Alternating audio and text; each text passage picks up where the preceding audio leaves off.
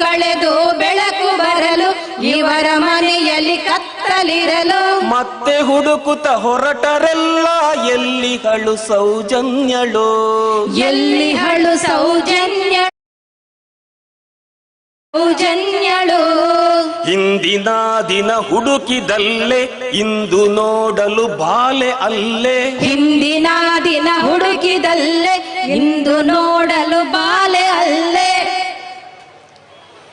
ಜೀವವಿಲ್ಲದೆ ಭಾವವಿಲ್ಲದೆ ಬಾನ ನೋಡುತ್ತಲಿದ್ದಳು ಬಾನ ನೋಡುತ್ತಲಿದ್ದಳು ಬಾನ ನೋಡುತ್ತಲಿದ್ದಳು ಕ್ರೂರ ಮೃಗಗಳು ಎಳೆದು ಒಯ್ದು ತಮ್ಮ ವಿಕೃತ ಕ್ರೌರ್ಯ ಮೆರೆದು ಕ್ರೂರ ಮೃಗಗಳು ಎಳೆದು ಒಯ್ದು ತಮ್ಮ ವಿಕೃತ ಕ್ರೌರ್ಯ ಮೆರೆದು ತಂಗಿ ಇವಳನ್ನು ಮುಕ್ಕಿ ತಿಂದು ಎಸೆದಿರಲು ಆ ಕಾಡಲಿ ಎಸೆದಿರಲು ಆ ಕಾಡಲಿ ಎಸೆದಿರಲು ಆ ಕಾಡಲಿ ಮನೆಯ ತಲುಪುವ ಬಾಲೆ ಆಸೆ ಅಪ್ಪ ಅಮ್ಮನ ಕಾಣುವ ಆಸೆ ಮನೆಯ ತಲುಪುವ ಬಾಲೆ ಆಸೆ ಅಪ್ಪ ಅಮ್ಮನ ಕಾಣುವ ಆಸೆ ಜೊತೆಯಲ್ಲಿ ಹೊಸ ಅಕ್ಕಿ ಊಟದ ಆಸೆ ಹೊಸಕಿದ ಕೂಳರು ಆಸೆ ಹೊಸಗಿದ ಕೂಳರು ಆಸೆ ಹೊಸಗಿದ ಕೂಳರು ಆಗಿನ ಸರಕಾರದವಕ್ಕೆ ಕೊಂದವರ ರಕ್ಷಿಸುವ ಬಯಕೆ ಆಗಿನ ಸರಕಾರದವಕ್ಕೆ ಕೊಂದವರ ರಕ್ಷಿಸುವ ಬಯಕೆ ಕಾಟಾಚಾರದ ತನಿಖೆಯಿಂದ ಪತ್ತೆಯಾಗದ ಪ್ರಕರಣ ಪತ್ತೆಯಾಗದ ಪ್ರಕರಣ ಪತ್ತೆಯಾಗದ ಪ್ರಕರಣ ನ್ಯಾಯಕ್ಕಾಗಿ ಜನರ ಕೂಗು ಭುಗಿಲನೆದ್ದಿತು ಮುಗಿಲು ಮುಟ್ಟಿತು ನ್ಯಾಯಕ್ಕಾಗಿ ಜನರ ಕೂಗಿ ಭುಗಿಲನೆದ್ದಿತು ಮುಗಿಲ ಮುಟ್ಟಿತು ಕೊಂದ ಕೂಳರ ಪತ್ತೆಗಾಗಿ ಸಿಬಿಐ ಕಣಕ್ಕಿಳಿಯಿತು ಸಿಬಿಐ ಕಣಕ್ಕಿಳಿಯಿತು ಸಿಬಿಐ ಕಣಕ್ಕಿಳಿಯಿತು ಯಾರು ಬಂದರೆ ಏನು ಫಲವು ನಿಜಪರಾಧಿಯ ಕೈಯೇ ಮಿಗಿಲು ಯಾರು ಬಂದರೆ ಏನು ಫಲವು ನಿಜಪರಾಧಿಯ ಕೈಯೇ ಮಿಗಿಲು ದಶಕ ಕಳೆದರು ಪತ್ತೆ ಮಾಡದೆ ಸುಲಭದಲ್ಲಿ ಕೈ ತೊಳೆದರು ಸುಲಭದಲ್ಲಿ ಕೈ ತೊಳೆದರು ಸುಲಭದಲ್ಲಿ ಕೈ ತೊಳೆದರು ಹಿಂದೆ ನಿಂತರೆ ನ್ಯಾಯವಿಲ್ಲ ಮುಂದೆ ಹೋಗಲು ದಾರಿಯಿಲ್ಲ ಹಿಂದೆ ನಿಂತರೆ ನ್ಯಾಯವಿಲ್ಲ ಮುಂದೆ ಹೋಗಲು ದಾರಿಯಿಲ್ಲ ಎಂಬ ಸ್ಥಿತಿಯಲ್ಲಿ ಹೆತ್ತವರಿಗೆ ಕಣ್ಣೀರೇ ಬದುಕಾಯಿತು ಕಣ್ಣೀರೇ ಬದುಕಾಯಿತು ಕಣ್ಣೀರೇ ಬದುಕಾಯಿತು ಜನರ ತಪ್ಪು ಇದರಲಿಹುದು ಬೆಪ್ಪರಾಗಲು ನ್ಯಾಯ ಸಿಗದು ಜನರ ತಪ್ಪು ಇದರಲಿಹುದು ಬೆಪ್ಪರಾಗಲು ನ್ಯಾಯ ಸಿಗದು ನ್ಯಾಯ ಕದ್ದ ಕಪಟಿಗಳಿಗೆ ಮತವನಿತ್ತ ಫಲವಿದು ಮತವನಿತ್ತ ಫಲವಿದು ಮತವನಿತ್ತ ಫಲವಿದು ತಂಗಿಯನ್ನು ಕೊಂದವರು ಯಾರು ಕೊಂದವರ ರಕ್ಷಿಪರು ಯಾರು ತಂಗಿಯನ್ನು ಕೊಂದವರು ಯಾರು ಕೊಂದವರ ರಕ್ಷಿಪರು ಯಾರು ರಕ್ಷಿಸಲು ಸೇರಿದವರಾರು ಸತ್ಯ ತಿಳಿಯಲೇಬೇಕಿದೆ ಸತ್ಯ ತಿಳಿಯಲೇಬೇಕಿದೆ ಸತ್ಯ ತಿಳಿಯಲೇಬೇಕಿದೆ ಕ್ರೂರ ವ್ಯಾಘ್ರರ ಪತ್ತೆಗಾಗಿ ಮತ್ತೆ ಜನಧ್ವನಿ ಏರುತ್ತಿರಲು ಕ್ರೂರ ವ್ಯಾಘ್ರರ ಪತ್ತೆಗಾಗಿ ಮತ್ತೆ ಜನಧ್ವನಿ ಏರುತ್ತಿರಲು ನ್ಯಾಯ ಪಥಕ್ಕೆ ತಡೆಯನೊಡ್ಡಲು ಹಲವು ಮುಖಗಳ ದಾಳಿಯು ಹಲವು ಮುಖಗಳ ದಾಳಿಯು ಹಲವು ಮುಖಗಳ ದಾಳಿಯು ನಮ್ಮ ಎಲ್ಲರ ಕೂಗು ಒಂದೇ ಸೌಜನ್ಯಗೆ ನ್ಯಾಯಕ್ಕೆಂದೇ ನಮ್ಮ ಎಲ್ಲರ ಕೂಗು ಒಂದೇ ಸೌಜನ್ಯಕ್ಕೆ ನ್ಯಾಯಕ್ಕೆಂದೇ ಕೊಲೆಯ ಸರಪಳಿ ಪತ್ತೆ ಮಾಡಿ ಗಲ್ಲು ಶಿಕ್ಷೆಗೆ ತಳ್ಳಿರಿ ಗಲ್ಲು ಶಿಕ್ಷೆಗೆ ತಳ್ಳಿರಿ ಗಲ್ಲು ಶಿಕ್ಷೆಗೆ ತಳ್ಳಿರಿ ಸತ್ಯವೇ ನಮ್ಮ ತಾಯಿ ತಂದೆ ಸತ್ಯವೇ ನಮ್ಮ ಬಂಧು ಬಳಗ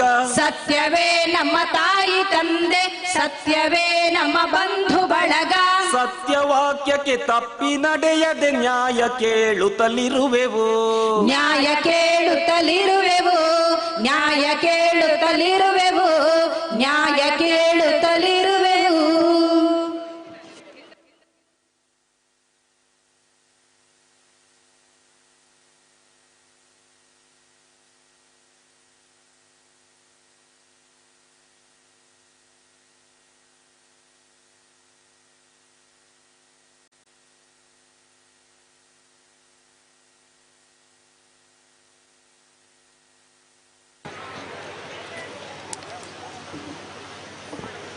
ಸೌಜನ್ಯನ ನ್ಯಾಯಕ್ಕಾಗಿ ಜನಪರ ಸಂಘಟನೆಗಳು ನಡೆಸುತ್ತಿರುವ ಮಹಾಧರಣಿಗೆ, ರಾಜ್ಯಾದ್ಯಂತ ನಡೆಯುತ್ತಿರುವ ಸೌಜನ್ಯ ಪರ ಹೋರಾಟಗಳಿಗೆ, ಸೌಜನ್ಯ ಅತ್ಯಾಚಾರ ಕೊಲೆಯ ಸಮರ್ಪಕ ತನಿಖೆ ಆಗಲೇಬೇಕು. ಸೌಜನ್ಯನ ಬಲಿ ಪಡೆದವರ ಪತ್ತೆ ಆಗಲೇಬೇಕು. ಅಮಾಯಕರ ಅಸಹಜ ಸಾವುಗಳ ತನಿಖೆ ಆಗಲೇಬೇಕು.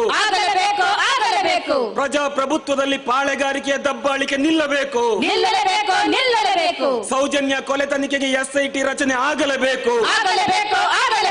ತನಿಖೆಯಲ್ಲಿ ದುರುದ್ದೇಶದ ಲೋಪ ಎಸಗಿದ ಅಧಿಕಾರಿಗಳಿಗೆ ಶಿಕ್ಷೆ ಆಗಲೇಬೇಕು.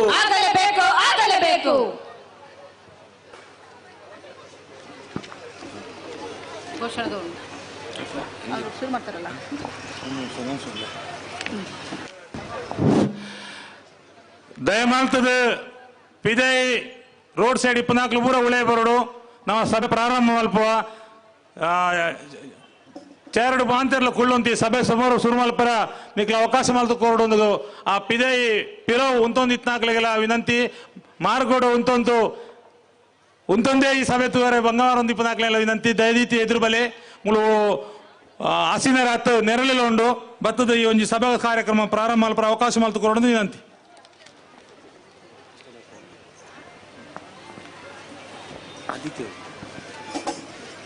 ಅದಿತಿ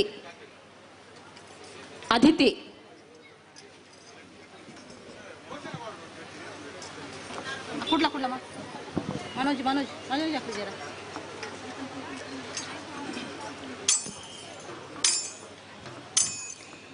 ಇಷ್ಟೇನಾ ಹೆಮ್ಮೆಯ ಭಾರತ ಇಷ್ಟೇನಾ ಕೊಲೆಯಾಗಿರುವಳು ಸೌಜನ್ಯ ಸಾವಿನ ತನಿಖೆ ಇಷ್ಟೇನಾ ಹೆಮ್ಮೆಯ ಭಾರತ ಇಷ್ಟೇನಾ ಕೊಲೆಯಾಗಿರುವಳು ಸೌಜನ್ಯ ಸಾವಿನ ತನಿಖೆ ಇಷ್ಟೇನಾ ದೇವರ ನಾಡು ಧರ್ಮದ ಬೀಡಲ್ಲಿ ದೇವರ ಮಹಿಮೆ ಇಷ್ಟೇನಾ ದೇವರ ಮಹಿಮೆ ಇಷ್ಟೇನಾ ಭಾರತಾಂಬೆಯ ನ್ಯಾಯಪೀಠದಿ ನ್ಯಾಯಕ್ಕೆ ಬೆಲೆ ಇಷ್ಟೇನಾ ಮಾತೆ ದೇವತೆ ವರ್ಣನೆ ಎಲ್ಲ ಕೇವಲ ಬಾಯಲ್ಲಷ್ಟೇನಾ ಕುರಿಗಳ ಕಾಯುವ ತೋಳದ ನೆರಳಲ್ಲಿ ಜೀವಕ್ಕೆ ಬೆಲೆ ಇಷ್ಟೇನಾ ಹೆಮ್ಮೆಯ ಭಾರತ ಇಷ್ಟೇನಾ ಕೊಲೆಯಾಗಿರುವಳು ಸೌಜನ್ಯ ಸಾವಿನ ತನಿಖೆ ಇಷ್ಟೇನಾ ಹಾಡು ಹಗಲಲ್ಲೇ ಮಹಿಳೆಯ ಕೊಂದರು ಆಗುವ ತನಿಖೆ ಇಷ್ಟೇನಾ ಸ್ವತಂತ್ರ ದೇಶದ ಸಂವಿಧಾನಕ್ಕೆ ತಾಕತ್ತಿರುವುದು ಇಷ್ಟೇನಾ ಪುಣ್ಯ ಭೂಮಿಯಲ್ಲಿ ಪೂಜ್ಯ ಮಹಿಳೆಗೆ ಆಸ್ತಿಯು ಕಣ್ಣೀರಷ್ಟೇನಾ ಗೋಮುಖ ವ್ಯಾಘ್ರರ ಅಬ್ಬರದಲ್ಲಿ ಧೈರ್ಯದ ಗುಂಡಿಗೆ ಇಷ್ಟೇನಾ ಹೆಮ್ಮೆಯ ಭಾರತ ಇಷ್ಟೇನಾ ಕೊಲೆಯಾಗಿರುವಳು ಸೌಜನ್ಯ ಸಾವಿನ ತನಿಖೆ ಇಷ್ಟೇನಾ ಆಳುವಂತಹ ಸರ್ಕಾರಗಳ ಕರ್ತವ್ಯಗಳು ಇಷ್ಟೇನಾ ಓಟಲಿ ಗೆದ್ದ ಜನಪ್ರತಿನಿಧಿಗಳ ಧಮ್ ಇರುವುದು ಇಷ್ಟೇನಾ ರಕ್ಷಣೆಗಿರುವ ಆರಕ್ಷಕರು ಧನಿಕರ ರಕ್ಷಣೆಗಷ್ಟೇನಾ ಮುಚ್ಚಿದ ಸತ್ಯವ ಬಿಚ್ಚಿಡುವಲ್ಲಿ ಮಾಧ್ಯಮದ ನಡೆಗಿಷ್ಟೇನಾ ಹೆಮ್ಮೆಯ ಭಾರತ ಇಷ್ಟೇನಾ ಕೊಲೆಯಾಗಿರುವಳು ಸೌಜನ್ಯ ಬದುಕೆ ಇಷ್ಟೇನಾ ಜಾತಿ ಕೂಟಗಳ ಧರ್ಮ ಪೀಠಗಳ ನ್ಯಾಯದ ಬಯಕೆ ಇಷ್ಟೇನಾ ರಾಜಕೀಯದಲ್ಲಿ ಬಡವರ ತುಳಿತ ಓಟಿನ ಸಮಯದಲ್ಲಷ್ಟೇನಾ ನ್ಯಾಯದ ಬದಲು ಕೊಲೆದೈದವರ ಜೇಬೆಯಲು ನ್ಯಾಯ ಪಡೆಯಲು ನಾವೊಟ್ಟಾದರೆ ಕಷ್ಟನ ನಾವೊಟ್ಟಾದರೆ ಕಷ್ಟನ ನಾವೊಟ್ಟಾದರೆ ಕಷ್ಟನ ಸರ್ವಸಮ್ಮತೆಯ ಶಾಂತಿ ನೆಮ್ಮದಿಯ ಹೆಮ್ಮೆಯ ಭಾರತ ಕಟ್ಟೋಣ ಹೆಮ್ಮೆಯ ಭಾರತ ಕಟ್ಟೋಣ ಹೆಮ್ಮೆಯ ಭಾರತ ಕಟ್ಟೋಣ.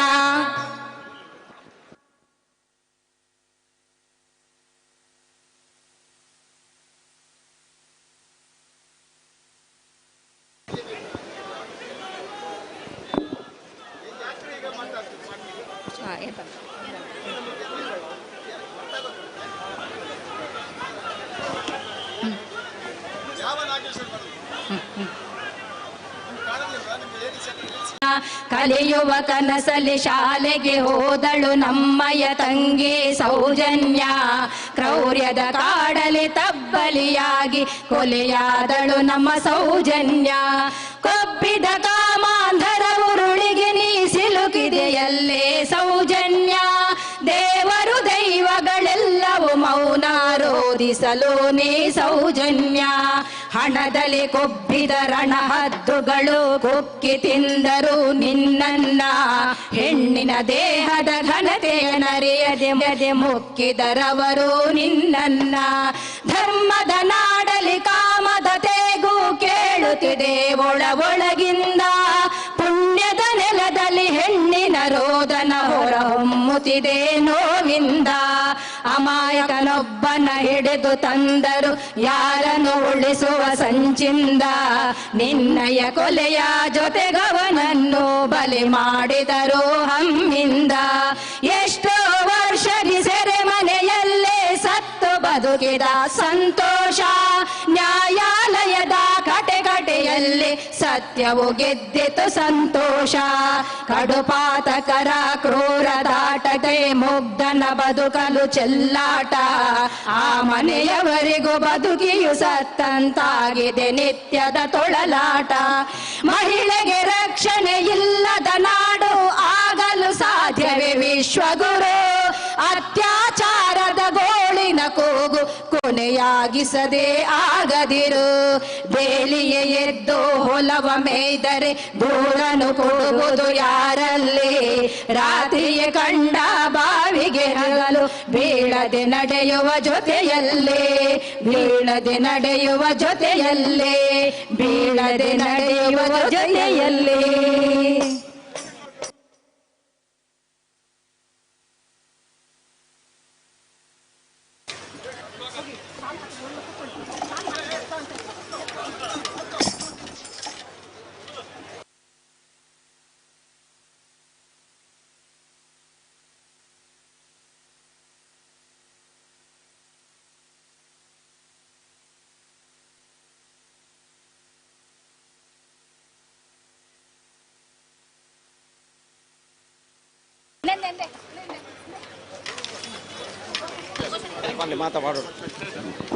ವೇದವಲ್ಲಿಯಿಂದ ಇಲ್ಲಿಯವರೆಗೂ ವೇದವಲ್ಲಿಯಿಂದ ಇಲ್ಲಿಯವರೆಗೂ ಅಸಹಜ ಸಾವುಗಳೇತಕ್ಕೆ ಹೀಗೂ. ಅಸಹಜ ಸಾವುಗಳೇತಕ್ಕೆ ಹೀಗೂ.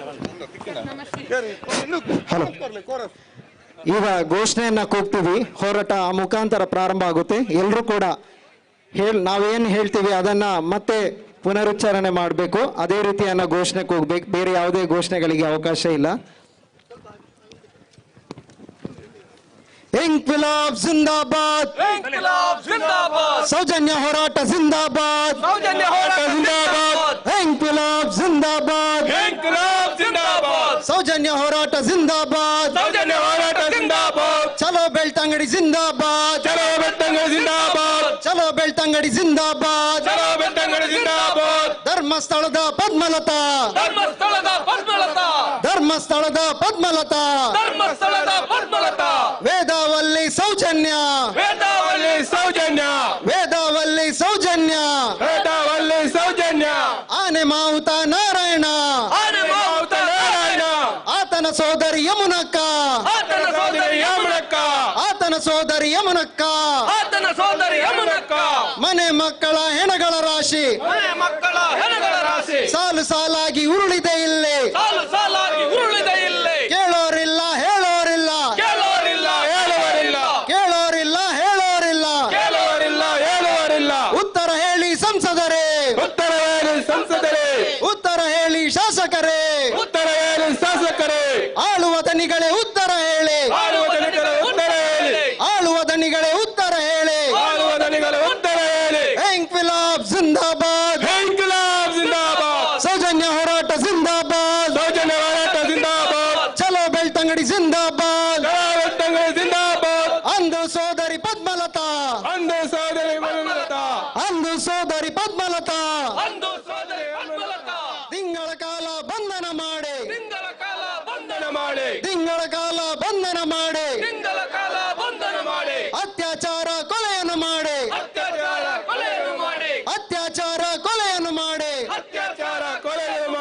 ನೆರಿಯ ನದಿಗೆ ಎಸೆದವರ್ಯಾರು? ಉತ್ತರ ಹೇಳಿ, ಉತ್ತರ ಹೇಳಿ, ಉತ್ತರ ಹೇಳಿ ಶಾಸಕರೇ, ಉತ್ತರ ಹೇಳಿ ಸಂಸದರೇ, ಆಳುವ ದನಿಗಳೇ ಉತ್ತರ ಹೇಳಿ, ಆಳುವ ದನಿಗಳೇ ಉತ್ತರ ಹೇಳಿ. ಇಂಕ್ವಿಲಾಬ್ ಜಿಂದಾಬಾದ್, ಸೌಜನ್ಯ ಹೋರಾಟ ಜಿಂದಾಬಾದ್, ಚಲೋ ಬೆಳ್ತಂಗಡಿ ಜಿಂದಾಬಾದ್, ಆನೆ ಮಾವುತ ನಾರಾಯಣ,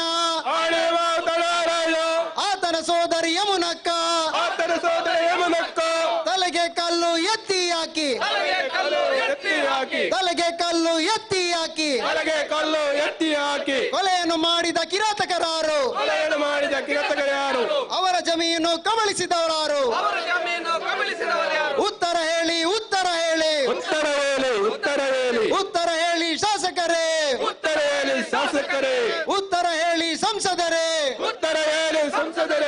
ಆಳುವ ದನಿಗಳೇ ಉತ್ತರ ಹೇಳಿ, ಆಳುವ ದನಿಗಳೇ ಉತ್ತರ ಹೇಳಿ.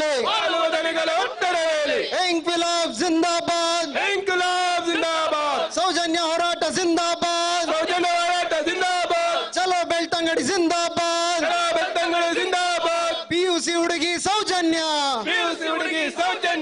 ಪಿಯುಸಿ ಹುಡುಗಿ ಸೌಜನ್ಯ, ನಮ್ಮೆಲ್ಲರ ಮಗಳು ಸೌಜನ್ಯ, ನಮ್ಮೆಲ್ಲರ ಮಗಳು ಸೌಜನ್ಯ. ಅಪಹರಣ ಮಾಡಿ ಅತ್ಯಾಚಾರ ಮಾಡಿ, ಅಪಹರಣ ಮಾಡಿ ಅತ್ಯಾಚಾರ ಮಾಡಿ, ಹರಿದು ತಿಂದ ಕಿರಾತಕರಾರು? ಉತ್ತರ ಹೇಳಿ, ಉತ್ತರ ಹೇಳಿ, ಉತ್ತರ ಹೇಳಿ, ಉತ್ತರ ಹೇಳಿ. ಸಂಸದರೇ, ಶಾಸಕರೇ, ಆಳುವ ದನಿಗಳೇ ಉತ್ತರ ಹೇಳಿ, ಆಳುವ ದನಿಗಳೇ ಉತ್ತರ ಹೇಳಿ. ಇಂಕ್ವಿಲಾಬ್ ಜಿಂದಾಬಾದ್, ಸೌಜನ್ಯ ಹೋರಾಟ ಜಿಂದಾಬಾದ್, ಚಲೋ ಬೆಳ್ತಂಗಡಿ ಜಿಂದಾಬಾದ್, ಲಕ್ಷ ಲಕ್ಷ ಜನಗಳ ದಂಡು, ಲಕ್ಷ ಲಕ್ಷ ಜನಗಳ ದಂಡು, ನಾಡಿನ ಉದ್ದಕ್ಕೂ ಬೀದಿಗೆ ಬಂದು, ನಾಡಿನ ಉದ್ದಕ್ಕೂ ಬೀದಿಗೆ ಬಂದು, ಸಾಲು ಕೊಲೆಗಳಿಗೆ ನ್ಯಾಯ ಕೇಳಿದರು, ಏಕಗಂಟದಿ ಧಿಕ್ಕಾರ ಕೂಗಿದರು. ಮೌನವೇ ಕುಳಿತ ಅಧಿಕಾರಿ ಕೇಳು, ಹೋರಾಟ ಎಂದು ನಿಲ್ಲದು ನೋಡು, ಹೋರಾಟ ಎಂದು ನಿಲ್ಲದು ನೋಡು. ಇಂಕ್ವಿಲಾಬ್ ಜಿಂದಾಬಾದ್, ಚಲೋ ಬೆಳ್ತಂಗಡಿ ಜಿಂದಾಬಾದ್, ಪಾಳೆಗಾರರ ಕೋಟೆಯಲ್ಲಿ,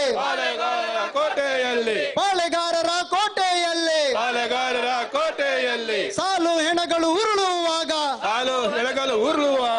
ಅತ್ಯಾಚಾರ ಅನಾಚಾರ, ಜಮೀನ್ದಾರಿಕೆಯ ಗೂಂಡಾಗರ್ದಿ,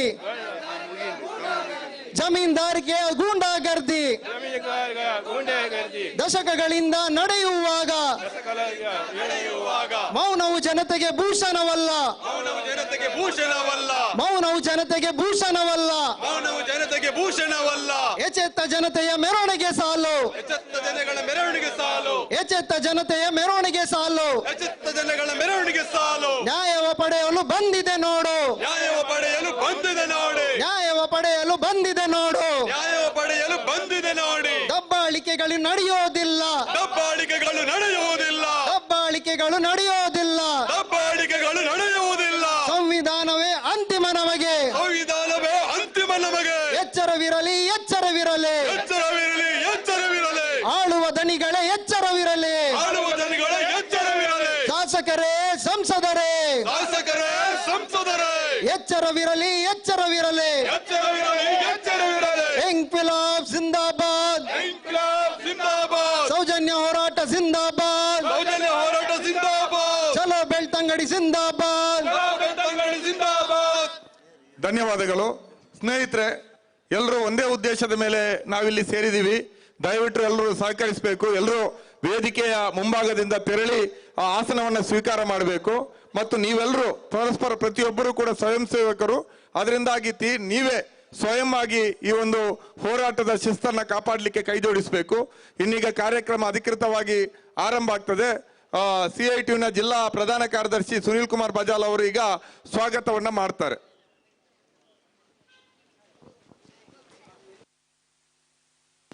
ದಯವಿಟ್ಟು ಎಲ್ಲರೂ ಹಿಂಭಾಗಕ್ಕೆ ಹೋಗಬೇಕು. ವೇದಿಕೆಯ ಎರಡೂ ಭಾಗದಲ್ಲಿರುವಂತಹ ಕುರ್ಚಿಗಳು, ವೇದಿಕೆಯಲ್ಲಿ ಯಾರೂ ಇರೋದಿಲ್ಲ. ಇದು ಸಾಮೂಹಿಕ ನಾಯಕತ್ವದ ಹೋರಾಟ. 100ಕ್ಕೂ ಹೆಚ್ಚು ಸಂಘಟನೆಗಳು ಜೊತೆ ಸೇರಿ ನಡೆಸ್ತಾ ಇರುವಂತಹ ಹೋರಾಟ. ಅದರಿಂದಾಗಿ ವೇದಿಕೆಯಲ್ಲಿ ಕೇವಲ ಸೌಜನ್ಯ, ಪದ್ಮಲತಾ, ವೇದವಲ್ಲಿ ಅವರ ಚಿತ್ರಗಳ ಹೊರತು ಇನ್ಯಾರೂ ಇರೋದಿಲ್ಲ. ಭಾಷಣ ಮಾಡುವವರು ಮಾತ್ರ ವೇದಿಕೆಗೆ ಹೋಗಿ ಭಾಷಣ ಮಾಡಿ ಕೆಳಗಿಳಿತಾರೆ. ಧರಣಿಯಲ್ಲಿ ಭಾಗವಹಿಸಿಕೊಂಡವರೆಲ್ಲರೂ ಕೂಡ ಕೆಳಗಡೆ ಇರ್ತೀವಿ. ಎಡಭಾಗ ಮತ್ತು ಬಲಭಾಗದಲ್ಲಿ ಹಾಕಿರುವಂತಹ ಕುರ್ಚಿಗಳಲ್ಲಿ ಸಂಘಟನೆಯ ಪ್ರಮುಖರಿಗಾಗಿ ಆ ಕುರ್ಚಿಗಳನ್ನು ಮೀಸಲಿಡಲಾಗಿದೆ. ಅದರಿಂದಾಗಿ ದಯವಿಟ್ಟು ಉಳಿದವರು ನಾಯಕರಿಗೆ ಅವಕಾಶವನ್ನ ಮಾಡಿಕೊಡಬೇಕು ಅಂತ ತಮ್ಮಲ್ಲಿ ವಿನಂತಿಸ್ತೇನೆ. ಮತ್ತು ಎಲ್ಲರೂ ಅನ್ಯತಾ ಭಾವಿಸಬಾರದು. ಹೆಚ್ಚುವರಿ ಆದಂತ ವಿಶೇಷವಾದಂತ ವ್ಯವಸ್ಥೆಯನ್ನು ಮಾಡಲಿಕ್ಕೆ ನಮ್ಮಿಂದ ಇಂತಹ ಒಂದು ಸಾಮೂಹಿಕ ಕಾರ್ಯಕ್ರಮದಲ್ಲಿ ಕಷ್ಟ. ಅದರಿಂದಾಗಿ ಆದಷ್ಟು ಎಲ್ಲಾ ಸಂಘಟನೆಗಳನ್ನ ಗುರುತಿಸುವಂತಹ ಪ್ರಯತ್ನವನ್ನ ಮಾಡ್ತೀವಿ.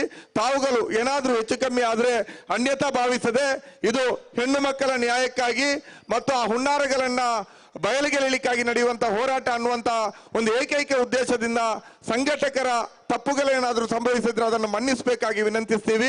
ನಮ್ಗೆ ಅಂತಿಮವಾಗಿ ನಂಬಿಕೆ ಇರೋದು ಸಂವಿಧಾನದ ಮೇಲೆ, ನ್ಯಾಯಾಲಯದ ಮೇಲೆ.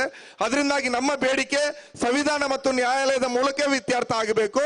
ಮತ್ತು ನಮ್ಮ ಬೇಡಿಕೆ ಕೂಡ ಅದೇ ಸರ್ಕಾರದ ಮುಂದೆ ನಾವು ಸಲ್ಲಿಸ್ತಾ ಇರುವ ಹಕ್ಕೊತ್ತಾಯ ಅದು. ಅದರಿಂದಾಗಿ ಭಾರತ ಸಂವಿಧಾನ ತೋರಿಸುವಂತಹ ದಾರಿಯಲ್ಲಿ ಈ ಒಂದು ಸೌಜನ್ಯ ಪ್ರಕರಣ ಇತ್ಯರ್ಥ ಆಗಬೇಕು. ಇಲ್ಲಿ ನಡೆದಂತ ಪತ್ತೆ ಆಗದಂತ ಕೊಲೆಗಳು, ಅಸಹಜ ಸಾವುಗಳ ನ್ಯಾಯಾಂಗ ತನಿಖೆ ಆಗಬೇಕು ಅನ್ನುವಂತ ನಮ್ಮ ಬೇಡಿಕೆ. ಈಗ ಸುನಿಲ್ ಕುಮಾರ್ ಬಜಾಲ್ ಅವರು ಸ್ವಾಗತಿಸ್ತಾರೆ.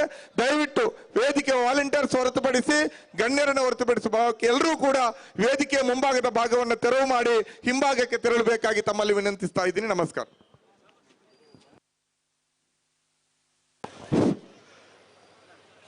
ಸೇರಿರ್ತಕ್ಕಂತಹ ಬಂಧುಗಳೇ, ಸೌಜನ್ಯ ನ್ಯಾಯಕ್ಕಾಗಿ ಈ ರಾಜ್ಯದ, ಅದೇ ರೀತಿ ದಕ್ಷಿಣ ಕನ್ನಡ ಜಿಲ್ಲೆಯ ಮೂಲೆ ಮೂಲೆಗಳಿಂದ ಬಂದಿರತಕ್ಕಂತಹ ನ್ಯಾಯಪ್ರೇಮಿ ಬಂಧುಗಳೇ, ಈ ದಿನ ಸೌಜನ್ಯ ಪರವಾಗಿ ಒಂದು ಧ್ವನಿಯನ್ನ ಎತ್ತಬೇಕು, ನ್ಯಾಯ ಕೇಳಬೇಕಂತ ಹೇಳಿ ನಾವೆಲ್ಲ ಸೇರಿದ್ದೇವೆ. ಬಹಳ ಮುಖ್ಯವಾಗಿ ನಾವು ಕೊಟ್ಟಿರ್ತಕ್ಕಂಥ ಘೋಷಣೆ, ಅಂದು ಪದ್ಮಲತಾ, ಇಂದು ಸೌಜನ್ಯ, ನಡುವೆ ನೂರಾರು ಸಾಲು ಸಾಲು ಕೊಲೆಗಳು, ಇವೆಲ್ಲ ಘಟನೆಗಳಿಗೆ, ಪ್ರಕರಣಗಳಿಗೆ ನ್ಯಾಯ ಸಿಗಬೇಕು. ಈ ಎಲ್ಲ ಘಟನೆಗಳನ್ನು ಕೂಡ ನ್ಯಾಯಾಂಗ ತನಿಖೆಗೆ ಒಳಪಡಿಸಬೇಕು. ಅದೇ ರೀತಿ ನಿರ್ದಿಷ್ಟವಾಗಿ ಸೌಜನ್ಯ ಕೊಲೆಯ ಒಂದು ಘಟನೆ ಏನಿದೆ, ಪ್ರಕರಣ ಏನಿದೆ, ಇದನ್ನ SIT ತನಿಖೆಗೆ ಒತ್ತಾಯಿಸಬೇಕಂತೇಳಿ ನಾವುಗಳು ಇವತ್ತು ದೊಡ್ಡ ಪ್ರಮಾಣದಲ್ಲಿ ಇಲ್ಲಿ ಸೇರಿದ್ದೇವೆ. ಈ ಸಂದರ್ಭದಲ್ಲಿ ಈ ಒಂದು ಹೋರಾಟವನ್ನ ಮಾಡಬೇಕು. ನಿಜವಾಗಿ ಇದರಲ್ಲಿ ದೊಡ್ಡ ಮಟ್ಟದ ಅನ್ಯಾಯ ನಡೆದಿದೆ. ಸೌಜನ್ಯ ಹೆಣ್ಮಗಳಿಗೆ, ಆ ಕುಟುಂಬಕ್ಕೆ ನ್ಯಾಯ ಸಿಗ್ಬೇಕಂತೇಳಿ ಪ್ರಾರಂಭದಿಂದ ಇಂದಿನ ತನಕನೂ ಕೂಡ ಆ ಕಾಲದಲ್ಲಿ, ಆ ಸಂದರ್ಭದಲ್ಲಿ ಈ ಊರಿನ ಶಾಸಕರಾಗಿದ್ದುಕೊಂಡು ನಿರಂತರವಾಗಿ ತನ್ನ ಜೀವಮಾನದಲ್ಲಿ ಜನಪರವಾಗಿ ಕೆಲಸ ಮಾಡಿಕೊಂಡು ಇಂತಹ ಘಟನೆಗೆ ನ್ಯಾಯ ಸಿಗ್ಬೇಕಂತೇಳಿ ಬಹಳ ದೃಢವಾಗಿ ನಿಂತಿರ್ತಕ್ಕಂತಹ ಈ ಊರಿನ ಮಾಜಿ ಶಾಸಕರು, ಅದೇ ರೀತಿ ಜನಸಾಮಾನ್ಯರ ಪ್ರೀತಿ ವಿಶ್ವಾಸವನ್ನ ಗಳಿಸಿರ್ತಕ್ಕಂತಹ ವಸಂತ ಬಂಗೇರ್ರವರು, ಗೌರವಾನ್ವಿತ ವಸಂತ ಬಂಗೇರ್ರವರು ಈ ಒಂದು ಧರಣಿಯನ್ನ, ಮಹಾಧರಣಿಯನ್ನ ಉದ್ಘಾಟನೆ ಮಾಡಲಿಕ್ಕಿದ್ದಾರೆ. ಅವರನ್ನ ಜೋರಾದ ಚಪ್ಪಾಳೆಯೊಂದಿಗೆ ಅವರನ್ನ ಸ್ವಾಗತಿಸಬೇಕಾಗಿ ಜನಪರ ಸಂಘಟನೆಗಳ ಪರವಾಗಿ ಕೇಳ್ಕೊಳ್ತಾ ಇದ್ದೇನೆ. ಅದೇ ರೀತಿ ಈ ಸಂದರ್ಭದಲ್ಲಿ ಈ ಒಂದು ಜನಪರ ಸಂಘಟನೆಗಳ ಜಂಟಿ ವೇದಿಕೆ ಎಲ್ಲರನ್ನ ಒಟ್ಟು ಸೇರಿಸಿಕೊಂಡು ಇದಕ್ಕೆ ಒಂದು ನೇತೃತ್ವವನ್ನು ಕೊಟ್ಟಿರ್ತಕ್ಕಂತಹ, ಇದರ ಸಂಚಾಲಕರಾಗಿರ್ತಕ್ಕಂತಹ ಈ ಜಿಲ್ಲೆಯ ಕಾರ್ಮಿಕ ಚಳುವಳಿಯ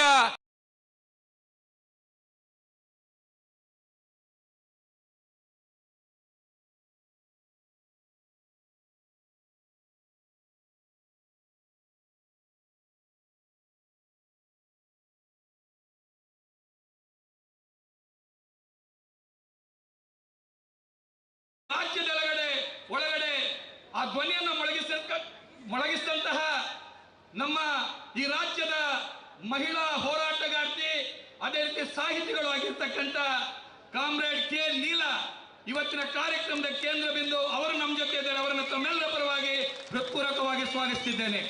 ಅದೇ ರೀತಿ ಇನ್ನೋರ್ವರು ಪ್ರಮುಖ ಭಾಷಣಕಾರರಾಗಿ ಜನವಾದಿ ಮಹಿಳಾ ಸಂಘಟನೆಯ ರಾಜ್ಯದ ಅಧ್ಯಕ್ಷರು, ಅದೇ ರೀತಿ ಪ್ರೊಫೆಸರ್ ಆಗಿರ್ತಕ್ಕಂಥ ಡಾಕ್ಟರ್ ಮೀನಾಕ್ಷಿ ಬಾಳಿ ಅವರು ಈ ಸಂದರ್ಭದಲ್ಲಿ ನಮ್ಮ ಜೊತೆ ಇದ್ದಾರೆ.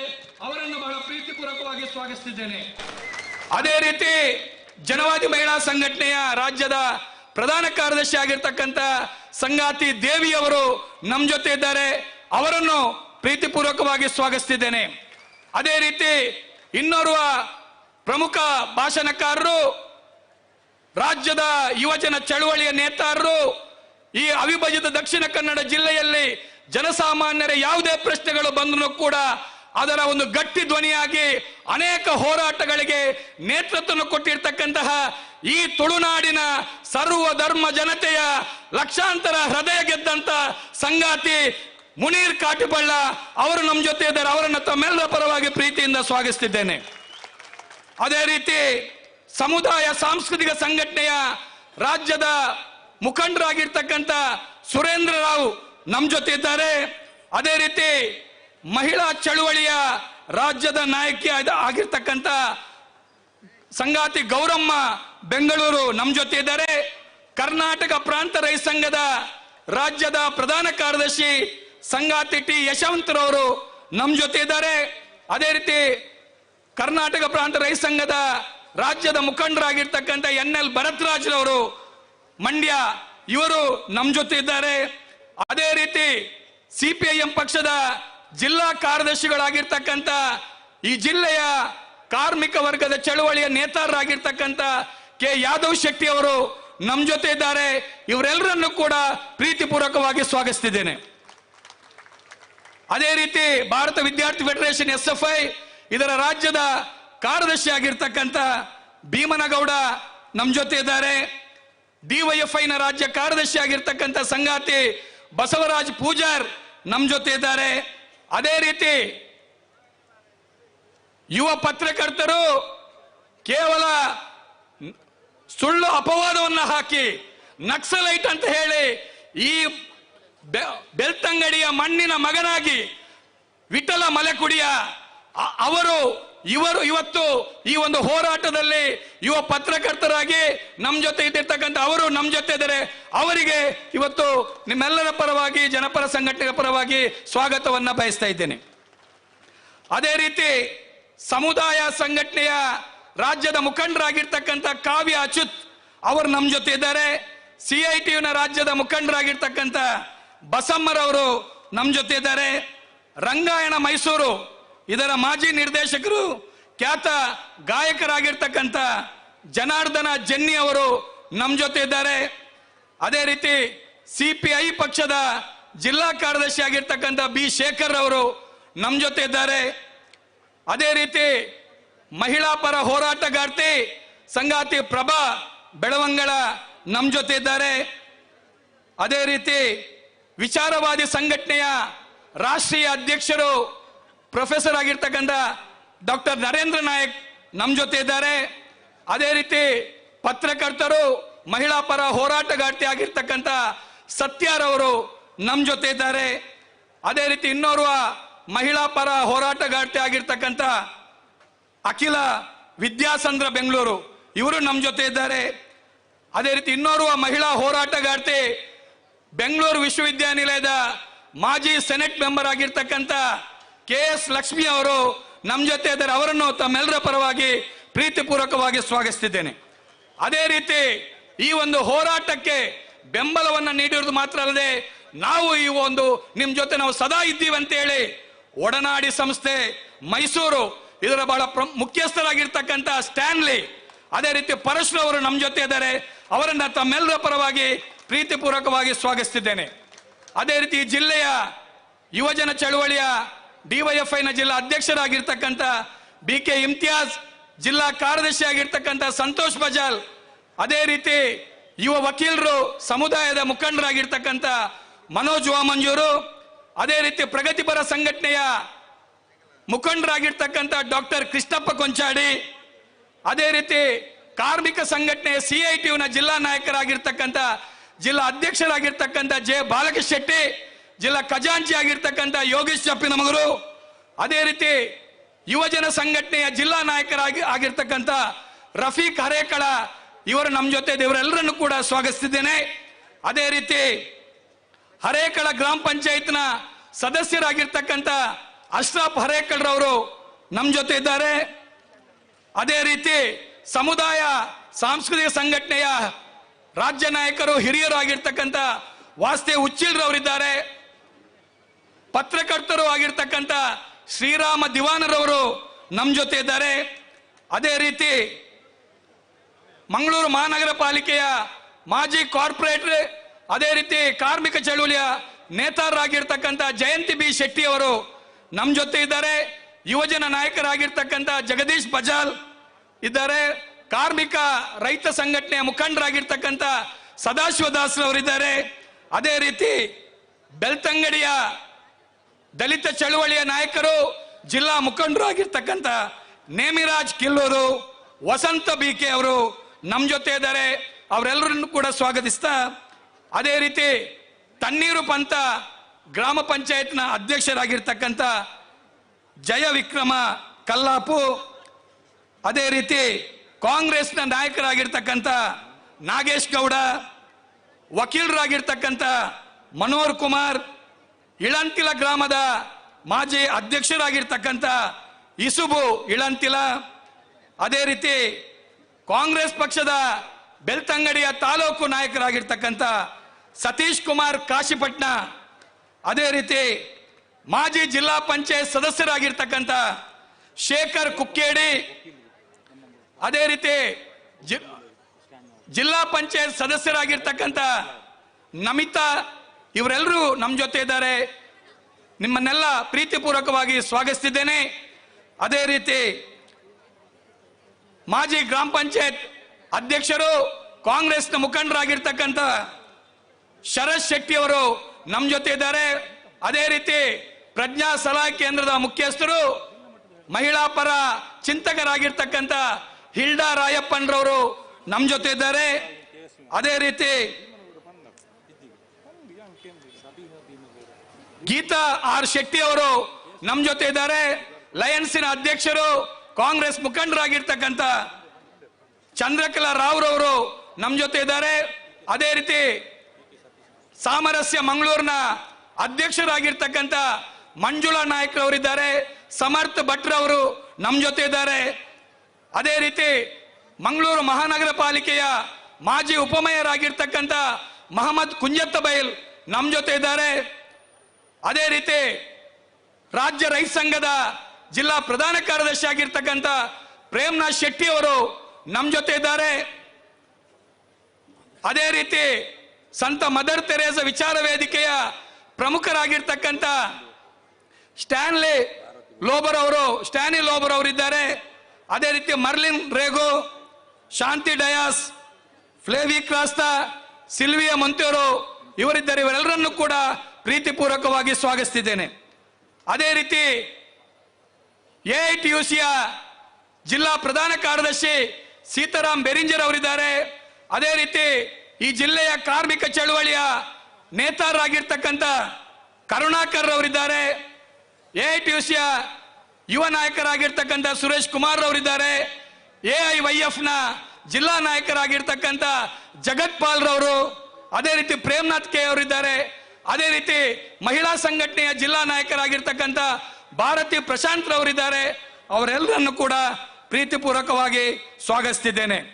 ಅದೇ ರೀತಿ ಪುತ್ತಿಗೆ ಗ್ರಾಮ ಪಂಚಾಯತ್ನ ಅಧ್ಯಕ್ಷರಾಗಿರ್ತಕ್ಕಂಥ ರಾಧಾ ಮೂಡಬಿದ್ರೆ ಅವರಿದ್ದಾರೆ. ಅದೇ ರೀತಿ ಮೂಡಬಿದ್ರೆ ಪುರಸಭೆಯ ಮಾಜಿ ಉಪಾಧ್ಯಕ್ಷರು, ಕಾರ್ಮಿಕ ಚಳುವಳಿಯ ಹಿರಿಯ ನೇತಾರರಾಗಿರ್ತಕ್ಕಂಥ ರಮಣಿ ಮೂಡಬಿದ್ರೆ ಅವರು ನಮ್ಮ ಜೊತೆ ಇದ್ದಾರೆ. ಅದೇ ರೀತಿ 300 ಗ್ರಾಮ ಪಂಚಾಯತ್ನ ಉಪಾಧ್ಯಕ್ಷರು, ಈ ಜಿಲ್ಲೆಯ ದುಡಿಯುವ ವರ್ಗದ ಚಳುವಳಿಯ ನೇತಾರರಾಗಿರ್ತಕ್ಕಂಥ ಮಹಾಬಲ ಟಿ ದೆಪ್ಪಲಿಮಾರವರು ನಮ್ಮ ಜೊತೆ ಇದ್ದಾರೆ. ಇವರೆಲ್ಲರನ್ನು ಕೂಡ ಪ್ರೀತಿಪೂರ್ವಕವಾಗಿ ಸ್ವಾಗತಿಸ್ತಾ, ಅದೇ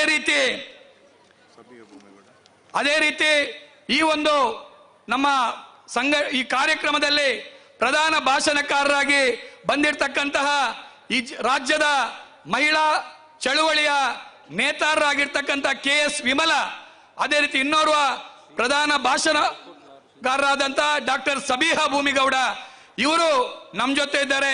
ಇವರೆಲ್ಲರನ್ನು ಕೂಡ ಪ್ರೀತಿಪೂರ್ವಕವಾಗಿ ಸ್ವಾಗತಿಸಿದ್ದೇನೆ. ಅದೇ ರೀತಿ ರಾಜ್ಯದ ಮಹಿಳಾ ಚಳುವಳಿಯ ನಾಯಕರಾಗಿರ್ತಕ್ಕಂಥ ಮಲ್ಲಿಗೆ ಸಿರಿಮನೆ ಅವರು ನಮ್ಮ ಜೊತೆ ಇದ್ದಾರೆ. ಅದೇ ರೀತಿ ಶಾರದಾ ಗೋಪಾಲ್ ರವರು ನಮ್ಮ ಜೊತೆ ಇದ್ದಾರೆ. ಸಾಗರದ ರಾಘವೇಂದ್ರ ಚಾರ್ವಾಕ ಇವರು ನಮ್ಮ ಜೊತೆ ಬಂದು ಸೇರ್ಕೊಂಡಿದ್ದಾರೆ. ಜನವಾದಿ ಮಹಿಳಾ ಸಂಘಟನೆಯ ಮಾಜಿ ರಾಜ್ಯಾಧ್ಯಕ್ಷರಾಗಿರ್ತಕ್ಕಂಥ ಗೀತಾ ಕೋಲಾರ ಅವರು ನಮ್ಮ ಜೊತೆ ಇದ್ದಾರೆ. ಅದೇ ರೀತಿ ಹೈಕೋರ್ಟ್ನ ವಕೀಲರಾಗಿರ್ತಕ್ಕಂಥ ಶ್ರೀನಿವಾಸ್ ಅವರು ನಮ್ಮ ಜೊತೆ ಇದ್ದಾರೆ.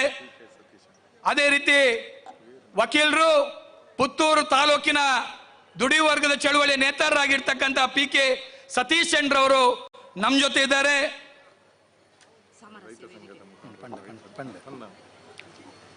ಅದೇ ರೀತಿ ಕರ್ನಾಟಕ ರಾಜ್ಯ ರೈತ ಸಂಘದ ರಾಜ್ಯದ ನಾಯಕರು ಯುವ ನೇತಾರರಾಗಿರ್ತಕ್ಕಂಥ ಆದಿತ್ಯರಾವ್ ಕೊಲ್ಲಾಜೆ ಅವರು ನಮ್ಮ ಜೊತೆ ಇದ್ದಾರೆ. ಇವರೆಲ್ಲರನ್ನು ಕೂಡ ಪ್ರೀತಿಪೂರ್ವಕವಾಗಿ ಸ್ವಾಗತಿಸಿದ್ದೇನೆ. ದಯವಿಟ್ಟು ಗಣ್ಯರಿಗೆ ಧರಣಿಯ ಇದರಲ್ಲಿ ಕೂತ್ಕೊಳ್ಳಿಕ್ಕೆ ಜಾಗವನ್ನ ಮಾಡಿಕೊಡ್ಬೇಕು. ಮನೆ ಬಂಗೇರದವರಿಗೂ ಕೂಡ ನಮ್ಮ ಈ ಇಡೀ ಹೋರಾಟದ ಇವತ್ತು ಬಹಳ ಮುಂಚೂಣಿಯಲ್ಲಿ ನಿಂತಿರುವಂತ ಮಾಜಿ ಶಾಸಕರು ನಮ್ಮೆಲ್ಲರ ನಾಯಕರಾದ ಬಂಗೇರವರಿಗೂ ಕೂಡ ಅಲ್ಲಿ ಅವಕಾಶ ಮಾಡಿಕೊಡ್ಬೇಕು. ಈಗ ಮತ್ತೆ ಮುಂದುವರಿತದೆ. ನಾವು ಸಾಧ್ಯ ಆದಷ್ಟು ಎಲ್ಲ ಬಂದಿರುವಂತ ಪ್ರಮುಖರನ್ನ ಗುರುತಿಸಿದ್ದೇವೆ.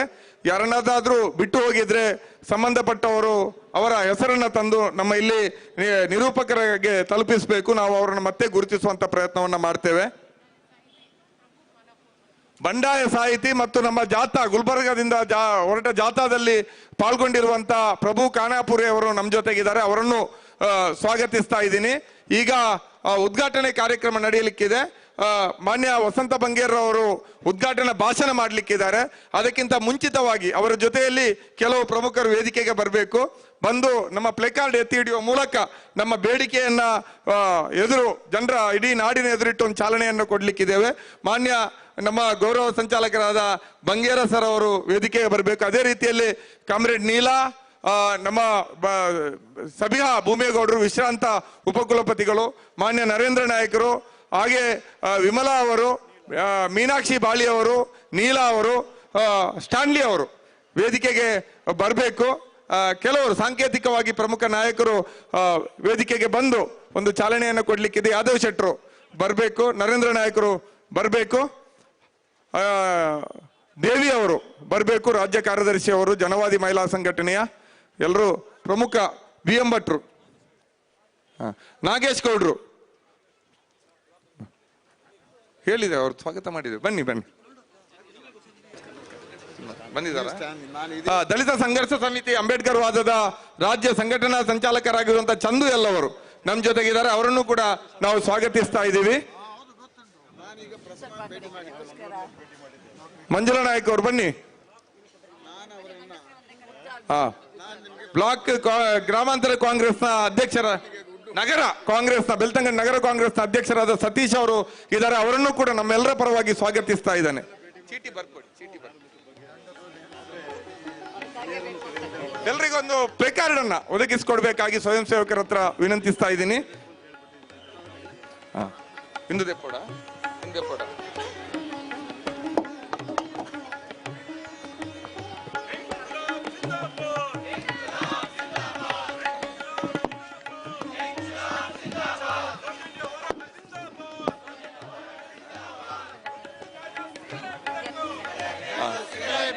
SFIನ ಭೀಮನಗೌಡ ಹಾಗೆ ಮಾನ್ಯ ಮಲ್ಲಿಗೆ ಸಿರಿಮಣಿ ಅವರು ವೇದಿಕೆಗೆ ಬರಬೇಕು. ಅಖಿಲ ಅವರು ಬನ್ನಿ. ದಯವಿಟ್ಟು ಇದೊಂದು ಸಾಂಕೇತಿಕ ಕಾರ್ಯಕ್ರಮ, ತಪ್ಪು ತಿಳ್ಕೊಳ್ಬೇಡಿ. ಕೆಲವರಷ್ಟೇ ಆಹ್ವಾನಿಸ್ತಿದ್ದೀವಿ, ವೇದಿಕೆ ಸಾಲೋದಿಲ್ಲ ಎಲ್ಲರನ್ನ ಕರೀಲಿಕ್ಕೆ.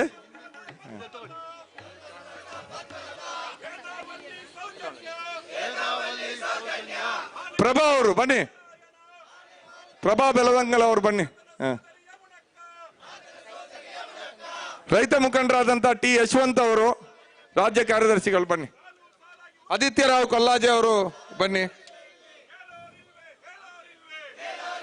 ಈಗ ಎಲ್ಲರೂ ಒಟ್ಟಿಗೆ ಆಗಿ ಆ ಪ್ಲೇಕಾರ್ಡ್ ಅನ್ನ ಎತ್ತಿ ಹಿಡಿಯುವ ಮೂಲಕ, ಬಂಗೇರವರು ಸ್ವಲ್ಪ ಮುಂದೆ ಬರಬೇಕು. ನೀಲಾ ಅವರೇ ಸ್ವಲ್ಪ ಮುಂದೆ ಬನ್ನಿ. ಮೇಡಮ್ ಸಬಿಹಾ ಅವರು ಸಬಿಹಾ ಅವರಿಗೆ ಎದುರುಗಡೆ ಜಾಗ ಮಾಡಿಕೊಡಿ. ಮೀನಾಕ್ಷಿ ಮುಖ ಕವರ್ ಮಾಡಬೇಡಿ, ಎಲ್ಲರೂ ಮೇಲೆ ಎತ್ಕೊಂಡು ಏಕಕಾಲದಲ್ಲಿ ಎತ್ತಿ.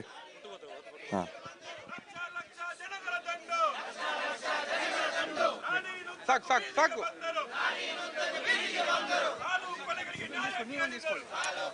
ಸಾಕು ಸಾಕು. ಎಲ್ರು ಈ ಸಂದರ್ಭದಲ್ಲಿ ಎಲ್ರು ಕೈ ಎತ್ತಬೇಕು. ಎಲ್ರು ಕೂಡ ತಮ್ಮ ಕೈಯಲ್ಲಿರುವಂತಹ ಪ್ಲಕಾರ್ಡ್ ಅನ್ನು ವೇದಿಕೆಯ ಮುಂಭಾಗದಲ್ಲಿರುವಂತವರು ಕೂಡ ಎತ್ಕೊಳ್ಬೇಕು. ಅವರ ಹಿಂಭಾಗದ ಫೋಟೋಗಳನ್ನು ಕೂಡ ಎತ್ತಬೇಕಾಗಿ ವಿನಂತಿ. ಯಾರು ಕೆಳಗಿಳಿಸಬೇಡಿ.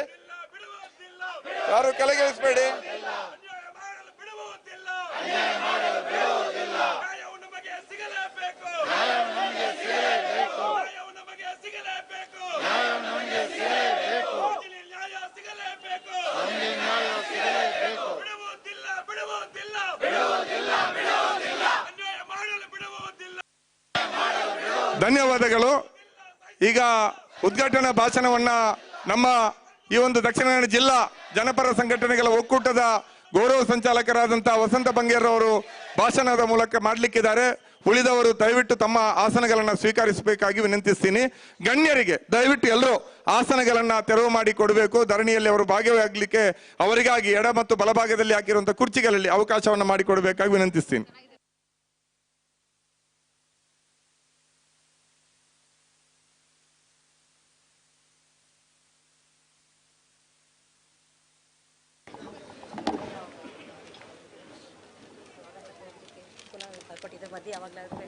ಏನಾಯ್ತು?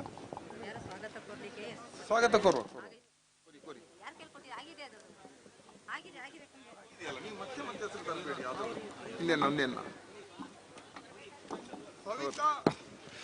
ಸವಿತಾ ಪ ಮಲ್ಲೇಶ್ ಮೈಸೂರು ಬಹಳ ದೂರದಿಂದ ಬಂದಿದ್ದಾರೆ. ಅವರನ್ನು ಕೂಡ ನಾವು ಸ್ವಾಗತಿಸ್ತಾ ಇದ್ದೀವಿ. ಅವರು ಪ್ರಗತಿಪರ ಸಂಘಟನೆಗಳ ಒಕ್ಕೂಟ ಮೈಸೂರು ಇದರ ಪ್ರಮುಖರು. ಅವರಿಗೆ ನಮ್ಮೆಲ್ಲರ ಸ್ವಾಗತ ಇದೆ.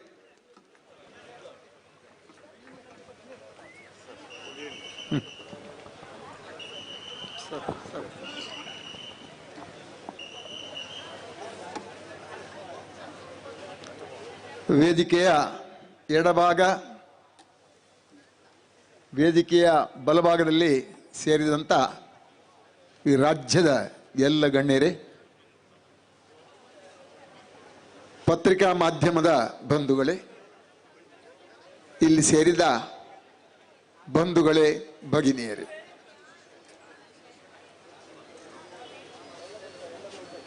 ಸೌಜನ್ಯ ಪರವಾಗಿ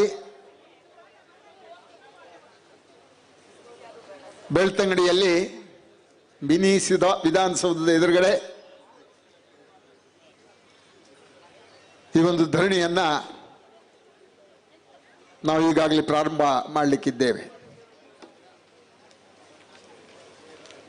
ಈ ಸಂದರ್ಭ ಈ ಧರಣಿಯನ್ನ ನಾನು ಉದ್ಘಾಟನೆ ಮಾಡಿದ್ದೇನೆ ಅಂತ ಹೇಳಿ ತಿಳಿಸಲು ಸಂತೋಷ ಪಡ್ತಾ ಇದ್ದೇನೆ.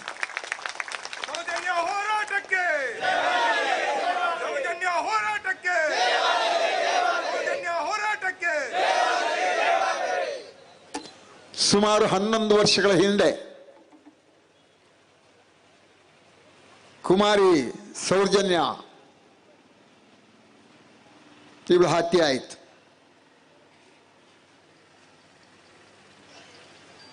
ಕಳೆದ 11 ವರ್ಷಗಳಲ್ಲಿ ಈ ರಾಜ್ಯದಲ್ಲಿ, ಜಿಲ್ಲೆಯಲ್ಲಿ, ತಾಲೂಕಿನಲ್ಲಿ, ಗ್ರಾಮಗಳಲ್ಲಿ ಯಾವ ರೀತಿಯ ಘಟನೆಗಳು, ಯಾವ ರೀತಿಯ ಸಭೆಗಳು, ಪ್ರತಿಭಟನೆಗಳು ನಡೆದು ಅಂತ ಹೇಳುವಂಥದ್ದು ನಿಮಗೆಲ್ಲ ಗೊತ್ತಿದೆ. ಸೌಜನ್ಯ ಅತ್ಯಾಚಾರ ಆಗಿ ಮರಣ ಮಾಡಿದ ಸಂದರ್ಭ ನಮ್ಮ ರಾಜ್ಯವನ್ನು ಮಾನ್ಯ ಡಿ.ವಿ. ಸದಾನಂದ ಗೌಡರು ಬಿಜೆಪಿ ಸರ್ಕಾರ ಆಳ್ವಿಕೆ ಮಾಡ್ತಾ ಇತ್ತು. ಪ್ರಾರಂಭದಲ್ಲಿ ಪೊಲೀಸ್ ತನಿಖೆ ಆರಂಭ ಆಯಿತು. ಎರಡನೇದಾಗಿ CID ತನಿಖೆ ಆಯಿತು. ಸದಾನಂದ ಗೌಡ ಮುಖ್ಯಮಂತ್ರಿಗಳ ಕಾಲದಲ್ಲಿ ಎಲ್ಲ ಆದ ತನಿಖೆ ಹಳ್ಳ ಹಿಡಿಯಿತು. ಆ ಸಂದರ್ಭ ಕೇಂದ್ರದಲ್ಲಿ ಮನಮೋಹನ್ ಸಿಂಗ್ ರವರ ಸರ್ಕಾರ ಆಳ್ವಿಕೆ ಮಾಡ್ತಾ ಇತ್ತು. ರಾಜ್ಯದಲ್ಲಿ ಚುನಾವಣೆ ಆಯಿತು. ಕಾಂಗ್ರೆಸ್ ಸರ್ಕಾರ ಅಧಿಕಾರಕ್ಕೆ ಬಂತು. ಮಾನ್ಯ ಮುಖ್ಯಮಂತ್ರಿ ಆಗಿ ಸನ್ಮಾನ್ಯ ಸಿದ್ದರಾಮಯ್ಯವರು ಆಯ್ಕೆಯಾದರು. ಆಡಳಿತವನ್ನ ಕೈಗೆತ್ತಿಕೊಂಡ್ರು. ಆ ಸಂದರ್ಭ ಬೆಳ್ತಂಗಡಿ ಕ್ಷೇತ್ರದ ಶಾಸಕನಾಗಿದ್ದೆ ನಾನು. ಆ ಸಂದರ್ಭ ಸೌಜನ್ಯ ವಿಚಾರವನ್ನ ಪ್ರಥಮವಾಗಿ ಅಸೆಂಬ್ಲಿಯಲ್ಲಿ ಎತ್ತಿದಂತ ವಸಂತ್ ಬಂಗೇರ ನಾನು ಅಂತ ಹೇಳಿಕ್ಕೆ ಈ ಸಂದರ್ಭ ಸಂತೋಷ ಪಡ್ತಾ ಇದ್ದೆ. ನಾನು ಎತ್ತಿದ ವಿಚಾರ ಇಷ್ಟೇ, ಸೌಜನ್ಯಗೆ ನ್ಯಾಯ ಸಿಗಬೇಕು, ಅವಳ ಹೆತ್ತವರಿಗೆ ನ್ಯಾಯ ಸಿಗಬೇಕು, ಈ ತನಿಖೆ ಚೆನ್ನಾಗಿ ನಡೀಬೇಕು, ಇದರಲ್ಲಿ ಯಾವುದೇ ರೀತಿಯ ಮೋಸ ವಂಚನೆ ಯಾವುದು ನಡೀಬಾರ್ದು, ಆ ರೀತಿಯ ತನಿಖೆ ನಡೀಬೇಕು ಅಂತ ಹೇಳುವಂಥ ಉದ್ದೇಶದಿಂದ ನಾವು ಮಾನ್ಯ ಮುಖ್ಯಮಂತ್ರಿಗಳಿಗೆ ಈ ಪ್ರಕರಣದ ತನಿಖೆಯನ್ನ CBIಗೆ ಕೊಡಿ ಅಂತ ಹೇಳುವಂಥ ಒತ್ತಾಯವನ್ನು ನಾನು ಮಾಡಿದೆ. ಆದರೆ ಆ ಸಂದರ್ಭ ಮಾನ್ಯ ಮುಖ್ಯಮಂತ್ರಿಗಳು ಇದನ್ನು CBI ಕೊಡ್ಲಿಕ್ಕೆ ಕೇಳಲಿಲ್ಲ. ನಾವೇ ರಾಜ್ಯದಲ್ಲೇ ತನಿಖೆ ಮಾಡುವ, ನಮ್ಮ ಪೊಲೀಸರ ಮೇಲೆ ನಮಗೆ ವಿಶ್ವಾಸ ಇದೆ, ಒಳ್ಳೆ ಪೊಲೀಸರನ್ನ ನೇಮಕ ಮಾಡಿ ಅವರ ಮುಖೇನ ನಾವು ತನಿಖೆ ಮಾಡಿಸುವ ಬಂಗೇರ ಅಂತ ಹೇಳುವಂಥ ಮಾತನ್ನು ಹೇಳಿದರು. ಸರ್, ಇದು ಸರ್ವತಾ ಸಾಧ್ಯ ಇಲ್ಲ. ನಾನು ನಿನ್ನೆ ತಾನೇ ಬೆಳ್ತಂಗಡಿಯಿಂದ ಬಂದಿದ್ದೇನೆ. ನಿನ್ನೆ ಬೆಳ್ತಂಗಡಿಯಲ್ಲಿ ಸ್ವಾತಂತ್ರ್ಯೋತ್ಸವ ದಿವಸಕ್ಕಾಗಿ ನಾನು ಹೋಗಿದ್ದೆ. ಕೊನೆಯದಾಗಿ ಅಧ್ಯಕ್ಷ ಸ್ಥಾನದಲ್ಲಿ ಭಾಷಣ ಮಾಡುವ ಸಂದರ್ಭದಲ್ಲಿ ನಾನು ಹೇಳಿದ್ದೇನೆ, ಈಗ ನಾನು ಬೆಂಗಳೂರಿಗೆ ಹೊರಟಿದ್ದೇನೆ, ನಾಳೆ ಬೆಳಿಗ್ಗೆ ಈ ವಿಚಾರವನ್ನು ನಾನು ಮಾನ್ಯ ಮುಖ್ಯಮಂತ್ರಿಗಳ ಸದನದಲ್ಲಿ ಪ್ರಸ್ತಾಪ ಮಾಡ್ತೇನೆ. ಮುಖ್ಯಮಂತ್ರಿಗಳು ಇದನ್ನು CBI ಕೊಟ್ಟರೆ ನಾನು ವಾಪಸ್ ಬರ್ತೇನೆ, ಇಲ್ಲದಿದ್ದರೆ ಎಲ್ಲಿಯವರೆಗೆ ಈ ಪ್ರಕರಣವನ್ನು CBI ಕೊಡೋದಿಲ್ವೋ ಅಲ್ಲಿಯವರೆಗೆ ನಾನು ಬೆಳ್ತಂಗಡಿಗೆ ವಾಪಸ್ ಬರೋದಿಲ್ಲ ಅಂತ ಹೇಳುವಂಥ ಮಾತನ್ನು ಹೇಳಿ ಬಂದಿದ್ದೇನೆ ಹೇಳುವಂಥ ಮಾತನ್ನು ನಾನು ಹೇಳಿದೆ. ಬಂಗೇರ, ಇದೆಲ್ಲ ಒತ್ತಾಯ ಮಾಡಬೇಡ, ಇದೆಲ್ಲ ಮಾಡುವಂಥ ಸರಿಯಲ್ಲ. ನಾವು ಪೊಲೀಸರ ಮೇಲೆ ವಿಶ್ವಾಸವನ್ನು ಇಡಬೇಕು ಅಂತ ಹೇಳುವಂಥ ಮಾತನ್ನು ಮಾನ್ಯ ಸಿದ್ದರಾಮಯ್ಯನವರು ಹೇಳಿದರು. ನಾನು ಹೇಳಿದೆ, ಆ ವಿಶ್ವಾಸ ಎಲ್ಲ ಹೋಗಿದೆ. ನನಗೆ ಒಂದು ವಿಶ್ವಾಸ ಉಳಿದದ್ದು CBI ತನಿಖೆ ಮಾತ್ರ ಅಂತ ಹೇಳುವಂಥ ಮಾತನ್ನು ಹೇಳಿದೆ. ಕೊನೆಯದಾಗಿ ಎಡ್ಜರ್ನ್ಮೆಂಟ್ ಆಯ್ತು ಸದನ. ಮಾನ್ಯ ಮುಖ್ಯಮಂತ್ರಿಗಳು ಅವರ ಆಫೀಸ್ಗೆ ನಾನು ಕರೆಸಿಕೊಂಡ್ರು. ನಾನು ಹೋದೆ. ಒಂದೂವರೆ ಗಂಟೆ ಚರ್ಚೆ ಆಯಿತು. ಅವರಿಗೆ ಮನಮುಟ್ಟುವ ರೀತಿಯಲ್ಲಿ ನಾನು ಒಪ್ಪಿಸಿದೆ. ನೇರವಾಗಿ ಮುಖ್ಯಮಂತ್ರಿಗಳು ಸದನಕ್ಕೆ ಬಂದರು. ಸದನದಲ್ಲಿ ತನಿಖೆಯನ್ನ CBIಗೆ ಒಪ್ಪಿಸಿದೆ ಅಂತ ಹೇಳುವಂಥ ಮಾತನ್ನು ಹೇಳಿದರು ಅಂತ ಹೇಳಲಿಕ್ಕೂ ನಾನು ಈ ಸಂದರ್ಭ ಸಂತೋಷ ಪಡ್ತೇನೆ.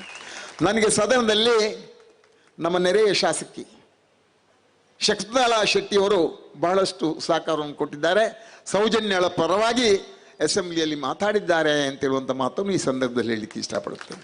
ಆ ಸಂದರ್ಭ ನಮ್ಮ ಕೇಂದ್ರದಲ್ಲಿ ನಮ್ಮ ಮನಮೋಹನ್ ಸಿಂಗ್ ರವರ ಸರ್ಕಾರ ಇತ್ತು. ಸುಮಾರು 6 ತಿಂಗಳವರೆಗೆ ಒಳ್ಳೆಯ ತನಿಖೆ ನಡೆಯಿತು. ನಿಷ್ಠಾವಂತ ಅಧಿಕಾರಿಯೊಬ್ಬರು ಮುರುಗನ್ ಅಂತ ಹೇಳೋರು ಆ ತನಿಖೆಯನ್ನು ವಹಿಸಿಕೊಂಡ್ರು. ಚೆನ್ನಾಗಿ ನಡೀತು. 6 ತಿಂಗಳಿರುವಾಗ ಕೇಂದ್ರ ಸರ್ಕಾರ, ಕಾಂಗ್ರೆಸ್ ಸರ್ಕಾರ ಹೋಯಿತು. ಮಾನ್ಯ ನರೇಂದ್ರ ಮೋದಿಯವರು ಬಿಜೆಪಿ ಸರ್ಕಾರ ಅಧಿಕಾರಕ್ಕೆ ಬಂತು. ಅಧಿಕಾರಕ್ಕೆ ಬಂದ ಕೂಡಲೇ ಪ್ರಥಮವಾಗಿ ನಿಷ್ಠಾವಂತ ಅಧಿಕಾರಿ ಮುರುಗನ್ರ ಬದಲಾವಣೆ ಆಯಿತು. ಯಾಕಾಯ್ತು? ನಿಷ್ಠಾವಂತ ಅಧಿಕಾರಿಯ ಬದಲಾವಣೆ ಆಯಿತು. ಇದರ ಉದ್ದೇಶ ಏನು? ಯಾರು ಮಾಡಿದರು? ಎಲ್ಲ ಪ್ರಶ್ನಾರ್ಥಕ. ಅಲ್ಲಿಂದ ಪ್ರಾರಂಭ ಆಯಿತು ಈ ತನಿಖೆ ಹಳ್ಳ ಹಿಡಿಲಿಕ್ಕೆ.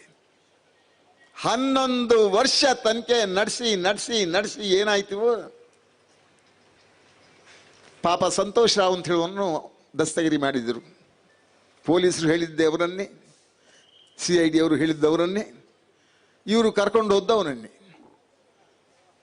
ಅವ ಆರೋಪಿಯೇ ಅಲ್ಲ, ನಮ್ಗೆ ಗೊತ್ತಿದೆ.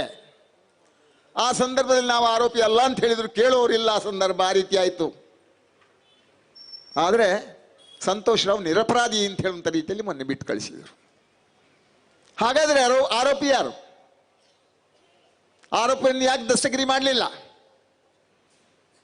ಈ CBI ಏನು ಮಾಡಿತ್ತು? ನಿಷ್ಠಾವಂತ ಪ್ರಾಮಾಣಿಕ ಒಂದು ಸಂಸ್ಥೆ, ಕೇಂದ್ರ ಸರ್ಕಾರದ ಅಧೀನದಲ್ಲಿರುವಂತಹದ್ದು. ಯಾವ ರೀತಿಯ ಕೆಲಸವನ್ನು ಮಾಡಿತ್ತು? ಮೋದಿ ಅವರು ಏನು ಮಾಡಿದರು? ನಮ್ಮ ಪ್ರಧಾನಿ ಯಾಕೆ ಹೀಗಾಯಿತು? ಯಾಕೆ ಹಳ್ಳ ಹಿಡಿಯಿತು? ಯಾರಿದಿಗೆ ಕಾರಣಕರ್ತರು? ಇದನ್ನೆಲ್ಲ ನಾವು ತಿಳ್ಕೊಳ್ಬೇಕಾಗಿದೆ. ಇದು ನಾವು ತಿಳ್ಕೊಳ್ಬೇಕು.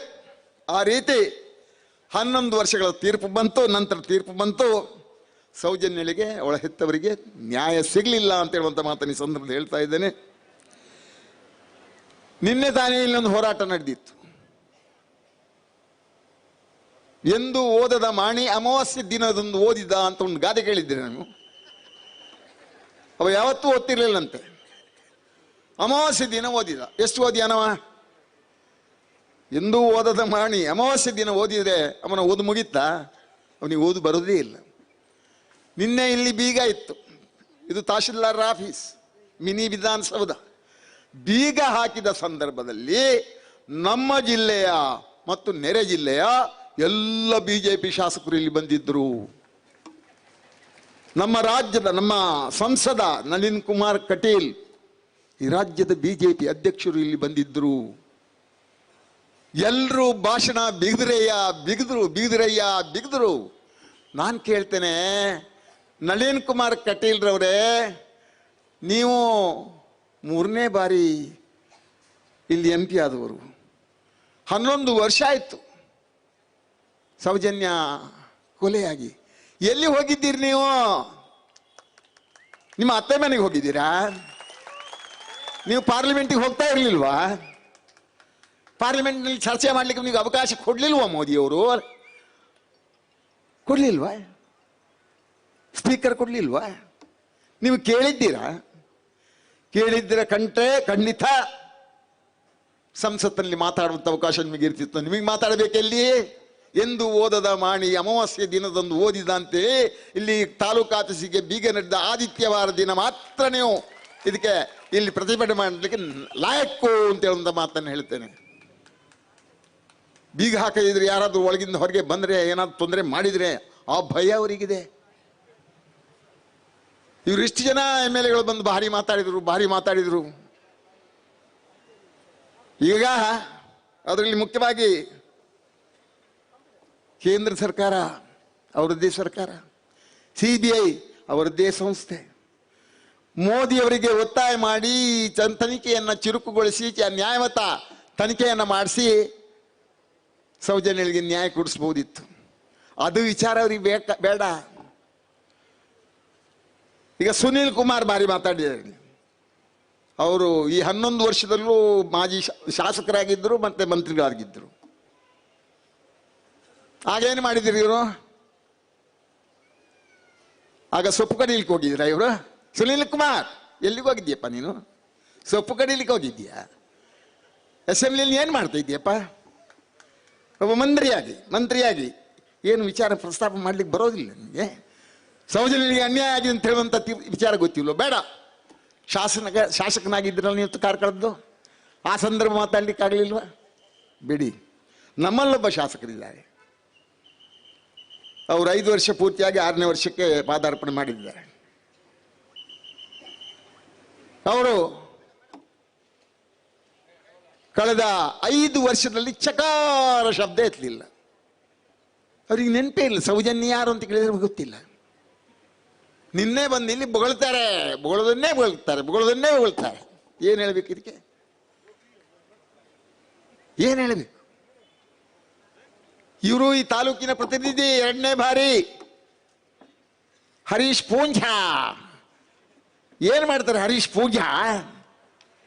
ಏನ್ ಮಾಡ್ತಾರಿ ನೀವು 40% ಕೊಳ್ಳೆ ಹೊಡಿಲಿಕ್ಕೆ ಹೋಗಿದ್ರಾ? ಇಡೀ ರಾಜ್ಯದ ಕೊಳ್ಳೆ ಹೊಡೆದಂತ ಏಕೈಕ ಒಬ್ಬ ಶಾಸಕ ಇದ್ರೆ ಈ ಕರ್ನಾಟಕ ರಾಜ್ಯದಲ್ಲಿ ಹರೀಶ್ ಪೂಂಜಾ ಅಂತ ಹೇಳಿಕ್ಕೆ ಈ ಸಂದರ್ಭ ಭಾವಿಸ್ತೇನೆ ನಾನು. ಕೊಳ್ಳೆ ಹೊಡೆದ ಶಾಸಕರಲ್ಲಿ ಮುಖ್ಯಮಂತ್ರಿಗಳನ್ನು ಮಿಗಿಲಿಸಿದ ಹರೀಶ್ ಪೂಂಜಾ ಗಣ್ಯರು ಅಂತ ಹೇಳಿಕ್ಕೆ ನಾನು ಭಾವಿಸ್ತೇನೆ. ಇಂಥವ್ರು ಮಾತಾಡ್ಲಿಕ್ಕೆ ಬರಲಿಲ್ಲ, ಅವರು ಅಸೆಂಬ್ಲಿಯಲ್ಲಿ ಪ್ರಸ್ತಾಪ ಮಾಡಲಿಲ್ಲ, ಇಲ್ಲೂ ನಿನ್ನೆ ಪ್ರಸ್ತಾಪ ಮಾಡಿದ್ದಾರೆ. ಇನ್ನೊಬ್ರು ಕೌನ್ಸಿಲ್ ಸದಸ್ಯರಿದ್ದಾರೆ ನಮ್ದು, ಪ್ರತಾಪ ಸಿಂಹನಾಯಕ.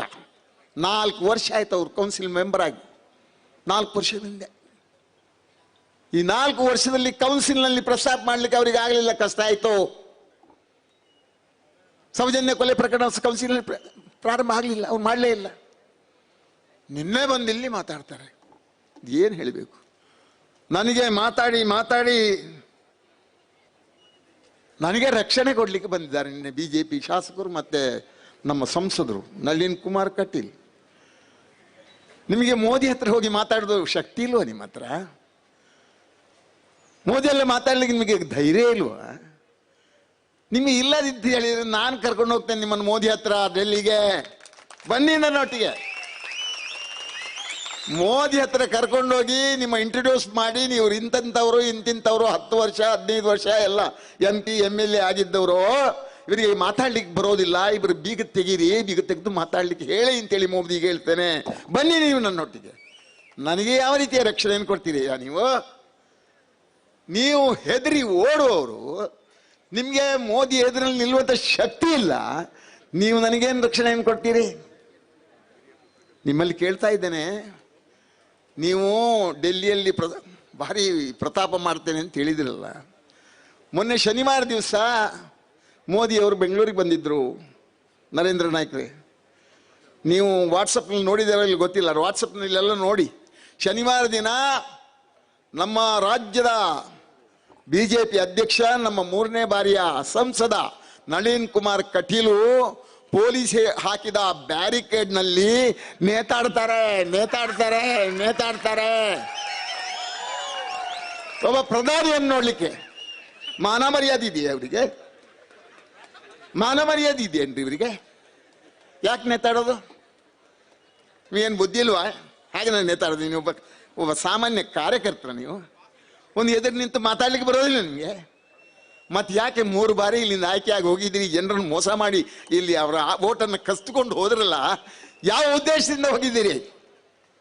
ನೀವು ಹೋದ ಉದ್ದೇಶವಾದ್ರೆ ಏನು?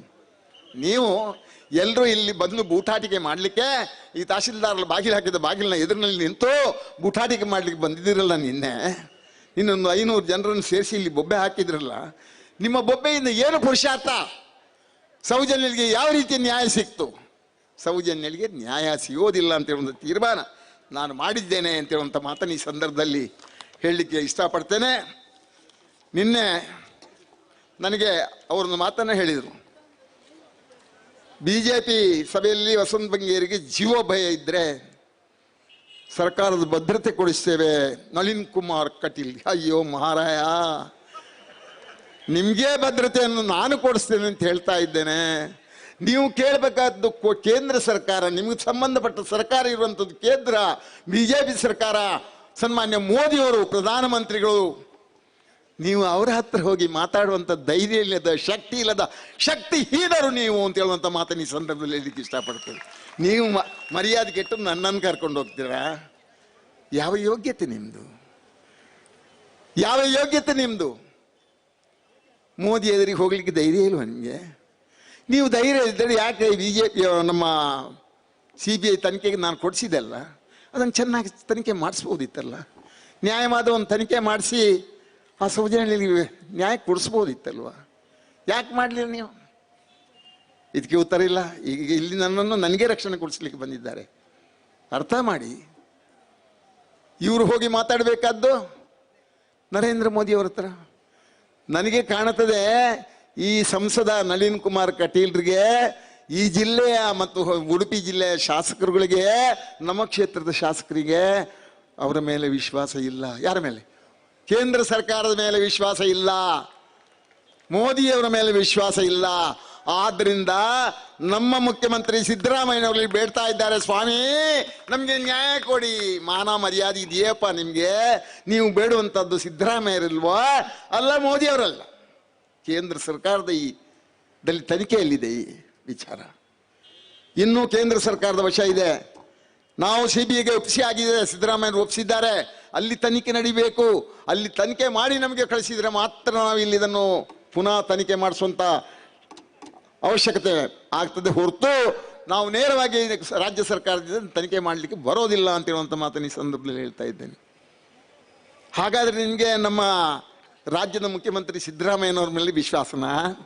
ಮೋದಿಯನ್ನು ಬಿಟ್ರ ಬನ್ನಿ, ನಿಮ್ಮನ್ನೆಲ್ಲ ಸ್ವಾಗತ ಮಾಡಲಿಕ್ಕೆ ನಾನು ರೆಡಿ ಆಗ್ತೇನೆ.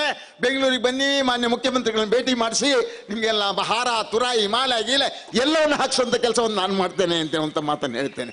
ಹಾಗಾದರೂ ನೀವು ಬನ್ನಿ, ನಮ್ಮ ಬದಿಯಲ್ಲಿ ನಿಲ್ಲಿಸ್ತೇನೆ ನಿಮಗೆ ಲಾಸ್ಟಿಗೆ.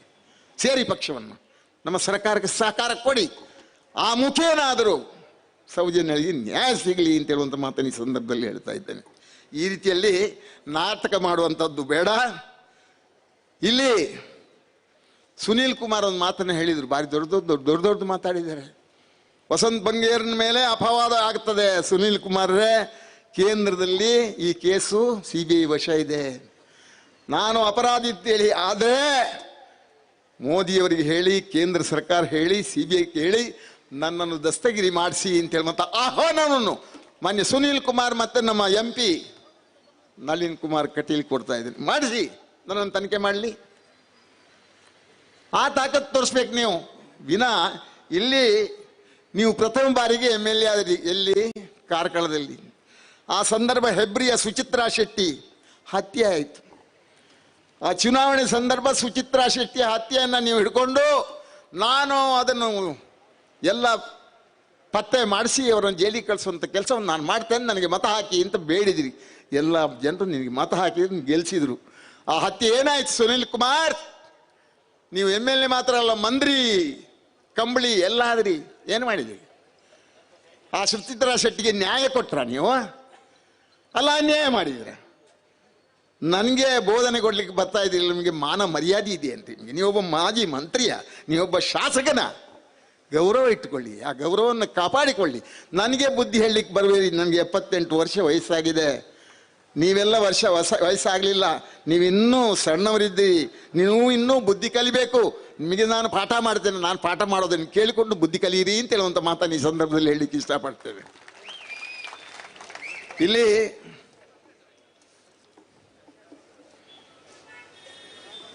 ನಾನೀಗ ನಮ್ಮ ಮೈಸೂರಿನ, ಎಲ್ಲಿ ಹೋದ್ರು? ಅಲ್ಲ, ನನ್ನೊಬ್ಬ ಆತ್ಮೀಯ, ಹೆಸರು ಮರ್ತೋಯ್ತು ನನಗೆ,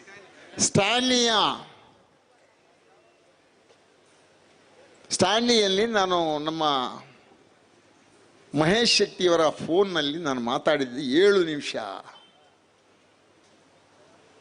ನೀವು ಕೇಳಿದ್ದೀರಿ ಎಲ್ಲ, ಕೇಳಿಲ್ವಾ? ಸ್ಟ್ಯಾನ್ಲಿ ಅಂತ ಹೇಳೋರು ಎಲ್ಲಿದ್ದಾರೆ?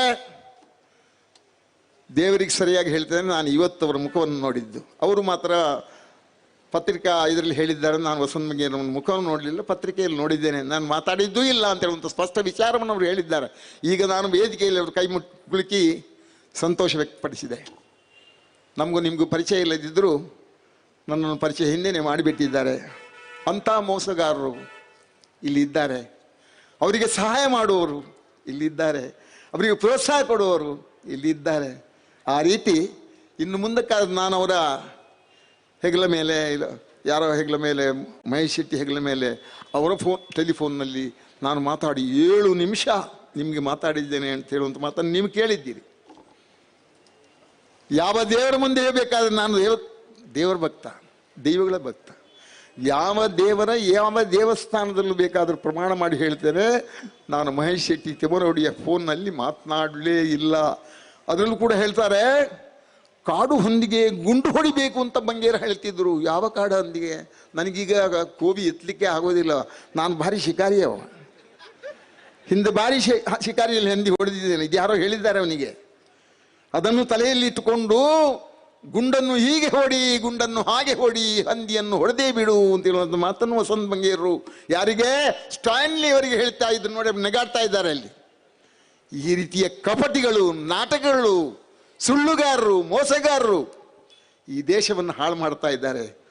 ಇವರಿಗೆಲ್ಲ ಪ್ರಾಯಶ್ಚಿತ್ತ ಆಗಬೇಕು ಅಂತ ಹೇಳುವಂಥ ಮಾತನ್ನು ಮಾತ್ರ ಈ ಸಂದರ್ಭದಲ್ಲಿ ಹೇಳಲಿಕ್ಕೆ ಇಷ್ಟಪಡ್ತೇನೆ. ಸುನೀಲ್ ಕುಮಾರ್ರೇ, ಮಾನ್ಯ ನಳಿನ್ ಕುಮಾರ್ ಕಟೀಲ್ರವರೇ, ನಿಮ್ಮ ಶಿಷ್ಯನಿಗೆ ಸ್ವಲ್ಪ ಬುದ್ಧಿ ಹೇಳಿ. ನಿಮಗೂ ಸರಿ ಇಲ್ಲ ಬುದ್ಧಿ, ಇದ್ದ ಬುದ್ಧಿ ಅಲ್ಲಾದರೆ ಅವನಿಗೆ ಸ್ವಲ್ಪ ಬುದ್ಧಿ ಹೇಳಿ. ನಾಲಿಗೆ ಹರಿತೆಂದು ಹರಿಲಿ ಬಿಡಲಿಕ್ಕೆ ಬಿಡಬೇಡಿ. ನಾನು 78 ವರ್ಷದವ, ನಿಮಗೆಲ್ಲ ಪಾಠ ಮಾಡುವಂಥ ಯೋಗ್ಯತೆ ನನ್ನಲ್ಲಿ ಇದೆ ಅಂತ ಹೇಳುವಂಥ ಮಾತನ್ನು ಈ ಸಂದರ್ಭದಲ್ಲಿ ಹೇಳಿ ಇಲ್ಲಿಗೆ ನಾನು ಪ್ರಾರಂಭದ ಹಂತದ ಮಾತುಗಳನ್ನು ಮುಕ್ತಾಯಗೊಳಿಸ್ತೇನೆ. ನಮಸ್ಕಾರ. ಧನ್ಯವಾದಗಳು ನಮ್ಮ ಗೌರವ ಸಂಚಾಲಕರು ಮಾಜಿ ಶಾಸಕರಾದಂಥ ಮಾನ್ಯ ವಸಂತ ಬಂಗೇರ ಅವರಿಗೆ. ಇನ್ನು ಕೆಲವರ ಸ್ವಾಗತ ಇದೆ. ಸುನಿಲ್ ಕುಮಾರ್ ಬಜಾಲ್ ಅವರು ಸ್ವಾಗತ ಮಾಡಬೇಕಾಗಿ ವಿನಂತಿಸ್ತೇನೆ.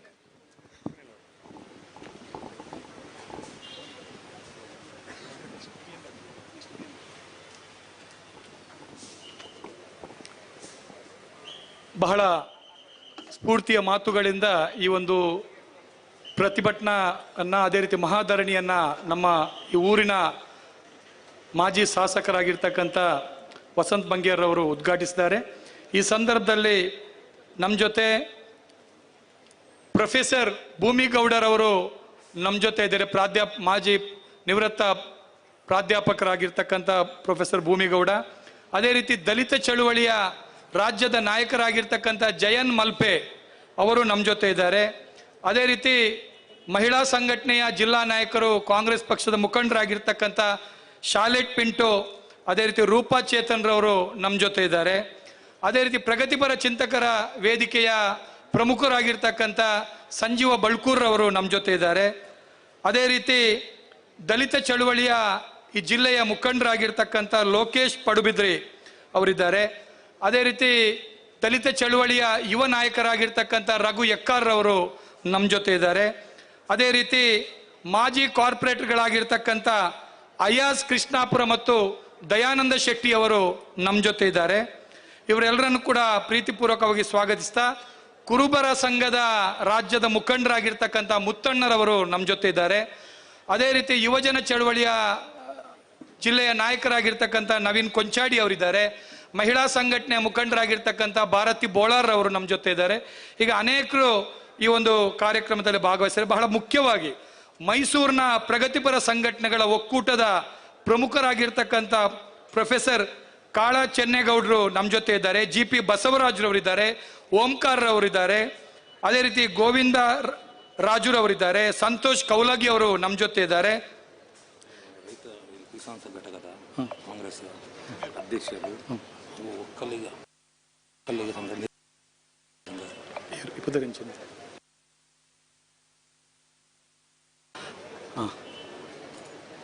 ಅದೇ ರೀತಿ ಒಕ್ಕಲಿಗರ ಸಂಘದ ಡೈರೆಕ್ಟರ್ ಆಗಿರ್ತಕ್ಕಂಥ ಮೋಹನ್ ಗೌಡರ್ ಅವರು ನಮ್ಮ ಜೊತೆ ಇದ್ದಾರೆ. ಅದೇ ರೀತಿ INTUCಯ ಜಿಲ್ಲಾ ನಾಯಕರಾಗಿರ್ತಕ್ಕಂಥ ಅನಿಲ್ ಕುಮಾರ್ ಅವರಿದ್ದಾರೆ. ಅದೇ ರೀತಿ ನಮ್ಮ ಸುಳ್ಯದ ಕಾರ್ಮಿಕ ಚಳುವಳಿಯ ಯುವ ನೇತಾರರಾಗಿರ್ತಕ್ಕಂಥ KP ಜಾನಿ ಅವರು ನಮ್ಮ ಜೊತೆ ಇದ್ದಾರೆ. ಅದೇ ರೀತಿ ವಸಂತ ಸುಳ್ಯರವರು ನಮ್ಮ ಜೊತೆ ಇದ್ದಾರೆ. DSSನ ಜಿಲ್ಲಾ ನಾಯಕರಾಗಿರ್ತಕ್ಕಂಥ ಕುಮಾರ್ ಅವರು ನಮ್ಮ ಜೊತೆ ಇದ್ದಾರೆ. ಅದೇ ರೀತಿ ಮಾನವ ಬಂಧುತ್ವ ವೇದಿಕೆಯ ಚೆನ್ನಕೇಶವರವರು ನಮ್ಮ ಜೊತೆ ಇದ್ದಾರೆ. ಈಗ ಅನೇಕರು ಇಂಥ ಒಂದು ಪ್ರಮುಖ ಹೋರಾಟದಲ್ಲಿ ಬಹಳ ದೂರದಿಂದ ಬಂದು ಇಂಥ ಒಂದು ನ್ಯಾಯಪರ ಹೋರಾಟದಲ್ಲಿ ಭಾಗಿಗಳಾಗಿದ್ದಾರೆ. ತಮ್ಮೆಲ್ಲರನ್ನು ಕೂಡ ಪ್ರೀತಿಯಿಂದ ಸ್ವಾಗತಿಸ್ತಾ, ಈಗ ಈ ಒಂದು ಇಡೀ ಕಾರ್ಯಕ್ರಮದ ಮುಖಂಡತ್ವವನ್ನು ವಹಿಸಿ ಜಿಲ್ಲೆಯಾದ್ಯಂತ ಸಂಚರಿಸಿ ಭಾರಿ ದೊಡ್ಡ ಮಟ್ಟದಲ್ಲಿ ನಿರ್ವಹಿಸಿರ್ತಕ್ಕಂತಹ ಈ ಒಂದು ಸಂಘಟನೆಯ ಈ ಜಂಟಿ ವೇದಿಕೆಯ ಸಂಚಾಲಕರಾಗಿರ್ತಕ್ಕಂಥ ವಕೀಲರು ಆಗಿರ್ತಕ್ಕಂಥ BM ಭಟ್ರವರು ನಮ್ಮನ್ನು ಉದ್ದೇಶಿಸಿ ಮಾತಾಡಬೇಕಾಗಿ ವಿನಂತಿ. ತುಂಬಾ ಜನ ನಾಯಕರು ಮಾತಾಡ್ಲಿಕ್ಕಿದ್ದಾರೆ. ಮಾತಾಡುವವರು 10 ನಿಮಿಷದ ಮಿತಿಯನ್ನು ಇಟ್ಕೊಂಡು ಮಾತಾಡಬೇಕು ಅಂತ ತಮ್ಮಲ್ಲಿ ವಿನಂತಿಸ್ತೀನಿ. BM ಭಟ್ ಅವರ ಸಂಚಾಲಕರು ಅವರ ಮಾತಾದ್ಮೇಲೆ ನಮ್ಮ ಖ್ಯಾತ ಗಾಯಕರು ಸಮುದಾಯದ ಮೈಸೂರು ರಂಗಾಯಣದ ಮಾಜಿ ನಿರ್ದೇಶಕರಾದಂಥ ಜನ್ನಿ ಅವರು ಹಾಡು ಹಾಡಿ ಒಂದು ಭಾಷಣವನ್ನು ಮಾಡಬೇಕಾಗ್ತದೆ. ಅವರು ಸಿದ್ಧರಾಗಬೇಕು. ಅವರ ಹಾಡುಗಳಿಗಾಗಿ ತುಂಬಾ ಜನ ಕಾಯ್ತಾ ಇದ್ದಾರೆ. ಈ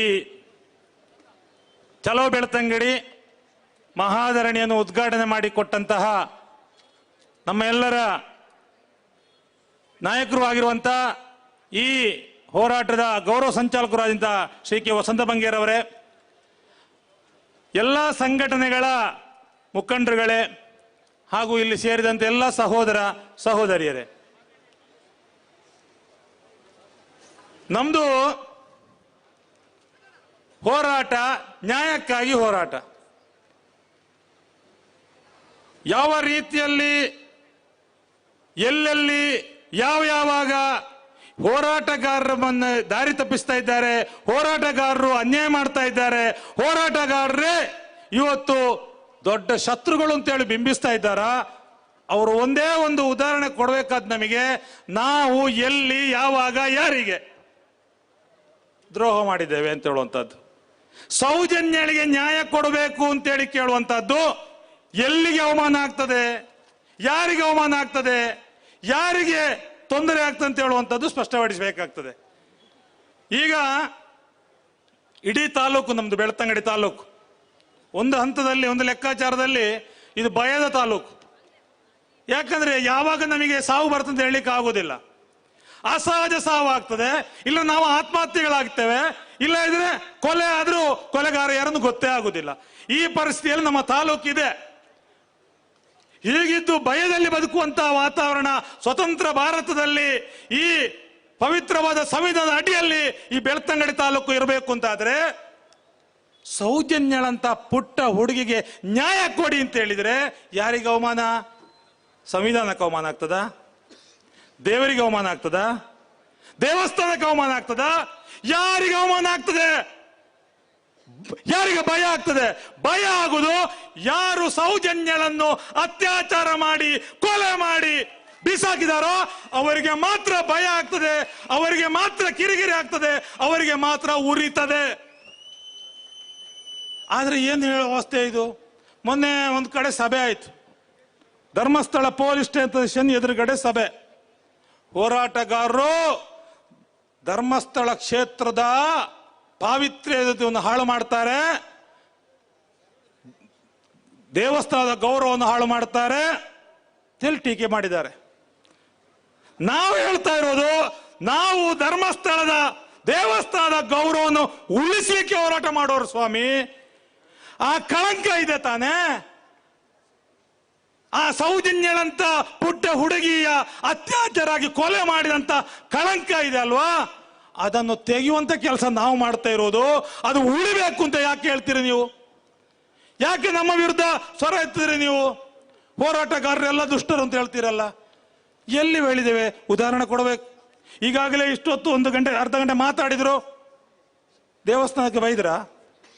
ಅಂದ್ರೆ ಸೌಜನ್ಯಳ ಹೋರಾಟದ ಪ್ರಶ್ನೆ ಎತ್ತಿದಾಗ ಮಾತ್ರ ದೇವಸ್ಥಾನಕ್ಕೆ ಅವಮಾನ ಅಂತ ಹೇಳ್ತೀರಿ, ಮಂಜುನಾಥ ಸ್ವಾಮಿಗೆ ಅವಮಾನ ಅಂತ ಹೇಳ್ತೀರಿ, ಹೆಗಡೆ ಅವರ ಕುಟುಂಬಕ್ಕೆ ಅವಮಾನ ಅಂತ ಹೇಳ್ತೀರಿ. ಯಾಕೆ ಬೇರೆ ವಿಷಯ ಹೇಳುದಿಲ್ಲ ನೀವು? ನಾವು ಬೇರೆ ಕೂಡ ಹೋರಾಟ ಮಾಡಿದ್ದೇವೆ, ಬೇರೆ ಬೇರೆ ಕೊಲೆಗಳಾಗಿದೆ ಇಲ್ಲಿ. ಆ ವಿನಾಯಕ ಬಾಳಿಗ ಕೊಲೆಗಳು ಹೋರಾಟ ಮಾಡಿದ್ದೇವೆ, ಪ್ರವೀಣ್ ನೆಟ್ಟರಿಗೆ ಕೊಲೆಗೆ ಹೋರಾಟ ಆಗಿದೆ, ಮಸೂದ್ನ ಕೊಲೆಗೆ ಹೋರಾಟ ಆಗಿದೆ, ಬೇರೆ ಬೇರೆ ಹೋರಾಟಗಳಾಗಿವೆ ತಾನೆ. ಆವಾಗ ಯಾಕೆ ಧರ್ಮಸ್ಥಳದ ಪೊಲೀಸ್ ಸ್ಟೇಷನ್ ಎದುರುಗಡೆ ಅಲ್ಲಿಗೆ ಅವಮಾನ ಆಗಿದೆ ಅಂತ ಹೋರಾಟ ಮಾಡಲಿಲ್ಲ? ಇದಕ್ಕೆ ಉತ್ತರ ಕೊಡಬೇಕು. ಯಾಕಂದ್ರೆ ನಮ್ಮ ಮೇಲೆ ಕೇಸ್ ಮಾಡಿದಿರಿ ನೀವು, ನಮ್ಮ ಮೇಲೆ ಕೂಡ civil case, civil metropolitan court ಬ್ಯಾಂಗ್ಳೂರಲ್ಲಿ ಕೇಸ್ ಮಾಡಿದಿರಿ. ನನಗೂ ಬಂತು ನೋಟಿಸ್ ಬರುವಾಗ ಒಂದು ಪೆನ್ ಡ್ರೈವ್ ಕೊಟ್ಟು ಕಳಿಸಿದ್ದಾರೆ. ಆ ಪೆನ್ ಡ್ರೈವ್ ಇದೆ, ನಾನೇ ಮಾತಾಡಿದ್ದು ಸನ್ಮಾರ್ಗ ಟಿವಿಗೇನು. ಕೇಂದ್ರ ಸರ್ಕಾರ ಹಿಡಿತದಲ್ಲಿರುವಂತಹ ಸಿಬಿಐ ನ್ಯಾಯ ಕೊಡಲಿಲ್ಲ. ನಮಗೆ ಮೊದಲೇ ಗೊತ್ತಿತ್ತು. ಯಾಕಂದ್ರೆ ಈ ಸರ್ಕಾರ ಜೈಲಿನಲ್ಲಿದ್ದ ಅತ್ಯಾಚಾರಿ ಕೊಲೆಗಳನ್ನು ಹೊರಗೆ ಕರಕೊಂಡೊಂದು ಮೆರವಣಿಗೆ ಮಾಡಿ ಮಾಲೆ ಹಾಕಿ ಸನ್ಮಾನ ಮಾಡಿದವರು ನಮಗೆ ನ್ಯಾಯ ಕೊಟ್ಟಾರ ಅಂತ ಡೌಟ್ ಇತ್ತು. ಇನ್ನೊಂದು ಹೇಳಿದೆ, ಮಹಿಳಾ ಕ್ರೀಡಾಪಟು, ಅವಳಿಗೆ ದೌರ್ಜನ್ಯ ಆಗಿದೆ, ಆ MP ಲೋಕಸಭೆ ಒಳಗಡೆ ಇದ್ದಾನೆ, ಅವರ ಹಿಡಿತದಲ್ಲಿರುವ ಸಿಬಿಐ ನಮಗೆ ನ್ಯಾಯ ಕೊಟ್ಟೀತಾ ಅಂತ ಡೌಟ್ ಇತ್ತು. ಈಗ ನಮಗೆ ಆ ಅನುಮಾನ ಕ್ಲಿಯರ್ ಆಯ್ತು. ಆಮೇಲೆ ತೀರ್ಪು ಬಂತು, ಸಂತೋಷ್ ರಾವ್ ನಿರಪರಾಧಿ ಅಂತ ಹೇಳುವ ಒಂದು ಸತ್ಯವನ್ನು ಹೇಳಿದ್ದು ಬಿಟ್ರೆ ಗುರುತು ಮಾಡಿದೆ ಸಿಬಿಐ ಕೋರ್ಟು. ತನಿಖೆ ಸರಿ ಆಗ್ಲಿಲ್ಲ, ತನಿಖೆಯ ಲೋಪಗಳನ್ನು ಕೂಡ ಗುರುತು ಮಾಡಿದೆ. ಈ ಲೋಪಗಳನ್ನು ಸರಿ ಮಾಡಬೇಕಾದವರು ಯಾರು? ನನಗೆ ನಿನ್ನೆ ಹೋರಾಟದಲ್ಲಿ ಭಾರಿ ಆಶ್ಚರ್ಯ ಆಯಿತು. ನಾವು ಜನಪ್ರತಿನಿಧಿಗಳನ್ನು ಆಯ್ಕೆ ಮಾಡಬೇಕಾಗಾದ್ರೆ ಎಂಪಿಗಳೇ ನೀವು ಹೋಗಿ ಅಲ್ಲಿ ಮಾತಾಡಬೇಕು ಸ್ವಾಮಿ. ಲೋಕಸಭೆಯಲ್ಲಿ ನಮ್ಮ ಊರಿನ ಪುಟ್ಟ ಹುಡುಗಿ ಅನ್ಯಾಯ ಆಗಿದೆ, ಸಿಬಿಐ ನಿಮ್ಮ ಹಿಡಿತದಲ್ಲಿದೆ, ಯಾರ್ಯಾರೋ ವಿರೋಧ ಪಕ್ಷಗಳ ಮನೆಗೆ ದಾಳಿ ಮಾಡಲಿಕ್ಕೆ ನೀವು ಸಿಬಿಐ ಯೂಸ್ ಮಾಡ್ತೀರಿ, ಇಡಿಯನ್ನು ಯೂಸ್ ಮಾಡ್ತೀರಿ, ಎಲ್ಲವನ್ನು ಮಾಡ್ತೀರಿ. ಯಾಕೆ ಸೌಜನ್ಯನ ಅತ್ಯಾಚಾರ ಕೊಲೆ ಮಾಡಿದ ಮನೆಗಳಿಗೆ ನಿಮ್ಮ ಸಿಬಿಐ ಹೋಗುದಿಲ್ಲ? ಯಾಕೆ ಹೋಗುವುದಿಲ್ಲ ಸ್ವಾಮಿ? ಅದನ್ನು ಪ್ರಶ್ನೆ ಮಾಡಬೇಕಾಗಿತ್ತು. ನಿನ್ನೆ ನೀವು ಮಾಡಲಿಲ್ಲ. ಆದ್ರೆ ಈಗ ವಸಂತ ಬಂಗೇರ್ ಈಗಾಗಲೇ ಹೇಳಿದ್ರು, ನಿಮಗೆ ಅವರಲ್ಲಿ ನಂಬಿಕೆ ಇಲ್ಲ, ನರೇಂದ್ರ ಮೋದಿ ಅವರಲ್ಲಿ, ನಮ್ಮ ಸಿದ್ದರಾಮಯ್ಯಲ್ಲಿ ನಂಬಿಕೆ ಹುಟ್ಟಲ್ಲ, ಸಂತೋಷ ಅಂತ ಹೇಳಿದ್ರು. ನಮಗೆ ಸಿದ್ದರಾಮಯ್ಯ ಒಂದು ವಿಶ್ವಾಸ ಇದೆ, ಸಿಬಿಐ ಕೊಟ್ಟದವ್ರೆ. ಯಾಕೆ ಸಿಬಿಐ? DV ಸದಾನಂದ ಗೌಡರು ನಮಗೆ ನ್ಯಾಯ ಕೊಡ್ಲಿಲ್ಲ, ಸಿಒಡಿ ತನಿಖೆಗೂ ನ್ಯಾಯ ಕೊಡ್ಲಿಲ್ಲ, ರಾಜ್ಯದ ಸರ್ಕಾರ ನಮಗೆ ನ್ಯಾಯ ಕೊಡ್ಲಿಲ್ಲ ಅಂತೇಳಿ ನಾವು ಸಿಬಿಐ ತನಿಖೆ ಹೋರಾಟ ಮಾಡಿದ್ದು. ಅಲ್ಲಿ ಮನಮೋಹನ್ ಸಿಂಗ್ ಅವರು ನ್ಯಾಯ ಕೊಟ್ಟಿತ್ತ ಅಂತೇಳಿ ಒಳ್ಳೆ ಅಧಿಕಾರಿ ಬಂದಿದ್ರು, ಮುರುಗನ್ ತನಿಖೆ ಮಾಡ್ತಾ ಇದ್ರು. ಮೂಡಿಗೆರೆಯಲ್ಲೋ ಚಿಕ್ಕಮಗಳೂರಲ್ಲೋ ಲೂವ್ ಮಾಡ್ಕೊಂಡು ಇಲ್ಲಿ ಬಂದು ತನಿಖೆ ಮಾಡ್ತಾ ಇದ್ರು. ಒಳ್ಳೆ ಬೆಳವಣಿಗೆ ಆಗ್ತಾ ಇತ್ತು. ನಮಗೆ ಬಂದ ಮಾಹಿತಿ ಪ್ರಕಾರ ಅವ್ರಿಗೆ ಗೊತ್ತಿತ್ತು ಒಬ್ಬ ಅಲ್ಲ ಗ್ಯಾಂಗ್ ರೇಪ್ ಇದು ಅಂತ ಹೇಳುವಂಥದ್ದು. ಆದ್ರೆ ಚುನಾವಣೆ ಬಂತು, ಲೋಕಸಭೆ ಬದಲಾಯಿತು, ಸರ್ಕಾರ ಬದಲಾಯಿತು, ಆವಾಗ ಇಲ್ಲಿ ಅಧಿಕಾರಿಯು ಬದಲಾಯಿತು. ಈಗ ಮಾಡಬೇಕಾದ ಕೆಲಸ ಇಷ್ಟೇ, ಮರು ತನಿಖೆಯಲ್ಲಿ ಆ ಅಧಿಕಾರಿಯನ್ನು ಬದಲು ಮಾಡಿದವರು ಯಾರು, ಬದಲು ಮಾಡಿಕೆ ಕಾರಣಕರ್ತವರು ಯಾರು, ಅವನನ್ನು ಹಿಡಿದ್ರೆ ಸೌಜನ್ಯಳ ಅತ್ಯಾಚಾರ ಕೊಲೆ ಮಾಡಿದವ ಯಾರೊಂದು ಗೊತ್ತಾಗ್ತದೆ. ಅವನನ್ನು ಹಿಡಿಯುವಂತ ಕೆಲಸಗಳನ್ನು ಮಾಡಬೇಕು ಅಂತ ಹೇಳುವಂಥದ್ದು ಈ ಸಂದರ್ಭದಲ್ಲಿ ಹೇಳ್ತೇನೆ. ಮತ್ತೆ ಕೇಸ್ ಮಾಡಿದ್ರಿ, ಕೇಸಲ್ಲಿ ಪೆನ್ಡ್ರೈವ್ ಬಂದಿದೆ ಅಂತ ಹೇಳಿದೆ. ಆ ರೀತಿ ಹೇಳುವಾಗ ಪೆನ್ಡ್ರೈವ್ ಅಲ್ಲಿ ಇರುವುದನ್ನು ಹೇಳಿದಾಗ ಸೌಜನ್ಯಳ ಅತ್ಯಾಚಾರ ಕೊಲೆ ಮಾಡಿದಂತ ದುಷ್ಟ ಯಾರೇ ಆಗಿರಲಿ ಅವನಿಗೆ ಶಿಕ್ಷೆ ಆಗಬೇಕು, ಗಲ್ಲಾಗಬೇಕು. ಅದನ್ನು ಮರು ತನಿಖೆ ಮಾಡಿ ಪತ್ತೆ ಮಾಡಬೇಕು ಅಂತೇಳಿ ಕೇಂದ್ರ ಸರ್ಕಾರಕ್ಕೆ ಒತ್ತಾಯ ಮಾಡಿದ್ದು ನಾನು. ವಿಡಿಯೋದಲ್ಲಿ ನೋಟಿಸ್ ಬಂತು. ನೀನು ಸನ್ಮಾನ್ಯ ಡಾಕ್ಟರ್ ಶ್ರೀ ವೀರೇಂದ್ರ ಹೆಗ್ಗಡೆ ಅವರ ಕುಟುಂಬಕ್ಕೆ ಅವಮಾನ ಮಾಡಿದ್ದಿ ಅಂತೇಳಿ. ಶೀನಪ್ಪರೇ, ಯಾರು ಅವಮಾನ ಮಾಡಿದ್ದು? ನೀವು ತಾನೇ. ನಿಮ್ಮ ಮೇಲೆ ಇವತ್ತು ಕೇಸ್ ದಾಖಲಾಗಬೇಕು, ಮಾನನಷ್ಟ ಮೊಕದ್ದಮೆ ಹೂಡಬೇಕು. ನಾನು ಧರ್ಮಸ್ಥಳ ಕ್ಷೇತ್ರಕ್ಕೆ ನೀವು ಅವಮಾನ ಮಾಡಿದ್ದೀರಿ ಶೀನಪ್ಪರೇ. ನಾನು ಹೇಳಿದ್ದು ಸೌಜನ್ಯಳ ಅತ್ಯಾಚಾರ ಮಾಡಿದವನಿಗೆ ಶಿಕ್ಷೆ ಆಗಬೇಕು ಅಂತೇಳಿ. ಇದು ಧರ್ಮಸ್ಥಳ ಕ್ಷೇತ್ರಕ್ಕೆ ಹೇಗೆ ಅವಮಾನ ಆಯ್ತು? ಶೀನಪ್ಪರೇ, ನೀವು ಬೆಂಗಳೂರಲ್ಲಿ ಇದ್ದೀರಿ, ಅದು ನಮ್ಮ ಕ್ಷೇತ್ರ, ನಮ್ಮ ತಾಲೂಕಿನ ಪವಿತ್ರ ಕ್ಷೇತ್ರ, ನಮ್ಮ ರಾಜ್ಯದ ಪವಿತ್ರ ಕ್ಷೇತ್ರ. ಅದಕ್ಕೆ ನೀವು ಕೋರ್ಟಿನಲ್ಲಿ ಹೋಗಿ ಅವಮಾನ ಮಾಡಿದ್ದೀರಿ. ಸೌಜನ್ಯನ ಅತ್ಯಾಚಾರ ಮಾಡಿದ್ದು ದೇವಸ್ಥಾನಕ್ಕೆ ಅವಮಾನ ಅಂತ ಹೇಳ್ತೀರಲ್ಲ, ಆರೋಪಿ ಬಗ್ಗೆ ಮಾತಾಡಿದ್ದು. ಈಗ ಶೀನಪ್ಪರನ್ನು ಹಿಡಿದ್ರೆ ಸತ್ಯ ಹೊರಗೆ ಬರ್ತದೆ. ಯಾಕಂದ್ರೆ ಆ ಶೀನಪ್ಪ ಯಾಕೆ ಆ ಕೇಸ್ ಮಾಡಿದ? ನಾನು ಎಲ್ಲಿ ಅವಮಾನ ಮಾಡಿದ್ದೇನೆ? ನಾನು ಅವಮಾನ ಮಾಡಿದ್ದು ಅತ್ಯಾಚಾರಿ ಕೊಲೆ ಮಾಡಿದ ಅವ ಅವಮಾನ ಅಲ್ಲ, ಗಲ್ಲು ಶಿಕ್ಷೆ ಒಳಗಾಗಬೇಕು. ಅದನ್ನು ಮಾತಾಡಿದಾಗ ಯಾರ್ಯಾರೋ ಕುಟುಂಬಕ್ಕೆ ತೊಂದರೆ ಆಗ್ತದೆ ಅಂತ ಹೇಳಿದ್ರೆ ನಿಮಗೆ ಗೊತ್ತಾ? ಆ ಕುಟುಂಬದವರ ಅಲ್ಲಲ್ಲ, ಆ ಕುಟುಂಬ ಅಲ್ಲ ಆದ್ಮೇಲೆ ಅವರಿಗೆ ಅವಮಾನ ಹೇಗೆ ಆಗ್ತದೆ? ಅದು ಯಾರು ಒಂದು ಹುಡುಕಿ ಅಂತ ಹೇಳೋದು ನಾವು ಸರ್ಕಾರದಲ್ಲಿ. ಸಿಬಿಐ ಹೇಳಿದಷ್ಟೇ, ಆದ್ರೆ ಸಿಬಿಐ ಕೆಲಸ ಮಾಡಲಿಲ್ಲ ಅಂತ ಹೇಳುವಂತದ್ದನ್ನು ಈಗ ನಾವು ಮರು ತನಿಖೆ ಆಗಬೇಕು. ಕೇಂದ್ರ ಸರ್ಕಾರದಿಂದ ಮರು ತಂದ್ರು ಆಗುವುದಿಲ್ಲ, ಕೇಂದ್ರ ಸರ್ಕಾರವೇ ಆದ್ರೂ ಕೂಡ ಸಿಬಿಐಲಿ ಮತ್ತೊಮ್ಮೆ ತನಿಖೆ ಮಾಡಿಸೋ ಕೆಲಸ ಮಾಡಬೇಕು ಅಂತ ಹೇಳುವಂತ ಅಂದ್ರೆ ಎಕ್ಸ್ಪರ್ಟ್ಗಳಿದ್ದಾರೆ. ಆ ಎಕ್ಸ್ಪರ್ಟ್ಗಳನ್ನು ಹಿಡಿದು ಅವರ ಮೂಲಕ ಈ ತನಿಖೆ ಮಾಡಿದ್ರೆ ಇದು ಇವರನ್ನೆಲ್ಲ ಹಿಡಿಬೇಕು. ಈ ಶೀನಪ್ಪರನ್ನು, ಆಮೇಲೆ ಬೇರೆ ಬೇರೆ ಅಲ್ಲಿ ಹೋರಾಟ ಮಾಡಿದವರು ಇದ್ದಾರಲ್ಲ, ನಮ್ಮ ವಿರುದ್ಧ ಹೋರಾಟಗಾರರೇ ಶತ್ರುಗಳು ಅಂತ ಹೇಳೋ ರೀತಿಯಲ್ಲಿ ಅವರನ್ನೆಲ್ಲ ತನಿಖೆ ಮಾಡಿದ್ರೆ ಖಂಡಿತಕ್ಕೂ ನ್ಯಾಯ ಸಿಗ್ತದೆ ಅಂತ ಹೇಳುವಂಥದ್ದು ಈ ಸಂದರ್ಭದಲ್ಲಿ ಹೇಳಿಕ್ಕೆ ಬರ್ತೇನೆ. ಮತ್ತೆ ಪದ್ಮಲತಾ, ನಾನು ಈ ಹೋರಾಟದಲ್ಲಿ ಬರಲಿಕ್ಕೆ ಕಾರಣಕರ್ತರಾದಂಥ ಪದ್ಮಲತಾ, ನಾನು ಕಾಲೇಜ್ ಹುಡುಗ, ನನಗೆ ಇವಾಗಲೂ ಒಂದೇ ಬಸ್ಸಲ್ಲಿ ಬರೋದು ನಾವು, ಸಡನ್ ಹುಡುಗಿ ಇಲ್ಲ. ಈ ಪದ್ಮಲತನಿಗೆ ಬೇಕಾಗಿ ಹೋರಾಟ ಮಾಡಿ ನೀವು ಹೋರಾಟದ ದಾರಿ ಹಿಡಿದವ ನಾನು. ಆದರೆ ಇದುವರೆಗೂ ಕೂಡ ಇಷ್ಟು ವರ್ಷ ಆಯ್ತು ನೀವು ಹೋರಾಟ ಮಾಡಿ, 40-45 ವರ್ಷ, ಆ ಪದ್ಮಲತನ ಪತ್ತೆ ಆಗಲಿಲ್ಲ. ಯಾಕೆ ಇಲ್ಲಿ ಎಲ್ಲ ಕೂಡ ಕೊಲೆಗಳಾಗ್ತದೆ, ಅದು ಆರೋಪ ಪತ್ತೆ ಆಗುದಿಲ್ಲ? ಯಾಕೆ ಅಂತ ಹೇಳುವಂತದ್ದು ನಮ್ಮ ಜನಪ್ರತಿನಿಧಿಗಳು ಅರ್ಥ ಮಾಡ್ಕೊಳ್ಬೇಕು, ನಮ್ಮ ಸರ್ಕಾರ ಅರ್ಥ ಮಾಡ್ಕೊಳ್ಬೇಕು. ಯಾಕೆ ಇವರು ಯಾಕೆ ಕೊಲೆಗಳು ಮಾತ್ರ ಆಗ್ತಾರೆ, ಯಾಕೆ ಆತ್ಮಹತ್ಯೆಗಳು ಮಾತ್ರ ಆಗ್ತವೆ, ಯಾವುದಕ್ಕೂ ಕಾರಣ ಸಿಗುದಿಲ್ಲ. ಯಾಕೆ ಇದನ್ನು ಪತ್ತೆ ಹಡಿಗೆ ಸಿಬಿಐ ಆಗ್ಲಿಲ್ಲ ಅಂತಾದ್ರೆ ಅದು ಸಿಬಿಐ, ಅದು ಸಿಬಿಐ ಅಂತೇಳಿ ಆಲೋಚನೆ ಮಾಡಬೇಕು. ಇಷ್ಟು ರಿಪೋರ್ಟ್ ಕೊಡ್ಲಿಕ್ಕೆ ನಮಗೆ ಕೊಡುದಿಲ್ವಾ? ಅದರ ಎಕ್ಸ್ಪರ್ಟೇ ಬೇಡ. ಮಾತ್ರ ಅಲ್ಲ, ಇವತ್ತು ಸಿಬಿಐ ನ್ಯಾಯಾಲಯ ತೀರ್ಪು ಕೊಟ್ಟಿದೆ. ಸಿಬಿಐ ನ್ಯಾಯಾಲಯದಲ್ಲಿ ತೀರ್ಪಲ್ಲಿ ಯಾವ ಪ್ರಸ್ತಾವವೂ ಇಲ್ಲದಂತವ್ರು ಹೇಳ್ತಾರೆ ನಮ್ಮದೆಲ್ಲ ತನಿಖೆ ಆಗಿದೆ ಅಂತೇಳಿ, ನಮ್ದೆಲ್ಲ ತನಿಖೆ ಆಗಿದೆ ಅಂತ ಹೇಳ್ತಾರೆ. ಜಡ್ಜ್ಮೆಂಟ್ ನೋಡಿ ಹೇಳ್ಬೇಕು ಅವರು. ಅದನ್ನ ಯಾಕೆ ಹೀಗೆ ಮಾತಾಡ್ತಾರೋ, ಯಾಕೆ ನನ್ನ ಹೆಗಲನ್ನು ನಾನೇ ಮುಟ್ಟಿಕೊಳ್ತೇನೋ, ಸೀನಾಪುರ ಕೇಸ್ ಮಾಡಿದೆಗಳು ನನಗೆ ತೊಂದರೆ ಆಗ್ತದೆ, ಯಾಕೆ ಇದೆಲ್ಲ ಹೆಗಲು ಮುಟ್ಟಿ ನೋಡೋ ಕೆಲಸ, ಯಾಕೆ ನೀವೆಲ್ಲ ಪ್ರಮಾಣ ಮಾಡ್ಲಿಕ್ಕೆ ಹೋಗ್ತೀರಿ? ಕೋರ್ಟ್ ಹೇಳಿದೆ ನಿಮ್ದು ಏನಾಗ್ಲಿಲ್ಲ, ನಿಮ್ದು ತನಿಖೆ ಆಗ್ಲಿಲ್ಲ, ತನಿಖೆ ಮಾಡಬೇಕಾಗಿತ್ತು ಅಂತ ಕೋರ್ಟು ಅಲ್ಲಿ ಉಲ್ಲೇಖ ಮಾಡಿದೆ. ಹಾಗಿರುವಾಗ ಈ ರೀತಿಯಲ್ಲಿ ನೀವು ಮಾಡೋದು ಸರಿಯಲ್ಲ. ನಾನು ಕೊನೆಯದಾಗ ಒಂದು ಮಾತು ಹೇಳಿ ನಾನು ಇದು ಮಾಡ್ತೀನಿ. ಇಲ್ಲಿ ನಮ್ಮ ತಾಲೂಕಿನ ಬೇರೆ ಬೇರೆ ಕಡೆಯಾದಂಥ ಅಸಹಜ ಸಾವುಗಳಿವೆ. ನನಗೆ ಮಾತಾಡ್ಲಿಕ್ಕೆ ಇರುವಂಥದ್ದು ಅತ್ಯಾಚಾರ. ಇದು ಬಾರಿ ಸುಲಭ. ಅತ್ಯಾಚಾರ ಅಂದ್ರೆ ಶತ್ರುವನ್ನು ನಾಶ ಮಾಡಲಿಕ್ಕೆ, ಶತ್ರುವನ್ನು ಹೆದರಿಸಲಿಕ್ಕೆ, ಶತ್ರುವನ್ನು ನಿಶಕ್ತಿಯನ್ನಾಗಿ ಮಾಡಲಿಕ್ಕೆ ಇರುವಂತ ಏಕೈಕ ಔಷಧ ಇದು. ದೇಹದ ಮೇಲೆ ಅತ್ಯಾಚಾರ ಮಾತ್ರ ಅಲ್ಲ, ಇಷ್ಟು ಜನರ ಮೇಲೆ ನೀವು ಲೂಟಿ ಮಾಡಿದ್ರಲ್ಲ, ಇದು ಕೂಡ ಅತ್ಯಾಚಾರವೇ. ಇಷ್ಟು ಜನರು ಕೆಲಸ ಬಿಟ್ಟು ಇಲ್ಲಿ ಹೋರಾಟ ಮಾಡ್ತಾ ಇದ್ದಾರಲ್ಲ, ಇದು ಕೂಡ ಅವರ ಅತ್ಯಾಚಾರ ಮಾಡಿದವರು, ಲೂಟಿ ಮಾಡಿದವರು ನೀವು, ಇದು ಅತ್ಯಾಚಾರ. ಆದ್ರೆ ದೇಹವನ್ನು ಕೂಡ ನೀವು ಸ್ವತ್ತು ಆಸ್ತಿ ಅಂತ ತಿಳ್ಕೊಂಡಿದ್ದೀರಿ, ಅದು ಕೂಡ ಖಾಸಗಿ ಸ್ವತ್ತು ತಿಳ್ಕೊಂಡಿದ್ದೀರಿ, ಅದನ್ನು ಅತ್ಯಾಚಾರ ಮಾಡ್ತೀರಿ. ನಮ್ಮ ಆಸ್ತಿಯನ್ನು ಅತ್ಯಾಚಾರ ಮಾಡ್ತೀರಿ, ಭೂಮಿಯನ್ನು ಇದೆಲ್ಲವನ್ನು ಕೂಡ ಅತ್ಯಾಚಾರ ಅಂತ ಹೇಳುದು. ಇಷ್ಟು ಜನರಿಗೆ ಬೇರೆ ಕೆಲಸ ಇರಲಿಲ್ವಾ? ನ್ಯಾಯ ಕೊಟ್ಟಿದ್ರಿ, ಇವ್ರು ಬರ್ಲಿಕ್ಕಿತ್ತ? ನಮಗೇನು ಬೇರೆ ಕೆಲಸ ಇಲ್ವಾ ರಾಜ್ಯದಲ್ಲಿ ಜನರಿಗೆ? ಇವರೆಲ್ಲರೂ ಬಂದಿದ್ದಾರೆ ಅಂತಾದ್ರೆ ಅವರ ಶ್ರಮ, ಅವರ ಸಮಯ, ಅವರ ಆದಾಯ ಎಲ್ಲವನ್ನೂ ಲೂಟಿ ಮಾಡಿದ್ದೀರಿ ನೀವು. ಸಿಬಿಐ ಅವರು ಅರ್ಥ ಮಾಡ್ಕೊಳ್ಳಿ, ನಿಮಗಾಗಿ ಎಷ್ಟು ಕೊಟ್ಟಿದ್ದೇವೆ ನಾವು, ಕೋಟಿ ಕಟ್ಲೆ ಖರ್ಚು ಮಾಡಿದ್ದೇವೆ, ನಮ್ಮ ತೆರಿಗೆ ಹಣ. ನಾವು ಏನು ನಿಮಗೆ ಸಂಬಳ ಕೊಡಬಾರದು ಅಲ್ಲ, ಇನ್ನಷ್ಟು ದುಡ್ಡು ಕೊಡಬಾರ್ದು ನಾವು ಹೇಳಲೇ ಇಲ್ಲ. ಆದ್ರೆ ಎಲ್ಲವನ್ನೂ ಪಡೆದಂತ ಸಿಬಿಐ ಅಧಿಕಾರಿಗಳೇ ನಿಮಗೆ ಸಾಕಾಗ್ಲಿಲ್ಲ, ಅದು ಬೇಕಿತ್ತು ಮತ್ತು ಕೂಡ ಜೇಬಿಗೆ ಹಾಕೊಂಡು ನಿರಪರಾಧಿಗಳನ್ನು ಅಪರಾಧಿ ಅಂತ ಮಾಡಿ ನೀವು ಈ ರೀತಿಯಲ್ಲಿ ನಮಗೆ ಅನ್ಯಾಯ ಮಾಡಿದ್ದೀರಿ. ಅದನ್ನು ನ್ಯಾಯ ಕೊಡುವಂಥ ಕೆಲಸ ಆಗಬೇಕು ಅಂತ ಹೇಳುವಂಥದ್ದನ್ನು ನಾನು ಹೇಳ್ತೇನೆ. ಮತ್ತೆ ಇನ್ನೊಬ್ರು ಎಲ್ಲ ಟೀಕೆ ಮಾಡ್ತಾ ಬಂದಿದ್ದಾರೆ, ಎಂತಂದ್ರೆ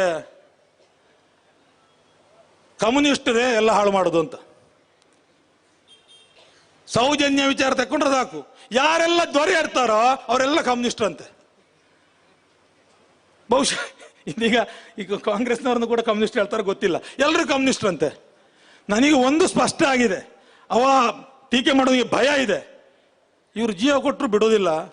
ಭೂ ಮಸೂದೆಗಾಗಿ ಹೋರಾಟ ಮಾಡಿದಂತ ಕೀರ್ತಿ ನಮ್ಮದು. ಕಾರ್ಮಿಕರಿಗೆ ಬೇಕಾಗಿ ಹಕ್ಕು ಪ್ರತಿಪಾದನೆ ಬೇಕಾಗಿ ಜೀವ ಕೊಟ್ಟ ಪರಂಪರೆ ನಮ್ಮದು. ಈ ಸೌಜನ್ಯನಿಗೆ ಕೂಡ ನ್ಯಾಯ ಸಿಗದೆ ಮಲಗುವ ಮಕ್ಕಳು ನಾವಲ್ಲ. ಇದು ದುಡಿಯುವ ವರ್ಗದ ಪ್ರತಿಜ್ಞೆ ಅಂತ ಹೇಳೋ ಮಾತನ್ನು ಹೇಳಿ ನನ್ನ ಎರಡು ಮಾತನ್ನು ಮುಗಿಸ್ತೇನೆ. ನಮಸ್ಕಾರ. ಅದರೊಟ್ಟಿಗೆ ಇನ್ನೊಂದು ನಿಮಗೆ ಕೊಡ್ತೇನೆ. ನಾನು ಈಗಾಗಲೇ ಸನ್ಮಾನ್ಯ ವಸಂತ ಬಂಗೇರ ಮೂಲಕ ಸರ್ಕಾರಕ್ಕೆ ಮನವಿ ಕೊಡುವಂತ ಕೆಲಸ ಮಾಡಿದ್ದೇವೆ. ನಮ್ಮ ಇಡೀ ರಾಜ್ಯದ ಸ್ವಸಹಾಯ ಗುಂಪುಗಳಿಗೆ ನಬಾರ್ಡ್ನಿಂದ 4% ಬಡ್ಡಿಯಲ್ಲಿ ಸಾರ ತಿಕ್ಕುವಲ್ಲಿವರೆಗೆ ನಮ್ಮ ಮಹಿಳಾ ಚಳವಳಿ ಕೂಡ ಮುಂದುವರಿತದೆ, ದೊಡ್ಡ ರೀತಿಯಲ್ಲಿ ಆಗ್ತದೆ ಅಂತ ಹೇಳುವಂಥದ್ದು ಈ ಸಂದರ್ಭದಲ್ಲಿ ಹೇಳಿ ನನ್ನ ಮಾತು ಮುಗಿಸ್ತೇನೆ. ನಮಸ್ಕಾರ. ಧನ್ಯವಾದಗಳು ಮಾನ್ಯ BM ಭಟ್ ಅವರಿಗೆ. ಈಗ ಜೆನ್ನಿ ಅವರು ಸಿದ್ಧ ಇದ್ದಾರಾ? ಜೆನ್ನಿ ಅವರು ಬಂದರು. ಅವರು ಒಂದು ಹಾಡು ಹೇಳಿ ಅವರು ಮಾತಾಡ್ತಾರೆ. ಎಲ್ಲರೂ 10 ನಿಮಿಷದ ಮಿತಿಯನ್ನು ಅರ್ಥ ಮಾಡ್ಕೊಳ್ಬೇಕು. ಈಗಾಗಲೇ 12 ಆಗಿದೆ ಮತ್ತು ನೀರಿನ ವ್ಯವಸ್ಥೆ ಇದೆ, ಅದೇ ರೀತಿಯಲ್ಲಿ ಆಹಾರದ ವ್ಯವಸ್ಥೆಯು ಪೊಟ್ಟಣ ಕೂಡ ಎಲ್ರಿಗೂ ಇದೆ. ಯಾರೂ ಕೂಡ ಈ ಕಾರ್ಯಕ್ರಮ ಮುಗಿಯದೇ ಹೋಗಬಾರ್ದು. ತಮ್ಮಲ್ಲಿ ವಿನಂತಿ, ಇದೊಂದು ಬಹಳ ಮಹತ್ವದ ಹೋರಾಟ ಆಗಿರೋದ್ರಿಂದ ನಿಮಗೆ ನಾವು ಸಾಧ್ಯ ಆದಷ್ಟು ವ್ಯವಸ್ಥೆಗಳನ್ನ ಮಾಡಿದ್ದೀವಿ. ನೀವು ಕೊನೆಯವರೆಗೆ ಇದ್ದು ಸಹಕಾರವನ್ನು ನೀಡಬೇಕಾಗಿ ವಿನಂತಿಸ್ತೇನೆ. ಎಲ್ಲ ಸಂಗಾತಿಗಳಿಗೆ ನಾನು ವಂದಿಸ್ತೇನೆ. ಸತ್ಯ ಶೋಧನೆಗಾಗಿ ಅತ್ಯಾಚಾರದ ವಿರುದ್ಧ, ಭ್ರಷ್ಟಾಚಾರ ವಿರುದ್ಧ, ಭ್ರಷ್ಟರ ವಿರುದ್ಧ, ನೀಚರ ವಿರುದ್ಧ ನಾವು ಇದನ್ನು ಪ್ರತಿಭಟಿಸ್ತೇವೆ ಅಂತ ಕರ್ನಾಟಕದ ಎಲ್ಲ ಭಾಗಗಳಿಂದ ಬಂದಿರತಕ್ಕಂಥ ಹೋರಾಟದ ಜೀವಗಳಿಗೆ ನಾನು ವಂದಿಸ್ತೇನೆ. ಎಂಥ ಅನ್ಯಾಯ ನೋಡಿ. ನಾವೊಂದು ಪುಸ್ತಕದಲ್ಲಿ ಓದ್ತಾ ಇದ್ವಿ, 1947 ಆಗಸ್ಟ್ 15 ಮಧ್ಯರಾತ್ರಿ 12 ಗಂಟೆಗೆ ಸ್ವಾತಂತ್ರ್ಯ ಬಂತು. ಅದು ಬೈಹಟ್ ಮಾಡಿ, ಯಾಕಂದ್ರೆ ಸತ್ಯ ಅಲ್ವಲ್ಲ. ಹೌದು, ಸ್ವಾತಂತ್ರ್ಯ ಬಂದಿದೆ. ಹಾಗಾದ್ರೆ ಯಾರಿಗೆ ಬಂತು ಸ್ವಾತಂತ್ರ್ಯ? ಸೌಜನ್ಯಳಿಗೆ ಬಂತ? ಪದ್ಮಲತನಿಗೆ ಬಂತ? ಅಸಹಜವಾಗಿ ನಡೆದಂಥ 106 ಕೊಲೆಗಳಿಗೆ ಮತ್ತು ಅಮಾನವೀಯವಾಗಿ ಅಮಾಯಕರಾಗಿ ನಿರ್ದೋಷಿಗಳಿಗೆ ಬಂತ ಸ್ವಾತಂತ್ರ್ಯ. ಆದರೆ ಯಾರಿಗೆ ಬಂತು? ಭ್ರಷ್ಟಾಚಾರಿಗಳಿಗೆ ಬಂತ, ಅನಾಚಾರಿಗಳಿಗೆ ಬಂತ, ದುಷ್ಟರಿಗೆ ಬಂತ, ಆ ದುಷ್ಟರನ್ನ ಕಾಪಾಡ್ತಕ್ಕಂಥ ಏಜೆಂಟ್ಗಳಿಗೆ ಬಂತ. ದೇವರನ್ನು ಅಡ ಇಡ್ತೀರಲ್ರಿ ನೀವು. ಇನ್ನು ಮನುಷ್ಯರು ಯಾವ ಕಷ್ಟ ನಿಮಗೆ? ದೇವರನ್ನೇ ಅಡ ಇಡೋರು ನೀವು, ದೇವರ ಹೆಸರನ್ನಲ್ಲೇ ಹುನ್ನಾರ ಮಾಡೋರು ನೀವು. ಸಾಮಾನ್ಯ ಮನುಷ್ಯರು ಅಂದ್ರೆ ಏನು ಕತೆ ನೀವು? ಅದಕ್ಕೆ ಯಾರಿಗೆ ಬಂತು, ಎಲ್ಲಿಗೆ ಬಂತು 47ರ ಸ್ವಾತಂತ್ರ್ಯ? ಟಾಟಾ ಬಿರ್ಲರ ಜೇಬಿಗೆ ಬಂತು, ಅಂಬಾನಿ ಅದಾನಿ ಕೂಟಕ್ಕೆ ಬಂತು, ಕೋಮುವಾದಿಗಳ ಕೋಣೆಗೆ ಬಂತು 47ರ ಸ್ವಾತಂತ್ರ್ಯ. 47ರ ಸ್ವಾತಂತ್ರ್ಯ ಬಡವರ ಮನೆಗೆ ಬರಲಿಲ್ಲ, ಬೆಳಕಿನ ಕಿರಣ ತರಲಿಲ್ಲ, ಗೋಳಿನ ಕಡಲನ್ನು ಬತ್ತಿಸಲಿಲ್ಲ, ಸಮತೆಯ ಹೂವನ್ನು ಅರಳಿಸಲಿಲ್ಲ. ಹಣವಂತರು ಕೈ ಸನ್ನೆ ಮಾಡಿದರೆ ಕತ್ತಲೆಯಲ್ಲೇ ಬೆತ್ತಲೆಯಾಯಿತು 47ರ ಸ್ವಾತಂತ್ರ್ಯ. 47ರ ಸ್ವಾತಂತ್ರ್ಯ. ಪಾರ್ಲಿಮೆಂಟಿನ ಕುರ್ಚಿಯ ಮೇಲೆ ವರ್ಷಗಟ್ಟಲೆ ಚರ್ಚೆಗೆ ಕೂತು ಬಡವರ ಬೆವರು ರಕ್ತವ ಕುಡಿದು ಏಳಲಿ. ಆ ಸ್ವಾತಂತ್ರ್ಯವನ್ನು ಏಳಿಸ್ಲಿಕ್ಕೆ, ನ್ಯಾಯವನ್ನು ಕೇಳಲಿಕ್ಕೆ ನಾವಿಲ್ಲಿ ಕೂತಿದ್ದೇವೆ. ಇಲ್ಲಿ ಬಂದು ನೋಡಿ ಬಂಧುಗಳೇ, ಸರ್ಕಾರದ ಮೇಲೆ ನಮಗೆ ಈಗ ಸ್ವಲ್ಪ ವಿಶ್ವಾಸ ಇದೆ. ಸರ್ಕಾರ ತಕ್ಷಣ ಅತ್ಯಂತ ಮಾನವೀಯ ಅಂತಃಕರಣದೊಟ್ಟಿಗೆ SITಯನ್ನು ನೇಮಕ ಮಾಡಬೇಕು. ನಮಗೆ ನ್ಯಾಯ ಬೇಕು. ಆ ಸೌಜನ್ಯ ಮಗು 17 ವರ್ಷ, ನಮ್ಮ ಮಕ್ಕಳಲ್ವಾ ಅವರು? ನೀವೇನು ಮನುಷ್ಯರ ನೀವು? ಆ ಮಗುನ ಕರ್ಕೊಂಡೋಗಿ ಅತ್ಯಾಚಾರಗಳು ಮಾಡಿ ದುಷ್ಟರ ನೀವು, ಕೊಲೆ ಮಾಡಿದ್ದೀರಲ್ಲ.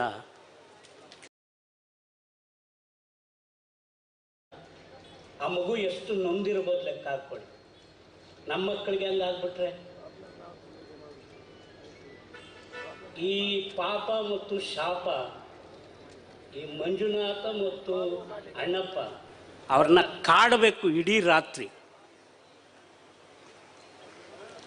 ಕೊಲೆಯ ಹಿಂದಿನ ರಾತ್ರಿ ಸೂರ್ಯ ಚಂದ್ರರ ಹಿಡಿದು ಹಣದ ಪೆಟ್ಟಿಗೆಯಲ್ಲಿ ಕೂಡಿಟ್ಟರೋ,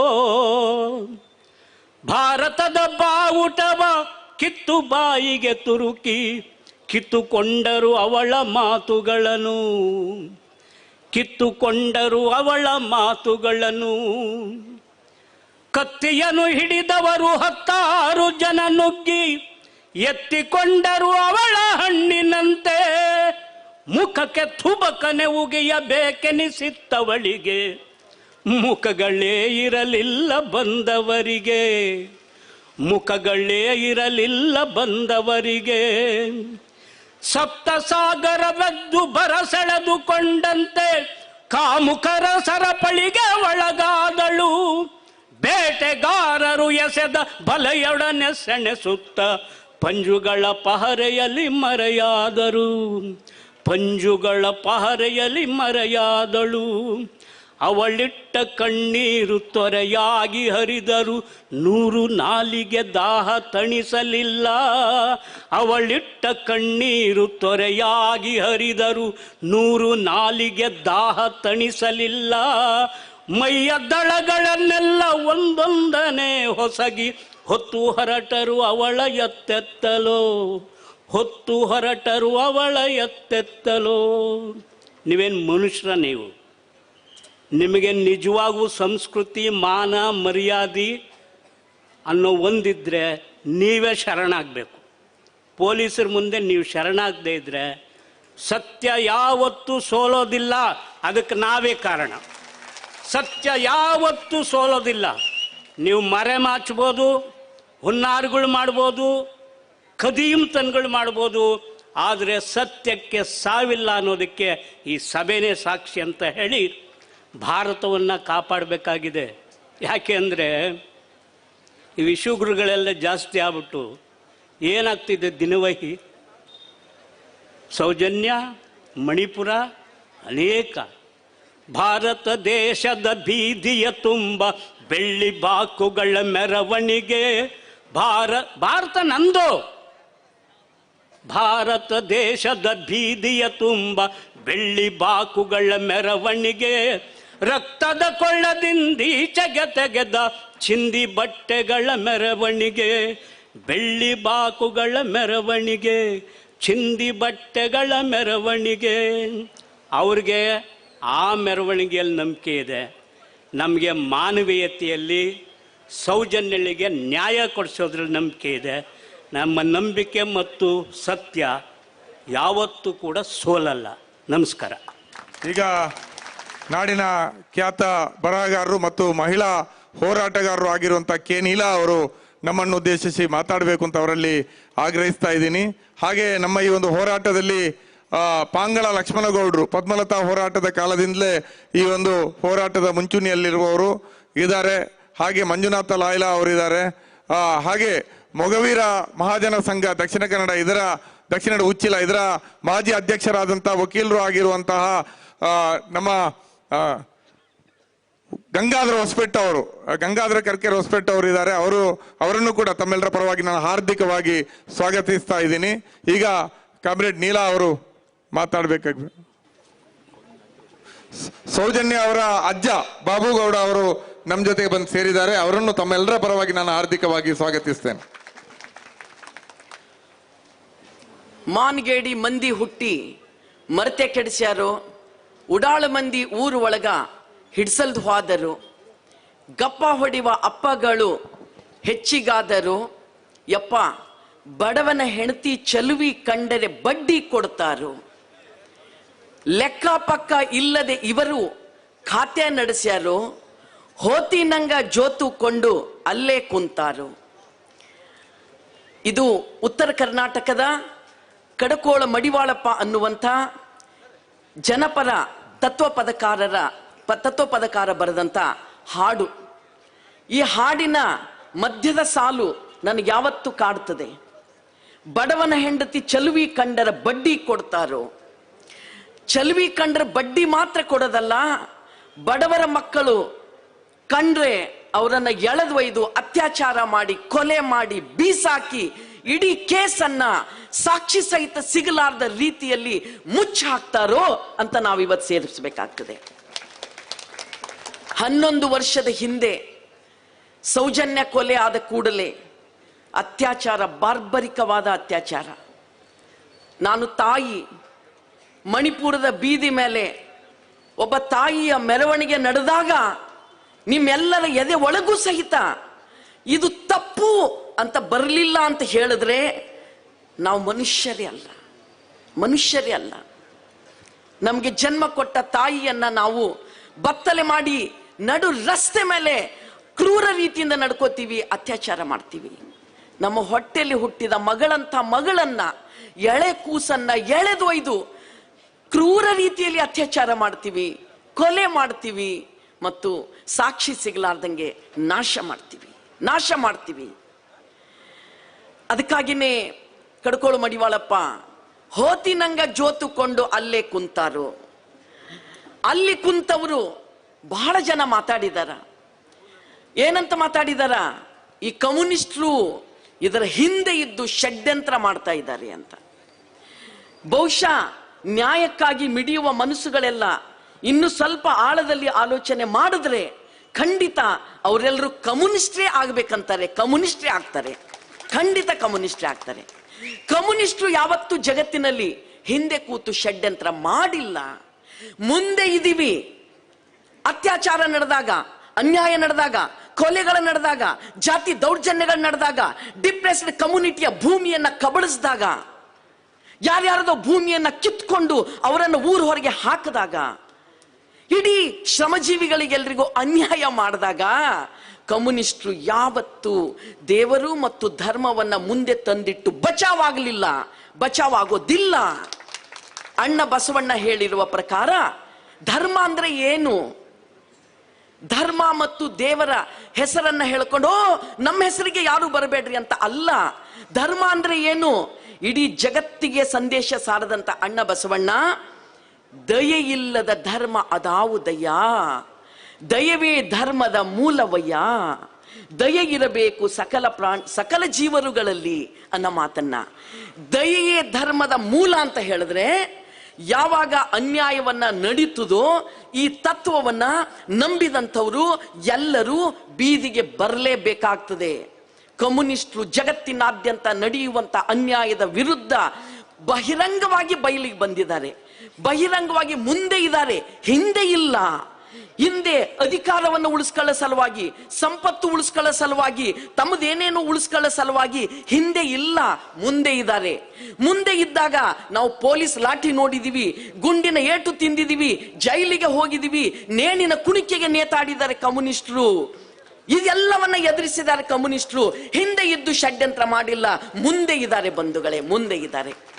ಸೌಜನ್ಯಳ ಕೊಲೆ ಆದ ಕೂಡಲೇ ಎಲ್ಲಿಯ ಕಲಬುರಗಿ, ಬಿಸಿಲನಾಡು ಕಲಬುರಗಿ, ಎಲ್ಲಿಯ ನಮ್ಮ ಈ ಮಲೆನಾಡಿನ ಸೆರಗು ಕರಾವಳಿ, ಕಡಲು, ಎಂಥದ್ದು ಮಳೆ, ಹಸಿರು, ಎಂಥ ಚಂದನ ಊರ್ರಿ ನಿಮ್ಮ ಊರು. ನನ್ನ ಭಾಷೆ ನಿಮ್ಗೆ ಅರ್ಥ ಆಗ್ತದೆ, ಭಾಷೆಗೇನು ಸಮಸ್ಯೆ ಇಲ್ಲ. ಭಾಷೆ ಅನ್ನೋದು ಹೃದಯದ ಮಾತುಗಳನ್ನು ಮುಟ್ಟಿಸ್ಲಿಕ್ಕೆ ಇರುವಂತ ಒಂದು ಮಾಧ್ಯಮ ಅಷ್ಟೇ. ನನ್ನ ಬೀದರ ಭಾಷೆ ಕೇಳಿದ್ರೆ ನಿಮ್ಗೆ ಅರ್ಥ ಆಗ್ಲಿಕ್ಕಿಲ್ಲ. ಅದರಲ್ಲಿ ಮರಾಠಿ, ಹಿಂದಿ, ತೆಲುಗು, ಉರ್ದು, ಕನ್ನಡ ಎಲ್ಲವೂ ಮಿಕ್ಸ್ ಭಾಷೆ. ಅದು ಬಿಸಿಲಿನಾಡಿನಿಂದ ಓಡೋಡಿ ನಾವು ಈ ಊರಿಗೆ ಬಂದಿದ್ದೆವು. ನಮಗ್ ಗೊತ್ತಿತ್ತು ಪದ್ಮಲತಾ ಪ್ರಕರಣ. ಅವರ ಅಪ್ಪ ಎಲೆಕ್ಷನ್ಗೆ ಒಂದು ನಾಮಿನೇಷನ್ ಹಾಕಿದ್ರು ಅಷ್ಟೇ. ಏನ್ ತಪ್ಪು ಮಾಡಿದ್ರು? ನಾಮಿನೇಷನ್ ಅನ್ನ ವಾಪಸ್ ತೆಕ್ಕೋಬೇಕು, ಇಲ್ಲ ಅಂತ ಹೇಳಿದ್ರು. ಏನ್ ಮಾಡಿದ್ರು? ಇಲ್ಲ ಅಂತ ಹೇಳಿದ್ರೆ ನಮ್ಮ ಮಗಳು, ಅವತ್ತಿನ ನಮ್ಮ ದೇವಾನಂದವರ ಮಗಳು ಪದ್ಮಲತಾನ ಅಪಹರಣ ಮಾಡಿ ಕೊನೆಗೆ ಅವಳನ್ನ ಕೊಂದು ಅವಳ ಮೇಲೆ ಬದುಕಿದ್ದಾಗ ಅತ್ಯಾಚಾರ ಮಾಡಿ ನೇತ್ರಾವತಿ ನದಿಯಲ್ಲಿ ಹಾಕಿದ್ರು. ನೇತ್ರಾವತಿ ನದಿಯ ನೀರು ಕೆಂಪಾಗಿ ಹರಿಯಿತು. ಪದ್ಮಲತಾನನ್ನ ಅತ್ಯಾಚಾರ ಮಾಡಿ ಕೊಲೆ ಮಾಡಿ ನೇತ್ರಾವತಿಯಲ್ಲಿ ಹಾಕಿದವರು ಯಾರು? ನಮಗೆ ಉತ್ತರ ಬೇಕು, ಉತ್ತರ ಬೇಕು. ಪದ್ಮಲತಾ ನನ್ನ ಮಗಳು, ಪದ್ಮಲತಾ ಸೌಜನ್ಯಳಂತವಳೆ. ಪದ್ಮಲತಾ ದೂರದ ಕಲಬುರಗಿಯಿಂದ ಅವತ್ತು ಓಡೋಡಿ ಬಂದಿದ್ವಲ್ಲ ನಾವೆಲ್ಲರೂ. ಹಳ್ಳಿ ಸುತ್ತಾಡಿದ್ವಿ. ಬೆಳ್ತಂಗಡಿ, ಉಜಿರೆ, ಧರ್ಮಸ್ಥಳ. ಬರೆದ್ರೆ ದೊಡ್ಡ ಕಾದಂಬರಿ ಆಗ್ತದೆ, ನಾನು ಹೇಳೋದಿಲ್ಲ. ನನ್ನ 10 ನಿಮಿಷದ ಅವಧಿಯ ಒಳಗಡೆ ನನ್ನ ಮಾತನ್ನ ಮುಗಿಸ್ತಾ ಇದ್ದೀನಿ ಬಂಧುಗಳೇ. ಕಲಬುರಗಿಯಿಂದ ಅವತ್ತು ಓಡೋಡಿ ಬಂದಾಗ ಈ ನಾಡಿನೊಳಗೆ ಇದ್ದಂತ ಅಸಹಜ ಸಾವುಗಳ ಸಂಖ್ಯೆ ಕಣ್ಮುಂದೆ ಬಂತು. ಇಲ್ಲಿ ಟ್ರಸ್ಟಿನವರು ಒಂದು ದೊಡ್ಡ ಮಾಹಿತಿಯನ್ನ, ನಾಗರಿಕ ಟ್ರಸ್ಟ್ನವರು ಮಾಹಿತಿ ಹಕ್ಕು ಕಾಯ್ದೆ ಅಡಿ ಒಳಗೆ ತೆಗೆದಿದ್ದನ್ನ ಎದುರಿಟ್ಕೊಂಡು ನೋಡಿದೆವು. ಅಸಹಜ ಸಾವುಗಳ ಪಟ್ಟಿ, ಎಷ್ಟು ಅಸಹಜ ಸಾವುಗಳ ಪಟ್ಟಿ ಅದು. ಅದರಲ್ಲಿರೋ ಹೆಸರುಗಳು ಯಾವುವು ಅಂತ ನಾವು ನೋಡ್ತಾ ಹೋದಂಗೆಲ್ಲ ನನ್ನ ನಾಡಿನವರ ಹೆಸರು ಇದಾವ ಅದರಲ್ಲಿ. ಯಲ್ಲಪ್ಪ, ಕಲ್ಲಮ್ಮ, ಬಸಪ್ಪ, ಸಂಗಪ್ಪನ ಹೆಸರುಗಳು ಇದಾವ ಅದರಲ್ಲಿ. ದೇವರನ್ನ ಬಯಸಿ ಬಂದವರಿಗೆ ಸಾವು ಕಾಡಿತು. ಸಾವು ತಂದವರು ಯಾರು? ನನ್ನೂರು ಬಸವ ಕಲ್ಯಾಣ. ಅಣ್ಣ ಬಸವಣ್ಣ, ಮಾದಾರ ಚೆನ್ನಯ್ಯ, ಡೋಹಾರ ಕಕ್ಕಯ್ಯ, ಹಡಪದ ಅಪ್ಪಣ್ಣ, ಅಕ್ಕ ಮಹಾದೇವಿ, ಸತ್ಯಕ್ಕ, ಲಿಂಬಕ್ಕಿಯರ ನಾಡು ನನ್ನ ಬಸವ ಕಲ್ಯಾಣ. ಆ ಕಲ್ಯಾಣಕ್ಕೆ ಬಂದಂತವ್ರು ಯಾರು ಸಾಯ್ಲಿಲ್ಲ. ಇಲ್ಲಿ ಬಂದಂತವ್ರು ಯಾಕೆ ಹೆಣವಾದ್ರು? ಯಾಕೆ ಇಲ್ಲಿ ಕೊಲೆ ಆದ್ರು? ಇದಕ್ಕೆ ಉತ್ತರ ಬೇಕು, ಉತ್ತರ ಬೇಕು. ಪೊಲೀಸ್ ಡಿಪಾರ್ಟ್ಮೆಂಟಿನ ಬಂಧುಗಳು ಇಲ್ಲಿ ಖಂಡಿತ ಇದ್ದಿರ್ತೀವಿ. ನಾವು ಹೇಳ್ತೀವಿ, ಅವತ್ತಿನ ದಿನ ಸೌಜನ್ಯ ಪ್ರಕರಣದ ತನಿಖೆಯ ಸಂದರ್ಭದಲ್ಲಿ ತನಿಖೆಯನ್ನ ದಿಕ್ತಪ್ಪಿಸಿದವರು ಅಧಿಕಾರಿಗಳು ಯಾರು ಅದನ್ನ ಪೋಸ್ಟ್ ಮಾರ್ಟಮ್ ಮಾಡಿದವರು, ರಿಪೋರ್ಟ್ ಏನು ಬಂತು, ಯಾಕೆ ಇವತ್ತು ಇಡೀ ಸೌಜನ್ಯ ಪ್ರಕರಣವನ್ನ ಸಾಕ್ಷಿ ಇರಲಾದ ರೀತಿಯಲ್ಲಿ ಮಾಡಿದ್ರು? ಈ ನಿಗೂಢತೆಯ ಒಳಗಿನ ಪ್ರಶ್ನೆಗಳಿಗೆ ನಮಗೆ ಉತ್ತರ ಬೇಕು, ಉತ್ತರ ಬೇಕು. ಉತ್ತರ ಕೇಳಿ ನಾವಿಲ್ಲಿ ಬಂದಿದ್ದೀವಿ. ಅಲ್ಲೆಲ್ಲೋ ಕಲಬುರಗಿ ಜಿಲ್ಲೆಯ ಕೊರಳ್ಳಿ ಅನ್ನುವಂಥ, ದೇವಂತಿಗೆ ಅನ್ನುವಂಥ ಹಳ್ಳಿಯಲ್ಲಿ ಕಳೆದ ತಿಂಗಳೇ 9-10 ವರ್ಷದ ಮಗು, 11 ವರ್ಷದ ಮಗುವಿನ ಮೇಲೆ ಅತ್ಯಾಚಾರ ನಡೀತು, ಕೊಲೆ ಮಾಡಿದ್ರು. ದೊಡ್ಡ ಹೋರಾಟ ನಡೀತು. ಯಾರೊಬ್ರು ಅಲ್ಲಿ ಬಂದು ನೀವ್ಯಾಕೆ ಹೋರಾಟ ನಡೆಸ್ತೀರಿ, ಷಡ್ಯಂತ್ರ ಮಾಡ್ತಾ ಇದ್ದೀರಿ, ಪ್ರಶ್ನೆ ಕೇಳಬೇಡ್ರಿ ಅಂತ ನಮಗೆ ಯಾರು ಹೇಳಲಿಲ್ಲ. ನಮ್ಮ ಕಲಬುರಗಿಯಲ್ಲಿ ಹೋರಾಟ ಮಾಡಿ ಆರೋಪಿಯನ್ನ ಬಂಧನ ಮಾಡಿದ್ರು. ಇವತ್ತು ಸರಿಯಾದ ರೀತಿಯಲ್ಲಿ ತನಿಖೆ ನಡೆಸ್ತಾ ಇದ್ದಾರೆ. ಇಲ್ಲಿ ಯಾಕೆ ನಡೀಲಿಲ್ಲ ಸೌಜನ್ಯ ಪ್ರಕರಣದ ತನಿಖೆ? ನಮಗೆ ಉತ್ತರ ಬೇಕು. ವೇದವಲ್ಲಿ ಪ್ರಕರಣ ಏನಾಯ್ತು? ನಮಗೆ ಉತ್ತರ ಬೇಕು. ವೇದವಲ್ಲಿ ಯಾರು? ನಮ್ಮ ಬಿಸಿಲಿನಾಡಿನ ಹೈದರಾಬಾದ್ ಕರ್ನಾಟಕದ ಡಾಕ್ಟರ್ ಒಬ್ರು ಇಲ್ಲಿ ಬಂದು ವೇದವಲ್ಲಿಯನ್ನ ಮದುವೆ ಆದ, ಅಂತರ್ಜಾತಿ ವಿವಾಹ ಆದುವಂತ ವೈದ್ಯರವರು ಅವ್ರ ಮನೆಗೆ ಹೋದಾಗ ಇಡೀ ಪ್ರಕರಣವನ್ನ ನಮಗೆ ವಿವರಣೆ ಮಾಡಿ ಹೇಳಿದ್ರು. ಇವತ್ತಿಲ್ಲ ಡಾಕ್ಟ್ರು, ಅವರು ಮರಣ ಹೊಂದಿದಾರ. ಅದ್ರ ಪ್ರಶ್ನೆ ಏನು? ವೇದವಲ್ಲಿ ಮತ್ತು ಅನೇಕ ದೊಡ್ಡ ಪ್ರಮಾಣದಲ್ಲಿ ನಡೆದಂತ ಅಸಹಜ ಸಾವುಗಳಿಗೆ ಎಲ್ಲದಕ್ಕೂ ನಮಗೆ ಉತ್ತರ ಬೇಕು ಬಂಧುಗಳೇ, ಉತ್ತರ ಬೇಕು. ಆ ಕಾರಣಕ್ಕಾಗಿ ಇವತ್ತಿನ ದಿನ ನಾವು ಆಗ್ರಹ ಮಾಡ್ತಾ ಇದ್ದೀವಿ. ಏನ್ ಆಗ್ರಹ ಮಾಡ್ತಾ ಇದ್ದೀವಿ? ಮಣಿಪುರದಲ್ಲಿ ಬತ್ತಲೆ ಮೆರವಣಿಗೆ ಆಗಿದ್ದಾಗ ಮೌನ ಹೊಂದಿದ ನೀವು ನಮ್ಮ ಸೌಜನ್ಯ, ನಮ್ಮ ಮಗಳಿಗೆ ನ್ಯಾಯ ಕೊಡ್ಲಿಲ್ಲ ಅನ್ನೋದು ಇವತ್ತು ಸಾಬೂತಾಗಿದೆ. ಇವತ್ತು ತಪ್ಪ್ಯಾರದು? ತಪ್ಪು CBI ಯಾರ ಅಡಿಯಲ್ಲಿ ಇರುವಂತ ಸಂಸ್ಥೆ? ಅದು ಕೇಂದ್ರ ಸರ್ಕಾರದ ಅಡಿಯಲ್ಲಿ ಇರುವಂತ ಸಂಸ್ಥೆ. ಸೊ ಆ ಸಂಸ್ಥೆ ಇವತ್ತು ಒಬ್ಬ ಸಂತೋಷ್ ರಾವ್ ಅನ್ನುವಂಥವನಿಗೆ ಅರೆಸ್ಟ್ ಮಾಡಿದ ದಿನ 17 ಸಂಘಟನೆಗಳು ಬೆಂಗಳೂರಿನೊಳಗ ಸತತ ಹೋರಾಟ ಮಾಡ್ತಾ ಇದ್ರು. ಅವ್ರು ಹೇಳಿದ್ರು, ಜನವಾದಿ ಮಹಿಳಾ ಸಂಘಟನೆ ಹೇಳಿತ್ತವತ್ತು. ಏನ್ ಹೇಳಿತ್ತು? ನೀವು ನಿಜವಾದ ಆರೋಪಿಯನ್ನ ಬಂಧನ ಮಾಡಿಲ್ಲ. ನಾವು ಅವತ್ತೇ ಹೇಳಿದೆವು. 11 ವರ್ಷ ತರುವಾಯ CBIನವರು ಈತ ತಪ್ಪೇ ಮಾಡಿಲ್ಲ ಅಂತ ಬಿಟ್ರು.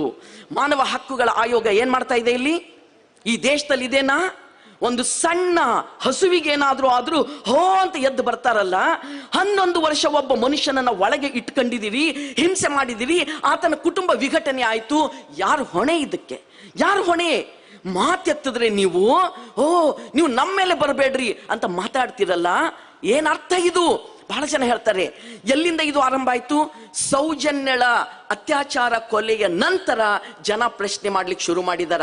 ಅದಕ್ಕೂ ಮೊದಲು ಎಷ್ಟೊಂದು ಕೊಲೆ ಸಾವುಗಳು ಆದ್ವಲ್ಲ, ಅವತ್ತು ನೀವ್ಯಾಕೆ ನಿನ್ನೆ ನಡೆಸಿದಂತ ಹೋರಾಟ ನಡೆಸಲಿಲ್ಲ? ಯಾಕೆ ನಡೆಸಲಿಲ್ಲ? ನಿಮ್ಮ ಒಳಗಡೆ ನಿಜವಾಗಲೂ ಹೆಣ್ಣು ಮಗಳು, ಜನ್ಮ ಕೊಡುವ ಹೆಣ್ಣು ಮಗಳು, ನಮ್ಮ ತಾಯಿ ಅಂತಕಿ ಎಷ್ಟೋ ಜನ ಭಕ್ತಿಗಾಗಿ ಇಲ್ಲಿ ಬಂದವರು ಯಾಕೆ ಸಾವಿಗೀಡಾದ್ರು? ಇದು ತಪ್ಪು. ಪೊಲೀಸ್ ಸ್ಟೇಷನ್ ಇದೆ ನಮ್ಮಲ್ಲಿ, ಕಾನೂನಿದೆ ನಮ್ಮಲ್ಲಿ, ಸಂವಿಧಾನ ಇದೆ ನಮ್ಮಲ್ಲಿ. ನಾವು ಅದರ ಪ್ರಕಾರ ನ್ಯಾಯ ಕೊಡಬೇಕು, ಅದಕ್ಕಾಗಿ ಹೋರಾಟ ಮಾಡಬೇಕು ಅಂತ ಯಾಕೆ ಅನ್ನಿಸಲಿಲ್ಲ? ಈ ಪ್ರಶ್ನೆ ಎಲ್ಲರೂ ಮಾಡ್ಬೇಕಲ್ಲ. ಸೌಜನ್ಯ ಪ್ರಕರಣ ಇವತ್ತು ಬರ್ತಾ ಹೋದಂಗೆ ಇಡೀ ನಾಡಿನಾದ್ಯಂತ ಜನ ಇಲ್ಲಿ ಬರ್ತಾ ಹೋದಂಗೆಲ್ಲ ಆವಾಗ ಒಬ್ಬೊಬ್ರೆ ನಾವು ಪ್ರಶ್ನೆ ಕೇಳದಿದ್ರ ನಾಳೆ ನಮಗೂ ಜನ ಏನು ಅನ್ಬಹುದು ಅಂತನಾ? ಅಥವಾ ನೀವೇ ಸೌಜನ್ಯಳಿಗೆ ನ್ಯಾಯ ಸಿಗಬೇಕಾಗಿದ್ದನ್ನ ದಿಕ್ತಪ್ಪಿಸುವ ಸಲುವಾಗಿ ಷಡ್ಯಂತ್ರ ಮಾಡ್ತಾ ಇದ್ದೀರಾ ಅಂತ ನಾವು ಪ್ರಶ್ನೆ ಮಾಡ್ಬೇಕಾಗ್ತದೆ. ಮಾಡ್ಬೇಕಾ ಮಾಡಬಾರ್ದಾ? ಪ್ರಶ್ನೆ ಮಾಡ್ಬೇಕಾ ಮಾಡಬಾರ್ದಾ? ಇದು ಮಾತಾಡುವ ಯುಗ, ಇದು ಮೌನದ ಯುಗ ಅಲ್ಲ. ನೀವು ಬೆದರಿಸಬಹುದು ನಮ್ಮನ್ನ. ಜನ್ನಿಯವರು ಇಲ್ಲಿ ಹಾಡು ಹೇಳಿದ್ರು, ಯಾರಿಗೆ ಬಂತು, ಎಲ್ಲಿಗೆ ಬಂತು 47ರ ಸ್ವಾತಂತ್ರ್ಯ? ಇದ್ದವರ ಗೆದ್ದವರ ಕದ್ದವರ ಮನೆಗೆ ಬಂತು 47ರ ಸ್ವಾತಂತ್ರ್ಯ. ಅತ್ಯಾಚಾರ ದೌರ್ಜನ್ಯಗಳ ನಡೆಸಿಯೂ ಸಹಿತ ಬಹಳ ದೊಡ್ಡ ಸರ್ವಾಧಿಕಾರಿಯ ಕಬಂದ ಬಾಹುವಿನ ಒಳಗೆ ಮುಚ್ಚಿಟ್ಕೊಂಡು ಬಚಾವಾಗುವಂತವರಿಗೆ ಬಂತು ಸ್ವಾತಂತ್ರ್ಯ. ಸೌಜನ್ಯಳಿಗೆ ಬರಲಿಲ್ಲ ಸ್ವಾತಂತ್ರ್ಯ, ವೇದವಲ್ಲಿಗೆ ಬರಲಿಲ್ಲ ಸ್ವಾತಂತ್ರ್ಯ, ಅಸಹಜ ಸಾವುಗಳಿಗೆ ಸಿಗಲಿಲ್ಲ ಸ್ವಾತಂತ್ರ್ಯ. ನಮ್ಮೆಲ್ಲರ ಮೌನಗಳನ್ನ ಒಡೆದು ಪ್ರಶ್ನೆ ಮಾಡಲಿಕ್ಕೆ ಬೇಕಾದಂತ ತಾಕತ್ತು ಮಾತ್ರ ಆ ಸ್ವಾತಂತ್ರ್ಯ ನಾವು ಉಳಿಸ್ಕೊಂಡಿದ್ದೀವಿ. ಅದಕ್ಕಾಗಿ ಯಾವತ್ತೂ ಈ ಸ್ವಾತಂತ್ರ್ಯವನ್ನ ನಾವು ಕಳ್ಕೊಳ್ಳೋದಿಲ್ಲ ಬಂಧುಗಳೇ. ನನ್ನ ಕೊನೆಯ ಮಾತಿಗೆ ನಾನು ಬರ್ತಾ ಇದ್ದೀನಿ. ಕೊನೆಯ ಮಾತಿಗೆ, ಸೌಜನ್ಯಳ ಪ್ರಕರಣದಲ್ಲಿ ನಾವು ಆಗ್ರಹ ಮಾಡ್ತಾ ಇದ್ದೀವಿ. ಅವರು ಡೈವರ್ಟ್ ಮಾಡ್ಬೇಕಂತಾರೆ ಕೆಲವು ಜನ. ಏನ್ ಡೈವರ್ಟ್? ಹಿಂಗೆ ಇವರನ್ನ ಕೇಳ್ರಿ ಅವರನ್ನ ಕೇಳ್ರಿ ಅಂತ. ನಾವು ಕೇಳೋದು CBI ತನಿಖೆಯನ್ನ ಮಾಡಿ ಅವತ್ ನೀವು ಯಾರನ್ನ ಅರೆಸ್ಟ್ ಮಾಡಿದ್ರೋ ಅದು ವಿಫಲ ಯಾಕಾಯ್ತು? ಸಂತೋಷ್ ರಾವ್ ಆರೋಪಿ ಅಲ್ಲ ಅಂತ ತೀರ್ಪು ಆಯ್ತು. ಹಾಗಿದ್ರೆ ಯಾರಾದ್ರೂ ಸೌಜನ್ಯನ ಅತ್ಯಾಚಾರ ಕೊಲೆ ಮಾಡಿದವರು ಇದ್ದೇ ಇದ್ದಾರಲ್ಲ, ಯಾರು ನಿರ್ಭಯದಿಂದ ಪತ್ತೆ ಹಚ್ಚಿ, ನಿಷ್ಪಕ್ಷಪಾತದಿಂದ ಪತ್ತೆ ಹಚ್ಚಿ, ಯಾರ ಆಮಿಷ ದಬ್ಬಾಳಿಕೆಗೂ ಒಳಗಾಗ್ಲಾರ್ದೇನೆ ಪತ್ತೆ ಹಚ್ಚಿ ನಾವು ಆಗ್ರಹ ಮಾಡ್ತಾ ಇದ್ದೀವಿ. ಯಾರಾದ್ರೂ ಕೊಲೆ ಮಾಡಿದಾರ? ಯಾರಾದ್ರೂ ಅದರಲ್ಲಿ ಇದ್ದೇ ಇದ್ದಾರ? ಒಬ್ರಿದಾರ, ಮೂವರಿದಾರ, 4 ಜನ ಇದ್ದಾರ? ಪತ್ತೆ ಹಚ್ಚಿರಿ ಅನ್ನೋದನ್ನ ನಾವಿವತ್ತು ಆಗ್ರಹ ಮಾಡ್ತಾ ಇದ್ದೀವಿ. ಬಂಧುಗಳೇ, ಭಾರತ ದೇಶದಲ್ಲಿ ಜನ ತಮ್ಮ ಭಕ್ತಿಗಾಗಿ ದೇವಸ್ಥಾನಕ್ಕೆ ಹೋಗ್ತಾರೆ. ಆದ್ರೆ ದೇವಸ್ಥಾನದಲ್ಲಿ ನೀ ನ್ಯಾಯದ ತಕ್ಕಡಿ ತೂಗು ದೇವರೇ ಅಂತ ಆಣೆ ಪ್ರಮಾಣ ಮಾಡ್ಲಿಕ್ಕಲ್ಲ. ನಮಗೆ ನ್ಯಾಯ ಸಿಗಬೇಕಾಗಿರೋದು ಈ ಕೋರ್ಟಿನಲ್ಲಿ, ನಮಗೆ ನ್ಯಾಯ ಸಿಗಬೇಕಾಗಿರೋದು ಈ ಸಂವಿಧಾನದ ಅಡಿಯಲ್ಲಿ, ನಮಗೆ ನ್ಯಾಯ ಸಿಗಬೇಕಾಗಿರೋದು ಭಾರತದ ಕಾನೂನಿನ ಅಡಿಯಲ್ಲಿ. ಇದನ್ನ ದಿಕ್ ತಪ್ಪಿಸ್ತಾ ಇದ್ದೀರಿ ನೀವು, ಹಿಂದೆ ನಿಂತು ಷಡ್ಯಂತ್ರ ಮಾಡ್ತಾ ಇದ್ದೀರಿ ನೀವು. ಇಡೀ ಸೌಜನ್ಯ ಮಾತ್ರ ಅಲ್ಲ, ಈ ಪ್ರದೇಶದ ಅಸಂಖ್ಯ ಅಸಹಜ ಸಾವುಗಳಿಗೆ ನ್ಯಾಯ ಸಿಗಲಾರದ ರೀತಿಯಲ್ಲಿ ನೀವು ಷಡ್ಯಂತ್ರ ಮಾಡ್ತಾ ಇದ್ದೀರಿ. ಸೊ ಯಾವ ನೆಲದಲ್ಲಿ ಒಂದು ಮತೀಯವಾದಂತ ಚಟುವಟಿಕೆಗಳನ್ನ ನಡೆಸ್ತೀರಿ, ಆ ಧರ್ಮ ಬೇರೆ ಈ ಧರ್ಮ ಬೇರೆ ಅಂತ ಮಾಡ್ತೀರಿ, ಆ ಜನ ಬೇರೆ ಈ ಜನ ಬೇರೆ ಅಂತ ಮಾಡ್ತೀರಿ, ಅಂಥ ನೆಲದಲ್ಲಿ ಹೆಣ್ಣು ಮಕ್ಕಳಿಗೆ ನ್ಯಾಯ ಕೊಡೋದು ನಿಮ್ಮಲ್ಲಿ ಖಂಡಿತ ಪ್ರಾಮಾಣಿಕ ಮನಸ್ಸು ಇರೋದಿಲ್ಲ. ಪ್ರಾಮಾಣಿಕ ಮನಸ್ಸು ಇರೋದಿಲ್ಲ. ಪ್ರಾಮಾಣಿಕ ಮನಸ್ಸು ಇದ್ರೆ ನೀವು ಎಲ್ಲ ಸಂದರ್ಭದಲ್ಲೂ ನ್ಯಾಯದ ತಕ್ಕಡಿಯನ್ನು ತೂಗ್ತೀರಿ ಬಂಧುಗಳೇ. ನೀವು ಅದನ್ನ ಇಟ್ಕೊಂಡು ನಾನು ಬಹಳ ಜನರಿಗೆ ನಾನು ಮಾತಾಡಿದ್ದೀನಿ. ಬೆಳ್ತಂಗಡಿ ರಸ್ತೆ ತುಂಬಾ ಓಡಾಡುವಾಗೆಲ್ಲ ಅನೇಕ ಜನ ಹೇಳ್ತಿದ್ರು, ಮೇಡಮ್ ನಮಗೆ ಮಾತಾಡ್ಲಿಕ್ಕೆ ಆಗಲ್ಲ. ಯಾಕಾಗಲ್ಲ? ನಮ್ಮ ಸಂಬಂಧಪಟ್ಟವರು ಅಲ್ಲೆಲ್ಲೋ ಸಿಬ್ಬಂದಿ ಇದ್ದಾರ, ಇಲ್ಲೆಲ್ಲೋ ಮತ್ತೇನೋ ಇದ್ದಾರ, ಅವ್ರ ಕೆಲಸ ಕಳ್ಕೋಬಹುದು, ಅವ್ರಿಗೆ ಜೀವ ಬೆದರಿಕೆ ಇರ್ಬೋದು, ಆಕ್ಸಿಡೆಂಟ್ಗಳು ಆಗ್ಬಿಡ್ಬೋದು. ಇಲ್ಲಿ ಗಾಡಿಗಳನ್ನ ಹಾಯಿಸಿ ಕೊಲೆ ಮಾಡೋದು ಆರಾಮ್ ಇಲ್ಲಿ ಈ ನಾಡಿನಲ್ಲಿ. ನಮ್ಗೆ ಆಶ್ಚರ್ಯ, ನಮ್ಮಲ್ಲಿ ಅಚಾನಕ್ ಆಕ್ಸಿಡೆಂಟ್ಗಳಾಗ್ತವೆ. ಎಲ್ಲಿ? ಹೈದರಾಬಾದ್ ಕರ್ನಾಟಕದಲ್ಲಿ. ಇಲ್ಲಿ ಮಾತ್ರ ಪ್ಲಾನ್ಡ್ ಆಕ್ಸಿಡೆಂಟ್ಗಳಾಗ್ತವೆ. ಅದು ಆಕ್ಸಿಡೆಂಟ್ ಅಂತೇಳಿ ದಾಖಲೆ ಆಗ್ಬಿಡ್ತದೆ ಅಷ್ಟೇ, ಕೊಲೆ ಅಂತ ದಾಖಲೆ ಆಗಲ್ಲ. ಹಿಂಗೆಲ್ಲ ಆಗಿಬಿಡ್ಬೋದು. ಅದಕ್ಕಾಗಿ ನಮ್ಮ ಮಾತಾಡ್ಲಿಕ್ಕೆ ಆಗಲ್ಲ. ಅಯ್ಯೋ, ಒಂದು ಸಾರಿ ಹುಟ್ಟಿದೀವಿ, ಗ್ಯಾರಂಟಿ ಸಾಯ್ತೀವಿ. ಸಾವನ್ನ ನಮ್ಮ ಬೆನ್ನಿಗೆ ಕಟ್ಕೊಂಡು ಬಂದಿದೀವಿ. ಊರಿ ಬರಲಿ ಸಿರಿ ಬರಲಿ ಕೂಡಲ ಸಂಗನ ಎದುರು ದಂದನ ದತ್ತಣ ಅನ್ನಲಾರ್ದೇನೆ ನಮಗೆ ಬದುಕಲಿಕ್ಕಾಗಲ್ಲ. ನಾನು ಬದುಕಬೇಕು ಅಂತ ಅನ್ಕೊಂಡು ಈಗ ಸುಮ್ಮನಿದ್ದೆ ಅಂತ ಇಟ್ಕೊಳ್ರಿ, ನಾನು ಸ್ಟೇಜ್ ಇಳಿಯೋದ್ರ ಒಳಗಾಗಿ ಹಾರ್ಟ್ ಪಟ್ಟ ಅಂದ್ಬಿಟ್ಟು ಮ್ಯಾಲ್ ಹೊರಟೋಗ್ಬೋದು. ಹೌದಾ? ಇದು ಸಾವು ಯಾರಿಗೂ ಬಿಟ್ಟಿಲ್ಲ. ಯಾವಾಗ ಎದೆಯ ಗಂಟೆ ಡಣ್ ಅಂತದೋ ಅವಾಗ ನಾವು ಹೊರಟೇ ಬಿಡಬೇಕು. ಇಲ್ಲ ಅಂತಲ್ಲ, ಯಾರಿಗೂ ನಿಲ್ಲಿಸ್ಲಿಕ್ಕಾಗಲ್ಲ. ನೀವು ಎಲ್ಲಿ ಹೋಗಿ ಏನೇ ಆಣೆ ಪ್ರಮಾಣ ಮಾಡಿದ್ರು ನಿಲ್ಲಿಸ್ಲಿಕ್ಕೆ ಆಗೋದಿಲ್ಲ. ಅದಕ್ಕಾಗಿ ಹುಟ್ಟಿದೀವಿ ಒಂದು ಸರ್ತಿ, ಸಾಯೋದು ಗ್ಯಾರಂಟಿ.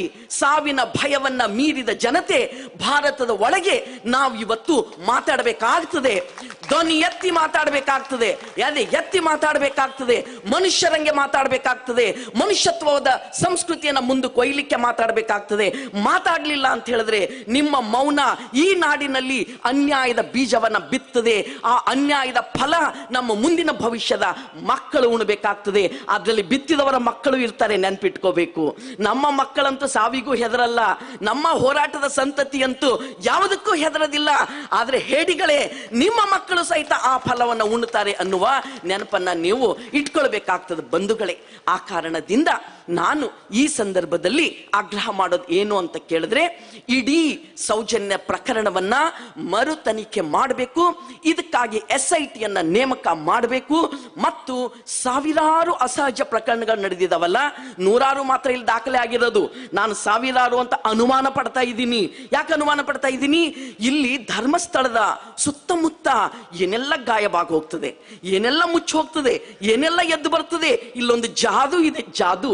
ಆ ಜಾದು ಕೇಂದ್ರಗಳಿದಾವಲ್ಲ, ಆ ಕೇಂದ್ರಗಳನ್ನ ಒಡೆಯದ ಹೊರತು, ಆ ಸರ್ವಾಧಿಕಾರದ ಕಬಂದ ಬಾಹುವನ್ನ ಒಡೆಯದ ಹೊರತು, ಆ ಜಮೀನ್ದಾರಿಕೆ ಕಬಂದ ಬಾಹುವನ್ನ ಒಡೆಯದ ಹೊರತು, ಆ ಭಯೋತ್ಪಾದನೆಯ ಕೇಂದ್ರಗಳನ್ನ ಒಡೆಯದ ಹೊರತು ನಮಗೆ ನ್ಯಾಯ ಸಿಕ್ಕಲ್ಲ ಬಂಧುಗಳೇ. ಆ ಕಾರಣಕ್ಕಾಗಿ ಇವತ್ತಿನ ಈ ಮಹಾಧರಣಿ, ಈ ದುಡಿಯುವ ಜನತೆಯ, ಸಮಸ್ತ ಜನತೆಯ ಮಹಾಧರಣಿ, ನೂರಾರು ಸಂಘಟನೆಗಳು ಇಲ್ಲಿ ಸೇರಿದಂತ ಈ ಮಹಾಧರಣಿ ಆಗ್ರಹ ಮಾಡ್ತೀವಿ. ಈ ಅಸಹಜ ಸಾವುಗಳ ತನಿಖೆ ನಡಿಬೇಕು. ವೇದವಲ್ಲಿ ಪದ್ಮಲತಾದಿಂದ ಹಿಡ್ಕೊಂಡು ಇಲ್ಲಿ ತನಕನೂ ಯಾಕೆ ಅತ್ಯಾಚಾರ ಮಾಡಿದವರು, ಕೊಲೆ ಮಾಡಿದವರು, ಮನೆಯಲ್ಲಿದ್ದಾಗ ಪೆಟ್ರೋಲ್ ಉಗ್ಗಿ ಸುಟ್ಟು ಹಾಕಿದವರು ಯಾಕೆ ಸಿಕ್ಕಿಲ್ಲ? ಯಾಕೆ ಅವರನ್ನ ಹಿಡಿದಿಲ್ಲ? ಪೊಲೀಸ್ ಡಿಪಾರ್ಟ್ಮೆಂಟ್ ಏನ್ ಮಾಡಿತ್ತು? ಅವತ್ತಿನ ಆಳುವ ವರ್ಗ ಏನು ಮಾಡಿತ್ತು? ಆಳುವ ವರ್ಗದ ಮೇಲೆ ನಿಯಂತ್ರಣ ಇಟ್ಟುಕೊಂಡಂತ ಪಟ್ಟಭದ್ರರು ಇಲ್ಲಿದಾರಲ್ಲ. ಸೊ ಅವ್ರು ಏನ್ ಮಾಡಿದ್ರು? ನಮ್ಮನ್ನ ಯಾಕೆ ಕೇಳ್ತೀರಿ ಅಂತ ಹೆಗಲು ಮುಟ್ಕೊಂಡು ನೀವು ನೋಡಬಹುದು. ನನಗೆ ಗೊತ್ತು, ನಾನು ಕೊನೆ ಮಾತು ಹೇಳಿ ಮುಗಿಸ್ತೇನೆ. ನನಗೆ ಗೊತ್ತು, ಈ ಪ್ರದೇಶದಲ್ಲಿ ಸರ್ಕಾರ ಅನ್ನೋದೇ ಇಲ್ಲ. ಯಾರು ಕುರ್ಚಿ ಮೇಲೆ ಕೂತು ನ್ಯಾಯ ತಕ್ಕಡಿ ತೂಗ್ತೀವಿ ಅಂತ ಹೇಳ್ತಾರೋ ಅದೇ ನ್ಯಾಯ. ಹಾಗಿದ್ರೆ ನೀವು ವೇದವಲ್ಲಿಗೆ ಯಾಕೆ ನ್ಯಾಯ ಕೊಡ್ಲಿಲ್ಲ? ಸೌಜನ್ಯಗೆ ಯಾಕೆ ನ್ಯಾಯ ಕೊಡ್ಲಿಲ್ಲ? ಪದ್ಮಲತಾಗೆ ಯಾಕೆ ನ್ಯಾಯ ಕೊಡ್ಲಿಲ್ಲ? ನಿಮ್ಮದೇ ನೇತ್ರಾವತಿ ನದಿಯಲ್ಲಿ ಹರಿದಂತ ಜನತೆಯ ಬಗ್ಗೆ ಯಾಕೆ ಹಿಂಗಾಯ್ತು ಅಂತ ಯಾಕೆ ಕೇಳಲಿಲ್ಲ? ಆತ್ಮಹತ್ಯೆ ಕೇಸುಗಳಿದಾವೆ, ಅದರಲ್ಲಿ ನೂರಾರು ಆತ್ಮಹತ್ಯೆ ಕೇಸುಗಳು. ನಮ್ಮ ಪ್ರದೇಶದಲ್ಲಿ ಅಷ್ಟು ಆತ್ಮಹತ್ಯೆ ಕೇಸುಗಳಾಗಿಲ್ಲ. ಆತ್ಮಹತ್ಯೆ ಕೇಸುಗಳು, ಅಸಹಜ ಸಾವುಗಳು ಎಷ್ಟೊಂದು, ಅದಕ್ಕೆ ಒಂದು ಮಿತಿ ಇಲ್ಲ ಬಂಧುಗಳೇ. ಈಗ ಕಾಲ ಕೂಡಿ ಬಂತು. ಈಗ ಧ್ವನಿ ಎತ್ತುವ ದಿನಗಳು ನಮ್ಮ ಮುಂದೆ ಇದಾವ. ಇನ್ನೇನೇನ್ ನೋಡ್ಬೇಕು ಹೇಳ್ರಿ ನಮ್ಮ ಕಣ್ಣಿಂದ? ಮಣಿಪುರದೊಳಗೆ ನನ್ನಂತ ಒಬ್ಬ ಹೆಣ್ಣು ಮಗಳನ್ನ ರಸ್ತೆ ಮೇಲೆ ಬಟ್ಟೆ ಬಿಚ್ಚಿ ಓಡಿಸಾಡಿದ್ರು, ಅತ್ಯಾಚಾರ ಮಾಡಿದ್ರು. ಇನ್ನೇನ್ ನೋಡ್ಬೇಕ್ರಿ? ಇನ್ನೇನ್ ನೋಡ್ಬೇಕು? ನಮಗೇನಾದ್ರು ಹೆಣ್ಮಕ್ಳು ನಿಮಗೆ ಭಯ, ನಾಚಿಕೆ? ಅಯ್ಯೋ ಅನಾಗರಿಕರೇ, ಎಳೆ ಮಗುವನ್ನ ಒಯ್ದು ಅತ್ಯಾಚಾರ ಮಾಡೋರು ಮಹಿಳೆ ಬಗ್ಗೆ ನೀವು ಮಾತಾಡ್ತಿದ್ದೀರಿ? ಯಾರ ಬಗ್ಗೆ ನೀವು ಮಾತಾಡ್ತಿದ್ದೀರಿ? ನೀವು ಮನುಷ್ಯರಾಗಿ ಮೊದಲು, ಮನುಷ್ಯರಾಗದೆ ಹೋದ್ರ ತಾಯಿ ನಾನು ಬಳೆ ಹಿಂದಕ್ಕೆ ಮಾಡಿ ಅನ್ಯಾಯ ಮಾಡಿದ್ರೆ, ಸೌಜನ್ಯಳಿಗೆ ಅನ್ಯಾಯ ಮಾಡಿದ್ರೆ, ವೇದವಲ್ಲಿಗೆ ಅನ್ಯಾಯ ಮಾಡಿದ್ರೆ, ಪದ್ಮಲತಾಗೆ ಅನ್ಯಾಯ ಮಾಡಿದ್ರೆ, ಮಣಿಪುರ ತಾಯಂದ್ರಿಗೆ ಅನ್ಯಾಯ ಮಾಡಿದ್ರೆ, ಬಿಲ್ಕಿಸ್ ಬಾನುಗೆ ಅನ್ಯಾಯ ಮಾಡಿದ್ರೆ ಮಾತ್ರ ಅಲ್ಲ, ನಮ್ಮ ಮುಂದಿನ ಪೀಳಿಗೆಗೆ ಅನ್ಯಾಯ ಮಾಡಿದ್ರೆ ಈ ಎರಡು ಕೈಗಳು ನಿಮಗೆ ಮುದ್ದೆ ಕಟ್ಟಿ ಕೊಟ್ಟಿದೀವಿ, ಉಣ್ಣಿಸಿ ನಿಮ್ಮನ್ನ ಬೆಳೆಸಿದೀವಿ, ಈ ಎರಡು ಕೈಗಳಿಂದ ರೊಟ್ಟೆ ತಟ್ಟಿ ನಿಮ್ಮ ಹೊಟ್ಟೆ ತುಂಬಿಸಿದೀವಿ. ಮಕ್ಕಳೇ, ನಾನು ತಾಯಿ. ಮಕ್ಕಳು ದಾರಿ ತಪ್ಪಿ ನಡೆದ್ರೆ ಬಳೆ ಹಿಂದಕ್ಕೆ ಮಾಡಬೇಕಾಗ್ತದೆ, ಕಿವಿ ಹಿಡಿಬೇಕಾಗ್ತದೆ. ತೂಗಿ ಸರಿಯಾದ ನ್ಯಾಯದ ತಕ್ಕಡಿ ಧರ್ಮ ದೇವರದ ಮುಖವಾಡದಿಂದ ತಪ್ಪಿಸಿಕೊಳ್ಳಿಕ್ಕೆ ಬಿಡಬಾರದು ಅನ್ನುವ ಸರಿಯಾದ ನ್ಯಾಯ ಈ ತಾಯಿ ಕೊಡ್ತಾಳೆ. ತಾಯಿಯ ನ್ಯಾಯ ಈ ಜಗತ್ತಿಗೆ ಶ್ರೇಷ್ಠವಾದ ನ್ಯಾಯ. ನಾವು ನಮ್ಮ ಜೀವವನ್ನ ಒತ್ತೆ ಇಟ್ಟು ಬಕೆಟ್ ಗಟ್ಟಲೆ ರಕ್ತವನ್ನ ಸುರಿಸಿ ನಾನು ಸತ್ತೇ ಹೋಗುವಂತ ಕ್ಷಣವನ್ನ ಅನುಭವಿಸಿ ನಿಮಗೆ ಜನ್ಮ ಕೊಟ್ಟಿದ್ದೀನಿ. ನೀವು ಬೆಳೆದು ದೊಡ್ಡವರಾಗಿದ್ದೀರಿ. ಬೆಳೆದು ದೊಡ್ಡವರಾಗಿ ಸೌಜನ್ಯ ಪ್ರಕರಣದ ತನಿಖೆ ಮಾಡ್ಲಿಕ್ಕೆ ಬಂದವರಿಗೆ ಓಡಿಸಿಕೊಟ್ಟಿದ್ದೀರಿ. ನೀವು ಸುಳ್ಳು ಎಲ್ಲ ಸಾಕ್ಷಿಗಳನ್ನ ನಾಶ ಮಾಡಿದಿರಿ. ಇಡೀ ಪ್ರಕರಣಗಳನ್ನ ಮುಚ್ಚಾಕಿ ಮತ್ಯಾವುದ್ರದ್ದು ಹಿಂದೆ ನೀವು ಬಚಾವ್ ಮಾಡ್ಕೊಳ್ಬೇಕಂತೀರಿ. ನೋ, ನಾವೀಗ ಈ ಮಾತು ಕೇಳೋದಿಲ್ಲ. ಜೀವದ ಭಯವನ್ನ ಮೀರಿದವರಿಗೆ ಇನ್ಯಾವ ಭಯವಿಲ್ಲ ಲೋಕದಲ್ಲಿ. ಆ ಕಾರಣದಿಂದ ಇವತ್ತಿನ ಮಹಾಧರಣಿಯಲ್ಲಿ ನಾವು ಅಸಹಜ ಸಾವುಗಳ ಸಮಗ್ರ ತನಿಖೆ ನಡಿಬೇಕು. ನಿಜವಾದ ಪ್ರಜಾಪ್ರಭುತ್ವ ಇಲ್ಲಿ ಸರ್ವಾಧಿಕಾರ ನಡೆಯಲ್ಲ, ಜಮೀನ್ದಾರಿಕೆ ನಡೆಯಲ್ಲ. ಇಲ್ಲಿಯ ಜನತೆ ನಿಜವಾದ ಪ್ರಜಾಪ್ರಭುತ್ವವನ್ನು ಕೈಯಲ್ಲಿ ಹಿಡ್ಕೊಂಡು ಹೋರಾಟಕ್ಕೆ ಸಿದ್ಧ ಆಗಬೇಕು. ಆಗ ಮಾತ್ರ ನಮ್ಮ ಮುಂದಿನ ಜನತೆಗೆ ನ್ಯಾಯ ಸಿಗಲಿಕ್ಕೆ ಸಾಧ್ಯ ಆಗ್ತದೆ. ಅಂತಹ ನ್ಯಾಯದ ಬಾವುಟವನ್ನು ಎತ್ಕೊಂಡು ಕಲಬುರಗಿ ಜಿಲ್ಲೆಯಿಂದ ಜಾಥಾ ಇಲ್ಲಿವರೆಗೆ ಬಂದಿದೆ. ನಾಡಿನಾದ್ಯಂತ ಎಲ್ಲ ಕಡೆಯಿಂದ ಜನ ಜಾಥಾ ಸ್ವರೂಪದಲ್ಲೇ ಬಂದಿದ್ದಾರೆ. ನಾವೆಲ್ಲರೂ ಒಕ್ಕೊರಲಿಂದ ಕೇಳೋದು, ಪ್ರಜಾಪ್ರಭುತ್ವವನ್ನು ಗಟ್ಟಿಗೊಳಿಸೋಣ. ಸೌಜನ್ಯಳಿಗೆ ನ್ಯಾಯ ಸಿಗಬೇಕು, ಪದ್ಮವಲ್ಲಿ ವೇದಲತಾಗೆ ನ್ಯಾಯವನ್ನ ಸಿಗಬೇಕು, ಪದ್ಮಲತಾಗೆ ನ್ಯಾಯವನ್ನು ಸಿಗಬೇಕು, ಮತ್ತು ಎಲ್ಲ ಅಸಹಜ ಸಾವುಗಳ ತನಿಖೆಯನ್ನು ನಡೆಸಬೇಕು. ಯಾರೇ ತಪ್ಪಿಸ್ಕೊಂಡ್ರು ಬಿಡೋದಿಲ್ಲ. 2 ಕೋರ್ಟ್ಗಳಿದಾವೆ, ಒಂದು ಆ ಕೋರ್ಟು, ಇನ್ನೊಂದು ಜನತೆಯ ಕೋರ್ಟು. ಬರೋಣ ಲಕ್ಷಗಟ್ಟಲೆ ಜನ ರಸ್ತೆಗೆ. ಜನ ಚಳುವಳಿಯೇ ಈ ಜಗತ್ತಿನಲ್ಲಿ ಯಾವತ್ತು ನ್ಯಾಯವನ್ನ ಕೊಡುತ್ತದೆ ಅನ್ನೋ ಮಾತನ್ನ ಹೇಳ್ತಾ, ನನಗೆ ನಿಮ್ಮೊಂದಿಗೆ ಮಾತಾಡ್ಲಿಕ್ಕೆ, ನನ್ನ ಮನಸ್ಸಿನ ಮಾತನ್ನ ಹೇಳ್ಕೊಳ್ಳಿಕ್ಕೆ ಅವಕಾಶ ಕೊಟ್ಟಂತ ಎಲ್ಲ ಸಂಘಟಕರಿಗೂ ಹೃದಯಪೂರ್ವಕ ಕ್ರಾಂತಿಕಾರಿ ಶರಣಾರ್ಥಿಗಳನ್ನ ಸಲ್ಲಿಸ್ತೇನೆ. ಪುನಃ ಹೇಳ್ತೇನೆ, ದಯೆ ಇಲ್ಲದ ಧರ್ಮ ಅದಾವುದಯ್ಯ, ದಯವೇ ಧರ್ಮದ ಮೂಲವಯ್ಯ ಅನ್ನುವಂತ ಸೂಫಿ ಶರಣ ಸಂತರ ಆ ಉಕ್ತಿಯನ್ನ ಮುಂದಕ್ಕೆ ತಗೊಂಡು ಹೋಗೋಣ. ಜನತೆಯ ದೊಡ್ಡವರು ಅನ್ನುವ ಮಾತನ್ನ ಹೇಳ್ತಾ ನನ್ನ ಮಾತನ್ನ ಮುಗಿಸ್ತೇನೆ. ಇನ್ಕಲಾಬ್ ಜಿಂದಾಬಾದ್. ಸೌಜನ್ಯಳಿಗೆ ನ್ಯಾಯ ಸಿಗಲೇಬೇಕು, ಸೌಜನ್ಯಳಿಗೆ ನ್ಯಾಯ ಸಿಗಲೇಬೇಕು. ಎಲ್ಲಿಯವರೆಗೆ ಹೋರಾಟ, ಯಾತಕ್ಕಾಗಿ ಹೋರಾಟ, ಯಾತಕ್ಕಾಗಿ ಹೋರಾಟ, ಆವಾಜ್ ದೋ. ಲಾಲ್ ಸಲಾಂ. ಧನ್ಯವಾದಗಳು ಕೆ ನೀಲಾ ಅವರಿಗೆ.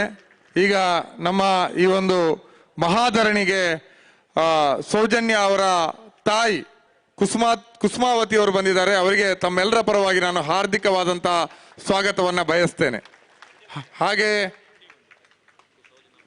ಸೌಜನ್ಯ ಅವರ ತಂದೆಯವರು ಚಂದಪ್ಪ ಗೌಡರು ಬಂದಿದ್ದಾರೆ. ಹಾಗೆ ಸೌಜನ್ಯ ಅವರ ಸೋದರ ಮಾವ ವಿಠಲಗೌಡರು ಬಂದಿದ್ದಾರೆ. ಹಾಗೆ ಮಹೇಶ್ ಶೆಟ್ಟಿ ತಿಮರೋಡಿ ಅವರು ಬಂದಿದ್ದಾರೆ. ಅವರೆಲ್ಲರನ್ನೂ ಕೂಡ ನಾನು ಹಾರ್ದಿಕವಾಗಿ ಸ್ವಾಗತಿಸ್ತೇನೆ.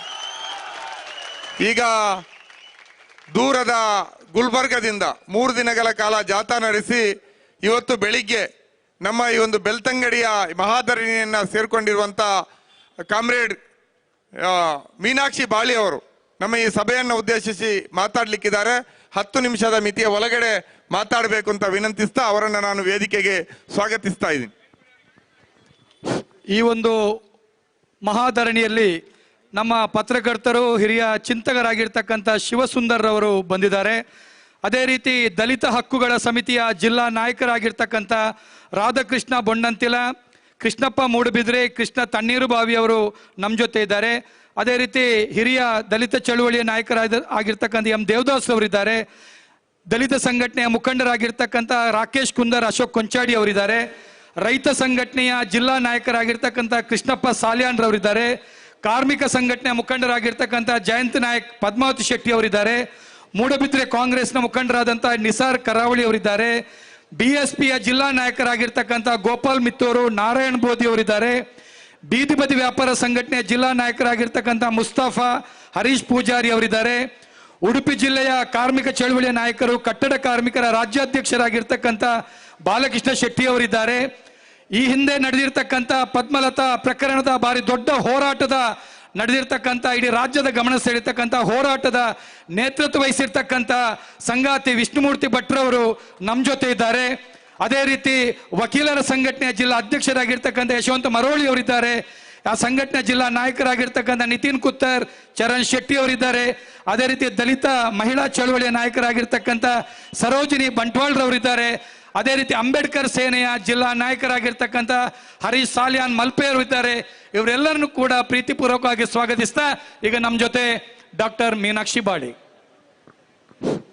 ಒಲೆ ಹತ್ತಿ ಉರಿದಡೆ ನಿಲ್ಲಬಹುದಲ್ಲದೆ ದರೆ ಹತ್ತಿ ಉರಿದಡೆ ನಿಲ್ಲಬಹುದೇ? ಬೇಲಿ ಕೆಯ್ಯ ಮೈವಡೆ, ನಾರಿ ತನ್ನ ಮನೆಯಲ್ಲಿ ಕಳುವಡೆ, ತಾಯಿಯ ಮೊಲೆಯಾಲು ನಂಜಾಗಿ ಕೊಲ್ಲುವಡೆ, ಇನ್ನಾರಿಗೆ ದೂರ್ವೇನಯ್ಯ ಕೂಡಲ ಸಂಗಮ ದೇವ. ಇಲ್ಲಿ ಈಗ ಧರೆ ಹತ್ತಿ ಉರಿತಾ ಇದೆ. ನಮ್ಮ ಭಾಗದ ಕಡ್ಕೊಳ ಮಡಿವಾಳಪ್ಪ ನೀಲ ಅವರು ಹೇಳಿದ್ರು. ಇನ್ನೊಂದು ಅವನ ತತ್ವ ಪದ ಇದೆ. ಮಚ್ಚಿ ಅಂದ್ರೆ ಗೊತ್ತಾಗ್ತದೇನ್ರಿ ನಿಮ್ಗೆ? ಮಚ್ಚು ಅಲ್ಲ, ಮಚ್ಚಿ. ಮಚ್ಚಿ ಅಂದ್ರೆ ಚಪ್ಪಲ್ಲ, ಮಚ್ಚು ಅಲ್ಲ, ಕೊಲ್ಲದಲ್ಲ. ನಂಬಲ್ಲಿ ಸೀದಾ ಮಾಡೋದು. ಮಚ್ಚಿ ಅಂದ್ರೆ ಚಪ್ಪಲ್, ಮೆಟ್ಟು. ಮಚ್ಚಿಲಿ ಮಚ್ಚಿಲಿ ಮಚ್ಚಿಲಿ ಮಚ್ಚಿಲಿ ಮಚ್ಚಿಲಿ ಹೊಡೀರಿ ಮಗ. ನಿಜ ಎಚ್ಚರರಿಯದ ಕಚ್ಚಿಗಡಕ ನನ್ನ ಮಗ ಹುಚ್ಚು ನಾಯಿ ಹಂಗ ಮನಿ ಮನಿ ತಿರುಗವಾಗ ಮಚ್ಚಿಲಿ ಮಚ್ಚಿಲಿ ಮಚ್ಚಿಲಿ ಹೊಡೀರಿ ಮಗ. ನಾವು ಸಣ್ಣೋರಿದ್ದಾಗ ಸತ್ಯ ನೆಲದ ಸತ್ಯಾತ್ಮರಿಗೆ ಅನಂತ ಶರಣು ಶರಣಾರ್ಥಿಗಳು. ಸತ್ಯ ನೆಲದ ಯಾಕಂದಿನಂದ್ರೆ ನಾವು ಸಣ್ಣರಿದ್ದಾಗ ಹಾಡಾಗಿ ಕೇಳ್ತಿದ್ದೆವು.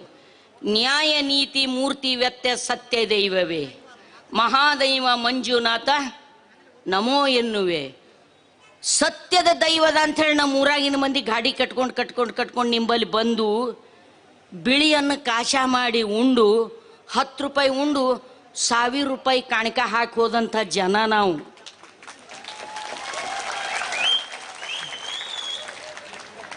ನಮ್ಮ ಗುಡ್ಯಾಗ, ಟ್ಯಾಕ್ಸಿಗಳದಾಗ, ಟ್ಯಾಕ್ಟರ್ದಾಗ, ಮನ್ಯಾಗ ಎದ್ದೇಳು ಮಂಜುನಾಥ, ಬೆಳಗಾಯಿತು ಇನ್ನ ಎದ್ದೇ ಇಲ್ಲಲ್ರಿ ಮಂಜುನಾಥ.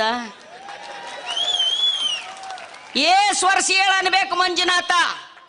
ನಿನಗೆ 7 ಗುಡಲಾಗ್ಯಾರ ಇಲ್ಲಿ ಮಂದಿ. ನಿನಗೆ ಮತ್ತೇನು ಕುಡಿಸಿ ಉಣಿಸಿ ಮನಗಿಸಲ್ಕತ್ತಾರೋ ನೀ ಮಕ್ಕೊಂಡು ನಾವು ಹೇಳಲಾಗಿದ್ದೀವಿ. ನಮ್ಮೂರಿಗೆ ಬಾ ಮಂಜುನಾಥ, ಕರ್ಲಿಕ್ಕೆ ಬಂದೀವಿ ನಿನಗೆ ನಮ್ಮೂರಿಗೆ. ನಮ್ಮೂರಾಗಿನ ದೇವ್ರ ಮಕ್ಕೊಮಲ್ಲ. ನಮ್ಮಲ್ಲಿರೋದು ಒಂದೇ ಒಂದು, सच्चा बात को साहेब मनाएंगे, झूठे को मच्छी पेट दिखाएंगे. ಏನಿದ್ರ ಅರ್ಥ? ಸತ್ಯ ಮಾತಾಡೋರಿಗೆ ಸಾಹೇಬ್ ಅಂತ ತಿಳಿತೇವೆ, ಸುಳ್ಳು ಮಾತಾಡೋರಿಗೆ ಕಡಿಯವ ನಮ್ಮ ಮೆಟ್ಟ. ಕೊಲ್ಲಂಗಿಲ್ಲ ನಾವು, ಕೊಲ್ಲದ ಪರಿಹಾರ ಅಲ್ಲ. ನಾವು ಯಾಕೆ ಈ ಮಾತನ್ನು ಹೇಳ್ತಾ ಇದ್ದೀವಿ ಅಂತ ಕೇಳಿದ್ರೆ, ದೂರದ 700-800 ಕಿಲೋಮೀಟರ್ ಬಿದರ್ಲಿಂದ ನಮ್ಮ ಗಾಡಿ ಕಟ್ಕೊಂಡು, ನಮ್ಮ ರೊಟ್ಟಿ ಕಟ್ಕೊಂಡು, ನಮ್ಮ ರೊಕ್ಕ ಹಾಕಿ, ನಮ್ಮ ಟೈಮ್ ಹಾಕಿ, ನಮ್ಮ ಗಂಟಲ್ಲೇ ಜೈ ಹೊಡ್ಕೋತ ಹೊಂಟಿವಿ. ಸ್ಪೀಕರ್ ಹಚ್ಚಿ ಅವಂದು ಹಾಡ ಹಾಡ್ಕೋತ ಬಂದಿಲ್ಲ, ನಮ್ಮ ಗಂಟಲ್ಲೇ ಜೈ ಹೊಡ್ಕೋತ ಬಂದೀವಿ. ಯಾಕೆ ಗೊತ್ತದ? ಯಾಕಂದ್ರ ಈ ಒಂದು 3-4 ತಿಂಗಳದಾಗ ನಮ್ಮೂರಾಗನು ಸಣ್ಣ ಕುಸ್ಗಳ ಮ್ಯಾಗ ಚಿಕ್ಕ ಮಕ್ಕಳ ಮೇಲೆ 2 ರೇಪ್ ಆಗ್ಯಾವ.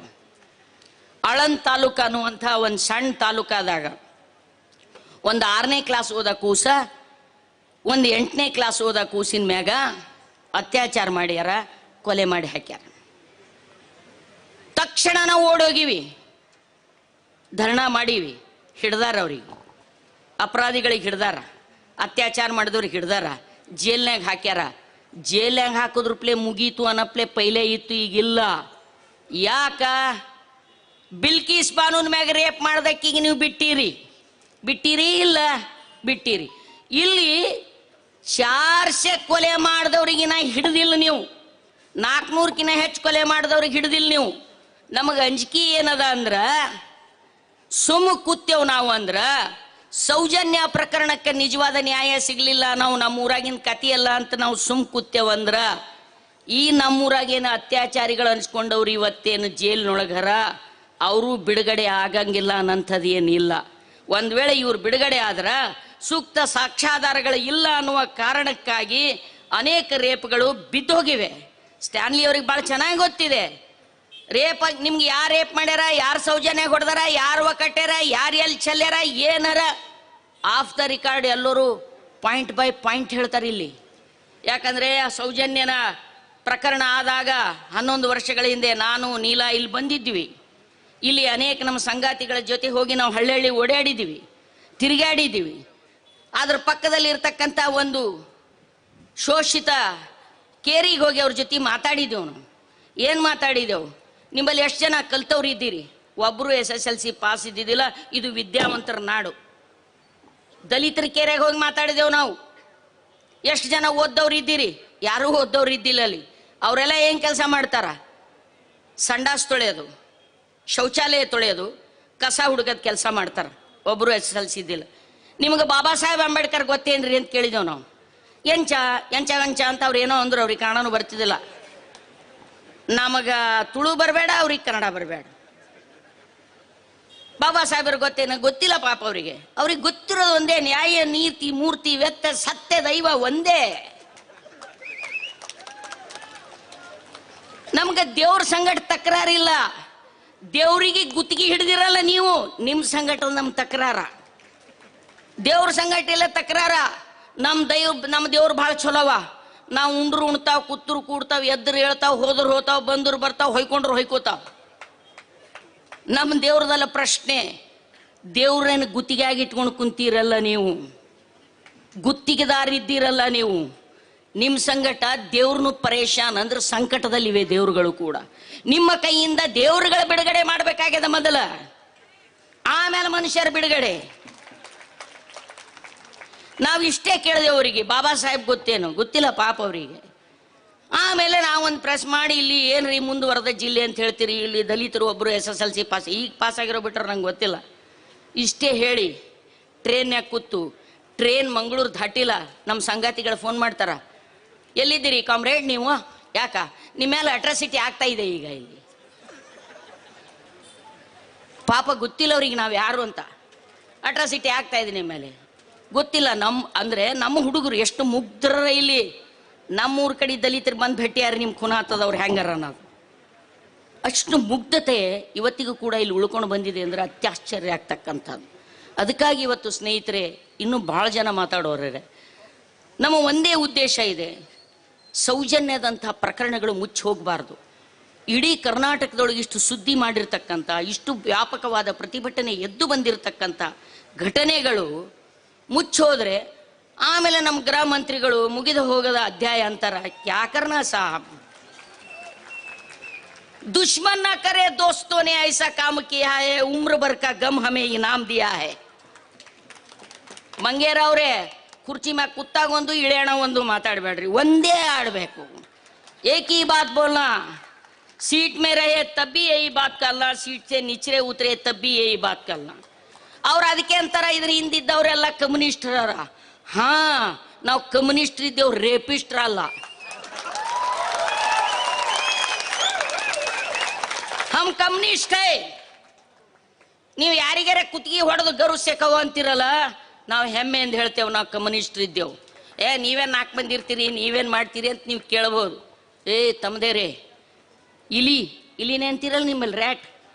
ಇಲಿ 1000 ಇರ್ತಾವ, 1000 ಇಲಿ ಇರ್ತಾವ, ಬೆಕ್ 4 ಇರ್ತಾವ.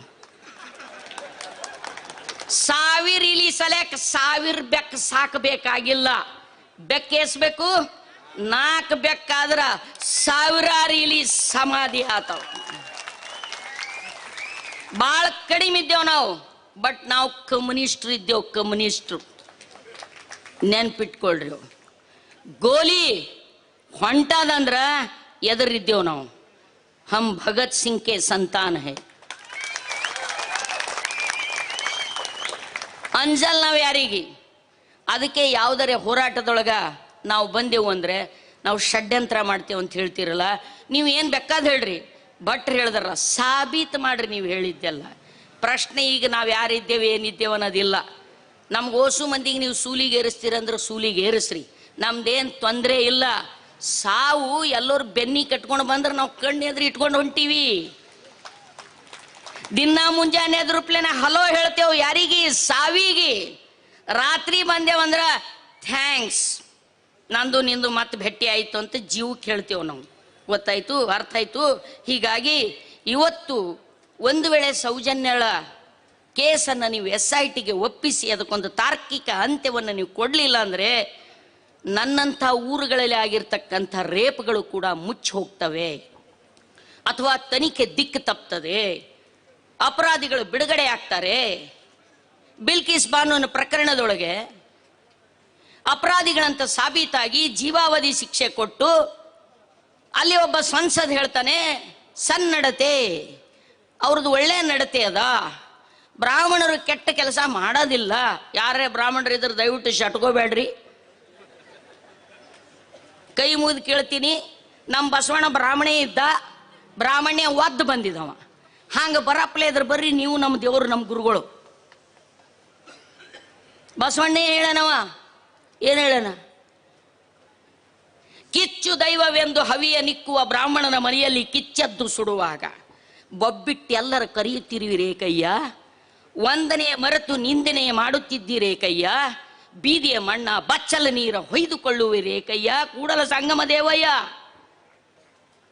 ನೀವು ಕಿಚ್ಚು ಅಗ್ನಿ ಸ್ವಾಹ ಅಂತ ಪೂಜೆ ಮಾಡ್ತಿರಲ್ಲ, ದೇವ್ರಲ್ಲ, ಇರ್ಲಿ ನಾವೀ ದೇವ್ರಂತೇವು, ದೇವ್ರದಲ್ಲ.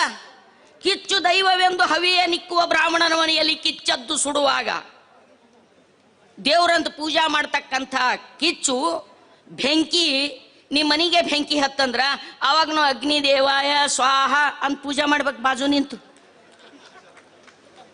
ಅವಾಗ ಯಾಕೆ ಆರಿಸ್ತೀರಪ್ಪ? ತೊಂಬರಿ ಆರಿಸ್ರಿ ಮನಿ ಸುಡ್ಲಿಕ್ಕತ್ತದ, ಬಚ್ಚಲ ನೀರ್ನು ಹಾಕ್ತೀರಿ, ಬೀದಿಯಾಗಿನ ಮಣ್ಣನ್ನು ಹಾಕ್ತೀರಿ, ನಾಲೆಯಾಗಿನ ನೀರನ್ನು ಹಾಕ್ತೀರಿ, ಸಂಡಾಸ್ದಾನ ನೀರನ್ನು ಹಾಕ್ತೀರಿ. ನಿಮ್ಮ ದೇವ್ರದ ಅದು. ಇದು ನಾ ಹೇಳಿದ್ದಲ್ಲ. ಕೇಸ್ ಹಾಕಂಗಿದ್ರೆ ಬಸವಣ್ಣನ ಮ್ಯಾಗ ಹಾಕ್ಬೇಕು ಕೇಸ್ ಫಸ್ಟ್. ನನ್ನ ಮ್ಯಾಗೆಲ್ಲ ಕೇಸ್ ಹಾಕೋದು, ಕೇಸ್ ಅಲ್ಲೇ ಹಾಕಬೇಕು. ಸೊ ಹೀಗಾಗಿ ಸ್ನೇಹಿತರೆ, ಸನ್ನಡತೆ ಅಂತ ಹೇಳಿ ರೇಪಿಸ್ಟ್ರಿಗೆ ಬಿಡುಗಡೆ ಆಗ್ತದೆ. ಆಮೇಲೆ ಜನರ ಪ್ರವೃತ್ತಿ ಎಷ್ಟು ಹಾಳಾಗಿದೆ. ಅವರು ಯುದ್ಧದಲ್ಲಿ ಗೆದ್ದು ಬಂದ ವೀರ ಶೂರರ ಹಾಗೆ ಅವರಿಗೆ ಆರತಿ ಮಾಡಿ ಬರಮಾಡಿಕೊಳ್ತಾರ, ಹಾರ ಹಾಕ್ತಾರ, ಪೇಡ ಹಂಚ್ತಾರ. ನೀನು ಸ್ಟ್ರೈಕ್ ಮಾಡಿದ್ರಲ್ಲಪ್ಪ, ಬಿಲ್ಕಿಸ್ ಬಾನು ತಾಯಿಯಲ್ಲ, ಹೆಂಡತಿಯಲ್ಲ. ರೇಪಿಸ್ಟ್ಗಳ ಬಿಡುಗಡೆ ಆದಾಗ ಸ್ಟ್ರೈಕ್ ಮಾಡ್ಲಿಕ್ಕೆ ಏನು ಧಾಡಿ ಬಡ್ದಿತ್ತು? ಯಾಕೆ ಮಾಡ್ಲಿಲ್ಲ ನೀವು? ಒಂದೇ ಅಲ್ಲ, ಹೆಣ್ಣಂದ್ರೆ ಒಂದೇ ಅಲ್ಲ. ಹೆಣ್ಣಂದ್ರೆ ಏನಾದ್ರೂ ಬೇರೆ ಇದೆಯಾ? ನಡೆಯುವುದಂದೆ ಭೂಮಿ, ಕುಡಿಯುವುದಂದೆ ನೀರು, ಸುಡುವುದೊಂದೇ ಅಗ್ನಿ, ಇರುತ್ತಿರಲು ನರುವೆ ಕುಲಗೋತ್ರ ಎತ್ತಡದು ಸರ್ವಜ್ಞ. ಒಂದೇ ತಾಯಿ ಅಲ್ವಾ? ಹಾಗಾದ್ರೆ ಯಾಕೆ ಅಂಥ ರೇಪ್ಗಳ ಸಂದರ್ಭದಲ್ಲಿ ನೀವು ಆ ಪರ ಧ್ವನಿ ಎತ್ತಂಗಿಲ್ಲ? ತುಮಾರ ನಿಯತ್ ಮೇ ಕುಟ್ ಕಾಲ ಹೇ ಹೇಳಿದ್ರಲ್ಲ ಸರ್.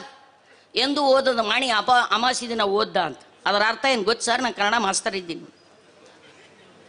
ಅಮಾಸಿ ಅಂದ್ರೆ ಅದು ಹಿಂದೆ ಎಂದೋ ಸಾವಿರಾರು ವರ್ಷಗಳ ಹಿಂದೆ ಹುಟ್ಟಿದ್ದು ಗಾದೆ ಮಾತದು. ಓದ್ತಿರಲ್ರಿ ರಾತ್ರಿ ಅಮಾಸಿ ದಿನ ಕತ್ತಲಿರ್ತದ, ಓದ್ತಾನೆ ಬಿಡ್ತಾನ, ಓದಲ್ಲವ. ತನಗೇನು ಬರ್ತದ ಅದು ಗುರು ಗುರು ಗುರು ಗುರು ಅಂತಿರ್ತಾನ. ಅವು ತಿಳಿತಾಳ ಓದ್ಯದ ಪಾರ ಅಂತ. ಓದಿರಲ್ಲ ನನ್ನ ಮಗ. ಅಮಾಸಿ ದಿನ ಓದ್ಲಾಕೆ ಬರಲ್ಲ. ಅಮಾಸಿ ಅಂದ್ರೆ ಕತ್ತಲಿರ್ತದ. ಈಗಿನಾಗೇನು ಲೈಟ ಪೈಟ ಇದ್ದಿಲ್ಲ ಈ ಗಾದೆ ಮಾತು ಹುಟ್ಟ ಮುಂದೆ. ಅಮಾಸಿ ದಿನ ಓದ್ದ ಅಂದ್ರೆ ಓದ್ಲಿಲ್ಲ, ಓದ್ದಂಗೆ ಸೋಂಗ್ ಮಾಡ್ದ. ಹಂಗ ನಿನ್ನ ಸೌಜನ್ಯನಿಗೆ ನ್ಯಾಯ ಸಿಗ್ಬೇಕನ್ನ ಸೋಂಗ್ ಇತ್ತು, ಡ್ರಾಮಾ ಇತ್ತು. ಎಪಿಸೋಡ್ ಎಷ್ಟನೇದಿತ್ತು ಗೊತ್ತಿಲ್ಲ ನನಗೆ, ಮುನೀರ್ ಹೇಳಬೇಕು. ಎಪಿಸೋಡ್ ಎಷ್ಟನೇ ಇತ್ತು ಗೊತ್ತಿಲ್ಲ, ಡ್ರಾಮಾ ಇತ್ತು ನನಗೆ ಗೊತ್ತಿದೆ. ಅದರ ಡೈರೆಕ್ಟರ್ ಮಾನ್ಯ ಮೋದಿಜಿ ಅವರೇ ಡೈರೆಕ್ಟರ್. ಸಮಿತ್ ಪಾತ್ರ ಅನ್ನಂಥವ್ರು ಡೈಲಾಗ್ ಬರೆಯೋರು ಹರನೇ ಹರ. ಹೌದಲ್ಲ, ಇದರ ಅರ್ಥ ನನಗೆ ಯಾರು ಅವ್ರ ವೈರಿಗಳಲ್ಲ, ವೈಯಕ್ತಿಕವಾಗಿ ನನಗೆ ಯಾರ ಬಗ್ಗೆ ದ್ವೇಷ ಇಲ್ಲ. ನನಗಿರೋದು ಇಷ್ಟೇನೆ, ಹೆಣ್ಣು ಮಕ್ಕಳ ಮೇಲೆ ರೇಪ್ಗಳು ಹೆಚ್ಚು ಯಾಕೆ ಆಗ್ತಾ ಇವೆ, ಆದಂಥ ರೇಪ್ಗಳು ಸಾಬೀತು ಯಾಕೆ ಆಗ್ತಾ ಇಲ್ಲ, ತಪ್ಪಿತಸ್ಥರಿಗೆ ಶಿಕ್ಷೆ ಯಾಕೆ ಆಗ್ತಾ ಇಲ್ಲ, ಯಾಕೆ ದಿಕ್ಕು ತಪ್ಪಿಸ್ತಾ ಇದ್ದೀರಿ? ಅಲ್ಲೆಲ್ಲೋ ಮಣಿಪುರದೊಳಗ ಕುಕಿ ಮತ್ತು ಮೈತೇಯಿ ಜನಾಂಗದ ನಡುವಿನ ಘರ್ಷಣೆ, ಅಲ್ಲಿನೂ ಕೂಡ ಅವರ ಜಗಳಕ್ಕಾಗಿ ಹೆಣ್ಮಕ್ಳೇ ಬೀದಿಗೆಳಿತೀರಿ, ಹೆಣ್ಮಕ್ಳ ಮ್ಯಾಗೆ ಅಪಮಾನ ಮಾಡ್ತೀರಿ. ಯಾಕೆ ಇದರಿಂದ ಒಂದು ಪರಂಪರೆ ಅದ. ಮಹಾಭಾರತದೊಳಗ ಕೌರವ್ರಿಗೆ ಪಾಂಡವ್ರ ಜಗಳ ಎದುರ್ದಿತ್ತು, ರಾಜ್ಯದು ಆಸ್ತಿ ಜಗಳ. ಎದ್ರ ಜಗಳ ರೀ? ಕೌರವ್ರ ಪಾಂಡವ್ರ ಜಗಳ. ನಮ್ಗಿಂತ ಚಂದ ರಾಮಾಯಣ ಮಹಾಭಾರತ ನಿಮ್ಗೆ ಗೊತ್ತದ, ಈ ಭಾಗದವ್ರಿಗೆ ಗೊತ್ತದ. ಅದ್ರಾಗ ಮಶೂರ್ ಇದ್ದೀರಿ, ಶಾಣ್ಯರಿದ್ದೀರಿ ನೀವು. ನಮ್ಮ ಭಾಗದ ಜನ ನಾವು ಮಳ್ಳಿದ್ದೇವು. ಅದಕ್ಕಾಗಿನೇ ನಾವು ನಮ್ಮ ಊರವ್ನವ್ರು ಕಟ್ಕೊಂಡು ಬುದ್ಧಿವಂತರ ಜಿಲ್ಲೆಗೆ ಅಂತಿಕೊಂಡು ಹೇಳಿ ಪಾಪ ನಮ್ಮಲ್ಲಿ ದರ್ಶನ ಮಾಡ್ಲಿಕ್ಕೆ ಬರ್ತಾರೆ ಜನ. ಮಹಾಭಾರತ ಜಗಳ ಆಗಿದ್ದೆ ಅದಕ್ಕೆ ಆಸ್ತಿ ರಾಜ್ಯದ ಹಂಚಿಕೆಗಾಗಿ. ಆದ್ರೆ ಅದ್ರ ಸೇಡ್ ತೀರ್ಸ್ಕೊಂಡ್ರೆ ಅದ್ರ ಮ್ಯಾಗ ದ್ರೌಪದಿಗೆ ತಂದು ಸೀರೆ ಎಳೆ ಅದ್ರ ಮ್ಯಾಗ. ಅಂದ್ರೆ ಸಿಲ್ಸಿಲ ಅದ ನಮ್ಮ ದೇಶದೊಳಗೆ, ನಮ್ಮ ಪರಂಪರೆ ಒಳಗೆ. ಮೈತೇಯಿ ಕುಕಿ ಜಗಳ ನಿಮ್ಮ ವೈಯಕ್ತಿಕ ಜಗಳ. ಆ ಜಗಳದ ಸೇಡ್ ತೀರ್ಸ್ಕೊಳಕ್ಕ ಬಳಸ್ಕೊಂಡ್ರೆ ಯಾರಿಗೆ? ಹೆಣ್ಮಕ್ಳಿಗೆ, ಹೆಣ್ಮಕ್ಳ ಶರೀರಕ್ಕೆ. ನಮ್ಮ ಶರೀರ ಅಂದ್ರ ರಣರಂಗ ಅಂತ ತಿಳಿದೀರ? ನಮ್ಮ ಶರೀರ ಅಂದ್ರ ಪಗಡಿ ಆಡಂತ ಪಟ ಅಂತ ತಿಳಿದೀರ? ಏಯ್ ಅಣ್ತಮ್ದೇರೆ, ಎಚ್ಚರಾರಿ, ಅಲ್ಲಿಂದ ಹುಟ್ಟಿ ಬಂದಿರಿ ನೀವು. ಒಂದಿನ ಓಸು ಮಂದಿ ಹೆಣ್ಮಕ್ಳು ನಾವು ಮಕ್ಕಳೇ ಹೆಡಂಗಿಲ್ಲ, ನಿಮ್ ಸನಿನೇ ಬರಂಗಿಲ್ಲ ಅಂತ ಡಿಸೈಡ್ ಮಾಡಿದೆ ಅಂದ್ರೆ ನೋಡ್ರಿ ನನ್ನ ಮಕ್ಕಳೇ ನಿಮ್ ಗತಿ ಏನಾತದ. ಒಂದಿನ ನಾವು ಡಿಸೈಡ್ ಮಾಡಿದೆವು ಅಂತ ತಿಳ್ಕೊ, ನಮಗೆ ಇಂದ್ರಿಯಗಳು ಕಟ್ಟದ ಭಾಳ ಚಂದ ಗೊತ್ತದ, ಮನಸ್ಸು ತಡಿ ಹಿಡ್ಕೊಂಬದು ಭಾಳ ಚಂದ ಗೊತ್ತದ. ಪ್ರಾಬ್ಲಮ್ ನಿಂದೇ ಅದ, ಹೈರಾಣ್ ನೀವೇ ಆತೀರಿ. ಅದಕ್ಕೆ ಹೇಳ್ತಾ ಇದ್ದೀವಿ, ನಿಮ್ಮ ಒಳ್ಳೇದಕ್ಕಾಗಿ ಹೇಳ್ತಾ ಇದ್ದೀವಿ, ಹೆಣ್ಣು ಮಕ್ಕಳ ಮೇಲೆ ಅತ್ಯಾಚಾರ ಮಾಡಬೇಡ್ರಿ, ಆದಂಥ ಅತ್ಯಾಚಾರವನ್ನು ತಪ್ಪಿಸ್ಬೇಡ್ರಿ. ಸಾಕ್ಷಿ ಮಾತಾಡ್ಲಿಕ್ಕೆ ಸಾಧ್ಯ ಆಗ್ಬೇಕು, ಹೇಳಲಿಕ್ಕೆ ಸಾಧ್ಯ ಆಗ್ಬೇಕು. ಅಪ್ तो बोलो, कब तक बोल के लफ्ज तेरे आजाद है, बोल तेरे लब आजाद है. ಯಸ್, ನನ್ನ ಮಾತಿಗೆ ಯಾವ ಬಂಧನಗಳಿಲ್ಲ. ಸೊ ಹೀಗಾಗಿ ಇವತ್ತು ಸೌಜನ್ಯಾಳ ಪ್ರಕರಣ, ಪದ್ಮಲತಾಳ ಪ್ರಕರಣ ಮತ್ತು ಇನ್ನಿತರು 400ಕ್ಕಿಂತ ಹೆಚ್ಚು ಕೊಲೆ ಆಗಿರ್ತಕ್ಕಂಥವುಗಳಿಗೆ ಒಂದು ತಾರ್ಕಿಕ ಅಂತ್ಯವನ್ನು ಹೇಳಲೇಬೇಕಾಗ್ತದೆ.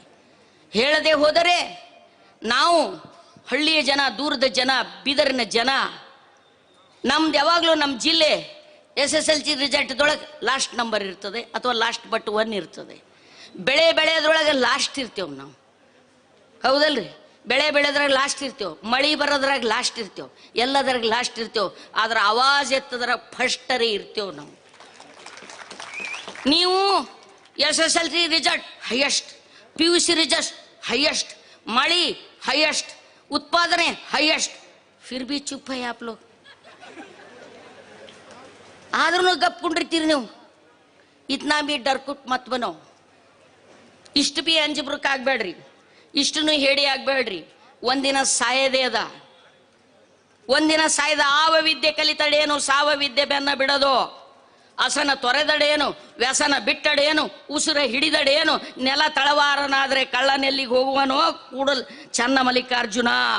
ಅಕ್ಕ ಮಾದೇವ್ ಹೇಳ್ತಾಳೆ, ಒಂದಿನ ಸಾಯದಿದೆ ಎಲ್ಲರೂ.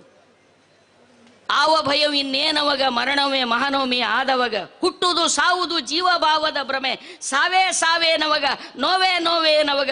ಇದ್ದದ್ದು ಹೋಗತಾದ ಅದು ಹ್ಯಾಂಗ, ಇಲ್ಲದ್ದು ಆಗತಾದ ಅದು ಹ್ಯಾಂಗ, ಇದ್ದದ್ದು ಹೋಗದು ಇಲ್ಲದ್ದು ಆಗದು, ಇದ್ದಿದ್ದು ಅಲ್ಲ ಅಂತ ಅರಿತವಾಗ. ಇದು ಕಡ್ಕೊಳ ಮಡಿವಾಳಪ್ಪನ ತತ್ವಪದ. ಹಿಂಗಾಗಿ ಬಹಳ ಮಾತನಾಡುವ ಅವಶ್ಯಕತೆ ಇಲ್ಲ. ನಮ್ಮ ಹೋರಾಟ ಇವತ್ತೊಂದಿನ ಬಂದು ಮುಗೀತದಂತ ತಿಳ್ಕೊಬೇಡ್ರಿ. ಜಬ್ ತಕ್ जान में सांस है, जब तक जान में सांस है, जब तक लाल झंडा आबाद है, तब तक ये संघर्ष जारी रहेगा, ये संघर्ष जारी रहेगा. अरे सामने वालों, ठान लो, हम मरने के लिए डरते नहीं है, आप जीने के लिए डर रही है. हम मरने के लिए डरते नहीं है, आप जीने के लिए डर. ನಾವು ಸಾಯ್ಲಿಕ್ಕೆ ಅನ್ಸಲ್ಲ, ನೀವು ಬದುಕಲಿಕ್ಕೆ ಯಾಕೆ ಅನ್ಸಲ್ಕತ್ತಿರೋ? ನನ್ನ ಮಕ್ಕಳೇ ಹೇಳ್ರಿ, ಎದ್ದೇಳ್ರಿ. ಇದಕ್ಕೊಂದು ತಾರ್ಕಿಕ ಅಂತ. ಬರೀ ವೀರಾವೇಶದ ಭಾಷಣಕ್ಕಾಗಿ ಬಂದವರಲ್ಲ ನಾವು, ತಿಳ್ಕೊಳ್ರಿ. ನೀವು ಭಾಷಣ ಮಾಡುವುದು ನಮ್ಮ ಪ್ರವೃತ್ತಿ ಅಲ್ಲ. ಹೋರಾಟ, ಸಂಘರ್ಷ ಇವು ನಮ್ಮ ಉಸಿರು. ಆ ಕಾರಣಕ್ಕಾಗಿ ಎಲ್ಲಿವರೆಗೆ ಸೌಜನ್ಯಗಳನ್ನು SITಗೆ ಒಪ್ಪಿಸೋದಿಲ್ವೋ ಅಲ್ಲಿ ತನಕ ನಮ್ಮ ಹೋರಾಟ ಜಾಳಿ ಇರ್ತದೆ. ದಯವಿಟ್ಟು ಮಾನ್ಯ ಕರ್ನಾಟಕದಲ್ಲಿ ಜನ ಎದ್ದು ನಿಮ್ಗೆ ಓಟ್ ಹಾಕಿದ್ದಾರೆ, ನೀವು ಓಟ್ ಪಡೆದಿಲ್ಲ, ಜನ ಓಟ್ ಹಾಕಿದ್ದಾರೆ. ನೆನ್ಪಿಟ್ಕೊಳ್ಳಿ. ಈಗಿನ ಸರ್ಕಾರ ನೆನ್ಪಿಟ್ಕೊಳ್ಳಿ. ಜನ ಇಷ್ಟಪಟ್ಟು ಓಟ್ ಹಾಕ್ಯಾರ.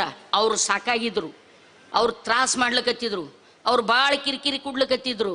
ಜನ ಹುಡುಕಿ ಹುಡುಕಿ ಹುಡುಕಿ ಬಂದು ಓಟ್ ಹಾಕ್ಯಾರ. ನಾವು ರೊಕ್ಕ ಕೊಟ್ಟು, ರೊಕ್ಕ ಎಲ್ಲೋರ್ ಬಲ್ಲಿ ತೊಗೊಂಡಾರ ಜನ. ಯಾಕೆ ತೊಗೊಂಡಾರ ಜನ ಹಣ? ಎಲೆಕ್ಷನ್ದಾಗ ಅವ್ರೂ ಹಣ ಇದ್ದು, ನಿಂಬಲ್ಲಿ ಅಟತನ ಇದ್ದು. ಅವು ಏನು ನಿಮ್ಮ ಅಪ್ಪನ ಹಣ ಅಲ್ಲ. ನೀವೇನು ಕಸ ಕಿತ್ತಿ ಕಳೆ ತೆಗೆದು ಕೆಲಸ ಮಾಡಿ ತಂದಿದ್ದ ಹಣನ ಇಲ್ಲಲ್ಲ, ಅವ್ರದೇ ಹಣ ನಿಂಬಲ್ಲಿ ಇತ್ತು, ನೀವು ಕೊಟ್ಟಿರ್ಬೋದು ಎಲೆಕ್ಷನ್ದಾಗ. ಹೌದಲ್ಲ, ನಮ್ಮ ಜನ ತೊಗೊಂಡಿರ್ಬೋದು. ಪಾಪ ಬಡವ್ರ ತೊಗೊಂಡಾರ. ನೀವು ಸಾವಿರಾರು ಕೋಟಿ ತಿಂತೀರಿ, ನಾವು 100-200 ರೂಪಾಯಿ ತಿಂದೀವಿ. ವ್ಯತ್ಯಾಸ ಆಗ್ತದೆ. ನೀವು ಭಾಳ ಸಿಸ್ಟಮೆಟಿಕ್ ಕಾಗದ ಸಿಗ್ನೇಚರ್ ಹೊಡೆದು ಪರ್ಸೆಂಟೇಜ್ ತೋತೀರಿ. ನಾವು ಓಟ್ನಾಗ ರಾತ್ರಿ ಕತ್ತಲ್ ರಾತ್ರಿ ದಿನ ತೋತೇವು. ನಿಮಗೆ ದಿನ ಸಿಗ್ತದ, ನಮಗೆ ಒಂದೇ ದಿನ ಸಿಗ್ತದೆ. ಹೀಗಾಗಿ ನಾನು ತಗೊಳ್ಳೋದನ್ನು ಸಮರ್ಥನೆ ಮಾಡ್ತಾ ಇದ್ದೀನಿ ಅಂತಲ್ಲ, ನಮ್ಮ ಜನರ ಅಸಹಾಯಕತೆಯನ್ನು ನಿಮ್ಮ ಎದುರು ತೆರೆದಿಡ್ತಾ ಇದ್ದೀನಿ. ಹೀಗಾಗಿ ದಯವಿಟ್ಟು ಈಗಿರುವಂಥ ಪ್ರಜ್ಞಾವಂತ ಸರ್ಕಾರ ಈ ವಿಷಯದಲ್ಲಿ ದೊಡ್ಡವರು ಬಲಾಢ್ಯರು ಅನ್ನುವ ಕಾರಣಕ್ಕಾಗಿ, ಜಾತಿ ಧರ್ಮ ಅನ್ನುವ ಕಾರಣಕ್ಕಾಗಿ ಯಾವುದೇ ಕಾರಣಕ್ಕೂ ಕೂಡ ಸೌಜನ್ಯಳಿಗೆ ಅನ್ಯಾಯ ಮಾಡಕೂಡ್ದು. ಅನ್ಯಾಯ ಮಾಡಲಿಕ್ಕೆ ನಾವು ಬಿಡಲ್ಲ. ಯಾಕೆ ಬಿಡಲ್ಲ? ಬೆಕ್ಕ ಏನು ಮಾಡಿರ್ತದೆ ಗೊತ್ತಾ? ತಿನ್ನಾತನ ತಿಂದು ಎಲ್ಲ ಅದ ಬೆಳಗ್ಗೆ ಕಣ್ಣು ಮುಚ್ಚದಂಗೆ ಹಿಂಗೆ ಕೂತಿರ್ತದೆ. ಮಂದಿ ತಿಳ್ಕೊಂಡ್ರೆ ಬೆಕ್ಕಿಗೆ ನಿದ್ದೆ ಹತ್ತಿದಂತ. ಬೆಕ್ಕ ನಿದ್ದೆ ಮಾಡಲ್ಲ. ಸ್ವಲ್ಪ ಸಮಯ ಸಿಕ್ಕರೆ ಚಂಗ್ ಅಂತ ಹಾರ್ತದೆ, ತಿಳ್ಕೊರಿ. ಹಂಗೆ ನಾವು ಕೂತೇವಂದ್ರೆ ಕೂಡಲ್ಲ, ನಮ್ಮ ಕೆಲಸ ಜಾರಿ ಇರ್ತದ. ದಯವಿಟ್ಟು ಸೌಜನ್ಯಳಿಗೆ ಮತ್ತು ನಡೆದಿರುವಂಥ ಅಸಹಜ ಸಾವುಗಳಿಗೆ ನ್ಯಾಯ ಸಿಗಲಿಕ್ಕೆ ಸಾಧ್ಯ ಆಗಬೇಕು. ಅಲ್ಲಿ ತನಕ ನೀವಂತೂ ನಮ್ಮ ಜೊತೆಗಿರ್ತಿರಿಲ್ಲ, ನೀವೆಲ್ಲ ನಮ್ಮ ಜೊತೆಗಿರ್ತಿರಿಲ್ಲ, ನೀವೆಲ್ಲ ನಮ್ಮ ಜೊತೆಗೆ. ಎಸ್ ಮಂಜುನಾಥ, ಕೈ ಮುಗಿದು ಕೇಳ್ತೀನಿ, ಈ ಊರಾಗ ಮಂದಿ ನಿನಗೆ ಮನಗಿಸ್ತಾರ, ನಮ್ಮ ಊರಿಗೆ ಬಾ, ನಾವು ಎಚ್ಚರ ಇರ್ತೇವೆ, ಜಾಗ್ರ ಇರ್ತೇವೆ. ಬಾ ಮಂಜುನಾಥ, ಇಲ್ಲಿ ಇರಬೇಡ. ಧನ್ಯವಾದಗಳು ಡಾಕ್ಟರ್ ಮೀನಾಕ್ಷಿ ಬಾಳಿ ಅವರಿಗೆ. ಈಗ ನಮ್ಮ ಜೊತೆ ತುಂಬಾ ಜನ ಮಾತಾಡುವ ಮುಖಂಡರುಗಳಿದ್ದಾರೆ. ಸಮಯ ಕೂಡ ಮಧ್ಯಾಹ್ನ 1 ಆಯಿತು. ಮಾತಾಡುವವರು ಇನ್ನು 5 ನಿಮಿಷಗಳ ಒಳಗಡೆ 3 ರಿಂದ 5 ನಿಮಿಷಗಳನ್ನು ಮಾತ್ರ ಬಳಸ್ಕೊಂಡು ನಮ್ಮ ಜೊತೆ ಸಹಕಾರ ಮಾಡಬೇಕು ಅಂತ ವಿನಂತಿ. ಆದಷ್ಟು ಜನರನ್ನು ಗುರುತಿಸಿ ಮಾತಾಡುವಂಥ ಪ್ರಯತ್ನವನ್ನು ಮಾಡ್ತೀವಿ. 2-2.5 ಗಂಟೆಗೆ ನಾವು ಸಭೆಯನ್ನು ಮುಗಿಸ್ಬೇಕಾಗ್ತದೆ. ಬಂದ ಎಲ್ರಿಗೂ ಕೂಡ ಆಹಾರದ ವ್ಯವಸ್ಥೆ ಇದೆ. ಯಾವುದೇ ಕಾರಣಕ್ಕೂ ಕೂಡ ಸಭೆಯ ಮಧ್ಯದಲ್ಲಿ ತೆರಳದೆ ಕೊನೆಯವರೆಗೆ ಸಹಕರಿಸಬೇಕು ಅಂತ ತಮ್ಮಲ್ಲಿ ವಿನಂತಿಸ್ತೀನಿ. ಇದು ಬಹಳ ಮಹತ್ವದ ಹೋರಾಟ. 100ಕ್ಕೂ ಹೆಚ್ಚು ಸಂಘಟನೆಗಳ ಪ್ರತಿನಿಧಿಗಳು ಇಲ್ಲಿ ಸಾಮೂಹಿಕವಾಗಿ ನಾವು ಧರಣಿಯನ್ನು ಕೂತಿದ್ದೀವಿ. ಸರ್ಕಾರಕ್ಕೆ ಒಂದು ಸ್ಪಷ್ಟವಾದ ಸಂದೇಶವನ್ನು ನಾವು ಇಲ್ಲಿಂದ ಕೊಡುವಂಥ ಪ್ರಯತ್ನವನ್ನು ಮಾಡ್ತಾ ಇದ್ದೀವಿ. ನಿಮ್ಮ ಉದ್ದೇಶಿಸಿ ಸೌಜನ್ಯ ಅವರ ತಾಯಿ ಆಗಿರುವಂಥ ಮಾನ್ಯ ಕುಸುಮಾವತಿ ಅವರು ನಮ್ಮನ್ನು ಉದ್ದೇಶಿಸಿ ಮಾತಾಡಬೇಕು ಅಂತ ನಾನು ಅವರಲ್ಲಿ ವಿನಂತಿಸ್ತೀನಿ. ಅವರು ವೇದಿಕೆ ಬರಬೇಕು. 1-2 ಮಾತು. ನಿಮ್ಮ ಮಾತಿಗಾಗಿ ಎಲ್ಲರೂ ನಿರೀಕ್ಷೆ ಮಾಡ್ತಾ ಇದ್ದಾರೆ. ನಿಮ್ಮ ಮಾತುಗಳನ್ನ ಸತತವಾಗಿ ಕೇಳಿಸ್ಕೊಂಡಿದ್ದಾರೆ. ಆದರೂ 1-2 ಮಾತನ್ನು ತಾವು ಆಡಬೇಕಾಗಿ ವಿನಂತಿಸ್ತೀನಿ. ಮತ್ತೆ ಎಲ್ರಿಗೂ ಊಟದ ವ್ಯವಸ್ಥೆ ಕೂಡ ಇದೆ, ಪ್ಯಾಕೆಟ್ಗಳು ಬರ್ತವೆ ಮತ್ತು ಕುಡಿಯುವ ನೀರಿನ ವ್ಯವಸ್ಥೆ ಇದೆ. ಸ್ವಯಂ ಸೇವಕರು ಮಧ್ಯೆ ಕೂತವರಿಗೂ ಕೂಡ ನೀರಿನ ವ್ಯವಸ್ಥೆಯನ್ನು ಮಾಡಬೇಕಾಗಿ ನಾನು ವಿನಂತಿಸ್ತೇನೆ. ಎಲ್ಲರೂ ಕೂಡ ಸ್ವಯಂ ಶಿಸ್ತಿನಿಂದ ವರ್ತಿಸಬೇಕು.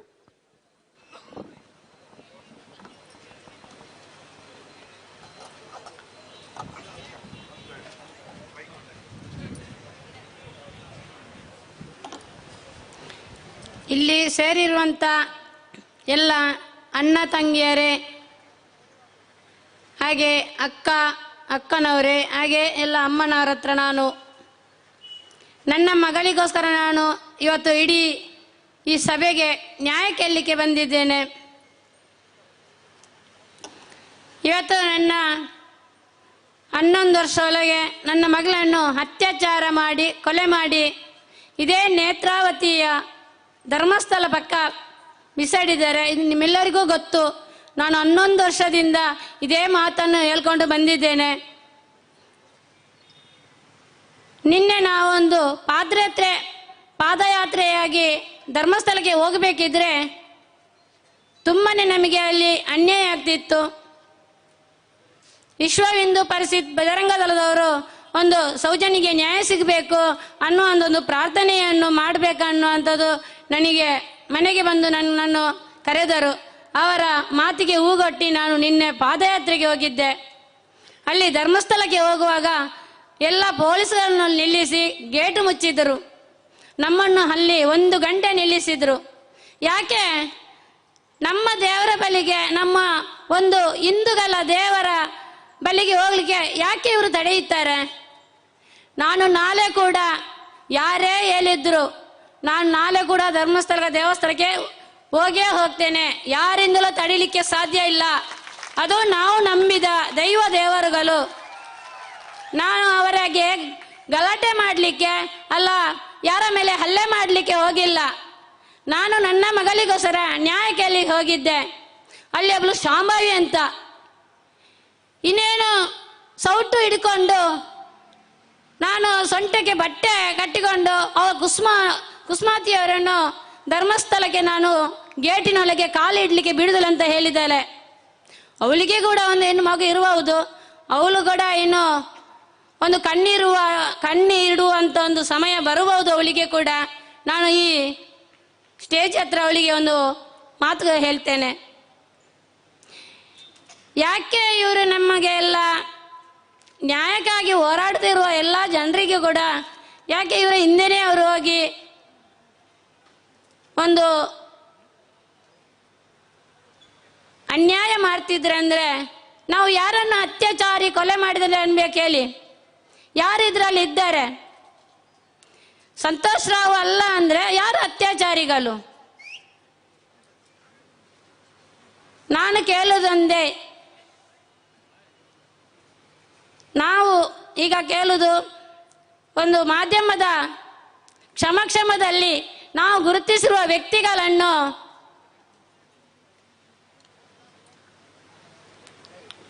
ವಿಡಿಯೋ ಮುಖಾಂತರ ಒಂದು ಅವರು ಮಂಪರ್ ಪರೀಕ್ಷೆ ಮಾಡಬೇಕನ್ನುವಂಥದ್ದು ನಾನು ಈ ಸ್ಟೇಜಿಯಲ್ಲಿ ಇದೇ ಮೈಕಲ್ಲಿ ಹೇಳಿ ನಿಮ್ಮ ಹತ್ರ ಕೇಳ್ತಾ ಇದ್ದೇನೆ. ಯಾಕಂದರೆ ನನಗೆ ನ್ಯಾಯ ಬೇಕು. ನನ್ನ ಮಗಳನ್ನು ಯಾವ ಥರ ಒಂದು ಅತ್ಯಾಚಾರ ಮಾಡಿ ಕೊಲೆ ಬಿಸಾಡಿದ್ರೆ ನಿಮಗೆಲ್ಲರಿಗೂ ಗೊತ್ತು. ಒಂದು ಕಚ್ಚಿ ಒಂದು ಮಗಳ ಮೈ ಮೇಲೆ ಒಂದು ಬಟ್ಟೆ ಇಲ್ಲದೆ ಬಿಸಾಡಿದ್ದಾರೆ. ನಾನು ಅದನ್ನು ಹೇಗೆ ನೋಡಿ ಸಹಿಸ್ಕೊಂಡು, ನಾನು ಒಂದು 9 ತಿಂಗಳು ಹೊತ್ತು 10 ತಿಂಗಳು ಸಾಕಿ ಸಲಹಿದ ಒಂದು ಹೆಣ್ಣು ಮಗುವನ್ನು ಯಾವ ಥರ ಅತ್ಯಾಚಾರ ಮಾಡಿದ್ರಂದ್ರೆ ಅದಕ್ಕೆ ಒಂದು ನೋವು ಕೂಡ ಮಗುವಿಗೆ ಗೊತ್ತಿರಲಿಲ್ಲ. ನಾವೊಂದು ಏಟು ಕೊಟ್ಟವರಲ್ಲ.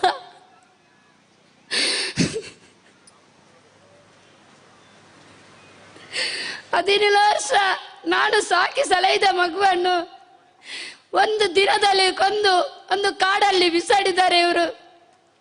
ಯಾಕೆ ಇವರನ್ನು ತನಿಖೆ ಮಾಡಿಲ್ಲ? ತನಿಖಾಧಿಕಾರಿಗಳನ್ನು ತನಿಖೆ ಮಾಡಿಲ್ಲ. ಡಾಕ್ಟರ್ ಆದಾಮು ರಶ್ಮಿಯವರನ್ನು ತನಿಖೆ ಮಾಡಿಲ್ಲ. ಯಾಕೆ ತನಿಖೆ ಮಾಡಿಲ್ಲ? ನಾನು ಯಾರ ಹತ್ರ ನಾವು ನ್ಯಾಯ ಕೇಳ್ಕೊಂಡು ಬರಬೇಕು?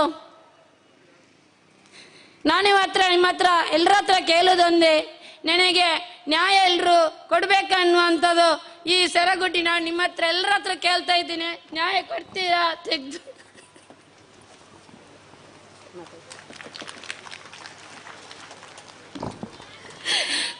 ನ್ಯಾಯ ತೆಗೆದು ಕೊಡ್ತೀರಾ? ಯಾಕಂದ್ರೆ ಸೌಜನ್ಯ ಹೋರಾಟವನ್ನ ಮುನ್ನಡೆಸೋಣ. ಸೌಜನ್ಯ ಪ್ರಕರಣ SIT ತನಿಖೆ ಆಗಲೇಬೇಕು. ಸೌಜನ್ಯ ಕುಟುಂಬದ ಜೊತೆ ನಾವಿದ್ದೇವೆ. ಸೌಜನ್ಯ ಕುಟುಂಬದ ಜೊತೆ ಕರ್ನಾಟಕ ರಾಜ್ಯ ಜೊತೆಗಿದೆ. ಧನ್ಯವಾದಗಳು ಕುಸುಮಾವತಿ ಅವರಿಗೆ. ಅವರ ದುಃಖದಿಂದ ಭಾಷಣವನ್ನು ಪೂರ್ತಿಗೊಳಿಸಲಿಕ್ಕೆ ಆಗಲಿಲ್ಲ. ಆದರೆ ಅವರ ಭಾವನೆಗಳು ನಮ್ಮೆಲ್ಲರಿಗೂ ಅರ್ಥ ಆಗಿದೆ ಮತ್ತು ಅವರ ಭಾವನೆಗಳು ನಮ್ಮ ಭಾವನೆಗಳು ಕೂಡ. ಸೌಜನ್ಯ ನಮ್ಮೆಲ್ಲರ ಮನೆಯ ಮಗಳು ಅನ್ನುವ ರೀತಿಯಲ್ಲಿ ನಾವು 11 ವರ್ಷಗಳಿಂದ ಆ ಹೋರಾಟದ ಬೀದಿಯಲ್ಲಿ, ಹೋರಾಟದ ದಾರಿಯಲ್ಲಿದ್ದೀವಿ. ಖಂಡಿತವಾಗಿಯೂ ನ್ಯಾಯ ದೊರಕುವ ನಿಟ್ಟಿನಲ್ಲಿ ನಾವು ಇನ್ನಷ್ಟು ಗಟ್ಟಿಯಾಗಿ ಶ್ರಮಿಸ್ತೀವಿ ಅನ್ನುವಂಥ ಮಾತನ್ನ ಮತ್ತು ಭರವಸೆಯನ್ನು ಅವರಿಗೆ ಈ ಮೂಲಕ ಈ ಸಭೆಯಲ್ಲಿ ಮಹಾಧರಣಿಯ ಮೂಲಕ ಕೊಡ್ತಾ ಇದ್ದೀವಿ. ಈಗ ನಮ್ಮನ್ನು ಉದ್ದೇಶಿಸಿ ಒಡನಾಡಿಯ ಸ್ಟ್ಯಾನ್ಲಿ ಅವರು ಇಂತಹ ಹಲವಾರು ಅತ್ಯಾಚಾರ ಅನಾಚಾರಗಳ ಪ್ರಶ್ನೆಯಲ್ಲಿ ಬಹಳ ತರ್ಕಬದ್ಧವಾದಂತಹ ಹೋರಾಟಗಳನ್ನು ಮುನ್ನಡೆಸಿದವರು. ಮುರುಘಾ ಶರಣರ ವಿಚಾರದಲ್ಲಿಯೂ ಕೂಡ ಆ ಬಡಪಾಯಿ ಹೆಣ್ಣು ಮಕ್ಕಳ ಪರವಾಗಿ ನಿಂತು ನ್ಯಾಯವನ್ನ ಬಲಾಢ್ಯರ ಮುಂದೆ ನಿಂತು ಕೊಡಿಸಿದಂತ ಒಡನಾಡಿ ಸ್ಟ್ಯಾನ್ಲಿ ಅವರು ಈಗ ನಮ್ಮನ್ನು ಉದ್ದೇಶಿಸಿ ಮಾತಾಡಬೇಕು ಅಂತ ವಿನಂತಿಸ್ತಾ ಇದ್ದೇನೆ. ಈ ಸಂದರ್ಭದಲ್ಲಿ ಈ ಜಿಲ್ಲೆಯ ರೈತ ಸಂಘಟನೆಯ ಮುಖಂಡರಾಗಿರ್ತಕ್ಕಂಥ ರವಿಕಿರಣ ಪೂರ್ಣಚ್ಚರ್ ಅವರು ನಮ್ಮ ಜೊತೆ ಇದ್ದಾರೆ. ಅದೇ ರೀತಿ ಕಾಂಗ್ರೆಸ್ ಪಕ್ಷದ ಜಿಲ್ಲಾ ಮುಖಂಡರಾಗಿರ್ತಕ್ಕಂಥ ಲೋಕೇಶ್ವರಿ ಗೌಡ ಇವರು ನಮ್ಮ ಜೊತೆ, ಇವರೆಲ್ಲರನ್ನು ಕೂಡ ನಮ್ಮ ಸಂಘಟನೆಯ ಪರವಾಗಿ ಸ್ವಾಗತಿಸ್ತಾ ಈಗ ಸ್ಟ್ಯಾನ್ಲಿ ಅವರು. ನಮ್ಮ ನಾಡಿನ, ನಮ್ಮ ಈ ತುಳುನಾಡಿನ ಮನೆಯ ಮಗಳಾದಂತಹ ಸೌಜನ್ಯಳ ಮೇಲೆ ನಡೆದಂತಹ ಅತ್ಯಾಚಾರ, ಕೊಲೆ, ಈ ಒಂದು ವಿಚಾರವಾಗಿ ಈ ಕೊಲೆಗೆ, ಈ ಅತ್ಯಾಚಾರಕ್ಕೆ ಸಮರ್ಪಕವಾದಂತಹ ಒಂದು ನ್ಯಾಯವನ್ನು ಆಗ್ರಹಿಸಿ ಕರ್ನಾಟಕದಾದ್ಯಂತ ಬಂದಂತಹ ಎಲ್ಲ ಹೋರಾಟಗಾರ ಒಡನಾಡಿಗಳಿಗೆ ನನ್ನ ನಮಸ್ಕಾರಗಳು. ಬಹಳ ಮುಖ್ಯವಾಗಿ ನಾನು ಇರುವಂತಹ ಕೆಲವು ನಿಮಿಷಗಳಲ್ಲಿ ಸರ್ಕಾರಕ್ಕಷ್ಟೇ ನಾನು ಆಗ್ರಹಿಸ್ತಾ ಇರುವಂಥದ್ದು. ಈ ವಿಚಾರವನ್ನು ನಾವು ಪದೇ ಪದೇ ಪದೇ ಪದೇ ಹೇಳ್ತಾ ಬರ್ತಾ ಇದ್ದೇವೆ. ಸರ್ಕಾರ ಮೋಸ ಮಾಡಬೇಡಿ, ಮೋಸದ ಮಾತುಗಳನ್ನ ಆಡಬೇಡಿ. ಸರ್ಕಾರ ಮನಸ್ಸು ಮಾಡಿದ್ರೆ, ಸರ್ಕಾರಕ್ಕೆ ಇಚ್ಛಾಶಕ್ತಿ ಇದ್ರೆ ಸೌಜನ್ಯಳ ಪ್ರಕರಣಕ್ಕೆ ನ್ಯಾಯ ಕೊಡಿಸೋದು ಯಾವುದೇ ಸಮಸ್ಯೆಯ ವಿಚಾರ ಅಲ್ಲ. ಇಲ್ಲಿರೋದು ಸರ್ಕಾರಕ್ಕೆ ಬೇಕಾದಂಥದ್ದು ಕೇವಲ ಇಚ್ಛಾಶಕ್ತಿ. ಆ ಇಚ್ಛಾಶಕ್ತಿಯ ಕೊರತೆ ಇದೆ ಅಂತ ಹೇಳುವಂಥದ್ದನ್ನ ತಾವು ದಯಮಾಡಿ ಬಿಂಬಿಸ್ಕೊಳ್ಳಕ್ಕೆ ಹೋಗಬೇಡಿ. ನಾನು ಈ ವಿಚಾರವನ್ನು ಬಹಳ ಸಾತ್ವಿಕವಾಗಿ ಮಾನ್ಯ ಮುಖ್ಯಮಂತ್ರಿಗಳ ಸನ್ನಿಧಾನದಲ್ಲಿ ಇಡ್ತಾ ಇದ್ದೇನೆ. ಮಾನ್ಯ ಮುಖ್ಯಮಂತ್ರಿಗಳೇ, 11 ವರ್ಷಗಳ ಹಿಂದೆ ನಡೆದಂತಹ ಈ ಬೀಭತ್ಸಕರವಾದಂತಹ ಅತ್ಯಾಚಾರ, ಕೊಲೆ 11 ವರ್ಷಗಳ ನಂತರ ತೀರ್ಪಿನ ರೂಪದಲ್ಲಿ ಬರುತ್ತೆ. ಆ ತೀರ್ಪಿನ ದಿವಸ ನಾನಂತೂ ಅರ್ಥ ಮಾಡ್ಕೊಂಡಿರೋದು, ಇದು ಕೇವಲ ಒಂದು ಹೆಣ್ಣು ಮಗುವಿನ ಮೇಲೆ ನಡೆದಂತ ಅತ್ಯಾಚಾರ ಅಲ್ಲ, ಇದು ನಮ್ಮ ದೇಶದ ಸಂವಿಧಾನದ ಮೇಲೆ ನಡೆದಂತ ಅತ್ಯಾಚಾರ, ಇಲ್ಲಿಯ ನ್ಯಾಯಿಕ ವ್ಯವಸ್ಥೆ ಮೇಲೆ ನಡೆದಂತ ಅತ್ಯಾಚಾರ. ಇದು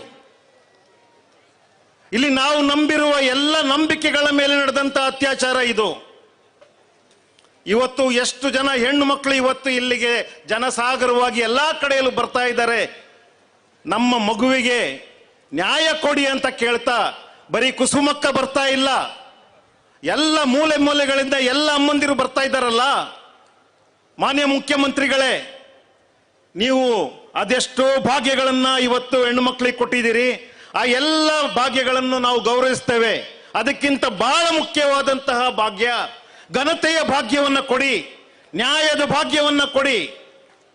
ಆ ಭಾಗ್ಯಕ್ಕೋಸ್ಕರ ನಮ್ಮ ಹೆಣ್ಣುಮಕ್ಕಳು, ನಮ್ಮಂಥವರು ಎಲ್ಲರೂ ಕೂಡ ನಮಗೆ ಕೊಟ್ಟಂತ ಎಲ್ಲ ಕೊಡುಗೆಗಳನ್ನು ಕೂಡ ವಾಪಸ್ ಕೊಡ್ತೇನೆ ಬೇಕಾದ್ರೆ. ಘನತೆ ಇಲ್ಲದ ಜೀವನ ಒಂದು ಬೀದಿ ನಾಯಿಯ ಜೀವನ ಆಗ್ಬಿಡುತ್ತೆ.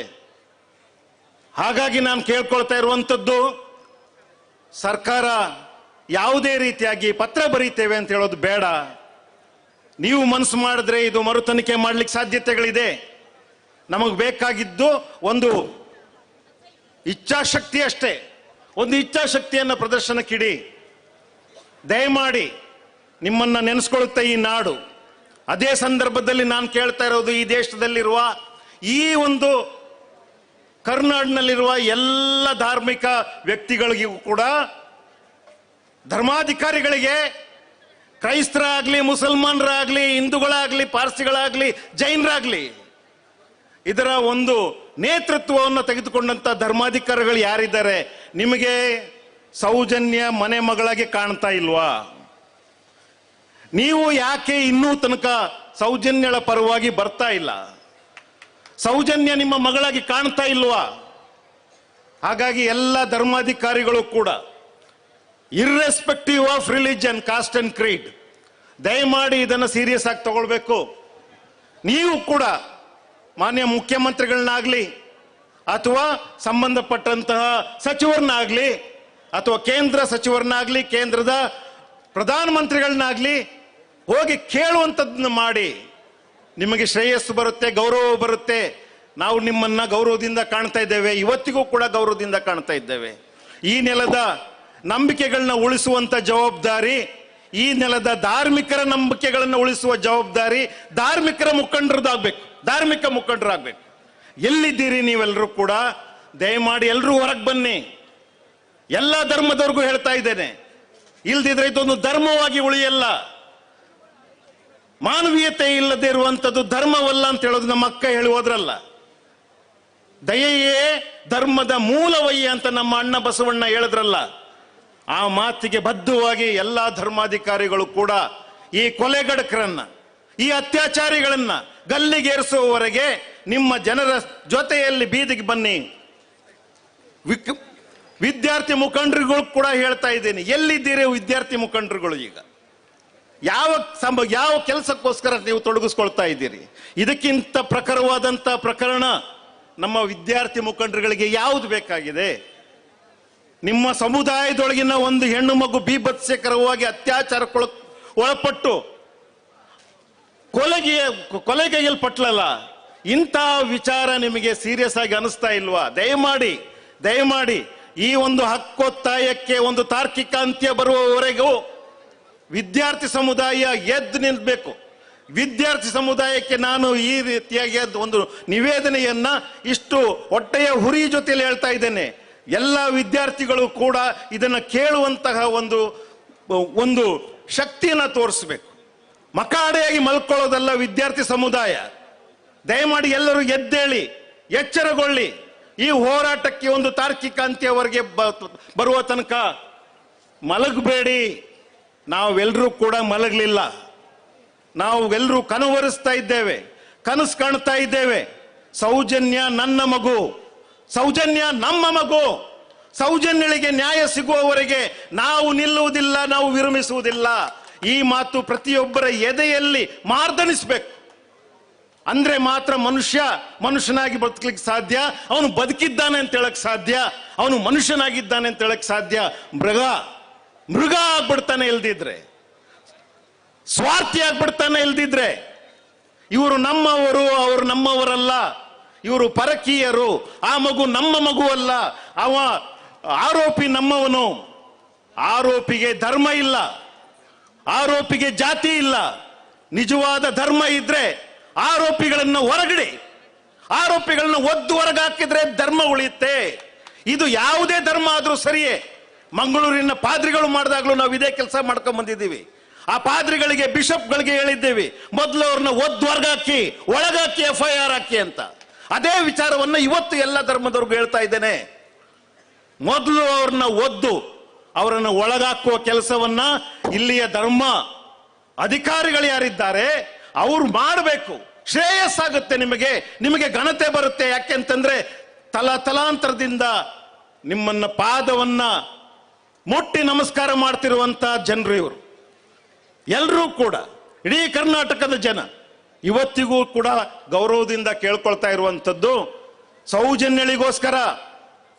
ಅದೇ ರೀತಿ ನಮ್ಮ ಸಂತೋಷ್, ಆತ ಏನ್ ಮಾಡಿದ್ದ? ಸುಮಾರು 4.5 ವರ್ಷ ತನಕ ಕೋಳಿಸಿದ್ರಲ್ಲ ಜೈಲಿನಲ್ಲಿ. ಆತನ ಎಲ್ಲ ಮಾನವ ಹಕ್ಕುಗಳು ಉಲ್ಲಂಘನೆ ಆಯ್ತಲ್ಲ. ಅವನಿಗೋಸ್ಕರ ಒಂದು ಮಾತು ಯಾರಾದ್ರೂ ಮಾತಾಡ್ತಾ ಇದ್ದೀರಾ? ಆತ ಇವತ್ತಿಗೂ ನಿಮ್ಮ ಮನಸ್ಸಿನಲ್ಲಿ ಕೊಲೆಗಡಕನಾಗಿ ಉಳ್ಕೊಳ್ತಾ ಇದ್ದಾನೆ. ಅವನು ಇದೆ ಇವತ್ತಿಗೂ ಕೂಡ, ಅವನು ಅತ್ಯಾಚಾರಿಯಾಗಿ ನೀವು ಬಿಂಬಿಸ್ತಾ ಇದ್ದೀರಾ. ಇದು ನಮ್ಮ ನಾಡಿಗೆ ಶ್ರೇಯಸ್ಸಲ್ಲ, ಇದು ನಮ್ಮ ನಾಡಿಗೆ ಘನತೆ ತರಲ್ಲ, ಇದು ಯಾವ ಧರ್ಮಗಳಿಗೂ ಘನತೆ ತರಲ್ಲ. ಒಂದೇ ಒಂದು ಮಾನವೀಯ ಧರ್ಮದಲ್ಲಿ ಎಲ್ಲರೂ ಒಟ್ಟಾಗಿ ನಿಂತ್ಕೊಳ್ಳೋಣ, ಎಲ್ಲರೂ ಕೇಳುವಂತ ಕೆಲಸವನ್ನ ಮಾಡಬೇಕು. ಆ ಸಂತೋಷ್ ರಾವ್ಗೂ ಕೂಡ ಒಂದು ಘನತೆಯುಕ್ತ ಜೀವನವನ್ನ ಮರಳಿಸುವಂತ ಕೆಲಸ ಆಗಬೇಕು. ಮಾನ್ಯ ಮುಖ್ಯಮಂತ್ರಿಗಳೇ, ದಯಮಾಡಿ ಕೊನೆಯದಾಗಿ ನಾನು ನಿಮ್ಮಲ್ಲಿ ನಿವೇದನೆ ಮಾಡ್ತಾ ಇರುವುದು, ಪತ್ರವನ್ನ ಬರಿಬೇಡಿ, ಪತ್ರವನ್ನ ದಯಮಾಡಿ ಬರಿಬೇಡಿ. ನೀವೇ ನಿಮ್ಮ ವಿವೇಚನೆಯಲ್ಲಿ the power vest in your government ಈ ಕ್ರೈಮ್ ಏನು ಅಂತ ಹೇಳುತ್ತೆ? ಈ ಕ್ರೈಮ್ ಹೇಳೋದು ಕೂಡ the crime against the state ಅಂತ ನಾವು ಬರ್ಕೋತೇವಲ್ಲ. ನಾವು ಮೊಕದ್ದಮೆಯನ್ನು ಹೂಡೋದು ಯಾರು ಸೌಜನ್ಯಳ ಪ್ರಕರಣವಾಗಿ ಅಲ್ಲ, ಕ್ರೈಮ್ ಅಗೇನ್ಸ್ಟ್ ದ ಸ್ಟೇಟ್ ಅಂತಂದ ಮೇಲೆ ಇಲ್ಲಿ ನಮಗೆ ನ್ಯಾಯ ಸಿಕ್ಕಿಲ್ಲ ಅಂತ ಹೇಳಿದ ಮೇಲೆ ನೀವು ಅದಕ್ಕೆ ನ್ಯಾಯವನ್ನು ಪಡಿಬೇಕಾಗುತ್ತೆ. ನಮ್ಮ ತೀರ್ಪಿನಲ್ಲಿ ಹೇಳಿದ್ದಾರೆ, ಸರಿಯಾದ ರೀತಿಯಲ್ಲಿ ಹೇಳಿದ್ದಾರೆ, erring officials should be brought before the acquittal committee ಅಂತ. ಅಂದ್ರೆ ಏನು? ಇದು ರೀಓಪನ್ ಆಗಲೇಬೇಕು, ಇದು ರೀಓಪನ್ ಆಗಲೇಬೇಕು. ಎಲ್ಲ ಆಫೀಸರ್ಸ್ ಯಾರಿದ್ದಾರೆ, ಪೊಲೀಸ್ ಆಫೀಸರ್ಸ್ ಆಗ್ಬೋದು, ವೈದ್ಯಾಧಿಕಾರಿಗಳಾಗ್ಬೋದು, ಇವರೇ ಇವತ್ತು ಅತ್ಯಾಚಾರ ಮಾಡಿದಂಥವರು, ಈ ಸಂವಿಧಾನದ ಮೇಲೆ, ಈ ನ್ಯಾಯಿಕ ವ್ಯವಸ್ಥೆ ಮೇಲೆ ಅತ್ಯಾಚಾರ ಮಾಡಿದಂಥವರು, ಈ ಆರೋಪಿಗಳನ್ನ ಬಚಾವ್ ಮಾಡಿರುವಂಥವರು, ಅವರ ಮೂಗನ್ನ ಹಿಡಿದು ಬಾಯ್ಬಿಡಿಸಿ. ಆ ಶಕ್ತಿ ನಮ್ಮ ಸರ್ಕಾರಕ್ಕೆ ಇರಬೇಕು, ಸರ್ಕಾರಕ್ಕೆ ಇದೆ. ನಮ್ಮ ಮಾನ್ಯ ಮುಖ್ಯಮಂತ್ರಿಗಳಿಗೆ ಒಂದು ಹೆಂಗರುಳು ಇದೆ. ಅವರು ದೀನದಲಿತರ ಪರವಾದಂತ, ಮಹಿಳೆಯರ ಪರವಾದಂತ ನಿಲುವನ್ನು ಹೊಂದಿರುವಂತವರು. ದಯಮಾಡಿ ಇದನ್ನ ನಾನು ಯಾವುದೇ ರೀತಿಯಾಗಿ ಸಿಟ್ಟಿನಿಂದ ಹೇಳ್ತಿಲ್ಲ, ಆಕ್ರೋಶದಿಂದ ಹೇಳ್ತಾ ಇದ್ದೇನೆ, ಒಂದು ಜನಾಗ್ರಹವಾಗಿ ಹೇಳ್ತಾ ಇದ್ದೇನೆ. ಈ ಕೆಲಸವನ್ನು ಖಂಡಿತ ನೀವು ಮಾಡಿ.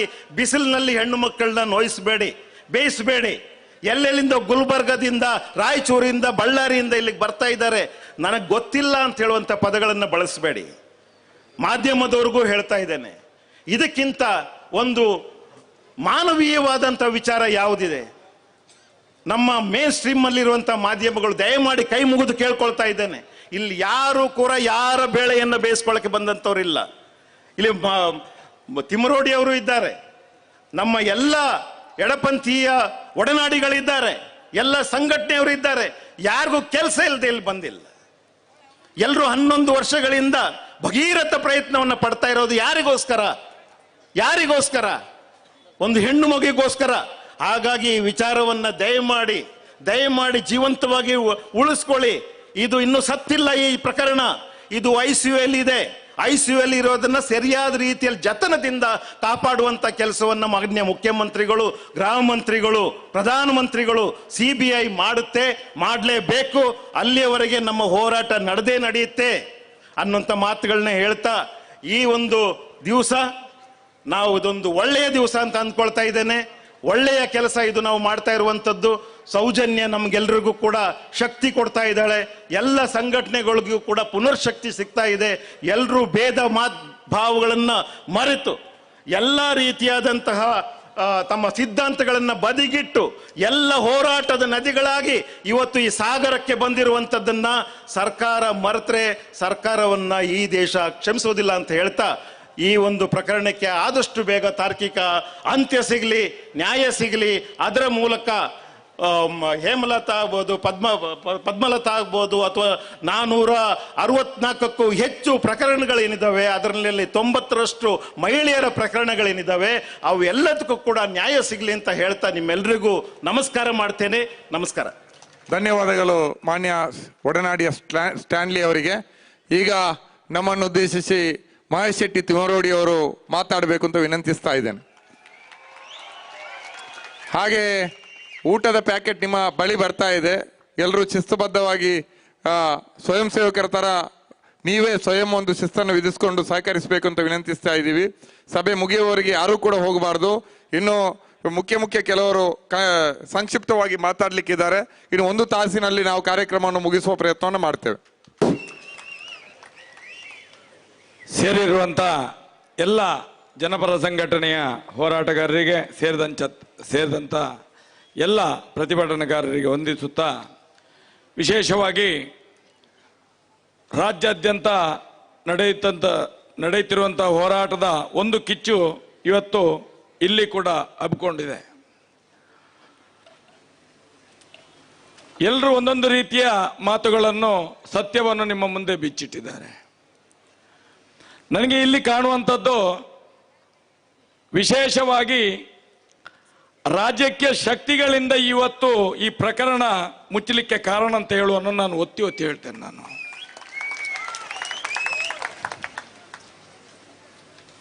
ಒಬ್ಬ ಪೊಲೀಸ್ ಅಧಿಕಾರಿ ಇರ್ಬೋದು, ಒಬ್ಬ ತಹಶೀಲ್ದಾರ್ ಇರ್ಬೋದು, ಒಬ್ಬ DC ಇರ್ಬೋದು, ಅವನಿಗೆ ಬೇಕಾದಾಗೆ ಮಾಡ್ಲಿಕ್ಕೆ ಆಗುದಿಲ್ಲ. ಅವನನ್ನು ಕಂಟ್ರೋಲ್ನಲ್ಲಿ ಇಡುವವರು ಈ ರಾಜಕೀಯದವರು, ಈ ರಾಜಕೀಯ ಶಕ್ತಿ. ಈ ರಾಜಕೀಯ ಶಕ್ತಿಯಿಂದಾಗಿ ಈ ಮಗುವಿಗೆ ನ್ಯಾಯ ಸಿಗಲಿಲ್ಲ. ಏನು ಆವತ್ತು ಬಿಜೆಪಿ ಸರ್ಕಾರ ಇತ್ತ, ಆ ಸರ್ಕಾರದ ಹಿಡಿತದಿಂದಾಗಿ ಇವತ್ತು ಆ ಅಧಿಕಾರಿಗಳು ಈ ಪ್ರಕರಣವನ್ನು, ಸಾಕ್ಷ್ಯವನ್ನು ಪೂರ್ತಿ ನಾಶ ಮಾಡಲಿಕ್ಕೆ ಒಂದು ಪ್ರೇರೇಪಣೆಯನ್ನು ಕೊಟ್ಟಿದ್ದಾರೆ ಅನ್ನುವಂಥದ್ದು ಸರ್ವೇ ಸಾಮಾನ್ಯವಾಗಿ ಎಲ್ಲರಿಗೂ ಗೊತ್ತಿರುವಂತ ವಿಷಯ. ಆದ್ರೆ ಅಲ್ಲಿರುವಂತ ಮಂಜುನಾಥ ಆ ಅಣ್ಣಪ್ಪ ಸ್ವಾಮಿ ಬಿಡ್ಲಿಲ್ಲ. ಬರುವ ಚುನಾವಣೆಯಲ್ಲಿ ಅವರಿಗೆ ನಿದ್ದೆ ಮಾಡಿಸ್ತಾರೆ. ನೀವು ಸೌಜನ್ಯಳಿಗೆ ನ್ಯಾಯ ಕೊಡ್ಲಿಲ್ಲ, ನೀವು ಅಧಿಕಾರಕ್ಕೆ ಬರೋದು ಬೇಡ ಅಂತ ಹೇಳಿ. ಮತ್ತೆ ಕಾಂಗ್ರೆಸ್ ಅಧಿಕಾರಕ್ಕೆ ಬಂತು. ಕಾಂಗ್ರೆಸ್ ಅಧಿಕಾರದಲ್ಲಿ ಕೂಡ ಆಗ ಪ್ರಜಾಪ್ರಭುತ್ವ ವೇದಿಕೆ ಕೇಳಿದ್ದು ಸುಪ್ರೀಂ ಕೋರ್ಟಿನ ಸುಪರ್ದಿಯಲ್ಲೇ ತನಿಖೆ ಕೊಡಬೇಕು ಅಂತ ಹೇಳಿ. ಸುಪ್ರೀಂ ಕೋರ್ಟಿನ ಸುಪರ್ದಿಯಲ್ಲಿ. ಇವತ್ತು ನಾವೇನ್ ಕೇಳ್ತಾ ಇದ್ದೇವೆ, ಇವತ್ತು ಕೂಡ ಕೇಳ್ತಾ ಇದ್ದೇವೆ, ನ್ಯಾಯಾಂಗದ ಸುಪರ್ದಿಯಲ್ಲಿಯೇ ತನಿಖೆ ನಡಿಬೇಕಿದ್ದು. ನ್ಯಾಯಾಂಗದ ಸುಪರ್ದಿಯಲ್ಲಿ ಯಾಕೆ ಕೇಳ್ತಿದ್ದೇವೆ? ನಮ್ಗೆ ಈ ರಾಜಕೀಯದ ಮೇಲೆ ನಂಬಿಕೆ ಇಲ್ಲ ಅಂತ ಹೇಳಿ ಅಲ್ಲ. ನಾನು ಇವತ್ತು ಈ ರಾಜಕೀಯ ವ್ಯಕ್ತಿಗಳಿಗೆ ಹೇಳುವುದು, ನಿಮ್ಮ ಸ್ವಾರ್ಥಕ್ಕೋಸ್ಕರ ಪಾಪದ ಮನೆ ಮಕ್ಕಳನ್ನು ಬಲಿ ಕೊಡಬೇಡಿ. ನಾನು ಹೇಳಿದ್ರೆ ಬೇಜಾರಾಗ್ತದೆ ನಮ್ಗೆ. ನಾವು ಮಾಡಿದ ತಪ್ಪಿಂದಾಗಿ, ಏನು ಪ್ರಜೆಗಳು ಮಾಡಿದ ತಪ್ಪಿನಿಂದಾಗಿ ಇವತ್ತು ಪುನಃ ಹೇಳ್ತೇನೆ ನಾನು, ಇವತ್ತಿನ ರಾಜ್ಯ ಸರ್ಕಾರ ಕೇಳ್ತಾನೆ, ಪುನಃ ನಿಮ್ಗೆ ಅಧಿಕಾರ ಕೊಟ್ಟಿದ್ದಾರೆ ಅಣ್ಣಪ್ಪ ಮಂಜುನಾಥ ನಿಮ್ಗೆ. ನಾನು ಕಳೆದ ಚುನಾವಣೆಗಿಂತ 11 ತಿಂಗಳು ಮುಂದೆ ಹೇಳಿದ್ದೇನೆ, ಬಿಜೆಪಿಯವರೇ ಅಧರ್ಮ ಮಾಡ್ತಾ ಇದ್ದೀರಿ, ನಿಮ್ಮ ಪಕ್ಷ ಸರ್ವನಾಶ ಆಗಿ ಹೋಗ್ತದೆ ಅಂತ ಹೇಳಿ. ಇವತ್ತು ಸರ್ವನಾಶ ಆಗಿದೆ ಬಿಜೆಪಿ. ಜನಗಳು ನಿಮ್ಗೆ ಅವಕಾಶ ಕೊಟ್ಟಿದ್ದಾರೆ, ಕಾಂಗ್ರೆಸ್ನವರಿಗೆ ಒಳ್ಳೆ ಅವಕಾಶ ಸಿಕ್ಕಿದೆ. ಇವತ್ತು ಯಾವ ರೀತಿಯ ತೀರ್ಮಾನವನ್ನು ತಗೊಂಡು ಆ ಸೌಜನ್ಯಳ ಆತ್ಮಕ್ಕೆ ನ್ಯಾಯ ಸಿಗ್ಬೇಕಾದ್ರೆ ಏನಾಗಬೇಕು? ಏನು ಈ ಪ್ರಕರಣವನ್ನು ಅತ್ಯಾಚಾರ ಮಾಡಿದ್ದಾರೆ, ಮಾಡಿದನ್ನು ಮುಚ್ಚಿಸಿದವರಿದ್ದಾರೆ, ಇವರಿಗೆಲ್ಲ ನೇಣಾಗಬೇಕು. ಯಾರು ಮಾಡಬೇಕು? ಸರ್ಕಾರದಿಂದ ಸಾಧ್ಯತೆ ಇದೆ. ಈ ಸಲ ನಿಮಗೆ ಅವಕಾಶವನ್ನು ಕೊಟ್ಟಿದ್ದಾರೆ ಆ ದೇವರು. ಪೂರ್ತಿ ಏನು ಅವರನ್ನು ಇಟ್ಕೊಂಡು ಇವರನ್ನು ಇಟ್ಕೊಂಡು ಅಧಿಕಾರ ಮಾಡುವುದಲ್ಲ, ಸಂಪೂರ್ಣವಾದಂತ ಅಧಿಕಾರವನ್ನು ನಿಮ್ಮ ಕೈಗೆ ಕೊಟ್ಟಿದ್ದಾರೆ.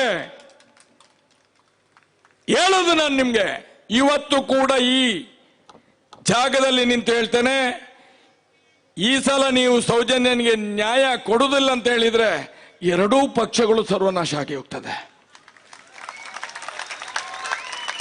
ಎರಡೂ ಪಕ್ಷಗಳು ನಾಶ ಆಗಿ ಹೋಗ್ತದೆ. ಮೇಲೆಯೂ ಇಲ್ಲ, ಕೆಳಗೂ ಇಲ್ಲ, ಅಲ್ಲಿಯೂ ಇಲ್ಲ, ಎಲ್ಲಿಯೂ ಇಲ್ಲ. ಯಾಕಂತ ಹೇಳಿದ್ರೆ ನಡೆದಿರುವಂತ ಅತ್ಯಾಚಾರ ಸಣ್ಣ ಮಗುವಿನದ್ದು, 17 ವರ್ಷದ ಬಾಲಕಿತ್ತು. 17 ವರ್ಷದ ಬಾಲಕಿತ್ತು.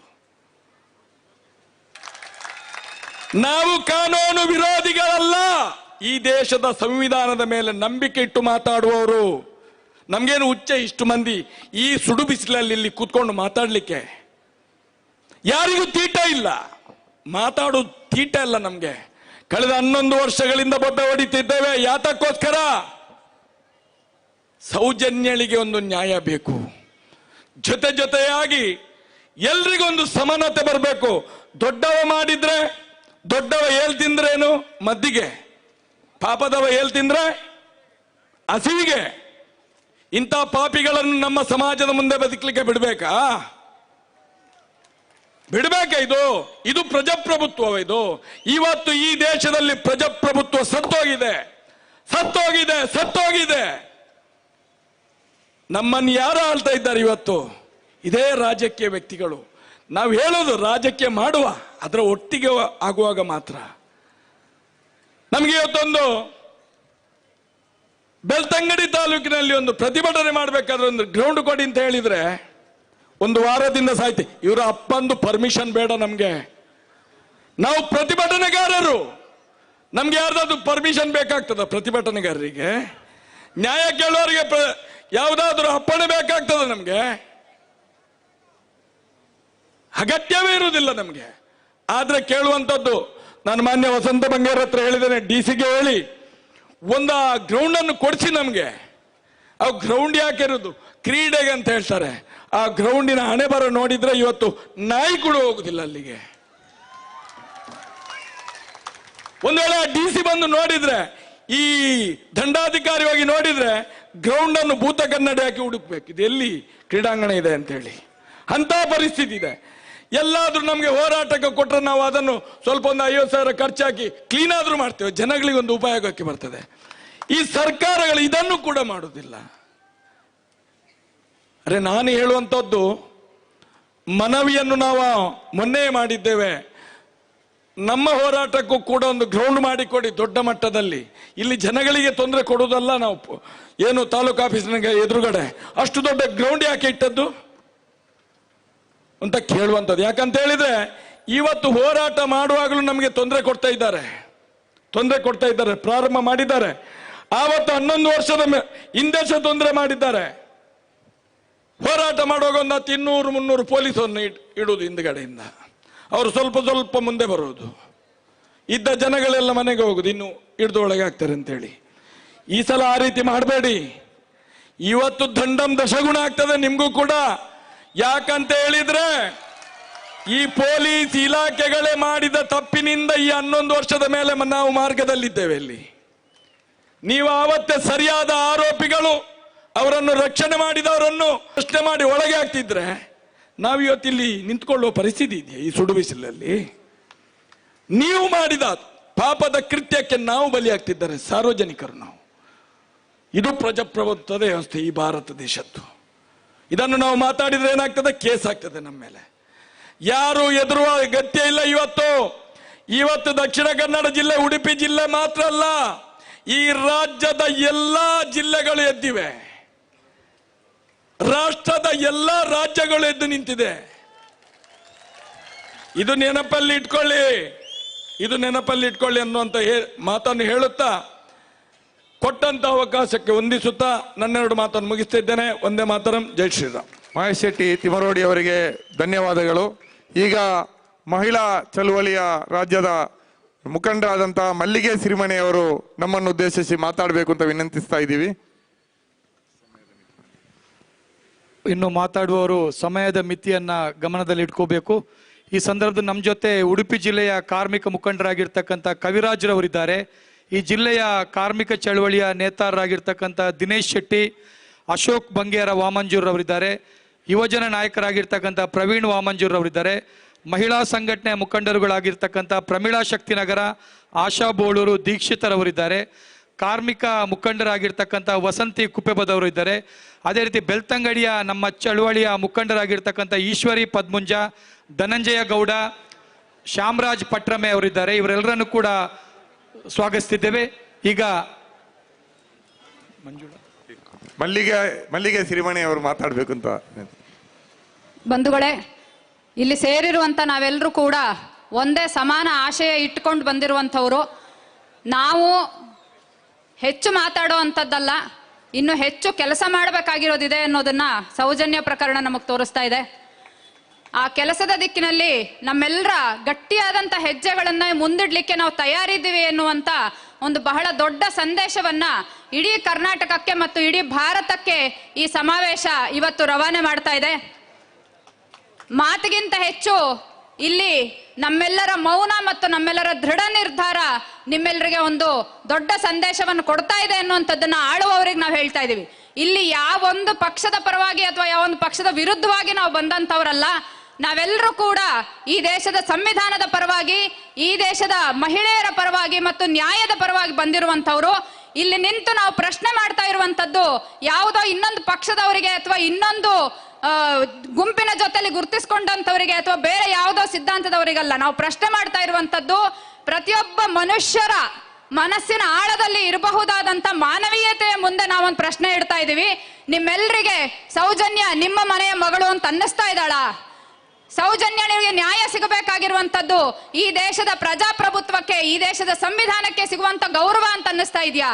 ಎಲ್ಲರ ಮನಸ್ಸಿನ ಆಳದಲ್ಲಿ ಎಲ್ಲೋ ಒಂದ್ ಕಡೆ ಇರಬಹುದಾದಂತ ಮಾನವೀಯತೆ ಮುಂದೆ ನಮ್ಮ ಪ್ರಶ್ನೆ ಇವತ್ತು. ಯಾವುದೇ ಕಾರಣಕ್ಕೂ ಈ ಹೋರಾಟದಿಂದ ಯಾಕೆ ಇಲ್ಲಿ ಸೇರಿರುವಂತ ಎಲ್ಲ ಹೋರಾಟಗಾರರು ಹಿಂದೆ ಸರಿಯೋದಿಲ್ಲ ಅಂತ ಹೇಳ್ತಾ ಇದ್ದಾರೆ ಅಂದ್ರೆ ಇದೊಂದು ಪ್ರಕರಣ ಅಲ್ಲ. ಇವತ್ತು ದೇಶದ ಮತ್ತು ರಾಜ್ಯದ ಹಾದಿ ಬೀದಿಗಳಲ್ಲಿ ಅಮಾಯಕ ಹೆಣ್ಣು ಮಕ್ಕಳು ಅತ್ಯಾಚಾರಕ್ಕೊಳಗಾಗಿ ಕೊಲೆಗೊಳಗಾಗಿ ಪ್ರಾಣ ಕಳ್ಕೊಳ್ತಾ ಇದ್ರೆ ನಮಗೆ ಚಂದ್ರಯಾನ ಅಲ್ಲ ಮುಖ್ಯ ಆಗುವಂಥದ್ದು, ನಮ್ಮ ಹೆಣ್ಣು ಮಕ್ಕಳಿಗೆ ಪ್ರತಿನಿತ್ಯ ಸಿಗಬೇಕಾದಂತ ನ್ಯಾಯದ ಕಡೆಗಿನ ಪಯಣ ಮುಖ್ಯ ಆಗತ್ತೆ ಅಂತ ಹೇಳಿ ನಾವು ಹೇಳ್ತೀವಿ. ನಮಗೆ ಈ ದೇಶದೊಳಗಿರುವಂತ ನಮ್ಮದೇ ಸಹೋದರರು ಸಹೋದರಿಯರ ಮಧ್ಯದ ಬಂಧುತ್ವ ಮುಖ್ಯ ಆಗತ್ತೆ ಹೊರತು ಈ ಸೌರವ್ಯೂಹದಲ್ಲಿರುವ ಇನ್ಯಾವುದೋ ಗ್ರಹಕ್ಕೆ ನೀವು ಎಷ್ಟು ಉಪಗ್ರಹಗಳನ್ನ ಕಳಿಸಿದಿರಿ, ಆ ಗ್ರಹದ ಮೇಲೆ ಎಷ್ಟು ಗಂಟೆ ಒಳಗೆ ನೀವು ಪಾದಾರ್ಪಣೆ ಮಾಡಿದಿರಿ ಅನ್ನೋದು ಮುಖ್ಯ ಆಗೋದಿಲ್ಲ. ನಾವು ನಮ್ಮೆಲ್ಲರ ಮನಸ್ಸುಗಳಲ್ಲಿ ಒಂದು ಚಂದ್ರ ಸೂಸುವಂತ ತಣ್ಣಗಿನ ಬೆಳದಿಂಗಳನ್ನ ಸೂಸಲಿಕ್ಕೆ ನಾವು ಬಯಸ್ತೀವಿ ಮತ್ತು ಆ ಬೆಳದಿಂಗಳಿನಲ್ಲಿ ಶಾಂತಿಯಿಂದ ಜೀವಿಸ್ಲಿಕ್ಕೆ ನಾವು ಬಯಸ್ತೀವಿ. ಹಾಗಾಗಿ ಎಲ್ಲರೂ ನಾವಿಲ್ಲಿ ಸೇರಿರುವಂತವರೆಲ್ಲರ ಒಕ್ಕೊರಲಿನ ಕೂಗು ಒಂದೇನೆ, ಸೌಜನ್ಯ ಪ್ರಕರಣದಲ್ಲಿ ನ್ಯಾಯ ಸಿಗಬೇಕು ಮತ್ತು ಅನ್ಯಾಯಕ್ಕೆ ದೌರ್ಜನ್ಯಕ್ಕೆ ಒಳಗಾಗಿರುವಂತ ಎಲ್ಲ ಹೆಣ್ಣು ಮಕ್ಕಳಿಗೆ, ಎಲ್ಲ ಶೋಷಿತರಿಗೆ, ಎಲ್ಲ ನೊಂದವರಿಗೆ ನ್ಯಾಯ ಸಿಗಬೇಕು.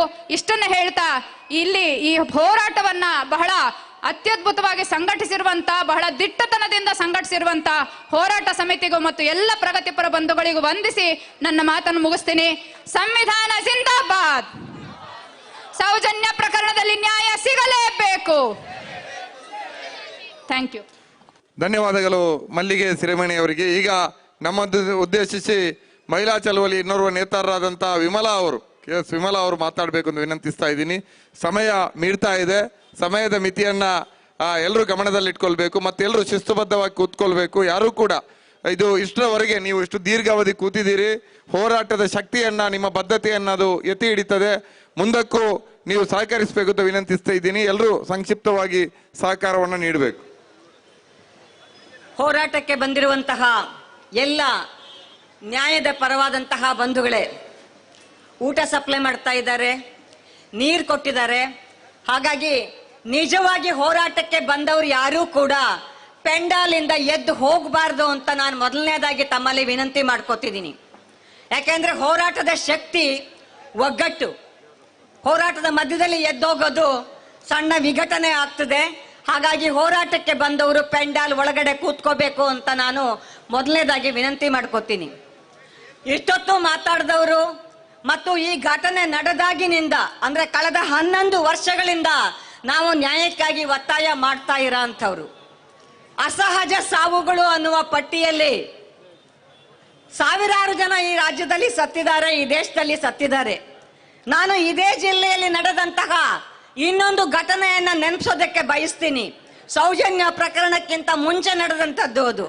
ಆ ಪ್ರಕರಣದ ಸಂದರ್ಭದಲ್ಲಿ ಕರ್ನಾಟಕ ಸರ್ಕಾರ ದಿಟ್ಟತನವನ್ನ ತೋರಿಸಿ ಅದು ಅಸಹಜ ಸಾವಲ್ಲ, ಒಬ್ಬ ವಿಕೃತ ಕಾಮಿ ಮಾಡಿದ್ದು ಅಂತ ಹೊರಗೆಳೆದು ಆತ ಇವತ್ತಿಗೂ ಜೈಲಲ್ಲಿರುವಂತಹ ಘಟನೆ.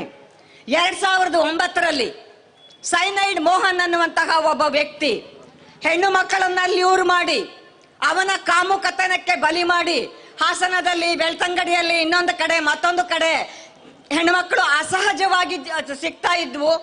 ಲಾಪತಾ ಲಾವಾರಿ ಶವಗಳು ಅಂತ ಹೇಳಿ ಅದನ್ನ ಪಕ್ಕಕ್ಕೆ ಹಾಕ್ತಾ ಇದ್ರು. ಆದ್ರೆ ಒಂದು ಪ್ರಕರಣ ಬಂದಾಗ, ಪಕ್ಕದ ಬಂಟ್ವಾಳದ ಪ್ರಕರಣ, ಅದು ಕುಟುಂಬದವರು ಅದು ಅಸಹಜ ನನ್ನ ಮಗಳು ನಾಪತ್ತೆ ಆಗಿದ್ದಾಳೆ ಅಂತ ಬೆನ್ನು ಬಿದ್ರು.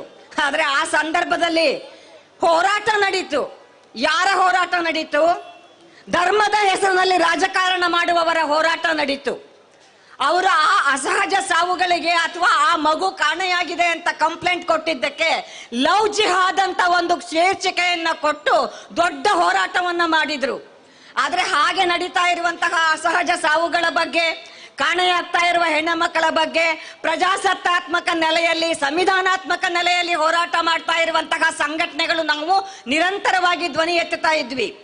ಆ ಪ್ರಕರಣದ ಸಂದರ್ಭದಲ್ಲಿ ಕರ್ನಾಟಕ ಸರ್ಕಾರ ಇಲ್ಲಿ ದಕ್ಷಿಣ ಕನ್ನಡ ಜಿಲ್ಲೆಯ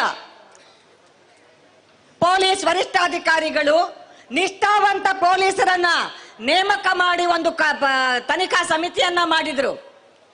ಜೂನ್ 2009ರಲ್ಲಿ ನಡೆದಂತಹ ಪ್ರಕರಣ ಅಕ್ಟೋಬರ್ 2009 ಕೇವಲ 4 ತಿಂಗಳುಗಳಲ್ಲಿ ಸತ್ಯವನ್ನ ಹೊರಗೆಳಿಲಿಕ್ಕೆ ಕರ್ನಾಟಕದ ಪೊಲೀಸಿಗೆ ಸಾಧ್ಯ ಆಗಿದೆ.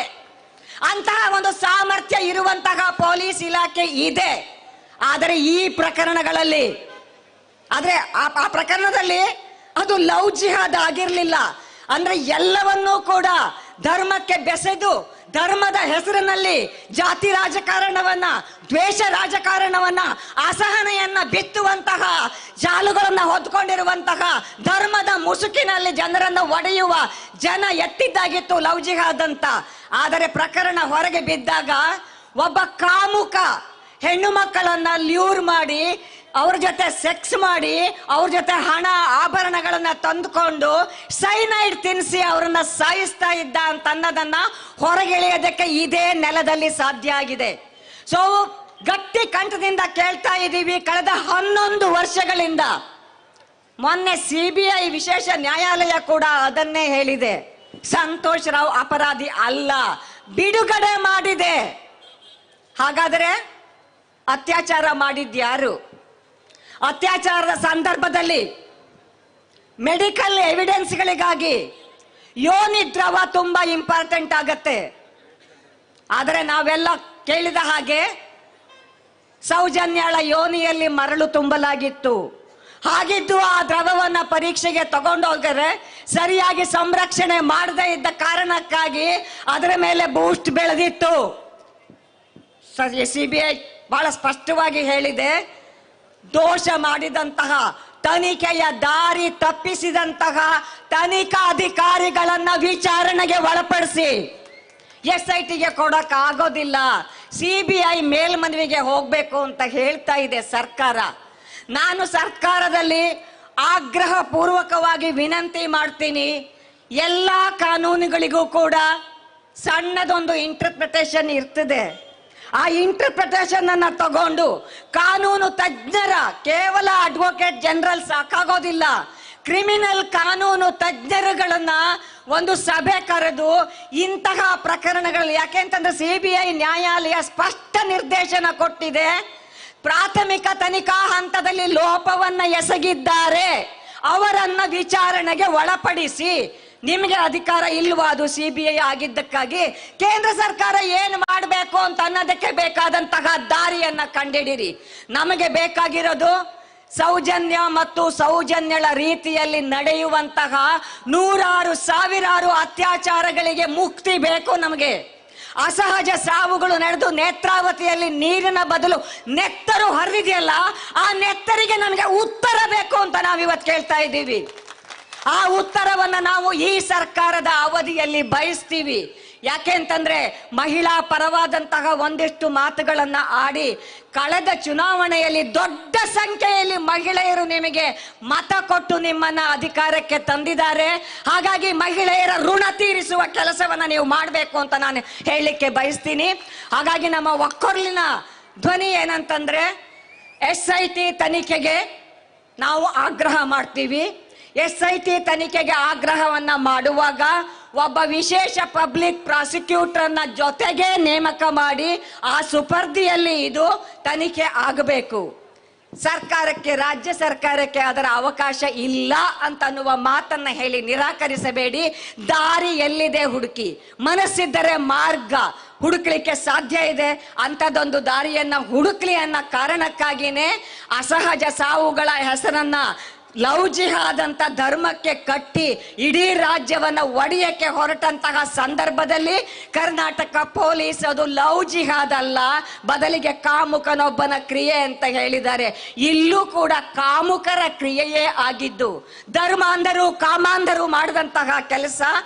ಸರ್ಕಾರ ರಾಜಕೀಯ ಇಚ್ಛಾಶಕ್ತಿಯನ್ನ ಪ್ರಕಟಿಸಬೇಕು. ಸಂವಿಧಾನದ ಅಡಿಯಲ್ಲಿ ಘನತೆಯ ಬದುಕು ಈ ದೇಶದಲ್ಲಿ ಬದುಕುವ ಪ್ರತಿಯೊಬ್ಬರ ಹಕ್ಕು.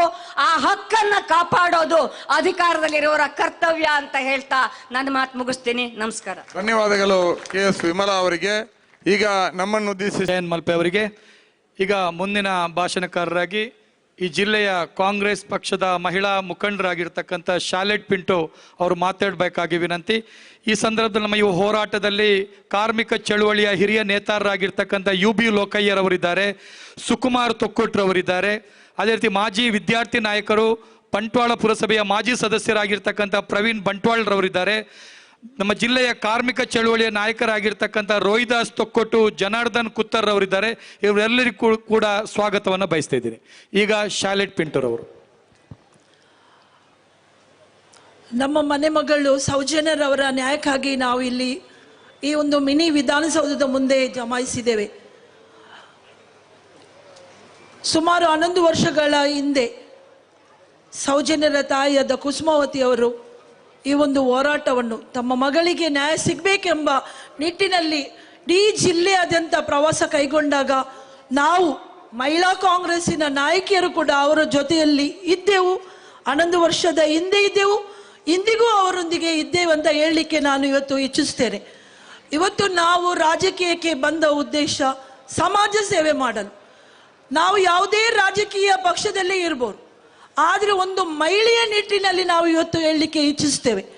ಒಂದು ಮಹಿಳೆಯಾಗಿ ಇವತ್ತು ಏನು ಕುಸುಮಕ್ಕ ಅವರ ಮಗಳ ಬಗ್ಗೆ ಆ ನೋವನ್ನು ತೋಡಿಕೊಂಡ್ರು, ಎಲ್ಲರ ಕಣ್ಣಲ್ಲಿ ಇವತ್ತು ನೀರನ್ನು, ಮಹಿಳೆಯರಾದ ನಮ್ಮ ಕಣ್ಣಲ್ಲಿ ನೀರು ಬಂತು. ಯಾಕೆ? ನಮ್ಮ ಮನೆಯ ಮಗಳಿಗೆ ಅನ್ಯಾಯ ಆಗಿದೆ ಎಂಬ ನಿಟ್ಟಿನಲ್ಲಿ. ನಮ್ಮ ಈ ಭಾರತ ದೇಶದ ಸಂಸ್ಕೃತಿಯಲ್ಲಿ ಎಲ್ಲಿ ಹೆಣ್ಣು ಮಕ್ಕಳನ್ನು ಪೂಜಿಸಿದಾರೋ ಅಲ್ಲಿ ದೇವತೆಗಳು ರಾರಾಜಿಸ್ತೇವೆ ಅಂತ ನಾವು ಡಂಗುರ ಸಾರ್ತೇವೆ. ನಮ್ಮ ನಾಯಕರು ಡಂಗುರ ಸಾರ್ತಾರೆ, ಎಲ್ಲಾ ಪಕ್ಷದವರು ಭಾರತ್ ಮಾತಾಗೆ ಜಯ ಹೇಳ್ತೇವೆ. ಆದರೆ ಇದೇ ಸೌಜನ್ಯರನ್ನು ಇವತ್ತು ಪೂಜಿಸಲಿಲ್ಲ. ಇವತ್ತು ಸೌಜನ್ಯನ ಮೇಲೆ ಅತ್ಯಾಚಾರ ಆಗಿದೆ. ಈ ಒಂದು ಗ್ರಾಮದ ಹೆಣ್ಣು ಮಕ್ಕಳ ಕೊಲೆಗೀಡಾಗಿದ್ದಾರೆ. ಹಾಗಾದ್ರೆ ದೇವತೆಗಳು ರಾರಾಜಿಸುತ್ತಿಲ್ಲ ಅಲ್ಲ ಸ್ವಾಮಿ? ಇವತ್ತು ಸೌಜನ್ಯರ ಅತ್ಯಾಚಾರವಾಗಿದೆ, ಅವಳನ್ನು ಪೂಜಿಸಲಿಲ್ಲ, ಅವಳ ಮೇಲೆ ಅತ್ಯಾಚಾರ ಆಗಿದೆ. ಹಾಗಾದ್ರೆ ದೇವತೆಗಳು ಇದ್ದವ ಅಂತ ನಾನು ಇವತ್ತು ಕೇಳಲಿಕ್ಕೆ ಬಯಸ್ತೇನೆ. ಇವತ್ತು ಏನು ಸೌಜನ್ಯರದು, ಇವತ್ತು ನಾವು CBI ತನಿಖೆ ಮಾಡಲಿಕ್ಕೆ ನಾವು ವಿಶ್ವಾಸ ಇಟ್ಟೆವು, ಅದು ವಿಶ್ವಾಸ ನಮ್ಮದು ಪೊಳ್ಳಾಯ್ತು. ಇವತ್ತು ನಾವು ಬೊಬ್ಬೆ ಇಡ್ತಾ ಇದ್ದೇವೆ, SITಗೆ ತನಿಖೆ ಕೊಡಬೇಕು, ಸ್ಪೆಷಲ್ ಇನ್ವೆಸ್ಟಿಗೇಷನ್ ಟೀಮ್ ಬರಬೇಕು ಅಂತ. ಆದರೆ ಯಾವುದೇ ನ್ಯಾಯಾಂಗ ತನಿಖೆ ಮಾಡಬೇಕಾದ್ರೆ ಈ ಕಾಣದ ಕೈಗಳು ಮುಂದೆ ಬರಬಾರ್ದು. ಅವರು ಫ್ರೀ ಆಗಿ ತನಿಖೆ ಮಾಡಿದ್ರೆ ಖಂಡಿತ ಸತ್ಯ ಒಂದಿಲ್ಲದಿದ್ರೆ ಒಂದು ದಿನ ಬರುತ್ತೆ. ಈ ಸೌಜನ್ಯನ ತಾಯಿ ಇವತ್ತು ಏನು ನನಗೆ ಬಹಳ ಬೇಸರ ಆಗುತ್ತೆ. ಪ್ರತಿ ಒಂದು ವೇದಿಕೆಯಲ್ಲಿ ಆ ತಾಯಿ ಹೋಗಿ ಕಣ್ಣೀರಿಡ್ತಾರೆ. ಅವರು ಎಷ್ಟಂತ ದುಃಖ ಸಹಿಸುವುದು. 11 ವರ್ಷದಿಂದ ಅವರ ದುಃಖ ಇನ್ನೂ ಕೂಡ ನಿಲ್ಲಿಸಲಿಲ್ಲ. ಅದೇ ದುಃಖ ಏನು ಆ ಒಂದು ಶವದ ಮುಂದೆ ಆ ಒಂದು ದುಃಖವನ್ನು ತೋಡಿಕೊಂಡಿದ್ರು. 11 ವರ್ಷದಲ್ಲಿ ಸತತವಾಗಿ ಈ ತಾಯಿ ಒಂದು ತನ್ನ ಮಗಳಿಗೆ ನ್ಯಾಯ ಸಿಗ್ಬೇಕಂತ ಹೋರಾಟ ಮಾಡ್ತಾ ಇದೆ. ನಾವು ಮಹಿಳೆಯರು ಇವತ್ತು ಯೋಚಿಸಬೇಕು. ತಮ್ಮ ಸೋಷಿಯಲ್ ಮೀಡಿಯಾಗಳಲ್ಲಿ ತಾವು ಬರೆಯಿರಿ, ತಮಗೆ ಹೋರಾಟಕ್ಕೆ ಬರಲಿಕ್ಕೆ ಹಾಜರಾಗಲು ಅಸಾಧ್ಯವಾದ್ರೆ ಸಾಮಾಜಿಕ ಜಾಲತಾಣಗಳುಂಟು, ನೀವು ನ್ಯಾಯಕ್ಕಾಗಿ ಮೊರೆ ಇಡಿ ಸ್ವಾಮಿ. ನಾವು ಎಲ್ಲ ಮಹಿಳೆಯರು ಇಂದು ಸೇರಿದ ಎಲ್ಲ ಮಹಿಳೆಯರು ಒಗ್ಗಟ್ಟಾಗಿ ನಾನು ಹೇಳ್ತೇನೆ, ಯಾವುದೇ ನಮಗೆ ಜಾತಿ ಬೇಡ, ಧರ್ಮ ಬೇಡ, ಪಕ್ಷ ಬೇಡ. ಒಬ್ಬ ಮಹಿಳೆಯಾಗಿ ನಾವು ಒಂದು ಹೆಣ್ಣು ಮಗಳ ತಾಯಿಯಾಗಿ ನಾವು ಇವತ್ತು ಯೋಚಿಸಬೇಕು. ಆ ಹೆಣ್ಣು ಮಗಳಿಗೆ ಇವತ್ತು ನ್ಯಾಯ ಸಿಗಬೇಕು. ಇವತ್ತು ಎಲ್ಲ ನಮ್ಮ ಮಹಿಳಾ ಕಾಂಗ್ರೆಸ್ಸಿನ ನಾಯಕಿಯರು ನಾವು ಇವತ್ತು ಇಲ್ಲಿ ಬಂದಿದ್ದೇವೆ, ಒಬ್ಬ ತಾಯಿಯಾಗಿ ನಾವು ಬಂದಿದ್ದೇವೆ. ಯಾವುದೇ ರಾಜಕೀಯ ನೆಲೆಯಲ್ಲಿ ನಾವು ಬಂದಿಲ್ಲ. ನಮ್ಮ ನಾಯಕರಾದ ವಸಂತ್ ಬಂಗೇರವರು ನಮಗೆ ಕೇಳಿಕೊಂಡ್ರು. ಅವರು ಯಾವುದೇ ಒಂದು ಸ್ಥಾನಕ್ಕೆ ಆಸೆ ಪಟ್ಟವರಲ್ಲ. ಈ ಇಳಿ ವಯಸ್ಸಿನಲ್ಲಿಯೂ ಅವರೊಂದು ಮುಖಂಡತ್ವವನ್ನು ವಹಿಸಿಕೊಂಡು ಅವರು ಬಹಳಷ್ಟು ಜನರನ್ನು ಇವತ್ತಿಲ್ಲಿ ಸೇರಿಸಿಕೊಂಡಿದ್ದಾರೆ. ಅವರಿಗೆ ನಾನು ಸಲಾಂ ಹೊಡಿದ್ದೇನೆ ಸರ್. ನೀವು ಯಾವುದೇ ಒಂದು ಸ್ಥಾನಮಾನ ಅಪೇಕ್ಷಿಸದೆ ಬರೀ ಸೌಜನ್ಯಳಿಗೆ ನ್ಯಾಯ ಸಿಗ್ಬೇಕಂತ ತಾವು ನಮ್ಮನ್ನು ಇಲ್ಲಿ ಕರೆತಂದಿದ್ದೀರಿ. ನಿಮ್ಮೊಟ್ಟಿಗೆ ನಾವು ಸದಾ ಇದ್ದೇವೆ. ತಾವು ಮುಖ್ಯಮಂತ್ರಿ ಸಿದ್ದರಾಮಯ್ಯ ಹತ್ರ ಹೋಗಿ ಬೇಡಿಕೆ ಇಟ್ಟಿದ್ದೀರಿ. ನಮ್ಮ ರಾಜ್ಯದ ಮುಖ್ಯಮಂತ್ರಿಯ ಮೇಲೆ ನಮಗೆ ಭರವಸೆ ಉಂಟು. ಹೇಗೆ ಗ್ಯಾರಂಟಿ ಕೊಟ್ಟು ಮಹಿಳೆಯರನ್ನು ಅವರು ಆರ್ಥಿಕವಾಗಿ ಸಬಲರಾಗಿದ್ದಾರ, ಇನ್ನು ಹಬಲೆ ಅಲ್ಲ ಸಬಲೆ ಅಂತ ತೋರಿಸಿಕೊಡುವ ನಿಟ್ಟಿನಲ್ಲಿ ಇವತ್ತು ನಾವು ಮುಖ್ಯಮಂತ್ರಿ ಸಿದ್ದರಾಮಯ್ಯ ಕೂಡ ಕಳಕಳಿಯಿಂದ ಕೇಳ್ಕೊಳ್ತೇವೆ. ನಮ್ಮ ಸೌಜನ್ಯಳಿಗೆ ನ್ಯಾಯ ಸಿಗಬೇಕು. ಯಾರು ಅವಳ ಕೊಲೆ ಮಾಡಿದಾರ, ಯಾರು ಅವಳ ಅತ್ಯಾಚಾರ ಮಾಡಿದಾರ, ಅವರಿಗೆ ಶಿಕ್ಷೆ ಆಗಬೇಕು ಅಂತ ಇಲ್ಲಿ ನಿಂತು, ಈ ವೇದಿಕೆಯಲ್ಲಿ ನಿಂತು ನಾನು ನಿಮ್ಮೆಲ್ಲರ ಪರವಾಗಿ ನಾನು ಕೇಳಿಕೊಂಡು ನನ್ನ ಮಾತಿಗೆ ವಿರಾಮ ಕೊಡ್ತೀನಿ. ಜೈ ಹಿಂದ್. ವಂದನೆಗಳು. ಅನ್ವಿತಾ ಶ್ರೀನಿವಾಸ್ ಅವರು ಮಾತಾಡಬೇಕಾಗಿ ವಿನಂತಿ. ಊಟದ ವ್ಯವಸ್ಥೆ ಎಲ್ರಿಗೂ ತಲುಪಿದೆ ಅಂತ ಭಾವಿಸ್ತೀವಿ. ತಲುಪದವರಿಗೆ ಇನ್ನೂ ಅಲ್ಲಿ ವ್ಯವಸ್ಥೆ ಇದೆ, ತಲುಪಿಸ್ತಾರೆ. ಎಲ್ಲರೂ ಸಹಕರಿಸಬೇಕು. ಇನ್ನೂ ಎಲ್ಲವೂ ಸಂಕ್ಷಿಪ್ತವಾಗಿ ಇನ್ನೊಂದು 4-5 ಜನ ಅಷ್ಟೇ ಮಾತಾಡ್ತಾರೆ. ಎಲ್ಲರೂ 2-3 ನಿಮಿಷದ ಮಿತಿಯೊಳಗಡೆ ಮಾತಾಡ್ತಾರೆ. ಆದಷ್ಟು ಬೇಗ 2:15 ಗಂಟೆಗೆ 2:45ಕ್ಕೆ ಕಾರ್ಯಕ್ರಮ ಮುಗಿಸುವಂತ ಒಂದು ಪ್ರಯತ್ನದಲ್ಲಿ ಇದ್ದೀವಿ. ಎಲ್ಲರ ಸಹಕಾರ ಇರಲಿ. ಮತ್ತೆ ಸರ್ಕಾರದ ನಡೆಗಳ ಕುರಿತು ನಮ್ಮ ಗೌರವಾನ್ವಿತರ ಗೌರವ ಸಂಚಾಲಕರಾದಂಥ ಬಂಗೇರ ಅವರು ಕೂಡ ನಮ್ಮನ್ನು ಉದ್ದೇಶಿಸಿ ಆ ಕುರಿತು ಸರ್ಕಾರದ ನಿಲುವು ಬಗ್ಗೆ ನಮಗೆ ಪ್ರಕಟಣೆಯನ್ನು ಕೂಡ ಕೊಡ್ಲಿಕ್ಕಿದ್ದಾರೆ. ಚಲೋ ಬೆಳ್ತಂಗಡಿ ಮಹಾಧರಣಿಯನ್ನ ಆಯೋಜನೆ ಮಾಡಿರ್ತಕ್ಕಂತಹ ಜನಪರ ಸಂಘಟನೆಗಳ ಒಕ್ಕೂಟ ದಕ್ಷಿಣ ಕನ್ನಡ ಮತ್ತು ಪ್ರಗತಿಪರ ಸಂಘಟನೆಗಳ ಹೋರಾಟ ಸಮಿತಿ ಕರ್ನಾಟಕ, ಇವರೆಲ್ಲರಿಗೂ ಸಹ ನನ್ನ ಅಭಿನಂದನೆಗಳು. ಮತ್ತು ಬಿಸಿಲನ್ನು ಲೆಕ್ಕಿಸದೆ ತಾಳ್ಮೆಯಿಂದ ಸೌಜನ್ಯ ನನ್ನ ಸಹೋದರಿ, ನಮ್ಮ ಮನೆ ಮಗಳು, ಆಕೆಗೆ ನ್ಯಾಯ ಸಿಗಲೇಬೇಕು ಅಂತ ಕಾತರದಿಂದ ಚಾತಕ ಪಕ್ಷಿಗಳಂತೆ ಕಾಯ್ತಿರ್ತಕ್ಕಂಥ ತಮ್ಮೆಲ್ಲರಿಗೂ ಸಹ ನನ್ನ ಅನಂತ ನಮಸ್ಕಾರಗಳು. ಈ ಪ್ರಕರಣ ಖಂಡಿತವಾಗಿ ತನಿಖೆಯಲ್ಲಿನ ಲೋಪ, ಅದು ತಮ್ಮೆಲ್ಲರಿಗೂ ಸಹ ಗೊತ್ತಿದೆ. ನಾನು ಸಾಕಷ್ಟು ವಿಡಿಯೋಗಳಲ್ಲಿ ಇದನ್ನೇ ಹೇಳ್ಕೊಂಡ್ ಬಂದಿದ್ದೀನಿ. ಈ ಪ್ರಕರಣದಲ್ಲಿ 2 ರೀತಿಯ ಆರೋಪಿಗಳು ಬರ್ತಾರೆ ಅಂತಲೂ ಹೇಳಿದ್ದೀನಿ ನಾನು. ಈ ತನಿಖೆಯ ದಿಕ್ಕು ತಪ್ಪಿಸದಂತಹ ತನಿಖಾ ಸಂಸ್ಥೆಗಳು, ಸ್ಥಳೀಯ ಪೊಲೀಸ್ನವರು ಇರ್ಬೋದು, CID ಇರ್ಬೋದು, ಮತ್ತೆ CBI ಅಧಿಕಾರಿಗಳು ಇರ್ಬೋದು, ಯಾರ್ಯಾರು ತನಿಖೆ ಮಾಡಿದ್ದಾರೆ ಎಲ್ಲರೂ ಸಹ ಒಂದು ರೀತಿಯ ಆರೋಪಿಗಳೇ, ತನಿಖೆಯ ದಿಕ್ಕು ತಪ್ಪಿಸಿದ ಆರೋಪಿಗಳು. ಮತ್ತು ನಿಜವಾದಂತಹ ಕುಸುಮಾವತಿಯವರ ಮನೆಯವರು, ಅವರ ಕುಟುಂಬಸ್ಥರು, ಮಹೇಶ್ ಶೆಟ್ಟಿ ತಿಮರೋಡಿ ಅವರು ಅನುಮಾನಿಸ್ತಾ ಇರತಕ್ಕಂತಹ ಇತರೆ ವ್ಯಕ್ತಿಗಳು 2ನೇ ರೀತಿಯ ನಿಜವಾದ ಅತ್ಯಾಚಾರ ಮಾಡಿದಂತಹ ಆರೋಪಿಗಳು. ಇವರ 2 ರೀತಿಯಂತಹ ಅಪರಾಧಿಗಳಿಗೆ ಶಿಕ್ಷೆ ಆಗಲೇಬೇಕು. ತಾವು CBI ನ್ಯಾಯಾಲಯ ಕೊಟ್ಟಿರ್ತಕ್ಕಂತಹ ಜಡ್ಜ್ಮೆಂಟ್ ಅನ್ನ ನೋಡಿದ್ರೆ ಸಂತೋಷ್ ರಾವ್ಗೆ ಆರೋಪವನ್ನ ಸಾಬೀತುಪಡಿಸುವಂತಹ ಪ್ರಯತ್ನದಲ್ಲಿ ಆ ಸಂತೋಷ್ ರಾವ್ನ ಸಮೀಪಕ್ಕೂ ಸಹ ಯಾವುದೇ ಸಾಕ್ಷ್ಯಾಧಾರಗಳು ಹೋಗೋದಿಲ್ಲ. ಸ್ಪಷ್ಟವಾಗಿ CBI ನ್ಯಾಯಾಲಯ ಹೇಳುತ್ತೆ, ಈ ಆರೋಪವನ್ನ ಸಾಬೀತು ಮಾಡಲಿಕ್ಕೆ ಪ್ರಾಸಿಕ್ಯೂಷನ್ ಅವರ ಎಲ್ಲಾ ಪ್ರಯತ್ನಗಳು, ಎಲ್ಲಾ ಸಾಕ್ಷಿಗಳು ಈ ಸಂತೋಷ್ ರಾವ್ ಸಮೀಪಕ್ಕೂ ಬರೋದಿಲ್ಲ. ಈತ ನಿರ್ದೋಷಿ. ಆತನನ್ನ 6 ವರ್ಷ 6 ತಿಂಗಳು 20 ದಿನಗಳ ಕಾಲ ಅಕ್ರಮವಾಗಿ ಆತನನ್ನ ಬಂಧನದಲ್ಲಿಡಲಾಗಿತ್ತು. ಯಾವ ಪುರುಷಾರ್ಥಕ್ಕೆ ತನಿಖೆ ನಡೀತು? ಎಲ್ಲ ತನಿಖಾ ಸಂಸ್ಥೆಗಳು ಸಹ ಪ್ರಕರಣವನ್ನು ಹಳ್ಳಕ್ಕೆ ಇಡಿಸಿದವೆ. ಮತ್ತೆ ಈ ಪ್ರಕರಣ ತೀರ್ಮಾನ CBI ನ್ಯಾಯಾಲಯದಿಂದ ಬಂದ ನಂತರ ರಾಜ್ಯ ಸರ್ಕಾರಕ್ಕೆ ಎಲ್ಲ ಸಂಘಟನೆಗಳು ಸಹ ಒತ್ತಾಯವನ್ನ ಮಾಡುವಂತ ಸಂದರ್ಭದಲ್ಲಿ ಮಾನ್ಯ ಗೃಹ ಮಂತ್ರಿಗಳು ಸೌಜನ್ಯ ಪ್ರಕರಣ ಮುಗಿದೋದ ಅಧ್ಯಾಯ, ಮತ್ತೊಂದು CBI ತನಿಖೆ ನಡೆಸಿರೋದ್ರಿಂದ ಕೇಂದ್ರ ಸರ್ಕಾರನೇ ಮತ್ತೊಂದ್ಸಲ ಇದನ್ನ ಪ್ರಯತ್ನ ಪಡಬೇಕು, ನಮ್ಮ ಕೈಲಿ ಏನೂ ಇಲ್ಲ ಅನ್ನೋಂಥದ್ದು ಹೊಣೆಗೇರಿಕೆ ತನದ ಮಾತುಗಳು ಅಂತ ನಾನು ಹೇಳ್ತೀನಿ.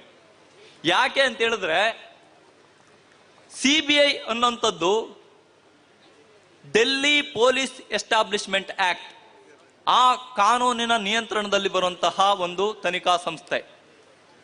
ಆ ತನಿಖಾ ಸಂಸ್ಥೆಯನ್ನ ನಾವು ಖಾಸಗಿ ವ್ಯಕ್ತಿಗಳು ನೇರವಾಗಿ ಸಂಪರ್ಕಿಸಿ ದೂರನ್ನ ಸಲ್ಲಿಸಲಿಕ್ಕೆ ಸಾಧ್ಯ ಇಲ್ಲ.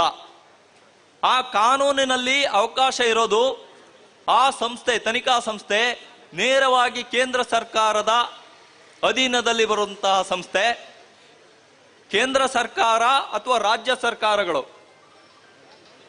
ಯಾವುದೇ ಪ್ರಕರಣವನ್ನ CBI ತನಿಖೆ ನಡೆಸಬೇಕು ಅಂತ ಮನವಿ ಕೊಟ್ಟಿದ್ದೇ ಆದ್ರೆ ಖಂಡಿತ ಅಂತಹ ಪ್ರಕರಣಗಳು ತನಿಖೆ CBI ನಿಂದ ಆಗುತ್ತೆ. ಇದರಲ್ಲಿ ಎಳ್ಳಷ್ಟು ಸಂಶಯ ಬೇಡ.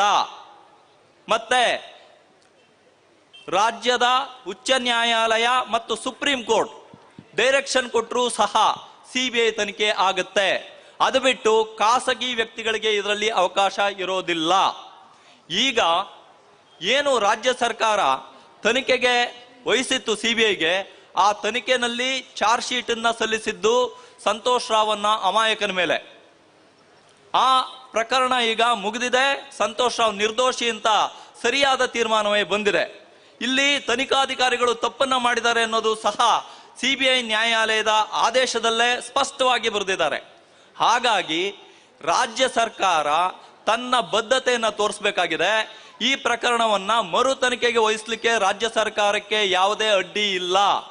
ಜವಾಬ್ದಾರಿಯಿಂದ ನುಣುಚ್ಕೊಳ್ಳೋದು ಬೇಡ.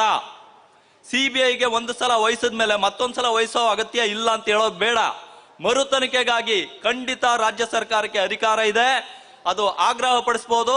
ಅದಕ್ಕೆ ಕೇಂದ್ರ ಸರ್ಕಾರದ ಒಂದು ಶಿಫಾರಸು ಸಹ ಅಗತ್ಯ ಇಲ್ಲ. ರಾಜ್ಯ ಸರ್ಕಾರ ತನಿಖೆಗೆ ಸಿಬಿಐ ತನಿಖೆ ಆಗ್ಬೇಕು ಅಂತ ಮನವಿ ಸಲ್ಲಿಸಿದ್ರೆ ಅದಕ್ಕೆ ಕೇಂದ್ರ ಸರ್ಕಾರ ಒಪ್ಕೊಳ್ಳೇಬೇಕಾಗುತ್ತೆ. ಕೇಂದ್ರ ಸರ್ಕಾರದ ಅನುಮತಿ ಅದಕ್ಕೆ ಅಗತ್ಯ ಇಲ್ಲ. ಹಾಗಾಗಿ ಡೆಲ್ಲಿ ಪೊಲೀಸ್ ಎಸ್ಟಾಬ್ಲಿಷ್ಮೆಂಟ್ ಆಕ್ಟ್ ನಲ್ಲಿ ಇರುವಂತಹ ಅಧಿಕಾರವನ್ನ ನಮ್ಮ ರಾಜ್ಯ ಸರ್ಕಾರ ಅದನ್ನ ಚಲಾಯಿಸಿ ಮತ್ತೊಮ್ಮೆ ಇದು ಮರು ತನಿಖೆ ಆಗಬೇಕು. ನಿರಪರಾಧಿ ಒಬ್ಬ ವ್ಯಕ್ತಿಯನ್ನ ಆರೋಪಿಯನ್ನಾಗಿ ಮಾಡಿದ್ದಾರೆ ಅಂತ ನ್ಯಾಯಾಲಯ ತೀರ್ಮಾನ ಕೊಟ್ಟಿರೋದ್ರಿಂದ ಮರು ತನಿಖೆಯಿಂದ ಇದಕ್ಕೆ ನ್ಯಾಯ ಸಿಗ್ಲಿಕ್ಕೆ ಸಾಧ್ಯ ಆಗುತ್ತೆ. ಇಡೀ ಕರ್ನಾಟಕ ರಾಜ್ಯದ ಪ್ರತಿಯೊಂದು ಮನೆಯ ಮಗಳಾಗಿರುವಂತಹ ಸೌಜನ್ಯಗಳಿಗೆ ನ್ಯಾಯ ಕೊಡಬೇಕು ಅನ್ನೋ ಬದ್ಧತೆ ರಾಜ್ಯ ಸರ್ಕಾರಕ್ಕೆ ಇದ್ದಿದ್ದೇ ಆದ್ರೆ ಖಂಡಿತವಾಗಿ ಆ ಕೆಲಸ ಮಾಡುತ್ತೆ. ನಾನು ಸಹ ಈ ಸಭೆಯ ಮೂಲಕ ಮಾನ್ಯ ಗೃಹ ಸಚಿವರನ್ನ ಮತ್ತು ಮುಖ್ಯಮಂತ್ರಿಗಳನ್ನ ಕೈ ಮುಗಿದು ಕೇಳ್ಕೊಂತೀನಿ, ದಯವಿಟ್ಟು ಇದು ಮರು ತನಿಖೆ ಮಾಡಿಸಿ. ನಿಜವಾದ ಆರೋಪಿಗಳಿಗೆ ಶಿಕ್ಷೆ ಆಗ್ಲೇಬೇಕು. ಆಗೋ ತನಕ ಈ ಹೋರಾಟ ಈ ಮಟ್ಟಕ್ಕಲ್ಲ, ಇನ್ನೂ ಹೆಚ್ಚಿನ ಮಟ್ಟಕ್ಕಾಗುತ್ತೆ. ಅಲ್ಲಿ ತನಕ ನಾವು ವಿಶ್ರಮಿಸೋದು ಬೇಡ ಅಂತ ನಾನು ಕರೆ ಕೊಟ್ಟು ನನ್ನ ಮಾತನ್ನು ಮುಗಿಸ್ತೀನಿ. ನಮಸ್ಕಾರ. ಧನ್ಯವಾದಗಳು ವಕೀಲರಿಗೆ. ಈಗ ನಮ್ಮನ್ನು ಉದ್ದೇಶಿಸಿ ಶಾರದಾ ದಾಬಡೆ ಧಾರವಾಡದಿಂದ ಬಂದಿದ್ದಾರೆ. ಅವರೊಂದು 2 ನಿಮಿಷ ಮಾತಾಡಬೇಕು ಅಂತ ವಿನಂತಿಸ್ತಾ ಇದ್ದೀನಿ. ಸಮಯ ಮೀರ್ತಾ ಇದೆ, ದಯವಿಟ್ಟು ಎಲ್ಲರೂ ಸಹಕರಿಸಬೇಕು. ಆದಷ್ಟು ಪ್ರಯತ್ನವನ್ನು ಮಾಡ್ತಾ ಇದ್ದೀವಿ. ರಾಜ್ಯ ರೈತ ಸಂಘದ ಪ್ರತಿನಿಧಿಯವರು ನಮ್ಮ ಪುಣಚ ಅವರಿದ್ದಾರೆ, ಅವರು ಮಾತಾಡಲಿಕ್ಕಿದ್ದಾರೆ. ಹಾಗೆ ಪ್ರಭಾ ಬೆಲವಂಗಾಲ್ ಅವರು ಮಾತಾಡಲಿಕ್ಕಿದ್ದಾರೆ. DSSನ ಹಿರಿಯ ನೇತಾರರಾದ M ದೇವದಾಸ್ರವರು 2 ನಿಮಿಷ ಮಾತಾಡಲಿಕ್ಕಿದ್ದಾರೆ. ಹಿರಿಯ ಕಮ್ಯುನಿಸ್ಟ್ ನೇತಾರರಾಗಿರುವಂಥ ಕೆ ಯಾದವ್ ಶೆಟ್ಟಿ ಅವರಿದ್ದಾರೆ, ಅವರು 1-2 ನಿಮಿಷ ಮಾತಾಡಲಿಕ್ಕಿದೆ. ಎಲ್ಲರೂ ಸಹಕರಿಸಬೇಕಾಗಿ ವಿನಂತಿ. ಎಲ್ಲರಿಗೂ ನಮಸ್ಕಾರ. ನಾನು ಧಾರವಾಡದಿಂದ ಬಂದಿದ್ದೀನಿ. ನನ್ನ ಜೊತೆಗೆ ಬೆಳಗಾವಿನಿಂದ ಬಂದಂಥ ಸಹೋದರಿಯರು ಕೂಡ ಇದ್ದಾರೆ. ನಾವು ಒಂದು ವಿಷಯವನ್ನು ಮಾತ್ರ ಹಂಚ್ಕೋತೀನಿ ನಿಮ್ಮ ಮುಂದೆ. ಏನಂದರೆ, ಧಾರವಾಡ ಇರ್ಬೋದು, ಹುಬ್ಬಳ್ಳಿ ಇರ್ಬೋದು, ಬೆಳಗಾವಿ ಇರ್ಬೋದು, ಯಾವುದೇ ಪೋಸ್ಟ್ ಆಫೀಸಿಗೆ ನೀವು ಯಾವುದೇ ದಿನ ಹೋಗಿ, ಯಾವುದೇ ಸಮಯದಲ್ಲಿ ಹೋಗ್ರಿ, ನಿಮಗೆ ಕನಿಷ್ಠ ಒಬ್ಬರಾದ್ರೂ ಧರ್ಮಸ್ಥಳಕ್ಕೆ ಹಣ ಕಳಿಸುವ ಮನಿ ಆರ್ಡರ್ ಮಾಡುವವರು ಸಿಗ್ತಾರೆ. ಕನಿಷ್ಠ ಒಬ್ಬರಾದ್ರೂ ಸಿಗ್ತಾರೆ. ಸ್ವಲ್ಪ ಹೊತ್ತು ನಿಂತರೆ ಜಾಸ್ತಿ ಜನ ಸಿಗ್ತಾರೆ. ಇತ್ತೀಚೆಗೆ ಈಗ ಸುಮಾರು ಒಂದು 10 ವರ್ಷದಿಂದ ನಮ್ಮ ಹಳ್ಳಿ ಹೆಣ್ಮಕ್ಳು ಮೊದಲು ಸ್ವಸಹಾಯ ಗುಂಪುಗಳನ್ನು ಮಾಡ್ಕೋತಿದ್ರು. ಅಂದರೆ ಹೆಣ್ಮಕ್ಳು ಕೂತ್ಕೊಂಡು ತಮ್ಮ ಮನೆ ಕಷ್ಟ ಸುಖವನ್ನು ಹೇಳ್ಕೊತಾ ಜೊತೆಗೊಂದು ಸ್ವಲ್ಪ ಹಣವನ್ನು ಕೂಡಿಡ್ತಿದ್ರು. ಇತ್ತೀಚೆಗೆ ಸಂಪೂರ್ಣ ನಾಶ ಆಗೋಗಿವೆ. ಬದಲಿಗೆ ಸ್ವಸಹಾಯದ ಬದಲಿಗೆ ಇವತ್ತು ಸಾಲದ ಸಂಘಗಳು ಬಂದಿವೆ. ಸಾಲದ ಸಂಘಗಳು ಬಂದು ಹೆಣ್ಮಕ್ಳು ಅಲ್ಲೂ ಕೂಡ ಸ್ವಲ್ಪ ಉಳಿತಾಯ ಮಾಡ್ತಾರೆ. ಆದರೆ ಅವರು ಉಳಿತಾಯ ಮಾಡಿದಂಥ ಹಣ 1 ಪೈಸಾನೂ ಅವ್ರಿಗೆ ಸಿಗೋದಿಲ್ಲ. ಬದಲಿಗೆ ಸಾಲದೊಳಗೆ ಒಂದು ಸಾಲ ಮುಗಿಯೋದ್ರೊಳಗೆ ಮತ್ತೊಂದು ಸಾಲ ತೊಗೊಳ್ಳಿಕ್ಕೆ ಅವ್ರಿಗೆ ಒತ್ತಾಯ, ಆ ಸಾಲ ಮುಗಿಯೋದ್ರೊಳಗೆ ಇನ್ನೊಂದು ಸಾಲ ತೊಗೊಳ್ಳಿಕ್ಕೆ ಒತ್ತಾಯ. ಹೀಗೆ ಮಾಡಿ ಮಾಡಿ ಮಾಡಿ ನಮ್ಮ ಉತ್ತರ ಕರ್ನಾಟಕದ ಹಳ್ಳಿಗಳಿಂದ ಹೆಣ್ಣು ಮಕ್ಕಳು ನಾಪತ್ತೆ ಆಗ್ತಾ ಇದ್ದಾರೆ, ಸೂಯಿಸೈಡ್ ಮಾಡ್ಕೋತಾ ಇದ್ದಾರೆ. ಈ ಸಾಲದ ಸಂಘಗಳಲ್ಲಿ ಅತ್ಯಂತ ಮುಂದೆ ಇರುವಂಥದ್ದು ಅಂದರೆ ಧರ್ಮಸ್ಥಳದ ಸಂಘ. ಸೊ ನನಗೆ ಇವತ್ತು ನೀವೆಲ್ಲರೂ ಸೌಜನ್ಯದ ಪ್ರಕರಣದ ಬಗ್ಗೆ ಮಾತಾಡ್ತಾರೆ. ನಾವು ಕೂಡ ಸೌಜನ್ಯಗೆ ನ್ಯಾಯ ಕೇಳಲಿಕ್ಕೆ ಬಂದ್ರವರೇನೆ. ಕೇವಲ ಸೌಜನ್ಯ ಒಬ್ಬಳೇ ಅಲ್ಲ, ನಮ್ಮ ಹಳ್ಳಿ ಹೆಣ್ಮಕ್ಳಿಗೂ ನ್ಯಾಯ ಕೊಡಿ. ಇದನ್ನು ನಾವು ಸಿದ್ದರಾಮಯ್ಯ ಅವರ ಹತ್ರ ಕೇಳಬೇಕಾಗಿದೆ. ಇವತ್ತು ಹಳ್ಳಿ ಹೆಣ್ಮಕ್ಳನ್ನ ಯಾವ ಜನರ ಕೈಯಿಂದ ಯಾರು ಹಣವನ್ನು ಪ್ರತಿ ದಿವಸ ಪೋಸ್ಟ್ ಮಾಡ್ತಾ ಇರ್ತಾರೆ ಧರ್ಮಸ್ಥಳಕ್ಕೆ, ಅವ್ರದ್ದೇ ಹಣವನ್ನು ಅವರಿಗೆ ಕೊಟ್ಟು ಲಕ್ಷಾಂತರ ರೂಪಾಯಿ ಕೊಟ್ಟು ಕೋಟ್ಯಂತರ ರೂಪಾಯಿ ಬಾಚ್ಕೋತಾಯಿವೆ. ಒಂದೊಂದು ಹಳ್ಳಿಯಿಂದ ಕನಿಷ್ಠ ಕೋಟಿ ರೂಪಾಯಿ ಇವತ್ತು ಒಂದೊಂದು ಹಳ್ಳಿಯಿಂದ ಹರಿದು ಹೋಗ್ತಾ ಇದೆ ಸಾಲದ ಸಂಘದ ಹೆಸರಿನಲ್ಲಿ, ಸಾಲದ ಬಡ್ಡಿಯ ಹೆಸರಿನಲ್ಲಿ. ಅದು ತಾವು ಎಷ್ಟು ಬಡ್ಡಿ ಕೊಡ್ತಾ ಇದ್ದೀವಿ ಅನ್ನೋ ಕೂಡ ನಮ್ಮ ಜನಕ್ಕೆ ಗೊತ್ತಿಲ್ಲ. ಇಂಥ ಒಂದು ಅಂದರೆ ಅಜ್ಞಾನದಲ್ಲಿ ಜನರನ್ನಿಟ್ಟು ತಾವು ಮತ್ತು ಅಭಿವೃದ್ಧಿ ಆಗ್ತಾ ಇರುವಂಥ ಈ ಒಂದು ಏನು ಇದಕ್ಕೇನು ಧರ್ಮಾಧಿಕಾರಿಗಳು ಅಂತ ಹೇಳಲಿಕ್ಕೆ ನನಗೇನು ಬಾಯಿ ಬರೋದಿಲ್ಲ, ಇವರ ಮೇಲೆ ತನಿಖೆ ಆಗಲೇಬೇಕು. ಮತ್ತು ಕೇವಲ ಸೌಜನ್ಯ ಒಬ್ಬಳೇ ಅಲ್ಲ, ಇವತ್ತು ಊರು ಬಿಟ್ಟು ಹೋಗಿರುವಂಥ ಸೂಯಿಸೈಡ್ ಮಾಡ್ಕೋತಾ ಇರುವಂಥ ಉತ್ತರ ಕರ್ನಾಟಕದ ಮಹಿಳೆಯರಿಗೂ ಕೂಡ ನ್ಯಾಯ ಬೇಕು ಅಂಥೇಳಿ ನಾನು ಈ ವೇದಿಕೆ ಮೂಲಕ ನಮ್ಮ ಮುಖ್ಯಮಂತ್ರಿಗಳ ಹತ್ರ ಕೇಳ್ಕೊತೀನಿ. ನಮಸ್ಕಾರ. ದೂರದ ಧಾರವಾಡದಿಂದ ಬಂದು ಹೆಣ್ಣು ಮಕ್ಕಳ ನೋವನ್ನು, ಹಳ್ಳಿಗಾಡಿನ ಹೆಣ್ಣು ಮಕ್ಕಳ ನೋವನ್ನು ವ್ಯಕ್ತಪಡಿಸಿದಂಥ ಶಾರದಾ ದಾಬಡೆ ಅವರಿಗೆ ಧನ್ಯವಾದಗಳು. ಈಗ ನಮ್ಮನ್ನು ಉದ್ದೇಶಿಸಿ ಪ್ರಭಾ ಅವರು ಈಗ ನಮ್ಮನ್ನ ಉದ್ದೇಶಿಸಿ ಎಂ ದೇವದಾಸ್ ಅವರು ಒಂದು 2 ನಿಮಿಷ ಮಾತಾಡಬೇಕು. ನಮ್ಮ ಜಿಲ್ಲೆಯ ಹಿರಿಯ ದಲಿತ ನಾಯಕರು, ತುಂಬಾ ಜನ ಮಾತುಗಾರರು, ಭಾಷಣಗಾರರು ಇದರಿಂದ ಪ್ರಾತಿನಿಧಿಕವಾಗಿ ಅಷ್ಟೇ ನಾವು ಮಾತಾಡಿಸ್ತಾ ಇದ್ದೀವಿ. ಅದೇ ರೀತಿಯಲ್ಲಿ ಇನ್ನೂ ಒಂದು 4-5 ಜನ ಮಾತಾಡಿ ನಾವು ಈ ಕಾರ್ಯಕ್ರಮ ಅಂತಿಮ ಹಂತಕ್ಕೆ ಬರ್ತಾ ಇದೆ. ಎಲ್ಲರೂ ಸಹಕರಿಸಬೇಕಾಗಿ ವಿನಂತಿ. ಕಾರ್ಯಕ್ರಮದ ಕೊನೆವರೆಗೂ ಇದ್ದು ಸಹಕರಿಸಬೇಕಾಗಿ ಮನವಿಯನ್ನು ಮಾಡ್ತಾ ಇದ್ದೀನಿ. ಚಲೋ ಬೆಳ್ತಂಗಡಿ ಈ ಮಹಾಧರಣಿಯ ಈ ಕಾರ್ಯಕ್ರಮದಲ್ಲಿ ರಾಜ್ಯದ ವಿವಿಧ ಕಡೆಗಳಿಂದ ಭಾಗವಹಿಸಿರುವಂಥ ಜನಪರ ಚಳವಳಿಯ ಎಲ್ಲ ನಾಯಕರೇ ಪ್ರತಿನಿಧಿಗಳೇ. ಈಗಾಗಲೇ ಭಾಳಷ್ಟು ಜನ ಮಾತಾಡಿದ್ದಾರೆ. ಯಾಕಂದರೆ ಸೌಜನ್ಯ ಪ್ರಕರಣ ಈ FIR ಅನ್ನು ನಾನು 4-5 ದಿವಸಗಳ ಹಿಂದೆ ನಾನು ಓದಿದಾಗ ಆ ದಿವಸ ನನಗೆ ಸರಿ ನಿದ್ರಣೆ ಬರಲಿಲ್ಲ. ಅಂದರೆ ಯಾವ ರೀತಿ ಈ ಥರ ಯಾವಾಗ 2012 ಅಕ್ಟೋಬರ್ 9ನೇ ತಾರೀಕಿಗೆ ಸಂಜೆ ಹೊತ್ತು ಸೌಜನ್ಯ ಕಾಲೇಜಿಂದ ಹೋದವರು ನಾಪತ್ತೆ ಆದಳು. ಅಲ್ಲಿಂದ ರಾತ್ರಿಡೀ ಅಲ್ಲಿ ಯುವಕರು ಹುಡುಕಾಡಿದ್ದಾರೆ. ಆದರೆ ಮರುದಿವಸ ಅದು ಇಲ್ಲಿ ಧರ್ಮಸ್ಥಳದ ನೇತ್ರಾವತಿ ನದಿ ಪಕ್ಕದಲ್ಲಿ ಪತ್ತೆ ಆಗಿತ್ತು. ಅದು ಬಹಳ ಒಂಥರ ವಿಚಿತ್ರವಾದಂಥ ಒಂದು ಘಟನೆ ಆದರೂ ಕೂಡ ಈ ಧರ್ಮಸ್ಥಳ ವ್ಯಾಪ್ತಿಯಲ್ಲಿ ಆಗಲೇ ಹೇಳಿದಾಗೇ ವೇದವಳ್ಳಿ ಪ್ರಕರಣ ಇರ್ಬೋದು, ಪದ್ಮಲತಾ ಪ್ರಕರಣ ಇರ್ಬೋದು, ಇಂಥ 100 ಯಾಕಂದರೆ ವರದಿ ಪ್ರಕರಣ ನಾನು ನೋಡಿದ್ದೇನೆ. ಸುಮಾರು 462 ಪ್ರಕರಣಗಳು ಆದರೂ ಕೂಡ ಸರ್ಕಾರ ಇದರ ಬಗ್ಗೆ ಗಮನನೇ ಹರಿಸ್ತಾ ಇಲ್ಲ. ನಾವು ಈ ಥರ ದೌರ್ಜನ್ಯ, ಹೆಣ್ಣು ಮಕ್ಕಳ ಮೇಲೆ ದೌರ್ಜನ್ಯ, ದಬ್ಬಾಳಿಕೆ, ಅತ್ಯಾಚಾರ ಆದಾಗ ನಾವು UP ಕಡೆ ಬೆರಳು ತೋರಿಸ್ತಿದ್ದೇವೆ.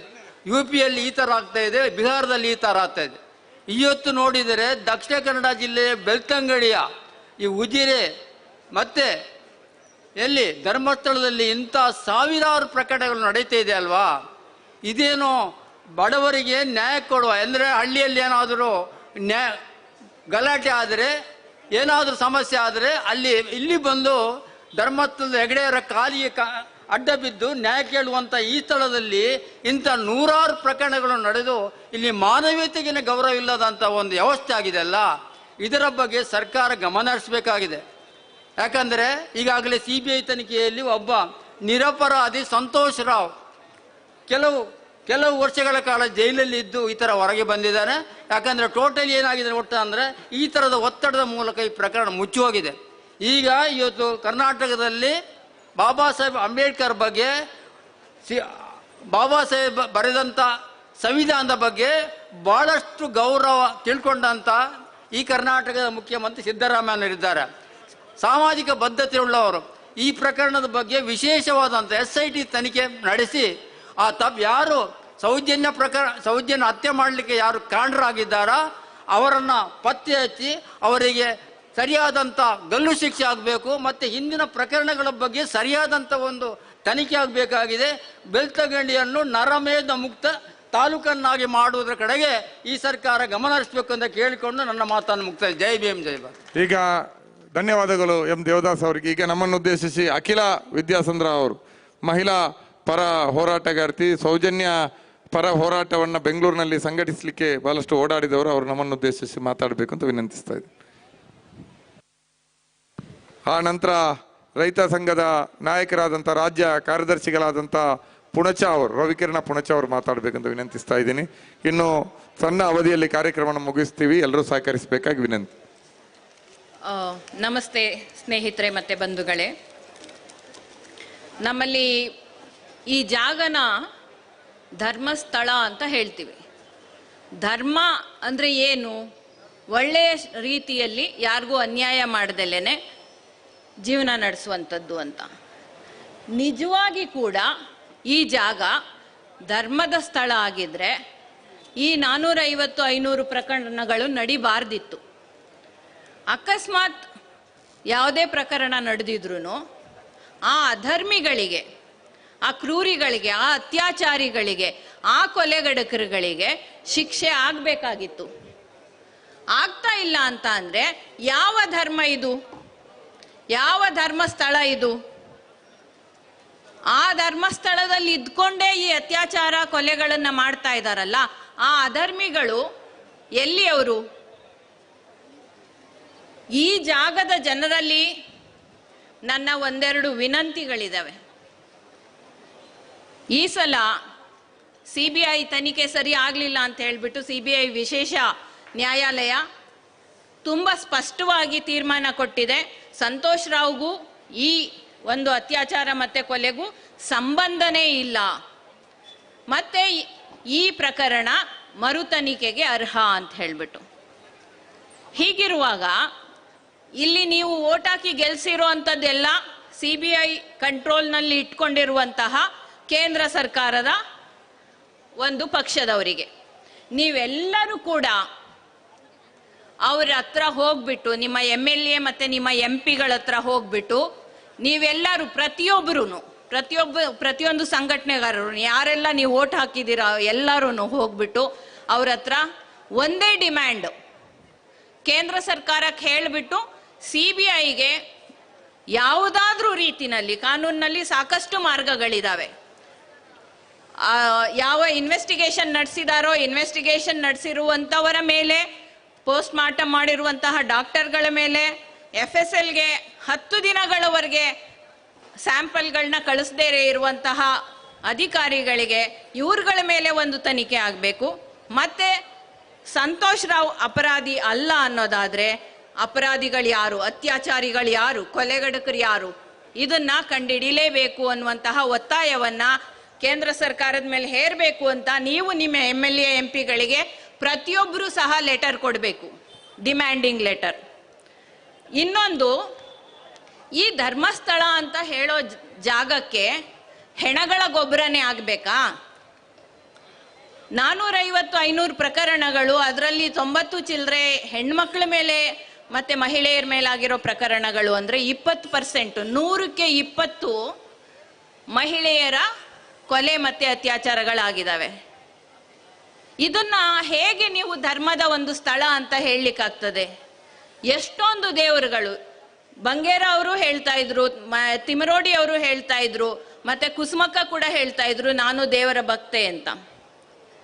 ಹಾಗಾದ್ರೆ ನಂದು ಇನ್ನೊಂದು ಕೋರಿಕೆ ಏನಂದ್ರೆ, ಎಲ್ಲರೂ ಸೇರ್ಕೊಂಡು ಯಾವುದಾದ್ರೂ ಒಂದು ಪಬ್ಲಿಕ್ ಜಾಗದಲ್ಲಿ ದೊಡ್ಡದೊಂದು ಹೋಮ ನಡೆಸಿ ಅದಕ್ಕೆ ಕುಸುಮಕ್ಕನೇ ಆರ್ಗ್ಯ ಬಿಡ್ಲಿ,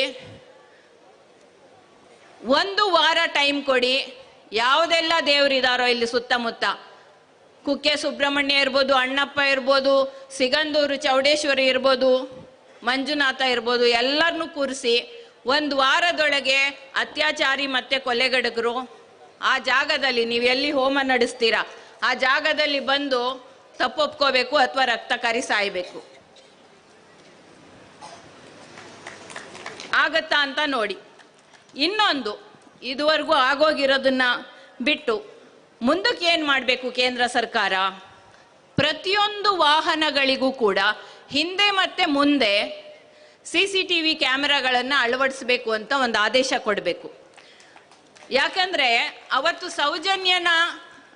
ಸೌಜನ್ಯಳನ್ನ ಬಾಯಿ ಮುಚ್ಚಿ ಕೊಡೆ ಕೆಳಗಡೆ ಹಿಡ್ಕೊಂಡು ಹೋದಂಥದ್ದನ್ನ ಬಸ್ನಲ್ಲಿ ಹೋಗ್ತಿದ್ದಂಥವ್ರೊಂದು ಅಷ್ಟು ಜನ ನೋಡಿದ್ದಾರೆ, ಆ ದಾರಿಯಲ್ಲಿ ಹೋಗ್ತಾ ಇದ್ದಂಥ ವೆಹಿಕಲ್ಗಳವರು ಒಂದಷ್ಟು ಜನ ನೋಡಿದ್ದಾರೆ. ಯಾರೂ ಬಾಯಿ ಬಿಡ್ತಾ ಇಲ್ಲ ಸರಿಯಾಗಿ, ಅವ್ರು ಯಾರು ಅಂತ ಗೊತ್ತಾಗ್ತಾ ಇಲ್ಲ ಅಂತ. ಅಕಸ್ಮಾತ್ ಆ ವೆಹಿಕಲ್ಗಳಲ್ಲಿ CCTV ಕ್ಯಾಮ್ರಾಗಳಿದ್ದಿದ್ರೆ ಖಂಡಿತ ಯಾರು ಎತ್ಕೊಂಡೋದ್ರು ಅಂತ ಗೊತ್ತಾಗ್ತಿತ್ತು.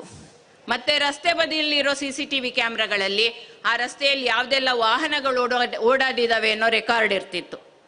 ಹಾಗಾಗಿ ಕೇಂದ್ರ ಸರ್ಕಾರಕ್ಕೆ ಮತ್ತೆ ರಾಜ್ಯ ಸರ್ಕಾರಕ್ಕೆ ನಮ್ಮ ಒತ್ತಾಯ, ಪ್ರತಿಯೊಂದು ಕಡೆ ಮತ್ತೆ ಪ್ರತಿಯೊಂದು ವಾಹನಕ್ಕೆ CCTV ಕ್ಯಾಮ್ರಾಗಳನ್ನು ಅಳವಡಿಸಬೇಕು ಅಂತ ಹೇಳ್ಬಿಟ್ಟು. ಮತ್ತು ಇನ್ನೊಂದು, ನಾವು ಬಹಳ ನಾಜೂಕಾದ ಪದಗಳನ್ನ ಉಪಯೋಗಿಸ್ತೀವಿ ಸಿವಿಲೈಸ್ ಜನ ಅನ್ಕೊಂಡು. ಸೌಜನ್ಯಳಿಗೆ ನ್ಯಾಯ ಅಂತ. ಸೌಜನ್ಯಳಿಗೆ ನನ್ನ ಪ್ರಕಾರ ನ್ಯಾಯ ಸಿಗೋಕೆ ಹೇಗೆ ಸಾಧ್ಯ? ಸತ್ತೋಗಿದೆ ಪಾಪ ಮಗು, ಅವಳನ್ನ ವಾಪಸ್ ಜೀವಕ್ಕೆ ತರಕ್ಕೂ ಆಗಲ್ಲ, ಅವಳ ಮೇಲೆ ಆದಂಥ ಅತ್ಯಾಚಾರನ ನಡೆದಿಲ್ದಲೇ ಇರೋಂಗೆ ಮಾಡೋಕ್ಕೂ ಆಗೋದಿಲ್ಲ. ಈಗ ಆಗಬೇಕಾಗಿರೋದು ಅತ್ಯಾಚಾರಿಗಳಿಗೆ ಶಿಕ್ಷೆ, ಕೊಲೆಗಡುಕರುಗಳಿಗೆ ಶಿಕ್ಷೆ. ಸೊ ನಮ್ಮ ಹೋರಾಟದ ಹೆಡ್ಡಿಂಗ್ಗಳು ಹೆಂಗಿರಬೇಕು ಅಂತ ಹೇಳಿದ್ರೆ, ಅವರಿಗೆ ಚುಚ್ಚಬೇಕು ಮನಸ್ಸಿಗೆ. ಅವ್ರಿಗೆ ಅಷ್ಟು ಮನುಷ್ಯತ್ವ ಇದೆಯೋ ಇಲ್ವೋ, ಮನಸ್ಸಿದೆಯೋ ಇಲ್ವೋ ಗೊತ್ತಿಲ್ಲ. ಆದರೆ ನಾವು ಅಡ್ರೆಸ್ ಮಾಡಬೇಕಾಗಿರೋ ಅಂಥದ್ದು ಸೌಜನ್ಯಳಿಗೆ ನ್ಯಾಯ ಸಿಗಬೇಕು ಅಂತ ಅಲ್ಲ, ಸೌಜನ್ಯಳ ಅತ್ಯಾಚಾರಿಗಳಿಗೆ, ಸೌಜನ್ಯಳ ಕೊಲೆಗಡುಕರುಗಳಿಗೆ ಶಿಕ್ಷೆ ಆಗಬೇಕು ಅಂತ. ನಮ್ಮ ಹತ್ರ ಇದ್ದಿದ್ದು ಭಾರತೀಯ ದಂಡ ಸಂಹಿತೆ ಅಂತ, ಶಿಕ್ಷೆ ಮಾಡೋರಿಗೆ ದಂಡ ಕೊಡುವಂಥದ್ದು ಅಂತ. ಈಗ ಅದನ್ನ ಚೇಂಜ್ ಮಾಡಿದ್ದಾರೆ, ನ್ಯಾಯ ಸಂಹಿತೆ ಅಂತ. ಕ್ರೈಮ್ಗಳಲ್ಲಿ ನ್ಯಾಯ ಸಿಗೋದಕ್ಕೆ ಸಾಧ್ಯನೇ ಇಲ್ಲ ನನ್ನ ಪ್ರಕಾರ. ಕ್ರೈಮ್ಗಳಲ್ಲಿ ಆಗ್ಬೇಕಾಗಿರೋದು, ಕ್ರೈಮ್ ಆಗೋದ ಮೇಲೆ ಆ ತಪ್ಪಿತಸ್ಥರುಗಳಿಗೆ ಕಠಿಣವಾದಂಥ ಶಿಕ್ಷೆ ಆಗಬೇಕು. ಆ ಒಂದು ಉದ್ದೇಶ ಇಟ್ಕೊಂಡು ನಮ್ಮ ಹೋರಾಟ ಮತ್ತೆ ನ್ಯಾಯಾಂಗ ತನಿಖೆಗಳು ಮುಂದುವರಿಯೋಕೆ ಹೊರತು ನಾವು ತುಂಬ ನಾಜೂಕು ಪದಗಳನ್ನು ಉಪಯೋಗಿಸ್ಕೊಂಡು ನಡೆದ್ರೆ ಅವ್ರಿಗೆ ತಟ್ಟದಿಲ್ಲ ಅದು. ಸೊ ಈ ನಿಟ್ಟಿನಲ್ಲಿ ಹೋರಾಟ ನಡಿಬೇಕು. ನಾವೆಲ್ಲರೂ ಏನಾದರೂ ಮಾಡಿ ಆ ತಪ್ಪಿತಸ್ಥರುಗಳಿಗೆ, ಸೌಜನ್ಯಳ ತಾಯಿ ಕೆಲವು ಹೆಸರುಗಳನ್ನು ಹೇಳ್ಕೊಂಡು ಬರ್ತಾ ಇದ್ದಾರೆ, ಆದರೆ ಆ ವ್ಯಕ್ತಿಗಳ ಮೇಲೆ ಯಾವುದೇ ರೀತಿಯ ವಿಚಾರಣೆ ನಡೆದಿಲ್ಲ. ಸೊ ಈ ವಿಷಯಗಳನ್ನು ಇಟ್ಕೊಂಡು ನಮ್ಮ ಹೋರಾಟ ಒಂದು ಕಡೆ ಲಾಜಿಕಲ್ ಆಗಿ ನಡಿಬೇಕು, ಬೀದಿಯಲ್ಲೂ ನಡಿಬೇಕು. ಇನ್ನೊಂದು ಕಡೆ ದೇವ್ರನ್ನ ನಂಬುವಂಥವ್ರು ಅದನ್ನು ಒಂದು ಮಾಡಿ ನೋಡಿ ರಕ್ತ ಕಾರ್ಕೊಂಡು ಸಾಯಕ್ಕೆ ಸಾಧ್ಯ ಆದರೆ ಸಾಯ್ಲಿ ಅವರು.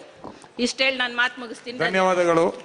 ನಮ್ಮ ಒಟ್ಟು ಹೋರಾಟ ಸಂವಿಧಾನ, ಕಾನೂನು ಈ ಚೌಕಟ್ಟಿನ ಒಳಗಡೆ ನಮ್ಮ ಬೇಡಿಕೆ ಸರ್ಕಾರಕ್ಕೆ ಮಾತ್ರ. ನಾವು ಖಂಡಿತವಾಗಿಯೂ ಕೂಡ ಹರಕೆ, ಆಣೆ, ಪ್ರಮಾಣದಲ್ಲಿ ನಾವು ಈ ವೇದಿಕೆ ಆ ದಿಕ್ಕಿನಲ್ಲಿ ಸಾಗುವುದಿಲ್ಲ. ನಾವು ಕಾನೂನಿನ ಚೌಕಟ್ಟಿನಲ್ಲಿ ಸರ್ಕಾರದ ಕಡೆಗೆ ಸಾಗ್ತೀವಿ. ನ್ಯಾಯದ ಹಾದಿ ತೆರೆಯುವುದು ಆ ಕಡೆಗೆ ಪ್ರಜಾಪ್ರಭುತ್ವದಲ್ಲಿ ಅನ್ನುವಂಥ ಮಾತನ್ನ ಹೇಳ್ತಾ, ಈಗ ರವಿಕಿರಣ ಪುಣಚ ಅವರು ರಾಜ್ಯ ರೈತ ಸಂಘದ ರಾಜ್ಯ ಕಾರ್ಯದರ್ಶಿ ಅವರು ಮಾತಾಡಬೇಕು. ಇನ್ನು ಮಾತಾಡುವವರು 3 ನಿಮಿಷದ ಮಿತಿಯೊಳಗಡೆ ಮಾತಾಡ್ಲಿಂತ ವಿನಂತಿ.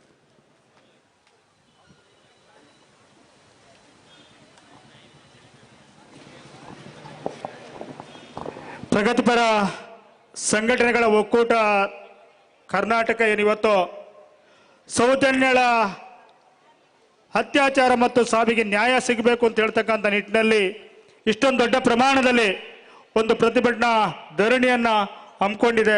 ಅವರಿಗೆ ಮೊದಲಾಗಿ ಅಭಿನಂದನೆಗಳನ್ನು ಸಲ್ಲಿಸ್ತಾ, ಇವತ್ತು ಈ ದೇಶದ ಪ್ರಧಾನಿ ವಿಶ್ವದ ಎಲ್ಲ ದೇಶಗಳಲ್ಲಿ ಓಡಾಡ್ತಾ ಇದ್ದಾರೆ.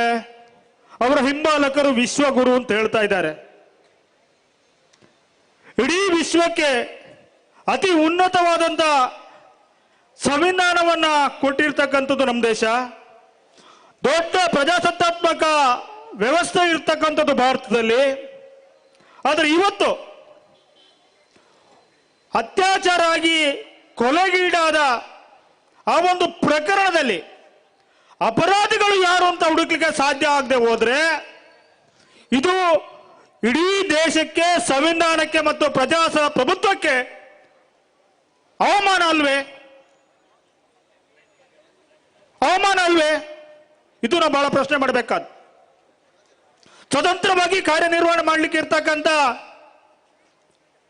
ಸಂಸ್ಥೆ ಏನಿದೆ ಸಿಬಿಐ, ಆದ್ರೆ ಇವತ್ತು ಆ ಸಿಬಿಐ ತನಿಖೆಯಲ್ಲೇ ಅಪರಾಧಿಗಳನ್ನು ಹುಡುಕ್ಲಿಕ್ಕೆ ಆಗ್ಲಿಲ್ಲ ಅಂತ ಆದ್ರೆ ಈ ದೇಶದ ರಕ್ಷಣೆಯ ಬಗ್ಗೆ ನಮಗೆ ಸಂಶಯ ಮೂಡ್ತದ ಇಲ್ವಾ? ವಿಶ್ವಾಸ ಇದೆಯಾ ನಮಗೆ? ಇವತ್ತು ಸಿಬಿಐ ಅಂತ ತನಿಖಾ ಸಂಸ್ಥೆಯಲ್ಲೇ ಹಸ್ತಕ್ಷೇಪ ನಡೀತದೆ, ಅಪರಾಧಿಗಳನ್ನ ರಕ್ಷಣೆ ಮಾಡ್ತಕ್ಕಂಥ ಕೆಲಸ ನಡೀತದೆ ಅಂತ ಆದ್ರೆ ಈ ದೇಶದಲ್ಲಿ ನಾವು ನ್ಯಾಯವನ್ನ ಅಥವಾ ಕಾನೂನು ಸುವ್ಯವಸ್ಥೆ ಇದೆ ಅಂತ ಭಾವಿಸಬೇಕೋ ಇಲ್ಲ ಸಂಪೂರ್ಣವಾಗಿ ಇದು ಮಾರಾಟಕ್ಕೆ ಇಟ್ಟಿದ್ದಾರ ಹೇಳ್ತಕ್ಕಂಥ ಸಂಶಯ ನಮ್ಮ ಮುಂದೆ ಕಾಡ್ತಾ ಇದೆ ಸ್ನೇಹಿತರೆ. ಬಹುಶಃ ಇವತ್ತು ಸೌಜನ್ಯ ಒಬ್ಬಳ ಕೊಲೆಗೆ ಅಥವಾ ಅತ್ಯಾಚಾರಕ್ಕೆ ಇವತ್ತು ನ್ಯಾಯ ಬೇಕು ಅಂತ ನಾವಿಲ್ಲಿ ಸೇರ್ಲಿಲ್ಲ. ಇದೇ ಪರಂಪರೆ ಈ ಬೆಳ್ತಂಗಡಿ ಧರ್ಮಸ್ಥಳದಲ್ಲಿ ನಡೀತಾ ಹೋದ್ರೆ ಮುಂದೆ ನಮ್ಮ ಮನೆ ಮಗಳಿಗೂ ಕೂಡ ನ್ಯಾಯ ಕೇಳ್ತಕ್ಕಂಥ ಪರಿಸ್ಥಿತಿ ಬರ್ತದೆ. ಅದನ್ನು ತಡಿತಕ್ಕಂಥ ಕೆಲಸ ಆಗ್ಬೇಕು ಅಂತ ನಿಟ್ಟಲ್ಲಿ ಸೇರಿದ್ದೇವೆ. ಒಂದೆರಡು ಪ್ರಕರಣ ನಾವು ಸುಮ್ಮನೆ ಇರಬಹುದಾಗಿತ್ತು, ಅಪ್ಪಿತಪ್ಪಿ ಬಂದಿದೆ ಅಂತ. 462ಕ್ಕಿಂತ ಹೆಚ್ಚು ಪ್ರಕರಣಗಳಿದ್ರೂ ಕೂಡ ಇವತ್ತು ರಾಜಾರೋಷವಾಗಿ ಈ ಹೋರಾಟಗಾರರ ಮನೆಯವರು ಏನಿದ್ದಾರೆ, ಆ ಹತ್ಯೆಯಾದಂತ ಕೊಲೆ ಆದಂತ ಮನೆಯವರು ಬರಬಾರ್ದು ಅಂತ ಹೇಳ್ತಕ್ಕಂಥ ವಿಚಾರವನ್ನ ಮಾತಾಡ್ತಾರೆ ಅಂತಾದ್ರೆ ಅವರು ಈ ನೆಲದಲ್ಲಿ ಹುಟ್ಟಿದಾರ, ಈ ಸಂಸ್ಕೃತಿಯಲ್ಲಿ ಬೆಳೆದಿದ್ದಾರ? ಇವತ್ತು ಪ್ರಜಾಪ್ರಭುತ್ವಕ್ಕೆ ಮತ್ತು ಸಂವಿಧಾನಕ್ಕೆ ಸಡ್ಡು ಹೊಡಿತಕ್ಕಂಥ ರೀತಿಯಲ್ಲಿ ಮಾತಾಡ್ತಾರೆ ಅಂತಾದ್ರೆ ಇದನ್ನು ನೀವು ಸಹಿಸಲಿಕ್ಕೆ ಸಾಧ್ಯನಾ? ಬಹುಶಃ ಇವತ್ತು 4.5 ವರ್ಷಗಳ ಜೈಲಲ್ಲಿದ್ದ ಸಂತೋಷ್ ರಾವ್ ಅವನ ಬಗ್ಗೆ ಏನು ಹೇಳಿಲ್ಲ. ಈ ಸರ್ಕಾರಗಳು ಕೂಡ ಮಾತಾಡ್ತಾ ಇಲ್ಲ. ವ್ಯಕ್ತಿ ಸ್ವಾತಂತ್ರ್ಯ, ಅವನಿಗಿರ್ತಕ್ಕಂಥ ಆತ್ಮ ಏನು ಇತ್ತು, ಸ್ವಾಭಿಮಾನ ಇತ್ತು, ಇವತ್ತು ಕಳ್ಕೊಂಡು ಅವ್ರು ಜೀವನ ಮಾಡ್ತಾ ಇದ್ದಾರೆ.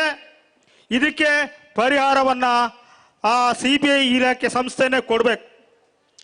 ತಪ್ಪು ಮಾಡಿದ್ದು ಇವತ್ತು CBI ಅಪರಾಧಿಯನ್ನು ಹಿಡಿಲಿಕ್ಕೆ ಆಗ್ಲಿಲ್ಲ ಅವರಿಗೆ. ನಿರಪರಾಧಿಯನ್ನ ಇವತ್ತು ಕೊಲೆಗಾರನ ಪಟ್ಟ, ಅತ್ಯಾಚಾರಿ ಪಟ್ಟ ಕೊಟ್ಟು 4.5 ವರ್ಷಗಳ ಕಾಲ ಅವರ ಬದುಕನ್ನ ಜೈಲಿನೊಳಗೆ ಇಟ್ಟಿದ್ದಾರೆ. ಆದ್ರೆ ಅವ್ರ ಬಗ್ಗೆ ಇವತ್ತು ಯಾರೂ ಮಾತಾಡ್ತಾ ಇಲ್ಲ, ಸರ್ಕಾರಗಳು ಮಾತಾಡ್ತಾ ಇಲ್ಲ, CBI ಮಾತಾಡ್ತಾ ಇಲ್ಲ. ಏನು ಈ ದೇಶದಲ್ಲಿ ನ್ಯಾಯಾಲಯಗಳು ಇದಾವ, ಸತ್ತಿದಾವ, ಪ್ರಶ್ನೆ ಮಾಡಬೇಕಾದಂತ ಕಾಲ ಇದು. ನ್ಯಾಯಾಲಯದ ಬಗ್ಗೆ ಮಾತಾಡಬಾರ್ದು ಅಂತ ಹೇಳ್ತಾರೆ. ಆದ್ರೆ ಕಳೆದ 7-8 ವರ್ಷಗಳಿಂದ ನಾವು ನೋಡ್ತಾ ಇದ್ದೇವೆ, ಇಡೀ ದೇಶ ಮತ್ತು ಎಲ್ಲ ಭಾಗದಲ್ಲೂ ಕೂಡ ಇವತ್ತು ನ್ಯಾಯಾಲಯಗಳು ಕೂಡ ಸಡಿಲಿಕೆ ಆಗ್ತಾ ಇದ್ದಾವೆ. ಯಾರೋ ಅದರ ಇಂಟರಪ್ಟ್ ಮಾಡ್ತಾ ಇದ್ದಾರೆ. ಇದು ಭಾರತಕ್ಕೆ ಅಪಾಯ. ಇದನ್ನು ತಡಿಲಿಕ್ಕೆ ಇವತ್ತು ನಾವಿಲ್ಲಿ ಸೇರಿದ್ದೇವೆ. ಅಪರಾಧಿ ಯಾರೋ ಇವತ್ತು ಸೌಜನ್ಯವನ್ನ ಕೊಲೆ ಮಾಡಿದಂತ ಅಪರಾಧಿ ಸಿಕ್ಕಿದ ತಕ್ಷಣ ಅಲ್ಲ, ಮುಂದೆ ಇಂಥ ಪ್ರಕರಣಗಳು ನಡೀಬಾರ್ದು. ಆ ನಿಟ್ಟಿನಲ್ಲಿ ಎಚ್ಚರಿಕೆ ಹೆಜ್ಜೆಯಿಂದ ನಾವು ಇವತ್ತು ಸೇರಿದ್ದೇವೆ ಸ್ನೇಹಿತರೆ. ಬಹುಶಃ ಕರ್ನಾಟಕ ರಾಜ್ಯ ರೈತ ಸಂಘ ಈ ಹೋರಾಟದಲ್ಲಿ ಹಿಂದಿಂದಲೂ ನಾವು ಮಾಡ್ಕೊಂಡು ಬಂದಿದ್ದೀವಿ ಸಹಕಾರ. ಮುಂದೇನು ಸಂಪೂರ್ಣವಾದಂಥ ಸಹಕಾರ ಮಾಡ್ತೀವಿ ಮತ್ತು ರಾಜ್ಯದ ಎಲ್ಲ ಭಾಗಗಳಲ್ಲೂ ಕೂಡ ಇಲ್ಲಿ ಆದಂಥ ಅನ್ಯಾಯದ ಬಗ್ಗೆ ಜನರಿಗೆ ತಲುಪಿಸತಕ್ಕಂಥ ಕೆಲಸವನ್ನು ಮಾಡ್ತೀವಿ ಅಂತ ಹೇಳ್ತಾ ಅವಕಾಶಕ್ಕಾಗಿ ವಂದಿಸ್ತಾ ನನ್ನ ಮಾತನ್ನು ಮುಗಿಸ್ತಾ ಇದ್ದೇನೆ. ಜೈ ಜವಾನ್, ಜೈ ಕಿಸಾನ್. ಈಗ ನಮ್ಮ ಮುಖಂಡರಾದಂಥ ಕೆ ಯಾದವ್ ಶೆಟ್ಟಿ ಅವರು 2 ನಿಮಿಷ ಮಾತಾಡಬೇಕು. CPM ಪಕ್ಷದ ಜಿಲ್ಲಾ ಕಾರ್ಯದರ್ಶಿಗಳು. ಪ್ರಭಾ ಅವರು ಮಾತಾಡ್ತೀರಾ?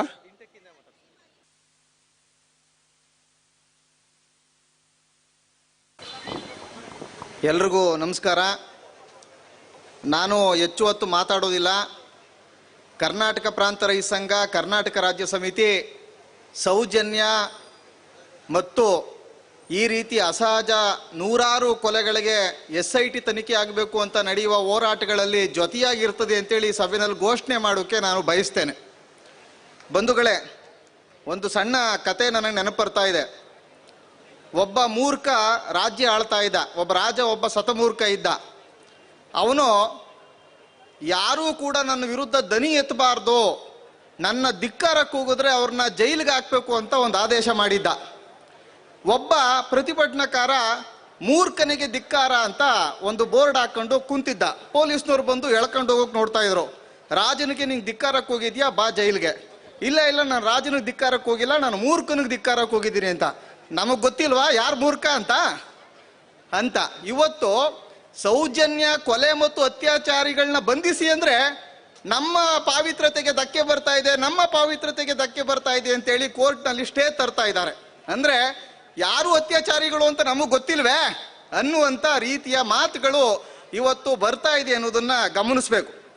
ಸಾರ್ವಜನಿಕ ಪ್ರಕಟಣೆಗಳ ಮೂಲಕ ಇವತ್ತು ನಾವು ನಿರ್ದೋಷಿಗಳು ಅಂತೇಳಿ ಇವತ್ತೆಲ್ಲ ಪತ್ರಿಕೆಗಳಲ್ಲಿ ಲಕ್ಷಾಂತರ ರೂಪಾಯಿ ಖರ್ಚು ಮಾಡಿ ಅಡ್ವರ್ಟೈಸ್ ಕೊಟ್ಟಿದ್ದಾರೆ. ನಾನು ಈ ಸಭೆ ಮೂಲಕ ಸವಾಲಾಗ್ತೀನಿ, ಸೌಜನ್ಯ ಕೊಲೆ ಮತ್ತು ಅತ್ಯಾಚಾರದ ತನಿಖೆ ನಡೆಸಿ ವಿಚಾರಣೆ ನಡೆಸಿ ತೀರ್ಪು ಕೊಟ್ಟಿರುವಂತ CBI ನ್ಯಾಯಾಲಯದ ತೀರ್ಪನ್ನ ಪ್ರಕಟ ಮಾಡತಕ್ಕಂಥ ಸವಾಲನ್ನು ಸ್ವೀಕರಿಸ್ತೀರಾ? ತಾಕತ್ತಿದ್ರೆ ನೀವು ಆ ತೀರ್ಪಿನ ಪ್ರತಿಯನ್ನು ಪ್ರಕಟಿಸಿ ಅಂತ ನಾನು ಕೇಳ್ತಾ ಇದ್ದೀನಿ. ಇವತ್ತು ಕಾನೂನಿನ ಆಳ್ವಿಕೆ ಬೆಳ್ತಂಗಡಿ ತಾಲೂಕಿನ ಒಂದು ಪ್ರದೇಶದಲ್ಲಿ ಇಲ್ಲ. ಇದೊಂದು ಕಾವಂದಾರರ ರಿಪಬ್ಲಿಕ್ ಆಗಿದೆ. ಕಾವಂದಾರರ ರಿಪಬ್ಲಿಕ್ ಅನ್ನ ಕೊನೆಗಾಣಿಸಬೇಕು.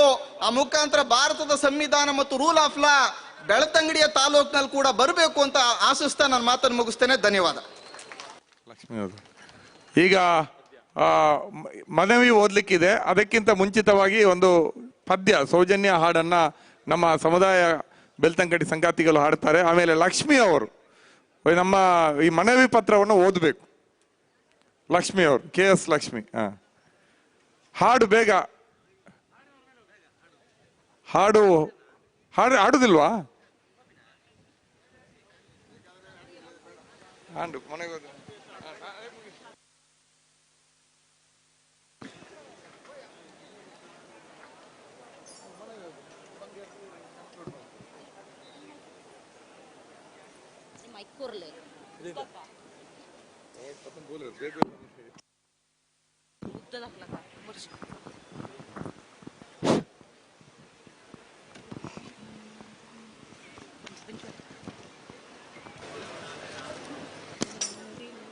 ಧರ್ಮದ ಬೀಡಲಿ ಭಕ್ತರ ನಾಡಲಿ ಬಲಿಯಾದವಳೇ ಸೌಜನ್ಯ, ನೆಲ ಸೇರುವ ಕಣ್ಣೀರಲಿ ಇರುವಳು ನಮ್ಮನೆ ಮಗಳು ಸೌಜನ್ಯ. ಕಲಿಯುವ ಕನಸಲಿ ಶಾಲೆಗೆ ಹೋದಳು ನಮ್ಮಯ ತಂಗಿ ಸೌಜನ್ಯ. ಕ್ರೌರ್ಯದ ಕಾಡಲಿ ತಬ್ಬಲಿಯಾಗಿ ಕೊಲೆಯಾದವಳು ನಮ್ಮ ಸೌಜನ್ಯ. ಕೊಬ್ಬಿದ ಕಾಮಾಂಧರ ಉರುಳಿಗೆ ನೀ ಸಿಲುಕಿದೆಯಲ್ಲೇ ಸೌಜನ್ಯ. ದೇವರು ದೈವಗಳೆಲ್ಲವೂ ಮೌನವು ರೋಧಿಸಲು ನೀ ಸೌಜನ್ಯ. ಹಣದಲ್ಲಿ ಕೊಬ್ಬಿದ ರಣಹದ್ದುಗಳು ಕುಕ್ಕಿ ತಿಂದರು ನಿನ್ನನ್ನ. ಹೆಣ್ಣಿನ ದೇಹದ ಘನತೆಯ ನರಿಯದೆ ಮೊಕ್ಕಿದರವರು ನಿನ್ನನ್ನ. ಧರ್ಮದ ನಾಡಲಿ ಕಾಮದ ತೇಗು ಕೇಳುತ್ತಿದೆ ಒಳಗೊಳಗಿಂದ. ಪುಣ್ಯದ ನೆಲದಲ್ಲಿ ಹೆಣ್ಣಿನ ರೋದನ ಹೊರ ಹೊಮ್ಮುತ್ತಿದೆ ನೋವಿಂದ. ಅಮಾಯಕನೊಬ್ಬನ ಹಿಡಿದು ತಂದರು ಯಾರನ್ನು ಉಳಿಸುವ ಸಂಚಿಂದ. ನಿನ್ನಯ ಕೊಲೆಯ ಜೊತೆಗವನನ್ನು ಬಲಿ ಮಾಡಿದರು ಹಮ್ಮಿಂದ. ಎಷ್ಟೋ ವರ್ಷದಿ ಸೆರೆಮನೆಯಲ್ಲಿ ಸತ್ತು ಬದುಕಿದ ಸಂತೋಷ. ನ್ಯಾಯಾಲಯದ ಕಟೆಕಟೆಯಲ್ಲಿ ಸತ್ಯವು ಗೆದ್ದಿತು ಸಂತೋಷ. ಕಡುಪಾತಕರ ಕ್ರೂರದಾಟತೆ ಮುಗ್ಧನ ಬದುಕಲು ಚೆಲ್ಲಾಟ. ಆ ಮನೆಯವರಿಗೂ ಬದುಕಿಯು ಸತ್ತಂತಾಗಿದೆ ನಿತ್ಯದ ತೊಳಲಾಟ. ಮಹಿಳೆಗೆ ರಕ್ಷಣೆ ಇಲ್ಲದ ನಾಡು ಆಗಲು ಸಾಧ್ಯವೇ ವಿಶ್ವಗುರು. ಅತ್ಯಾಚಾರದ ಗೋಳಿನ ಕೂಗು ಕೊನೆಯಾಗಿಸದೆ ಆಗದಿರು. ಬೇಲಿಯೇ ಎದ್ದು ಹೊಲವ ಮೇಯ್ದರೆ ದೂರನು ಕೊಡುವುದು ಯಾರಲ್ಲೇ. ರಾತ್ರಿಯೇ ಕಂಡ ಬಾವಿಗೆ ಹಗಲು ಬೀಳದೆ ನಡೆಯುವ ಜೊತೆಯಲ್ಲೇ. ಬೀಳದೆ ನಡೆಯುವ ಜೊತೆಯಲ್ಲೇ. ಬೀಳದೆ ನಡೆಯುವ ಜೊತೆಯಲ್ಲೇ.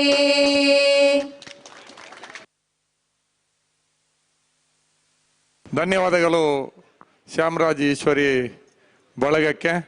ಈಗ ನಮ್ಮ ಮನವಿಯನ್ನು ಸರ್ಕಾರಕ್ಕೆ ಜನಾಗ್ರಹ ಪತ್ರವನ್ನು ಈಗ ಇಲ್ಲಿ KS ಲಕ್ಷ್ಮಿಯವರು ವಾಚಿಸ್ಲಿಕ್ಕಿದ್ದಾರೆ.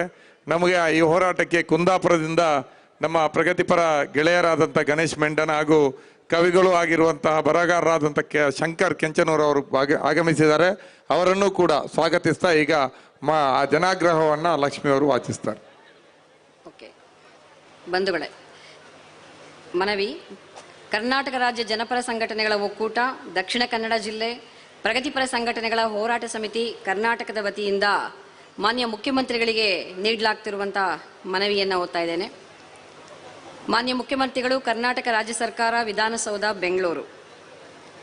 ಮಾನ್ಯ ತಹಸೀಲ್ದಾರ್ ಅವರ ಮುಖೇನ, ಮಾನ್ಯರೇ, ಧರ್ಮಸ್ಥಳ ಬಳಿಯ ಪಾಂಗಳ ಗ್ರಾಮದ ಸೌಜನ್ಯ ಅತ್ಯಾಚಾರ ಕೊಲೆ ಆರೋಪಿಗಳನ್ನು ಪತ್ತೆ ಮಾಡಲು ವಿಶೇಷ ಪಬ್ಲಿಕ್ ಪ್ರಾಸಿಕ್ಯೂಟರ್ ಅನ್ನು ಒಳಗೊಂಡ ವಿಶೇಷ ತನಿಖಾ ದಳ ರಚಿಸಲು ಮತ್ತು ಬೆಳ್ತಂಗಡಿ ತಾಲೂಕಿನಲ್ಲಿ ಸಂಭವಿಸಿರುವ ಅಸಹಜ ಸಾವು ಕೊಲೆಗಳ ನ್ಯಾಯಾಂಗ ತನಿಖೆಗೆ ನಡೆಸಲು ಒತ್ತಾಯಿಸಿ ಜನಾಗ್ರಹ.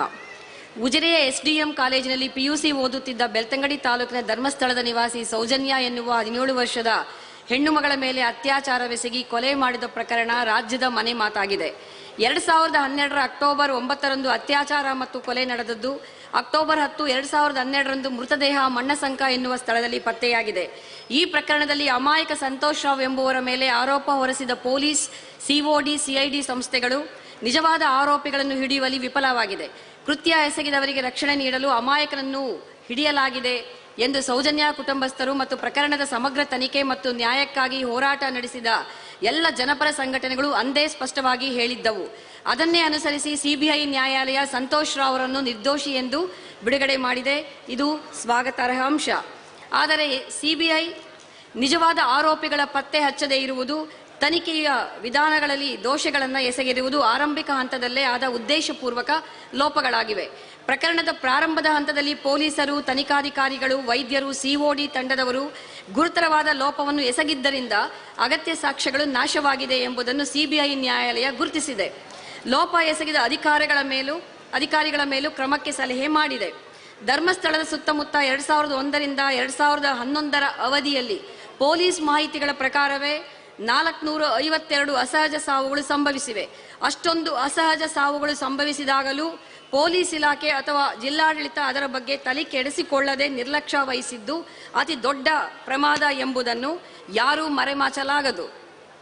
ಸೌಜನ್ಯ ಪ್ರಕರಣದಲ್ಲಿ ಸಂತೋಷ್ ರಾವ್ ಆರೋಪಿ ಎಂದು ಹಿಡಿದುಕೊಟ್ಟ ಯುವಕ ರವಿ ಪೂಜಾರಿ ಆತ್ಮಹತ್ಯೆ ಮಾಡಿಕೊಂಡಾಗಲೂ ಇಲಾಖೆ ಎಚ್ಚರಗೊಳ್ಳಲಿಲ್ಲ. ಈತನ ಹಿಂದೆ ವಾರಿಜಾ ಆಚಾರಿ ಕೂಡ ಆತ್ಮಹತ್ಯೆ ಮಾಡಿಕೊಂಡರು. ಇಲಾಖೆಯು ಹೀಗೆ ಹಲವಾರು ಅಸಹಜ ಸಾವುಗಳ ಹಿಂದೆ ಬಿದ್ದು ಪ್ರಕರಣಗಳನ್ನು ಭೇದಿಸಿದ್ದರೆ ಸತ್ಯ ಹೊರಬರಲು ಸಾಧ್ಯವಿತ್ತು. ಸಮೀಪದ ಶಾಂತಿವನದಲ್ಲಿ ಇದ್ದ ಸಿಸಿಟಿವಿ ಚಿತ್ರಗಳನ್ನು ಪರಿಶೀಲಿಸದೆ ಹಾಗೆಯೇ ಬಿಟ್ಟ ಒಂದು ನಿದರ್ಶನವೇ ನಿಜವಾದ ಅಪರಾಧಿಗಳನ್ನು ರಕ್ಷಿಸಲು ಬೇಕಾಗಿ ಎಲ್ಲ ಅಕ್ರಮ ದಾರಿಯನ್ನು ತುಳಿಯಲಾಗಿದೆ ಎಂಬುದಕ್ಕೆ ಮುಖ್ಯ ಸಾಕ್ಷ್ಯವಾಗಿದೆ. ಇದನ್ನು ಸಿಬಿಐ ವಿಶೇಷ ನ್ಯಾಯಾಲಯ ಗುರುತಿಸಿದೆ. ಸೌಜನ್ಯ ಪ್ರಕರಣದಲ್ಲಿ ಅಪರಾಧಿಗಳನ್ನು ಪತ್ತೆ ಹಚ್ಚಿ ಶಿಕ್ಷೆಗೆ ಒಳಪಡಿಸಲು ವಿಶೇಷ ತನಿಖಾ ದಳವನ್ನು ಎಸ್ಐಟಿ ವಿಶೇಷ ಪಬ್ಲಿಕ್ ಪ್ರಾಸಿಕ್ಯೂಟರ್ ಅನ್ನು ಒಳಗೊಂಡು ನೇಮಕ ಮಾಡಿ ರಚಿಸಬೇಕು. ಪದ್ಮಲತಾ, ವೇದವಲ್ಲಿ, ಆನೆ ಮಾವುತ ನಾರಾಯಣ, ಆತನ ಸಹೋದರಿ ಯಮುನಾ ಸಹಿತ ಉಜಿರೆ, ಧರ್ಮಸ್ಥಳ, ಆಸುಪಾಸಿನಲ್ಲಿ ಮತ್ತು ಬೆಳ್ತಂಗಡಿ ತಾಲೂಕಿನಲ್ಲಿ ನಡೆದಿರುವ ಪತ್ತೆಯಾಗದ ಕೊಲೆ, ಅಸಹಜ ಸಾವುಗಳ ಕಾರಣವನ್ನು ಪತ್ತೆ ಮಾಡಲು ನ್ಯಾಯಾಂಗ ತನಿಖೆಗೆ ಆದೇಶಿಸಬೇಕು.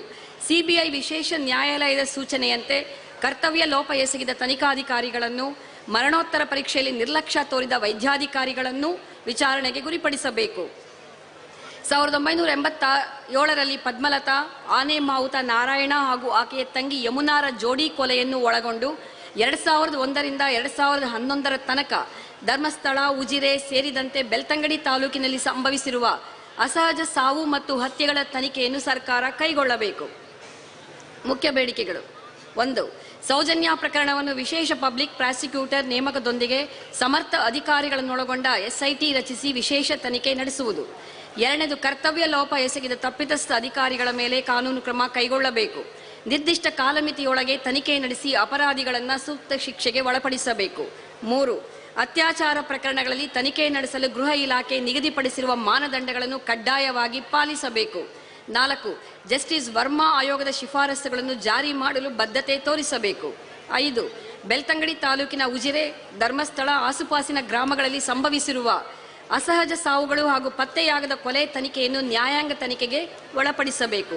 ಇಂತಿ ತಮ್ಮ ವಿಶ್ವಾಸಿಗಳು ಶ್ರೀ BM ಭಟ್, ಕಾರ್ಮಿಕ ನಾಯಕರು, ಸಂಚಾಲಕರು, ಶ್ರೀ ಕೆ ವಸಂತ ಬಂಗೇರ, ಮಾಜಿ ಶಾಸಕರು, ಗೌರವ ಸಂಚಾಲಕರು, ಕರ್ನಾಟಕ ರಾಜ್ಯ ಜನಪರ ಸಂಘಟನೆಗಳ ಒಕ್ಕೂಟ ಮತ್ತು ಜನಪರ ಸಂಘಟನೆಗಳ ಒಕ್ಕೂಟ ದಕ್ಷಿಣ ಕನ್ನಡ ಜಿಲ್ಲೆಯ ಭಾಗವಾಗಿ ಮತ್ತು ರಾಜ್ಯದ ಎಲ್ಲ ಜನತೆಯ ಹಕ್ಕೊತ್ತಾಯವಾಗಿ ಈ ಮನವಿ ಪತ್ರವನ್ನು ರಾಜ್ಯ ಸರ್ಕಾರಕ್ಕೆ ಸಲ್ಲಿಸಲಾಗುವುದು. ಧನ್ಯವಾದಗಳು ಲಕ್ಷ್ಮಿ ಅವರಿಗೆ. ಈಗ ಈ ಮನವಿಯನ್ನು ನಾವು ಸರ್ಕಾರಕ್ಕೆ ತಲುಪಿಸ್ತೇವೆ. ಈಗ ನಮ್ಮ ಗೌರವ ಸಂಚಾಲಕರಾದಂಥ ಕೆ ವಸಂತ ಬಂಗೇರರವರು, ಮಾಜಿ ಶಾಸಕರು, ಸರ್ಕಾರದ ಕಡೆಯಲ್ಲಿ ಅವರು ನಡೆಸಿದ ಮಾತುಕತೆಗಳ ಭಾಗವಾಗಿ ಇರುವಂಥ ಕೆಲವು ಅಂಶಗಳನ್ನು ಇಲ್ಲಿ ನಮ್ಮ ಮುಂದೆ ಇಡ್ತಾರೆ. ಆಮೇಲೆ ಧನ್ಯವಾದಗಳು ಕೊಟ್ಟು ಕಾರ್ಯಕ್ರಮ ಮುಗೀತದೆ. ಸಹಕಾರ ನೀಡಬೇಕು, ಎಲ್ಲರೂ ಸಹಕಾರ ನೀಡಬೇಕಾಗಿ ವಿನಂತಿ.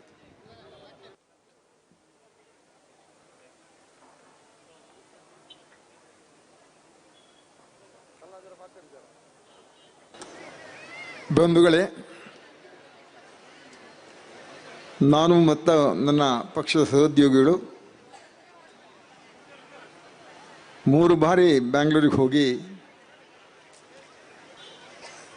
ಸನ್ಮಾನ್ಯ ಮುಖ್ಯಮಂತ್ರಿ ಸಿದ್ದರಾಮಯ್ಯನವ್ರನ್ನ ಭೇಟಿ ಮಾಡಿ ಅನೇಕ ವಿಚಾರಗಳನ್ನು ಪ್ರಸ್ತಾಪ ಮಾಡಿದ್ದೆ. ಇನ್ನೊಮ್ಮೆ ಸೌಜನ್ಯಗಳ ಬಗ್ಗೆ ಸರಿಯಾದ ತನಿಖೆಯನ್ನು ನಡೆಸಿಕೊಡಲೇಬೇಕು ಅಂತ ಹೇಳುವಂಥ ಒತ್ತಾಯ ನಾನು ಮಾಡಿದ್ದೆ.